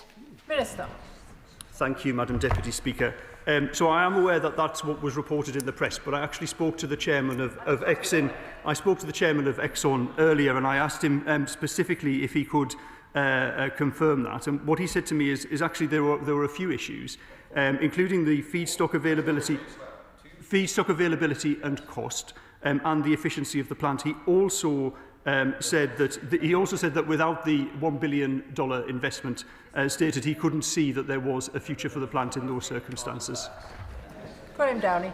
Thank you very much, Madam Deputy Speaker. And can I thank the Minister for his statement, as well as to my honourable friend, the Member for County Kirkcaldy, for exposing the frankly ridiculous lack of transparency we've seen from ExxonMobil. And certainly my constituents will know very clearly exactly where the blame for today's announcement lies, and it is with ExxonMobil. I would like to bring one particular issue to the Minister's attention. A constituent has got in touch with me this afternoon. I have a number of workers who work at Mossmorran as well, worried about the effect on opportunities for young people in the area. And after we have also seen the SNP's shocking failure on skills, including cutting college budgets by up to 20%. Can the Minister reassure me that he will do everything he can to work with the Scottish Government, Fife College and others to make sure that skills in the area are maintained and we make sure young people have the opportunities that they deserve in Fife? I thank my honourable friend. I too was particularly disappointed that this announcement was made so close to Christmas. I think that that's something that anyone making announcements such as this should take into account. He raises the opportunities for young people. He's absolutely right to do that. Our Clean Energy Jobs Plan was launched just a couple of weeks ago, and we highlighted in there the opportunity to create 5 new regional centres of excellence for clean energy jobs. I know that there will be great demand for the skills of young people in Fife and across Scotland and across the UK in these clean energy industries. We've set out the jobs and the skills and the methodology by which we will enable people to access those. And the Prime Minister was very clear about this in his speech to Labour Party conference. Opportunity for young people is a mission of this government, and ensuring that those young people can access high-quality jobs in the clean energy industries in Fife needs to be a priority for the task force too. Stephen Flynn. Thank you, Madam Deputy Speaker. Unfortunately for the Minister, some of us have also spoken to Mr Greenwood today, and whilst the Minister is arguing that this has nothing to do with their policy in respect of the North Sea, that was certainly not what was conveyed to me, which I'm sure the Minister will clarify from the dispatch box. But before he does, he's also said that Exxon are not suggesting that this closure was due to a lack of action or will on behalf of the government. Exxon's statement, meanwhile, says that it's down to the UK's current economic and policy environment combined with market conditions. So what we have tonight is 400 families knowing that they don't have certainty over their ability to pay their bills going forward. The whole community impacted as a result of this decision, and a UK government minister who is not being clear with them about the reasons, one, why this has happened, and two, why he is not helping them, because he has stated from that dispatch box just a moment ago that they have chosen to intervene. We know that they've chosen to intervene in Scunthorpe, but they chose again not to do so in Grangemouth, as members opposite will recall, and he is choosing not to do so now in Mossmorran. They are sleepwalking into the deindustrialisation of Scotland. This is on them. Thank you, Madam Deputy Speaker. Maybe it would be helpful if I just reiterated the direct quote from the Chair of Exxon when he said that the closure was not due to a lack of action or will on behalf of the government. Not due to a lack of action or will on behalf of the government. And he was quite clear about the condition of this plant. And I also said in my opening remarks that where government has intervened in the past, it has been where there's been a fundamentally sound business proposition. And I'm sure that the honourable member would be, he probably failed to mention it because maybe he'd forgotten the £200 million commitment that government has made to Grangemouth, the 100 projects that are lining up behind that in order to support the people in Grangemouth, and obviously he didn't want to welcome that. He talks about a strategy for industry. Well, I haven't seen the SNP industrial strategy. Perhaps I missed it. Topical, Crichton. Thank you, Madam Deputy Speaker. I thank the Minister for his statement and pay tribute to his work and the work of my honourable friend for Cowdenbeath and Kirkcaldy in trying to engage Exxon Mobil for the last couple of months, for trying to speak to him regularly and yet failing to extract any viable proposal from the company for a way forward. Sharon Graham, leader of Unite, has described Exxon Mobil's decision to pull out as a disgrace. It's a £25 billion company that is walking away from 179 jobs and 250 more contractors. And can the Minister make sure that when he sets up this task force, and despite the axe grinding we hear all the time from the other side, that he will work with the Scottish Government and with Fife Council and with the community to ensure a future for these workers? Thank you, Madam Deputy Speaker. And I thank my honourable friend for the question. I spoke to Unite representatives today and heard directly from the workforce of their experiences too. The Exxon Mobil did try, prior to announcing the closure of the plant, to effect a sale of the plant, and they weren't able to find any interest. I've been informed this afternoon that as a result of the announcement of the closure, there may be some interest in the plant, and of course we will explore every possible avenue for that and to ensure that the employees receive their support. But if there are companies that are interested, then working with the Scottish Government and the local council, we'd be very happy to explore that. Wendy Chamberlain. Very much, Madam Deputy Speaker. I'd agree with the Honourable Member for Cowdenbeath and Kirkcaldy. This is devastating news for Fife, and although the Mossmorran plant is not in my constituency, I know that I will have constituents affected. I do note what was said in the Minister's statement in terms of a lack of action or will in behalf of the Government, but I would suggest that that statement is pretty silent on the economic circumstances which was made in the public statement, and certainly in terms of what I saw when this was immediately announced, there was an attribution to the UK Government's failures in this regard. But the other thing I have to say is I'm a bit disappointed that the first mention in the statement of the Scottish Government was at the very end of the statement and looking forward. The Scottish Government does have a responsibility for economy and jobs, and I would suggest that taking an approach that does not involve the Scottish Government allows the SNP Government to blame the UK Government when such things happen. So although we've not had a surprise, it's not been a surprise to the Government today's announcement, can the Minister outline what conversations were being had with the Scottish Government in advance of today's announcement? Thank you, Madam Deputy Speaker. Yes, and I thank her for her question. And she points out that this isn't in her constituency, but clearly the effects run far wider than the individual constituency, particularly for a plant of this size. And so we need to think, I think, carefully about the impact of the supply chain on this as well. I apologise for the fact that the Scottish Government is mentioned towards the end of the speech. That is in no way intended to imply that the Scottish Government have not been involved in this or are not involved in this. I know that there have been meetings at the highest level in the Scottish Government, and in fact the Scotland Secretary has also been involved in these discussions with Exxon Mobil as well, as we have tried to find any possible measure in order to avoid this decision. But ultimately it was a decision for the business, and our focus now is on how we can move forward for the workforce and for the future of Fife as well. As I said, the industrial story of Fife is not over. There is excellent opportunity there to bring new investment to that site in the future, and that sort of industrial regeneration is exactly what I want to see. Chair of the Scottish Affairs Committee, Patricia Ferguson. Thank you very much, Madam Deputy Speaker, and I thank the Minister for his statement this evening and share the concern of colleagues, particularly those based in Fife, about the effect this closure will have. But the news that contract workers were locked out of the plant this morning is a major concern, as is the news that people, many of whom have worked in the company for many decades, have not yet been given information about what redundancy packages may be available, is very worrying too. So can I ask the Minister what engagement he is having with trade unions on this troubling development, and whether he believes that the trade unions have been properly consulted as they should be in a situation such as this? Thank you, Madam Deputy Speaker. And I thank her for raising these two issues. On the issue of redundancy packages, I raised that earlier with the company, and they assured me that such packages had been made available. I then raised the same question with Unite the Union, and they've undertaken to go away and confirm that for me. I want to do my own due diligence and make sure that that is true. I'm particularly pleased she's raised the issue of contract workers, because it was reported that they were locked out of the site, but the actual situation is slightly more complex than that. So contract workers had their permits revoked this morning, which sounds rather dramatic, I realise, but for a coma site that's a normal procedure in certain circumstances. In fact, the workers themselves believed it was due to weather conditions this morning. It was actually to ensure that all workers on the site, either direct employees or contract workers through their contract managers, could be briefed at the same time on the issue. Contract workers were then allowed to return home or to resume work, recognising that not all of them would have wanted to stay on the site at that time, having received such shocking news. So hopefully that helps to explain that situation, and of course I will ensure that I continue to ask these questions of the company and engage very closely with both Unite and GMB on these issues. John Cooper.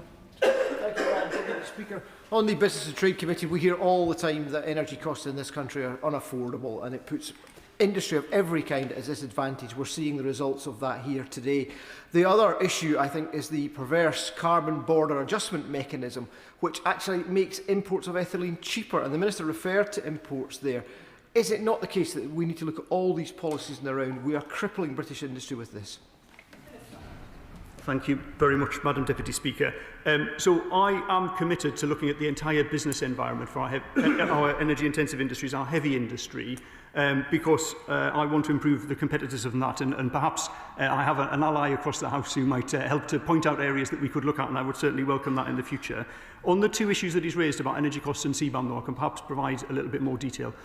So on energy costs, on electricity costs rather, which aren't the major factor here for this site, the government's introduced a range of measures to try and support improving the cost competitiveness of the UK versus Europe, and we could talk about those in more detail clearly at some other point. On gas, the UK is competitive with Europe, certainly cheaper than Germany and the Czech Republic, slightly more expensive than Italy and Spain. But the issue here fundamentally is the gas costs in the USA, which is considerably cheaper, and we all understand the reason why that is. The CBAM issue is a bit more complex because 100% of the material goes into the EU, so there's an issue around EU market alignment there, which again we could talk through in more detail, but it means it's not quite as straightforward as if a domestic producer was asking for some relief in terms of those measures. But thank you. Brian Leishman.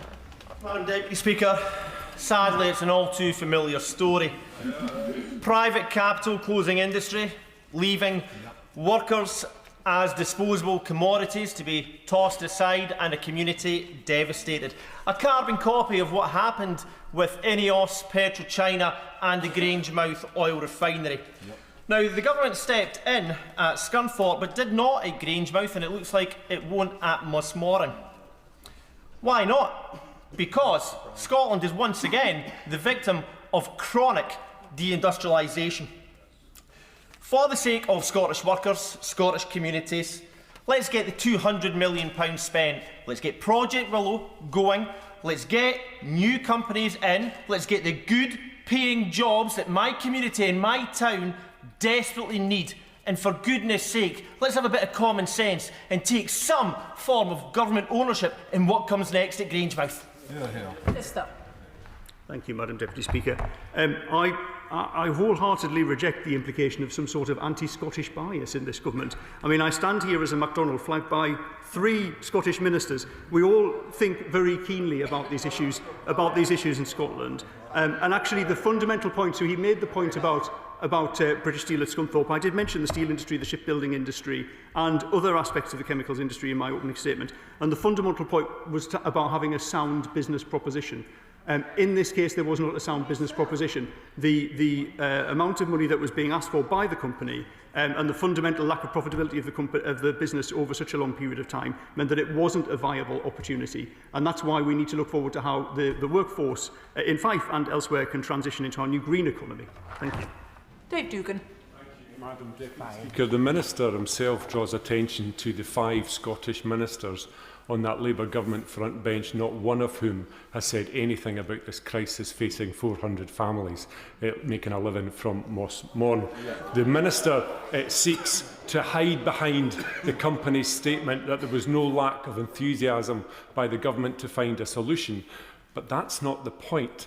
The point is what's led the business to get into this situation in the first place, which is a direct consequence of Labour government policy. And for the hard of thinking, that is the carbon tax at 20 million for Mossmorran alone, the cost of UK energy, which Labour can't fix, the supply of ethane feedstock from the North Sea, the energy profits levy, which this government backs, this government signalling an artificially accelerated decline in the North Sea, and of course the national insurance raid on employers, taxing every job across the United Kingdom. This is industrial illiteracy and regulatory incompetence writ large. What does the Minister say to that? Minister.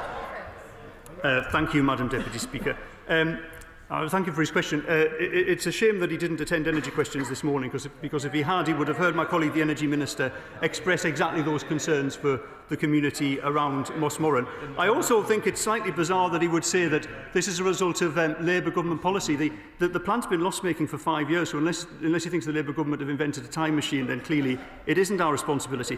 But what I was most startled at was the implication that it is now SNP policy to abolish the ETS. Is that the case? Chris Kane. Speaker, doesn't this decision just underline the urgent need for a robust industrial strategy in Scotland that protects jobs, that strengthens the supply chain and ensures that our manufacturing base is fit for the future? Thank you, Deputy Speaker. My right honourable friend is absolutely right. In our industrial strategy, we point to the 8 growth sectors, including clean energy and defence, all areas in which Scotland is incredibly strong, and of course underpinned by our foundational industries as well. Our industry in Scotland, in England, in Wales and in Northern Ireland is a great strength of the UK, and one that for the first time in a generation is receiving a significant amount of attention from government. Dr Andrew Murison. Clear that this is the result of the economic and policy environment that it found itself in. It's as plain as a pikestaff. Now, the Minister said that he has been in discussion with Exxon, including today, when presumably he discussed what it meant by policy. Can he please say clearly what policy issues Exxon has had that has led to this decision? Minister. Thank you, Madam Deputy Speaker. Actually, the company was quite clear to me that this is a commercial decision. This is a commercial decision that is based on investment and a lack of performance of the plant.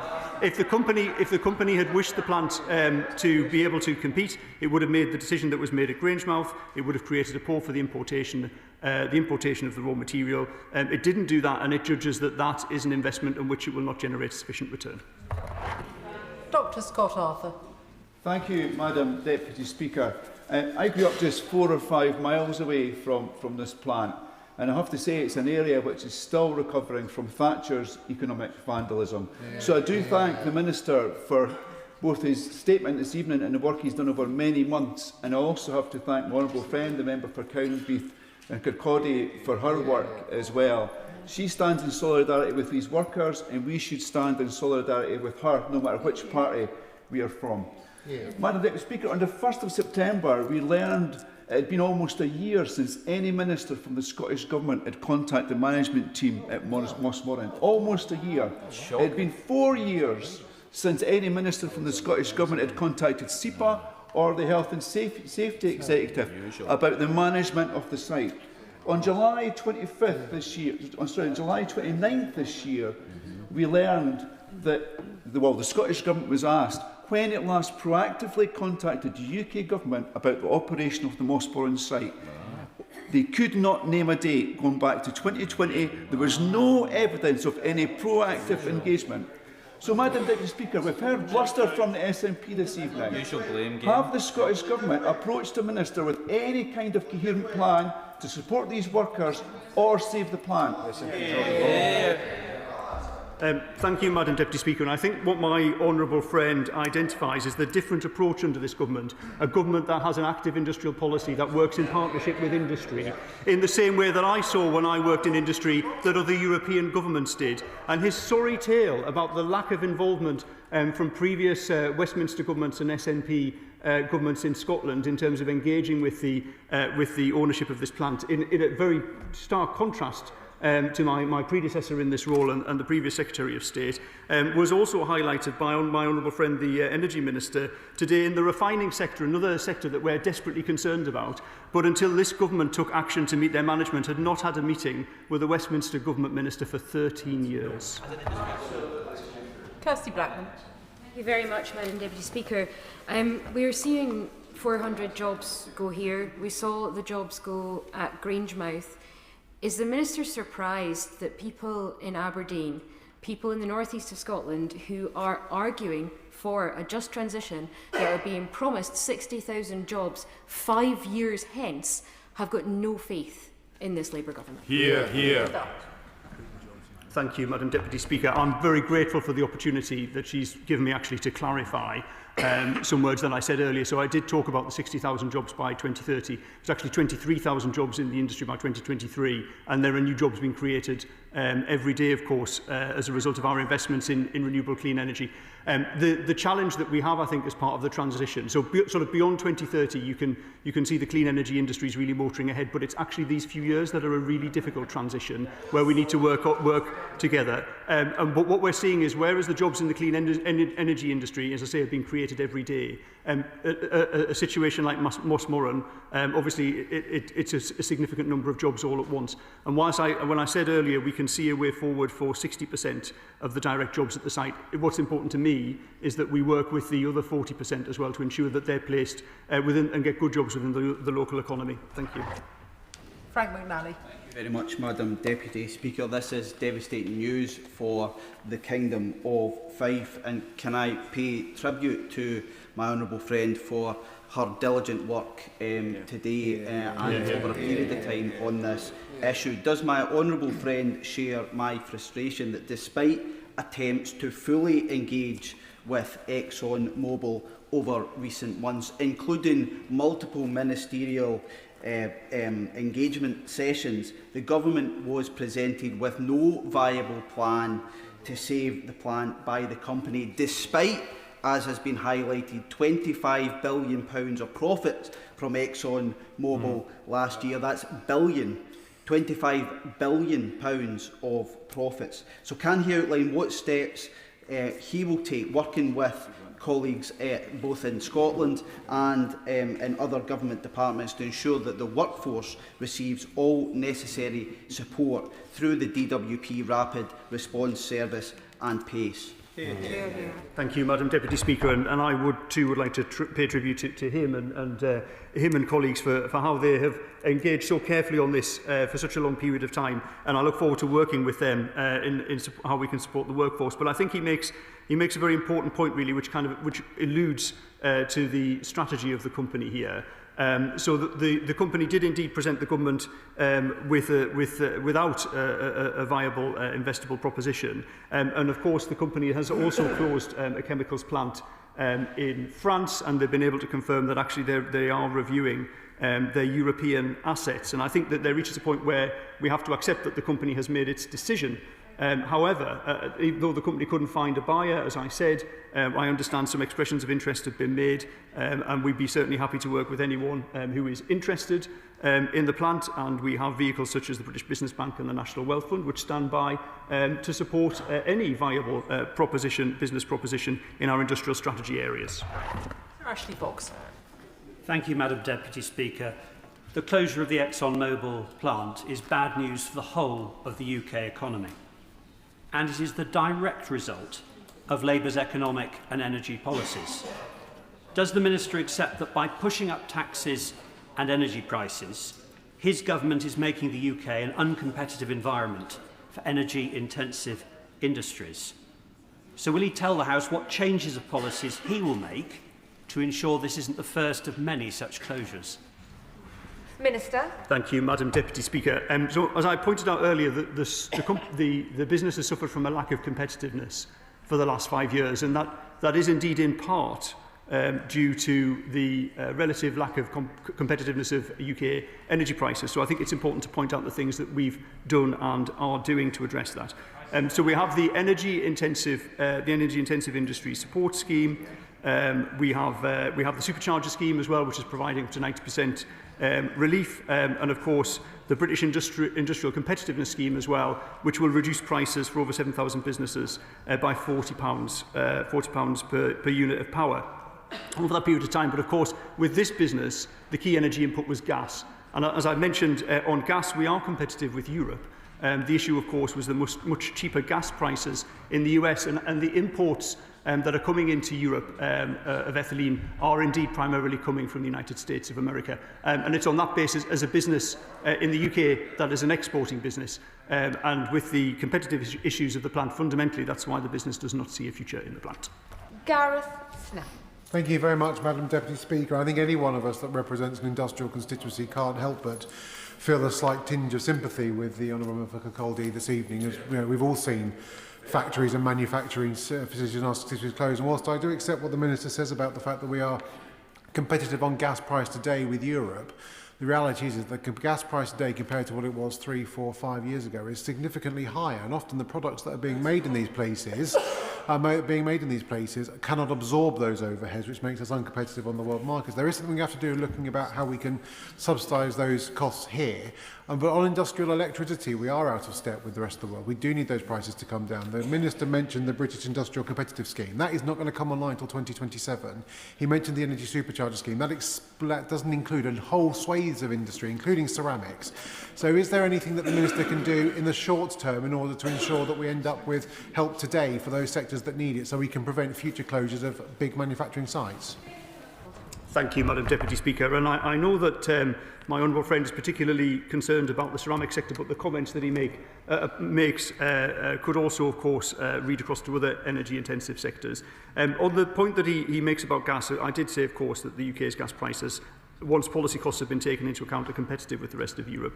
But in the sector that he mentions, of course, many of those imports come from Turkey. And in some other sectors in the chemicals industry, the issue is actually about overcapacity, oversupply, and dumping of products in the UK that have been produced in the Far East. So actually there are quite a number of issues here, and I am continuing to work on all of those issues across the heavy industry sector to ensure that we can improve the business environment as a whole. Thank you, Madam Deputy Speaker. Another week, hundreds more jobs slaughtered on the altar of net stupid zero, leading to high energy costs, high policy costs and high taxes, making this business, along with so many others, completely unviable. How many hundreds of thousands of other industrial workers are terrified that they are next? Can the Minister, Madam Deputy Speaker, confirm to this House, has any discussions been had or indications or concerns been raised by ExxonMobil about any other plants or businesses or refineries in the United Kingdom? Minister MacDonald. Thank you, Madam Deputy Speaker. The honourable member, I know, takes a very keen interest in the carbon prices on industry, and I think it's worth, just for a moment, looking at the particular situation of this plant as it exports all of its product to the EU. So the carbon taxes which this plant pays, it receives about a sort of 50%, I think slightly higher than 50% carbon allowance for its emissions. And the reason that it doesn't receive a higher level of allowance for that is a reflection of the inefficiency of the plant. So fundamentally, the free allowances are set against a benchmark, and a plant that receives 50% is one that is inefficient. Now, the intention for that, and I know he'll appreciate this with his business background, the intention in that situation is to incentivise the owner of the plant to invest in order to reduce their carbon emissions, and then actually be able to sell the carbon credits on the open market and generate further profit for the plant. And that's what we've seen has worked so effectively in the advanced manufacturing sector. For whatever reason, this owner of this plant chose not to invest. And as a result, they've suffered the carbon penalty for that, and the community of Fife have suffered as a result of their decision as well. And we're now in the position where a £1 billion investment can't be sustained. It would be difficult, clearly, as I mentioned earlier, as they're exporting their products, for this company to find any way to exempt itself from carbon policies, because, of course, the EU has a carbon mechanism too, and that's the market into which they sell.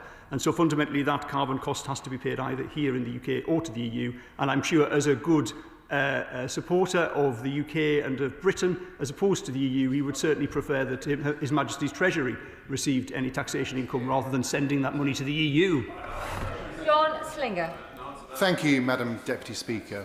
Could my honourable friend set out what more the government can do to engage with multinational investors to demonstrate that from Rugby to Fife, the UK is an attractive environment for investment under this Labour government? Minister. Thank you, Madam Deputy Speaker. As I set out in my statement, we've managed to attract £250 billion worth of investment. That investment is coming to the UK because the UK has policy certainty around industry with our industrial strategy, and it's delivering jobs across the whole of the country. Jardine. Thank you very much, Madam Deputy Speaker. The Minister earlier referred to the jobs that are coming in the renewables industry. That will be no consolation to the 400 families tonight who do not have that future within their sight. He also rhymed off the policies that the government has to support energy-intensive industries. They didn't help Mossmorran. And the company have cited the policy environment as a cause of their decision.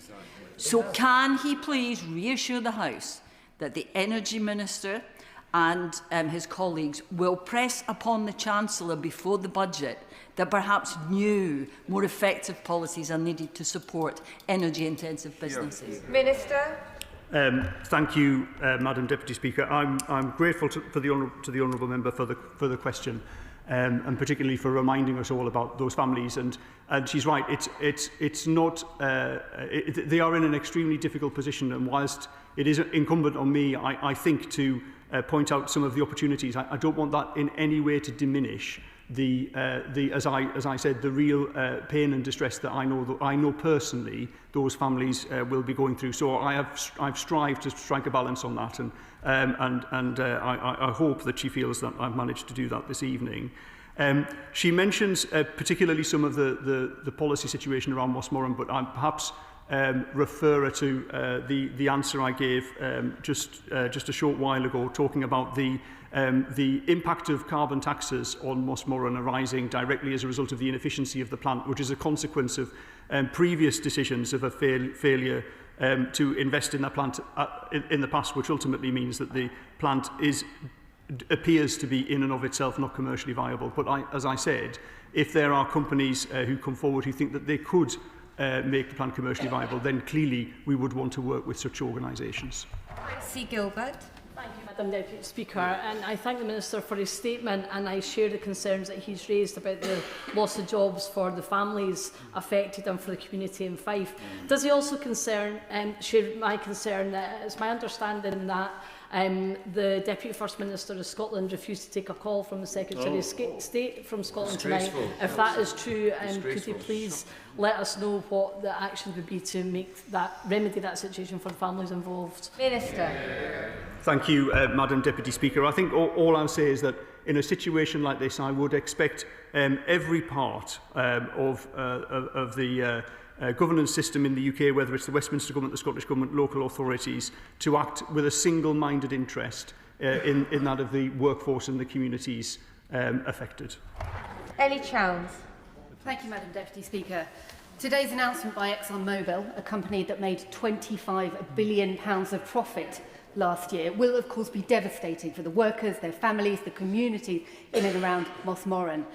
And doesn't it just show that Exxon Mobil doesn't give a fig for its workers, it just prioritises profiteering? Does the Minister agree with me that the fossil fuel giants cannot be trusted to protect jobs or the planet? And will he commit to investing new resources to ensure a genuinely just transition in which the voices of workers are central to the debate, so they're not left at the whims of these profiteering fossil fuel giants?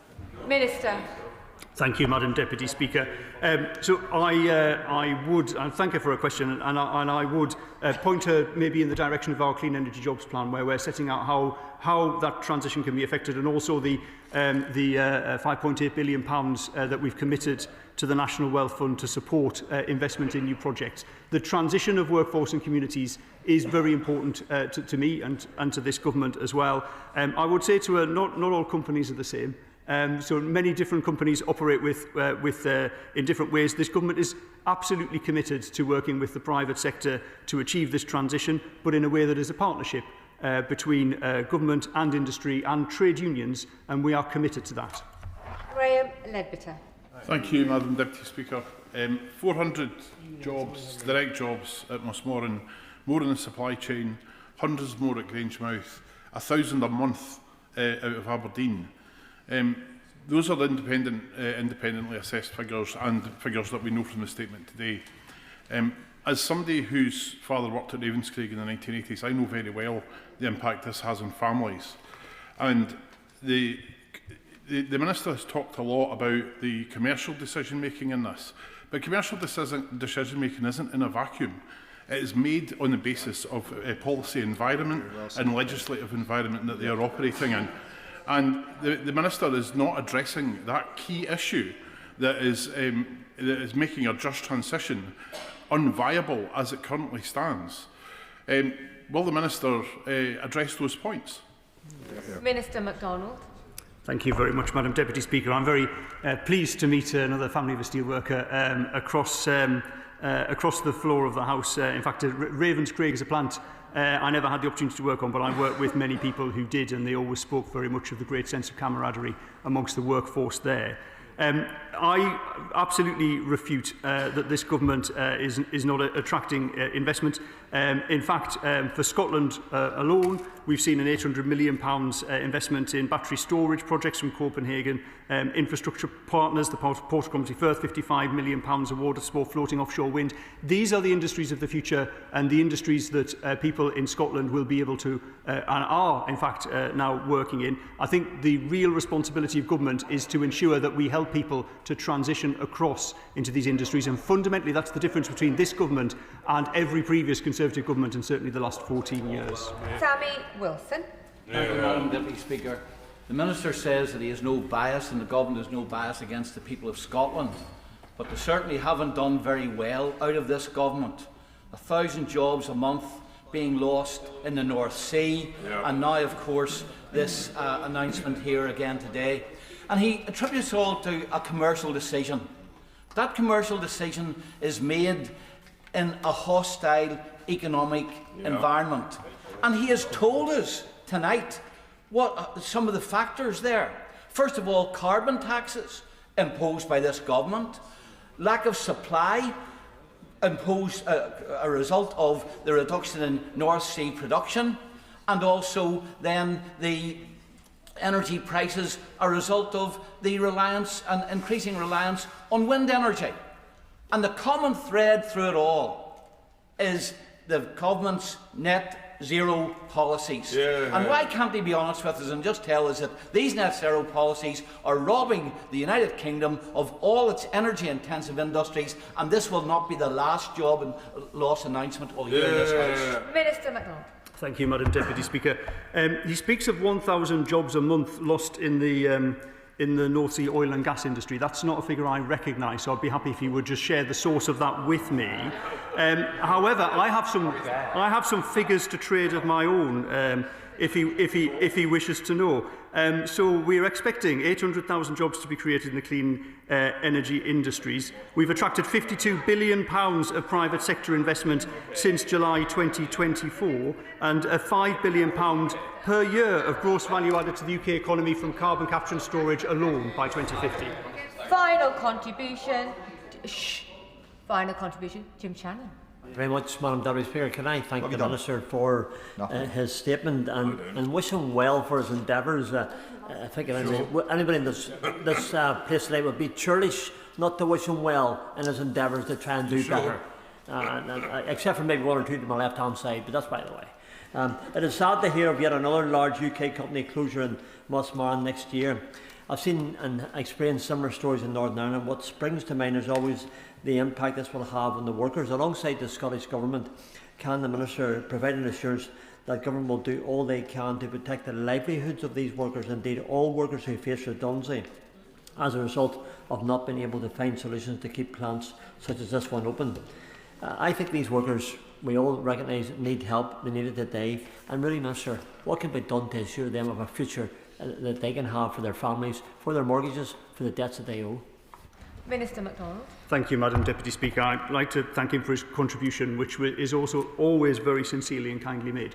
And I agree with him that what will be precisely on the minds of the workforce at Mossmorran right now will be how will they manage in the run-up to Christmas. They'll be thinking about whether they'll be able to pay an instalment on their holiday in January.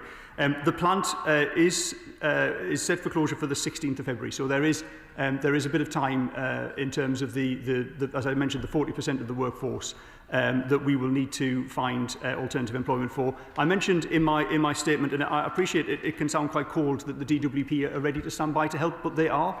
And combined with the Scottish Government, the local authority and the support from the UK Government in terms of the task force as well. That's the support that we'll give directly to the employees and their families. That is the end of the statement on ExxonMobil Mossmorran. Point of order, Andrew Bowie. Thank you very much, Madam Deputy Speaker. I promise I'm not going to make a habit of this, but on a point of order, I'm a bit worried that the Minister may have inadvertently misled the House, because he said in his conversation earlier on with the Chairman of ExxonMobil, Paul Greenwood, that they pointed to no policy decisions by this government for them closing the plant. Now, myself and other members also had the opportunity to speak to Paul Greenwood today, and he did give 4 reasons for the closure. The first 2, the market and the cost of running an oil plant, were, he said, not policy decisions, but the third and the fourth certainly were. The third was the carbon tax, which is costing that plant £20 million, and also the sharp decline in ethanol production in the North Sea due to the accelerated downturn due directly to government policy. So I wondered if the Madam Deputy Speaker might give some advice on how the Minister might go about correcting the record. I am grateful to the honourable member for giving notice of his point of order. The Chair is not responsible for the content nor the quality of the Minister's answers, if only the Chair had such powers. But he has most definitely put his point on the record. I'll allow the front benches to shuffle over as we go on to the next bit of business.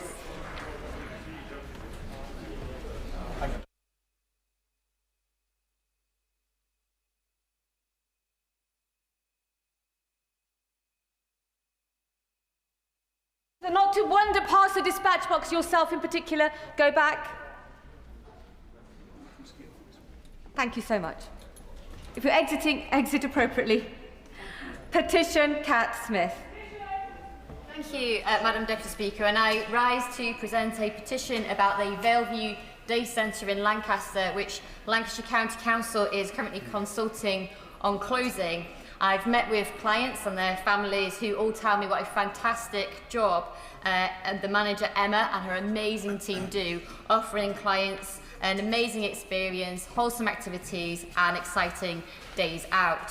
The petitioners therefore request that the House of Commons urge the Government to make representations to Lancashire County Council to protect adult social care in Lancashire and encourage the Council not to close Valeview Day Centre. Hear, hear.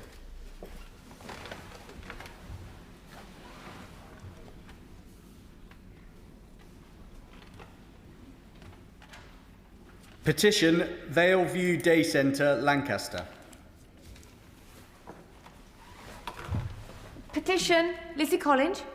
Thank you, Madam Deputy Speaker. I present a petition in the same terms as my honourable friend, the member for Lancaster and Wyre, who has worked so hard to protect care facilities in our area. Madam Deputy Speaker, my constituents really value the services provided by Valeview Day Centre, which provides a safe and caring space for adults who live at home but do have care and support needs. Constituents have told me about their spouses, their siblings, their elderly parents who find joy and friendship at Valeview.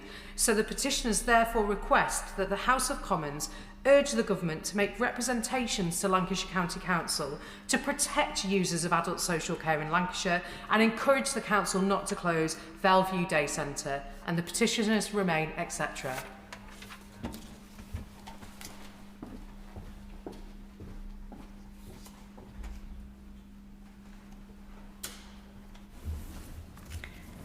Petition, Valeview Day Centre, Lancaster.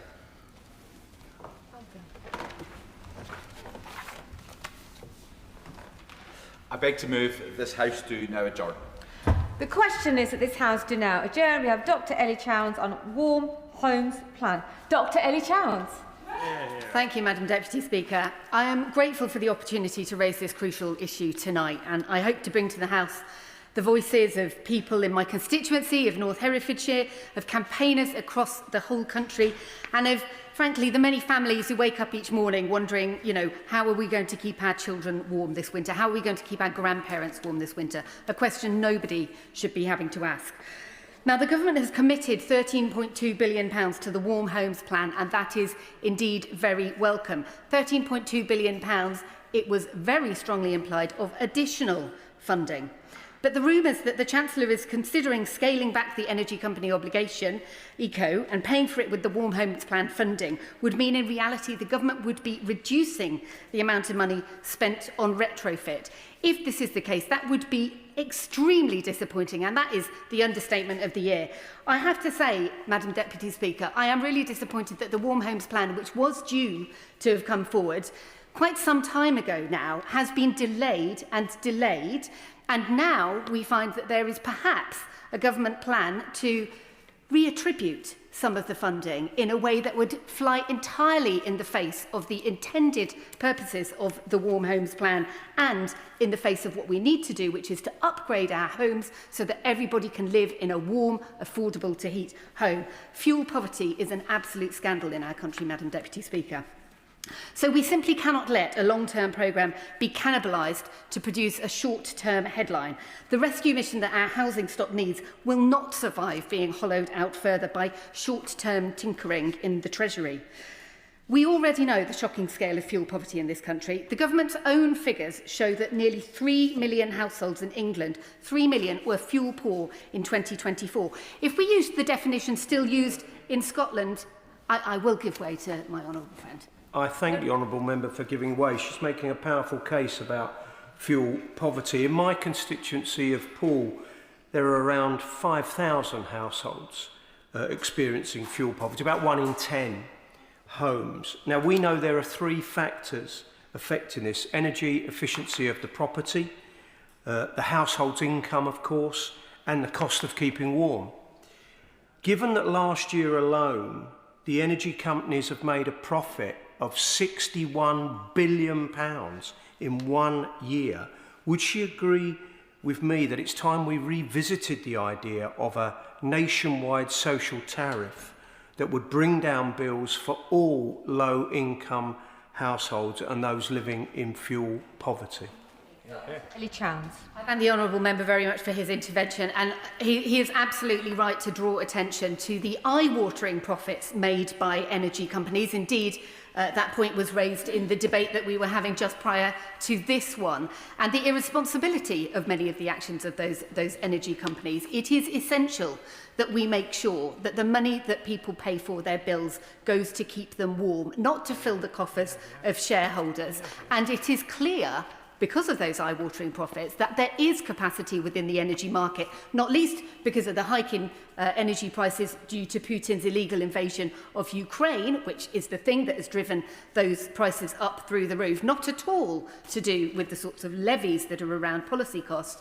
We absolutely should be making sure that those eye-watering profits are reinvested in supporting those who are most vulnerable to fuel poverty to actually be able to have a warm home to live in. So I thank him very much for his point. I will happily give way. Can I commend the Honourable Lady for North Hertfordshire for bringing this forward? We have a slightly different scheme in Northern Ireland. The Warm Home Scheme is called the Affordable Warmth Scheme. It's run by the Northern Ireland Housing Executive. The problem we have with that in Northern Ireland is that there's only such a certain amount of money set aside, and then it's first come, first served, which means that those people who have the same levels of poverty don't get the benefit.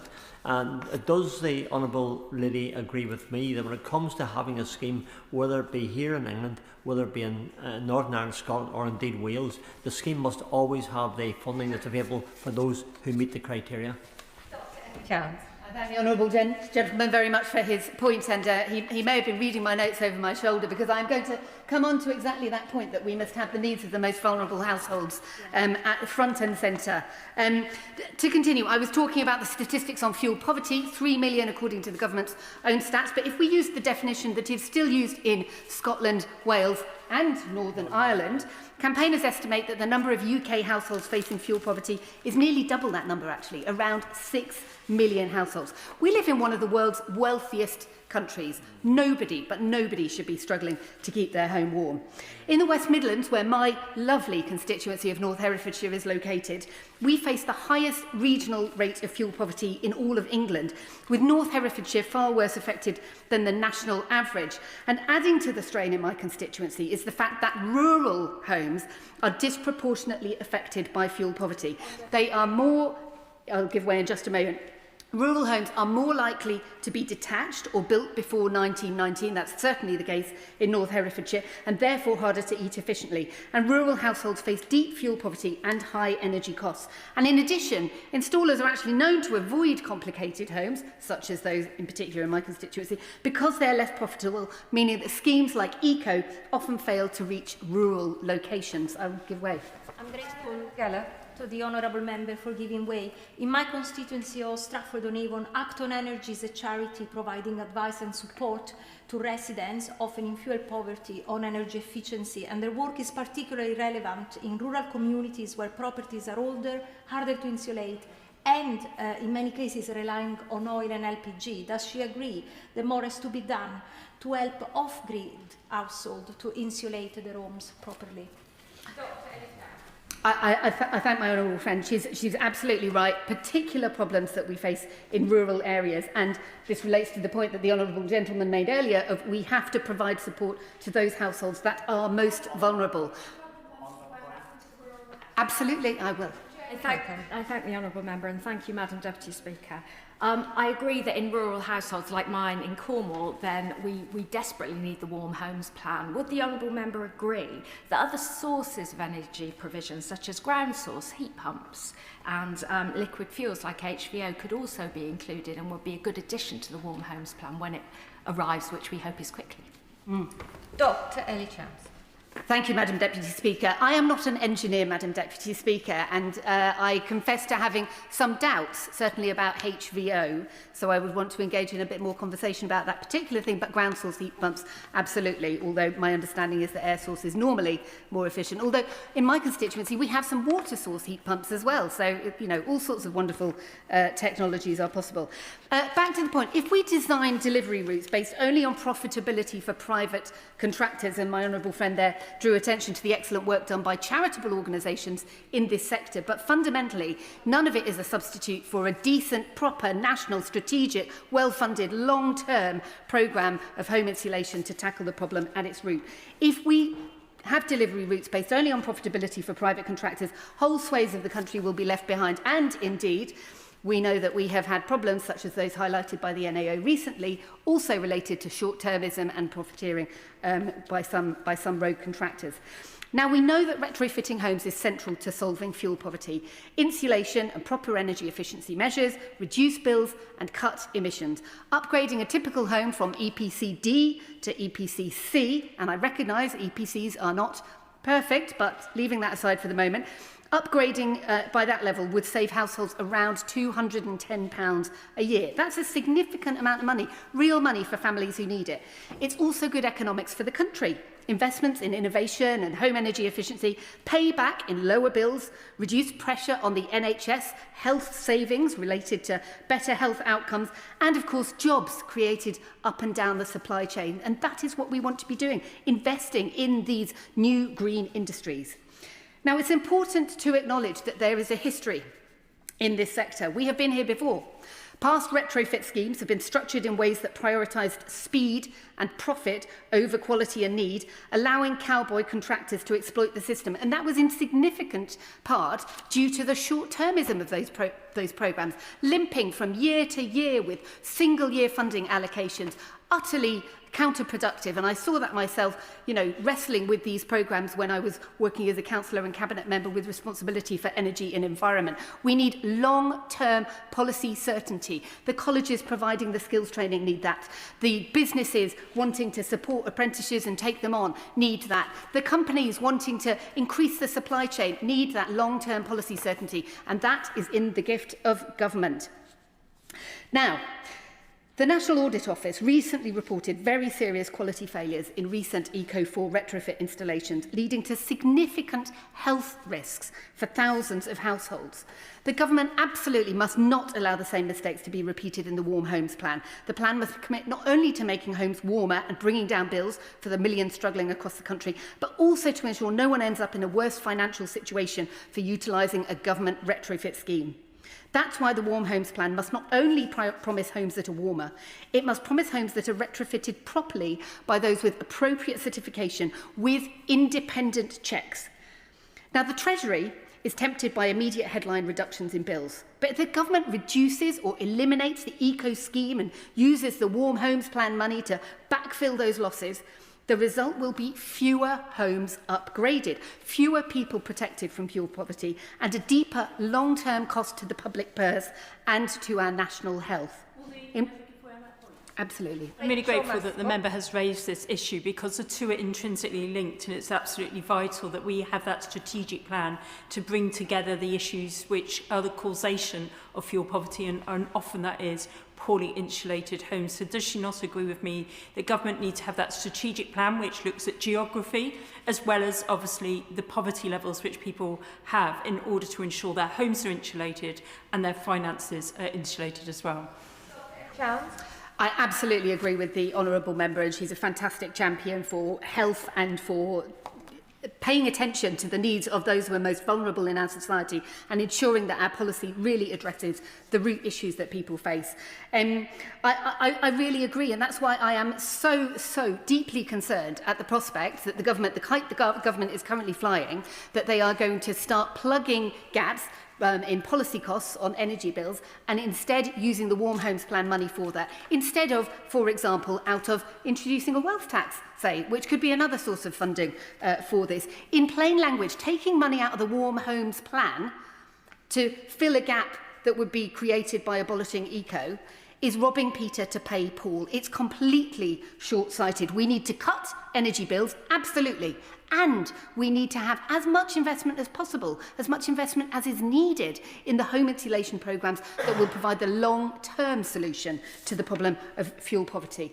So it's not an either-or choice. We can and must make those bills more affordable now and at the same time invest in home upgrades to create those future savings. We don't need to choose between warmth today and efficiency tomorrow.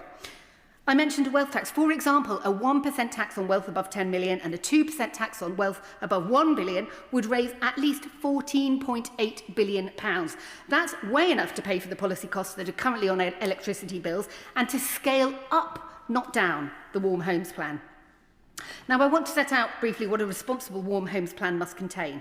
First, it must treat the worst affected first, as my honourable friends across the House have already said, prioritising low-income and vulnerable households in the coldest and least energy-efficient homes and treating warmth as a basic human right. Happily. Thank the honourable member for giving way, and I absolutely agree with her that a well-funded Warm Homes Plan is essential to insulating drafty homes and cutting bills. I wonder if she's aware of situations that face constituents like mine in Letchworth Garden City, where they have a separate scheme of management where people applying for insulation have to go through 2 layers of regulation, and it's creating a real block to getting insulation for some people who really desperately need it. So I wonder whether she would join with me in urging the Minister perhaps to bring together those MPs who represent areas with schemes of management like that, so we can see how we address that particular hurdle and ensure those most in need in all parts of the country get the support they need through the Warm Homes Plan. I thank my honourable friend very much. Likewise, a fantastic champion for policies that address social and environmental justice together. And he raises a really important point there, that far too often with these schemes, there are umpteen hoops that people have to jump through. And especially if we're talking about supporting the most vulnerable households, the last thing they need to be doing is jumping through multiple administrative hoops, going through all different sorts of levels of schemes, finding then that the deadline for the programme has run out at the end. We need to simplify and clarify. We need to provide that long-term certainty to everybody working within the sector. And we need to provide the support to all of the households that need to access that warm home support to ensure that they can do it as easily and simply as possible. I was talking about treating the worst affected first. That's my first point. Secondly, a good warm homes plan must guarantee independent retrofit assessment and performance monitoring. We mustn't repeat the problems we had with Eco4. When public money pays for home improvements, the public has to demand high standards. That means an independent public body with statutory powers to coordinate, monitor, evaluate and enforce to make sure that this stuff is done to the correct standard. It must be able to withhold payments until independent sign-off is achieved, to deploy a compulsory remedial fund that fixes any poor workmanship that somehow gets through at no cost to households, and to create a publicly accessible register of any firms who fail to meet high standards if we are to stop a repeat of the past problems. Thirdly, a warm homes plan, a decent warm homes plan, must include proper support and tailored delivery, especially for rural homes. North Herefordshire and many constituencies like it can't be dismissed or overlooked because our properties are older and more challenging. We need specialist assessment teams, rural tailored procurement and grant funding that recognises the additional cost of retrofitting hard-to-treat homes. Fourth, it must protect tenants. Retrofitting must not become an excuse for retroviction, where landlords evict tenants in order to carry out improvements or unduly raise rents as a result. So the Warm Homes Plan must include a freeze on evictions and rent rises during any improvement works and for a certain period after they've been completed to ensure that tenants feel the benefits of these improvements and make sure that costs are not passed on to them. Fifth, the plan must include an urgent programme to inspect and fix the homes affected by poor Eco4 installations. The victims of poor past government schemes deserve apology, compensation and a guarantee that this will never be repeated. The government has to replace broken accreditation schemes and reform the regulatory responsibilities so that the system provides real accountability, not a paper trail of excuses. Sixth, the plan must be aligned with a clear energy affordability strategy. Real reductions in household energy bills means reducing our dependence on volatile global gas markets, decoupling the price of gas from the price of electricity, expanding clean power capacity, and tackling excessive corporate profits. It's unconscionable that while millions struggle in cold homes, nearly a quarter of the annual average energy bill went to the pre-tax profits of major electricity generators, networks and household suppliers just last year in the UK. A quarter of those bills. That scale of profit demands scrutiny and a reconsideration of who bears the cost of our energy transition. Do we accept a system where families are priced out of warmth while companies report massive profits?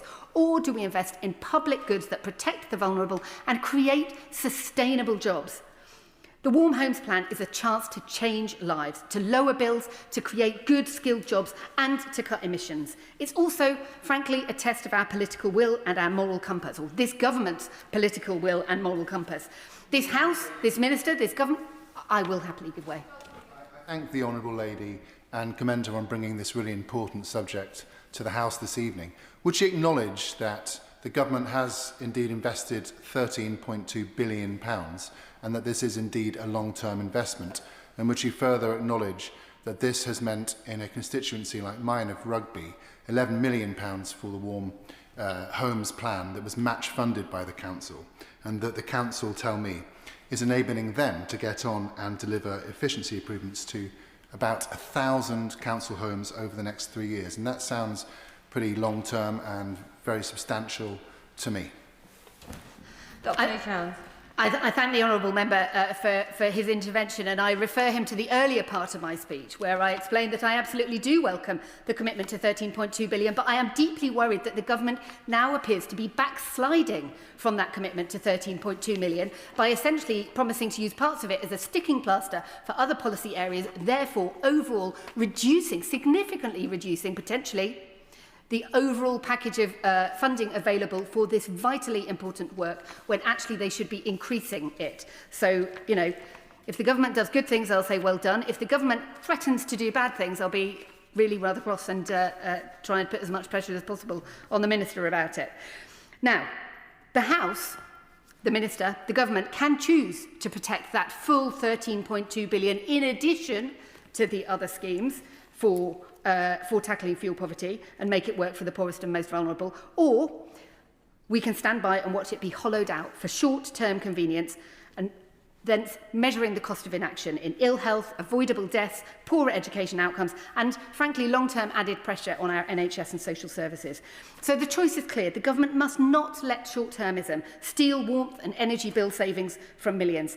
Please do not let the lessons of the past be the mistakes of our future.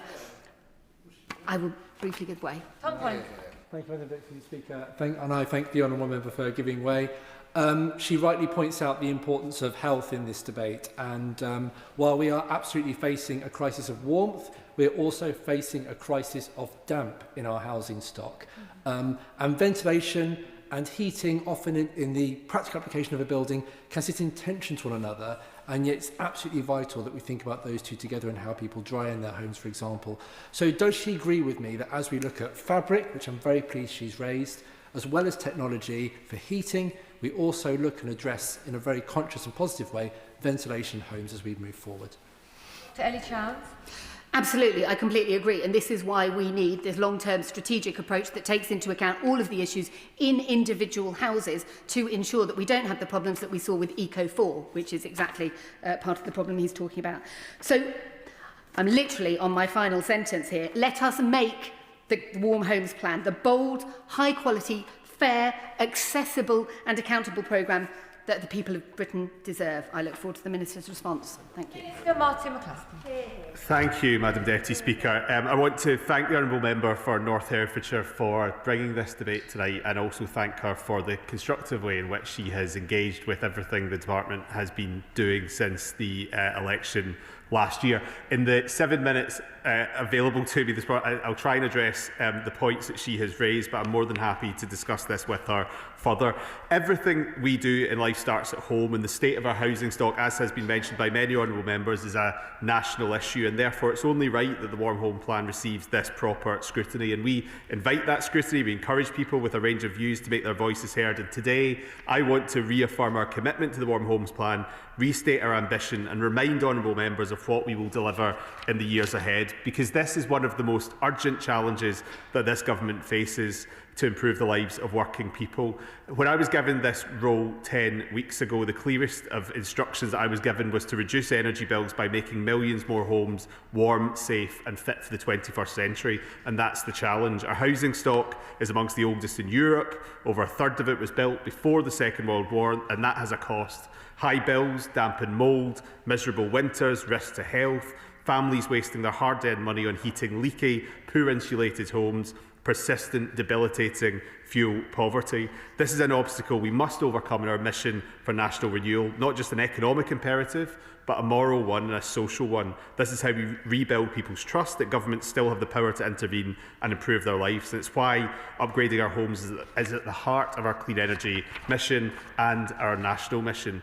We have been working hard to get our Warm Homes Plan right, and we will publish our full plan soon. It's a priority for me, having taken on this brief 2 months ago, and it will be published soon. But we have been clear from the moment we came into government about the scale of our ambition. We're planning to upgrade up to 5 million homes by the end of this Parliament. That's entire streets and whole neighbourhoods benefiting from solar panels, heat pumps, home batteries and better insulation. And to make sure we deliver on that, we've matched every penny that we promised for this in opposition, £13.2 billion funding that will help to improve homes up and down the country, slashing both bills and emissions, and importantly, reducing fuel poverty. But to achieve this, people need to have full confidence in the system. And as many honourable members have mentioned, we are aware of the recent National Audit Office report into non-compliance in 2 government schemes delivering solid wall insulation.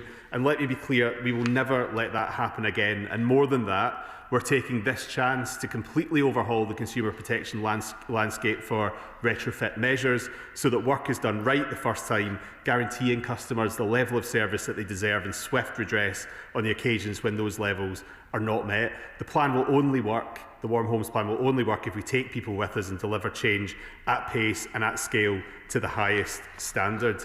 Madam Deputy Speaker, we aren't waiting for the Warm Homes Plan to start this work, and with this in mind, we've already kick-started delivery. We're making it cheaper and easier for families to get a heat pump installed, almost doubling doubling the funding for the boiler upgrade scheme to £295 million for this financial year and committing to increase that funding year on year up to 2030, removing the 1 metre rule for air source heat pumps in England, giving people more flexibility to install them without applying for planning permission. And today I was pleased to say that we've published a response to the boiler upgrade scheme consultation, extending where that boiler upgrade scheme is eligible for. And we've also published a consultation on alternative heating solutions today, including, and my honourable friend for the member for Truro and Falmouth will be interested in this, on renewable liquid heating fuels, which I know is of interest to many members in rural constituencies. Crucially, I'm going to make progress just because we're so tight on time.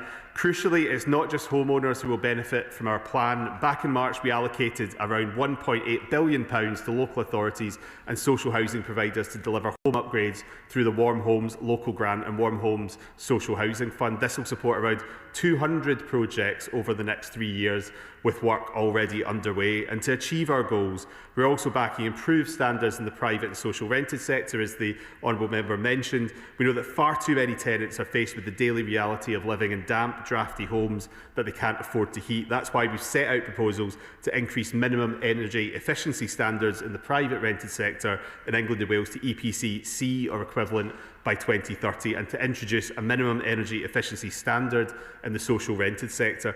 Combined, these measures will lift hundreds of thousands of households out of fuel poverty, giving renters the warmer homes and cheaper bills that they deserve. And our plan isn't just about retrofitting the older homes, it's also about building the homes of the future. We've also set the target of building 1.5 million new future-proof homes by the end of the decade, and our future homes standard will ensure that for the residents of these new homes, heat pumps and heat networks will become the norm, as will solar panels on rooftops, saving the typical household £500 on their bills each year. And while we deliver our plan, we are giving families the short-term support they need this winter. Earlier this year, we expanded the £150 warm home discount to every household where the bill payer is on means-tested benefits, meaning that this winter, around 6 million families, 1 in 5 across Britain, will get this crucial benefit. And as for the long term, it's really very simple.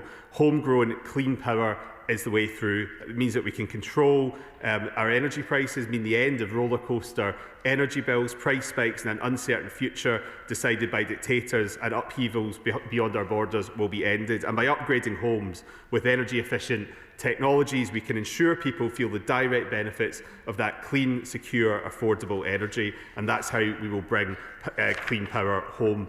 Madam Deputy Speaker, the Labour Government has a plan to make millions more homes fit for the 21st century, to finally properly tackle fuel poverty, to protect working people and ensure they won't have to worry about every degree turned up on the thermostat, every light that's switched on, every penny that's spent. We welcome constructive views on our approach, but we will not entertain those who would abandon our mission to decarbonise our homes and buildings, or would abandon the wider transformative architecture of clean power, and with it abandon a hopeful, forward-thinking vision for the future of this country. The British people want change, and Madam Deputy Speaker, this is what we have set out to deliver with the Warm Homes Plan. The question is that this House do now adjourn. And Mary, that please say aye. Aye. The ayes have it, the ayes have it. Order, order.